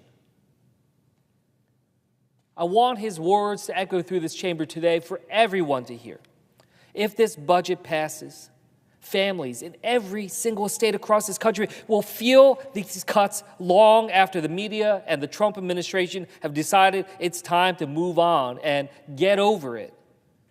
A cancer patient doesn't just move on when they have to delay treatment because they've lost insurance coverage, when a family has to upend their lives to become caregivers to their parents because they can't afford elder care, when a hospital closes and the new closest emergency room is hours away after the child is in an accident and needs help now, not in 5 hours, they won't get over it.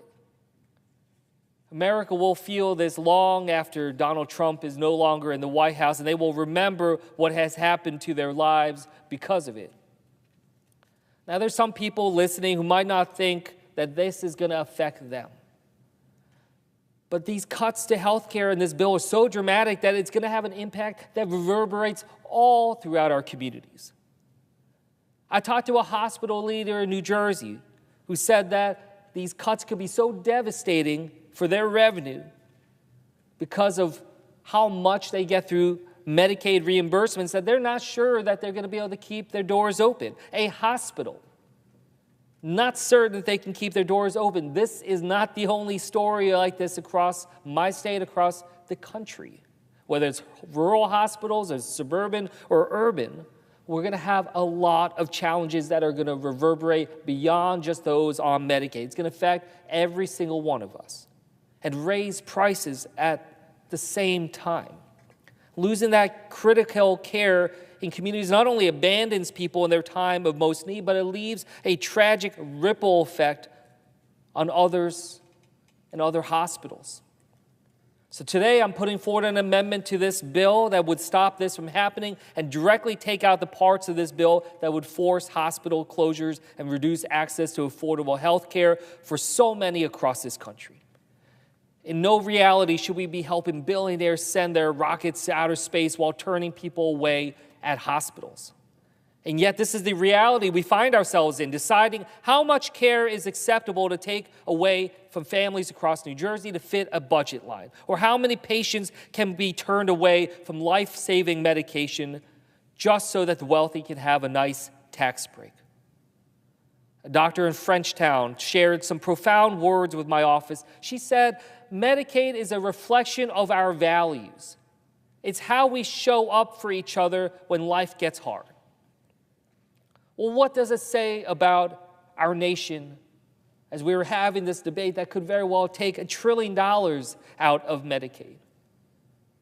About those who need the care the most, as if they're just expendable, as if they are just some remainder on the equation of capitalism that is just pushed to the wayside, as just an inevitability, as a shrug of the shoulder of our society and say, I'm sorry for what happened to you, without a care and an extended arm and a hand to reach out and pull them up. Let's be very clear. This bill will cause prices to drive up. In New Jersey alone, over 454,000 families will see higher costs in premiums, according to the New Jersey Department of Banking and Insurance, which is why I'm introducing an amendment to make sure this bill wouldn't raise these costs by striking provisions that would increase premiums or out-of-pocket costs under Medicaid, the Children's Health Insurance Program, and some private insurance marketplaces too. We cannot allow billionaires to get richer while working families are seeing drastic increases to their premiums or out-of-pocket costs. Costs to keep their children healthy as we deal with the worst measles epidemic in decades. Costs to afford their kids medicine while we see our government attacking science and fact, making parents have to work that much harder to keep their children safe. With all the challenges we are dealing with right now, it's painful to think through what will happen if this bill goes into effect. And the fact that these healthcare cuts will increase our gaps, worsen conditions for our vulnerable communities, including children. If we can't stand up for them, for our children, who are we willing to stand up for? And as I said at the beginning, every family has a healthcare story. Everyone has felt overwhelmed in the face of sickness and injury. Just a year ago, my father took a fall. I got the call while I was on the campaign trail, rushed down to the hospital. But even after the surgery, what we learned is there was an even more debilitating challenge that we face, a cognitive decline as my father is descending into dementia. I just spent Father's Day weekend with my father, the entire weekend. But it was in the emergency room as he had twice fallen in 2 days, 2 separate trips to the emergency room. My family is overwhelmed right now. We struggle to think through his needs that go far beyond what we can be able to provide, goes far beyond what Medicare can provide. And it's not just my father and my family. We have failed seniors. We have failed as we have failed to plan and create a place for elder care in this country that preserves a foundation of dignity and decency for everybody. And when you are in the trenches fighting for your own life or gripping the hand of a loved one struggling, the last thing you want to think about is worrying if you're eligible for this treatment or that. You want to be able to provide what it takes for your loved one to survive, to be able to go a little further, spend a little more time on this planet with us, and to grow our love deeper. And we think about that, and then we ask ourselves, well, why is this bill happening? Why are these cuts happening? It's not to bring down the deficit. Instead, it's going to balloon the deficit by trillions of dollars. Who among us in this country think that the problems that we face as a nation is because the wealthiest among us don't have enough? The distrust in government right now, it's not because politics isn't doing enough to help the most well-off in our country, the billionaires and the millionaires. I asked my colleagues to find the courage to do the right thing. I want us to bring back to 2017, in this very chamber, as senators gathered to decide the fate of the Affordable Care Act, which was at the time hanging by a thread. Many of my colleagues here in this chamber were also on the floor at that time. I was not. I was a regular citizen, angry at what I was seeing unfolding, watching it on my phone. A citizen that felt so detached from what was happening on this chamber. I remember thinking to myself, how could the Senate be seriously considering doing such harm to this country, to so many Americans, by trying to gut pre-existing condition protections, the Affordable Care Act, so much others? I asked myself, am I missing something? Am I missing information to understand why it is that this is even happening? And we saw rushed conversations, and we saw people running back and forth. And we also saw Senator John McCain step up and signal with his arm that he did not stand for this. Senator McCain's vote was a rare moment of doing what you know is right, even when you're surrounded by noise telling you it's wrong. It's surreal now finding myself on the floor of the Senate in a similar moment in our own nation's history, when so much on the line with this vote, and I look around this chamber and yet again think the exact same questions from 8 years ago. How can the Senate seriously be considering gutting care for so many? And now, with the benefit of being here and the conversations and the information, I'm still left with this question of, am I missing something? How is it that such an esteemed body that is meant to protect the American people, in this chamber where so many decisions have been made to protect the American people, that we are on the cusp of doing something that will do generational damage to so many American families? This vote before us seems as surreal and reckless from within this chamber as it does from outside. But while the problem is the same, so is the solution. It is about courage. The courage John McCain had. The courage that so many of my constituents have. So many people who have called and shared their personal stories, stories about their family's health they probably had never told anybody. But they feel so desperate right now to do something that they are willing to open themselves up. Be able to pull back the curtain of the dangers and the pain that they have endured.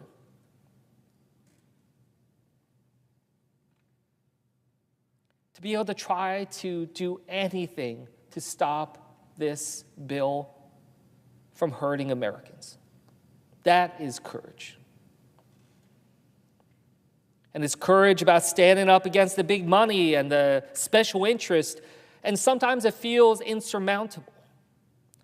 And I say to my colleagues here today that you won't be remembered by whether or not you pass this bill on President Trump's timeline, or you feign concern about constituents just to be able to stab them in the back later. You'll be remembered by your courage to stand up and say no. You'll be remembered by your courage to speak out for the people, not just the few who have paid, but for all of us. You'll be remembered in the same way as our former colleague was remembered by what he did 8 years ago. I urge you to remember that this job is bigger than all of us, bigger than any one man, any one party. It is about using our vote and our courage to make lives better for those that we represent. History and the American people are watching. You still have time. You still have power. I still believe in this chamber and believe it can be a force for good. Let us use it for the children, for the disabled, for those not in this room. And with that, I yield back.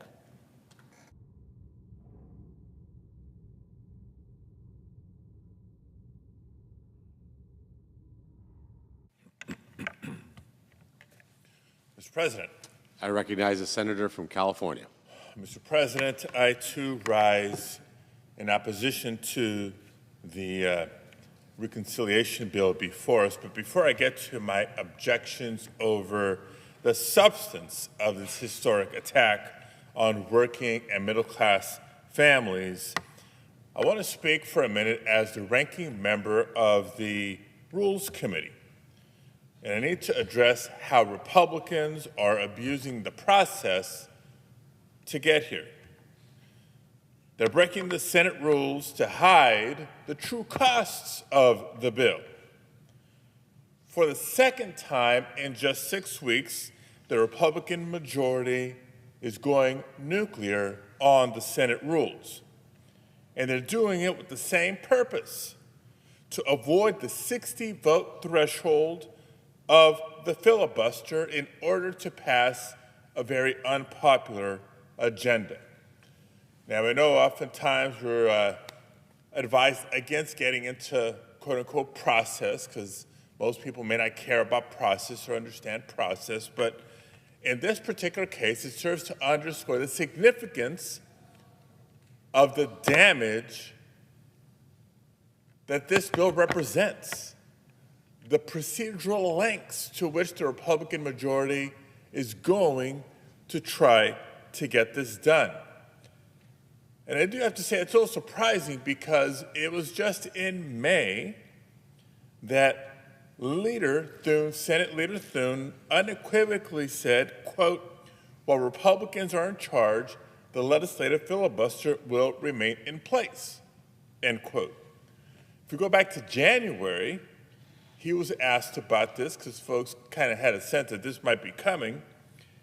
He said then about overruling the Senate parliamentarian, quote, "That's totally akin to killing the filibuster. We can't go there. People need to understand that," end quote. But now Republicans are trying to do exactly that, to hide behind the technical language of Senate procedure to harm working families. And no, like I said, it's not the first time. Just last month, Republicans voted to override the very plain language of the Congressional Review Act. And they voted to overrule the parliamentarian to repeal California's Clean Air Act standards with a simple majority vote. Fast forward to today, they're running the same play, this time with trillion-dollar consequences, not just air quality and public health consequences. See, colleagues and folks watching at home, budget reconciliation is the most powerful expedited procedure statute on the books. You can do a lot with a simple majority and avoid the filibuster, but you have to do it by the rules of reconciliation. But today, the Republican majority wants to extend trillions of dollars of tax cuts for President Trump's billionaire friends and extend those tax cuts permanently. That's not just terrible, terrible policy. It's against the Senate rules. The Congressional Budget Act says clearly that reconciliation bills cannot increase the debt beyond 10 years. Now, it doesn't take a Nobel Prize-winning economist to know that a permanent trillion tax cut would do exactly that.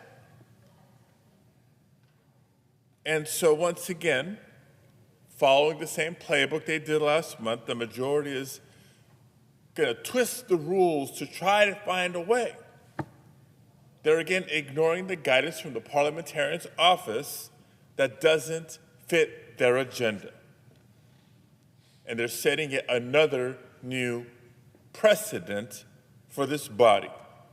Not only continue to overrule the parliamentarian, but to ignore adding trillions of dollars of costs under the, quote, current policy baseline. As we did during the Clean Air Act debate last month, I and my Democratic colleagues will once again remind our Republican colleagues that sooner or later Democrats will be back in the majority. By then, the American people will have felt the pain of this bill, but we'll make sure that they understand just how hard you tried to work to hide it from them. Democrats will not let the American people forget what Senate Republicans do this week. Now on to the substance of budget reconciliation. Mr. President, how many times have we heard the Trump administration these past few months say that they're focused on fraud, waste, abuse? Now, these are the buzzwords that they turn to when they're trying to bat away questions or when Americans are trying to get clarity on whether the life-saving services that they depend on are about to get cut. But in reality, what we're seeing happen this week is one of the biggest acts of fraud in American history playing out right before our very eyes. With the bill under debate today, and it is past midnight, so we're into Tuesday, so I can still say today, Donald Trump and his billionaire allies are literally stealing from working families in order to reduce the amount of taxes that they would have to pay. Literally robbing from the poor to give to the rich. And for anyone really wondering whether they would actually do that, we know that they will, because they've done it before. In 2017, during the first Trump presidency, Republicans seemed fine, saying they could afford hundreds of billions of dollars in permanent tax cuts for large corporations. I remember the arguments back then. This is going to grow the economy, they said. In time, it will reduce the debt, they said. That didn't happen. So today, now they're arguing that we can't afford programs that keep kids from going hungry. We can't afford the programs that keep lights on in emergency rooms. It's outrageous. In 2025, so many working families are struggling to keep up with the rising costs from Trump's chaotic tariff wars, with prices going up for groceries and other everyday goods. Many are working long hours and still struggling to make ends meet or to afford care for their loved ones. I get it. I've been there. Colleagues, as I've shared with you before, I'm the proud son of working-class parents who came to the United States from Mexico in the 1960s. I'll remind you that for 40 years, my father worked as a short-order cook, and my mom cleaned houses. On those modest salaries, they raised my sister, my brother, and I in the proud working-class community of Pacoima, California. And I remember what it was like to live paycheck to paycheck. I know how unnerving it could be, for example, when the car broke down, and you listened and witnessed to your parents' debate because, on the one hand, maybe they couldn't afford the cost of repairing the car right away. But they also realized that they couldn't afford to not fix the car because they had to get to work. And I know that there's so many Americans in communities like the one I grew up in that aren't looking for handouts. That's not what we're arguing or debating in this bill. Americans just want a fair chance to work hard and provide for their family. There's pride and dignity in working hard and providing for families. That's part of the American dream. People just want a fair playing field. In a country with as much promise and profit as the United States of America, that shouldn't be too much to ask for. But not only would the Republican budget reconciliation bill be one big handout for the wealthiest Americans, it would actually make life harder for working families in order to pay for it. That's wrong, and it's cruel. At its very core, just like Trump did in 2017 with the help of Republicans in Congress, this bill is fundamentally about one thing and one thing only: cutting taxes for the wealthiest Americans and big corporations. How else do you explain the fact that the top 0.1% will see a tax cut of more than $250,000 a year, while millions of American households will actually see a reduction in their annual income or take-home pay? That's because to pay for the massive handouts to the wealthy, Republicans are gutting health care and cutting services that so many working families depend on. And they're twisting themselves into knots in order to cut around $1 trillion in health care. Cuts that would leave 16 million Americans without health insurance. We're talking about seniors. We're talking about children, Americans with disabilities, hardworking families who don't deserve to be kicked off their health insurance just so billionaires can pay less in taxes.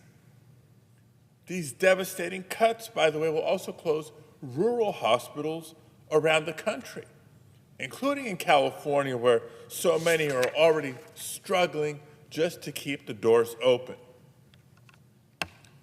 And for folks listening to the debate thinking that, well, if I'm not on Medicaid, then this may not apply to me, this isn't going to hurt me. Let me remind you that if your local hospital that relies on Medicaid dollars is forced to cut services or cut staff or even close its doors as a result, then yes, you too will be hurt. But the bill doesn't stop there. In this bill, Republicans cut SNAP, nutrition assistance, that critical lifeline that so many count on to literally feed their families. How much more cruel can you get? But wait, there's more. Republicans are also rolling back the historic progress we've made investing in our transition to a clean energy economy, targeting the millions of clean energy jobs that are fueling innovation and helping us stay ahead of China. The cuts to clean energy that Republicans are making in this bill will lead to higher energy costs, higher electricity bills for so many families. I'm reminded that this last November, so many voters went to the polls and voted hoping for lower prices They were desperate and looking for relief, and that's what motivated their votes. But this bill does the opposite. So I have to wonder, for my Republican colleagues who are supporting this measure, who is it that you're fighting for? Did any of you really come to Congress to take food away from the hungry? To take care away from sick children? What are you proposing be done here? Now, I've seen Republicans go back and forth on this bill for months now, I'm sure trying to decide just how much they can try to get away with. And I've heard some of the arguments that they plan to make to justify voting for this bill. Some of them will argue that we need this bill because we need to reduce the deficit. Talk about misleading. This bill adds trillions, yes, trillions of dollars to our nation's debt. So even when they try to twist the numbers and come up with the funny math, it doesn't even result in deficit reduction. And you know how you can tell? Because the Republicans included a $5 trillion increase to the debt limit in this bill. If the bill and the cuts included in the bill indeed reduce the deficit, as they claim it does, they wouldn't have needed to raise the debt limit in the process. So let's be clear. Republicans who are voting for this bill know full well it will hurt so many of their constituents. That's why behind closed doors you have Republicans handing out flyers that show just how devastating Medicaid cuts will be in states represented by Republicans. Or we hear they're discussing the burden that SNAP cuts will have on state and local governments. But because the leader of their party wants to sign this bill to celebrate the 4th of July this year, many of them will vote yes. But I'll ask again, who is this bill in service of? Who are you standing up for? Who are you fighting for? I'll tell you who I'm fighting for. I'm fighting for people like Jesus da Costa from San Diego, a home care provider who in 2016, because of his mother's full-time, who became his mother's full-time care provider when she was tragically hit by a car and became disabled. Jesus can't hold a full-time job and carry all the responsibilities of looking after his mother. So for both Jesus and his mother, Medicaid has been a lifeline. I'm fighting for him. I'm fighting for people like Tina Ewing Wilson in the Inland Empire, who remembers what it was like the last time her Medicaid benefits were cut. Tina struggles with seizures and developmental disabilities and requires care 24/7. But when the Great Recession hit and Medicaid cuts followed, Tina knew she could only afford her care by offering free room and board to caregivers. Caregivers who went out to abuse drugs and alcohol and took advantage of her financially. Tina's terrified of that possibly happening again if these Republican cuts to Medicaid impact her. I'm fighting for her. And I'm fighting for the families I met at Rady Children's Hospital, where over half of all patients are covered by Medicaid. And I'm fighting for the nurses and the caregivers who fear for their patients. They care for their patients, but they're fearing for their patients because of these proposals. For every parent across the country who's working their tail off to put food on the table for their children, but every now and then may need a helping hand. If you see these Americans, if you have constituents with similar experiences in your state, and still think that they should have less of our help, not more, then I guess we came to Congress for different reasons. If you've seen so many corporations' profits soaring and the wealth inequality in our country growing, and think that billionaires need more tax relief, then I guess we came to Congress for different reasons. And if this week you'll vote to rip these critical lifelines away from millions of Americans because you somehow think it's the right political calculation, then surely we came to Congress for different reasons. Colleagues, it's crystal clear. I urge you to vote no on this bill and stand with me, stand with us, stand up for working families. That's what I plan to do. Thank you, Mr. President. I yield the floor. Under the previous order, the Senate stands adjourned until 9 a.m.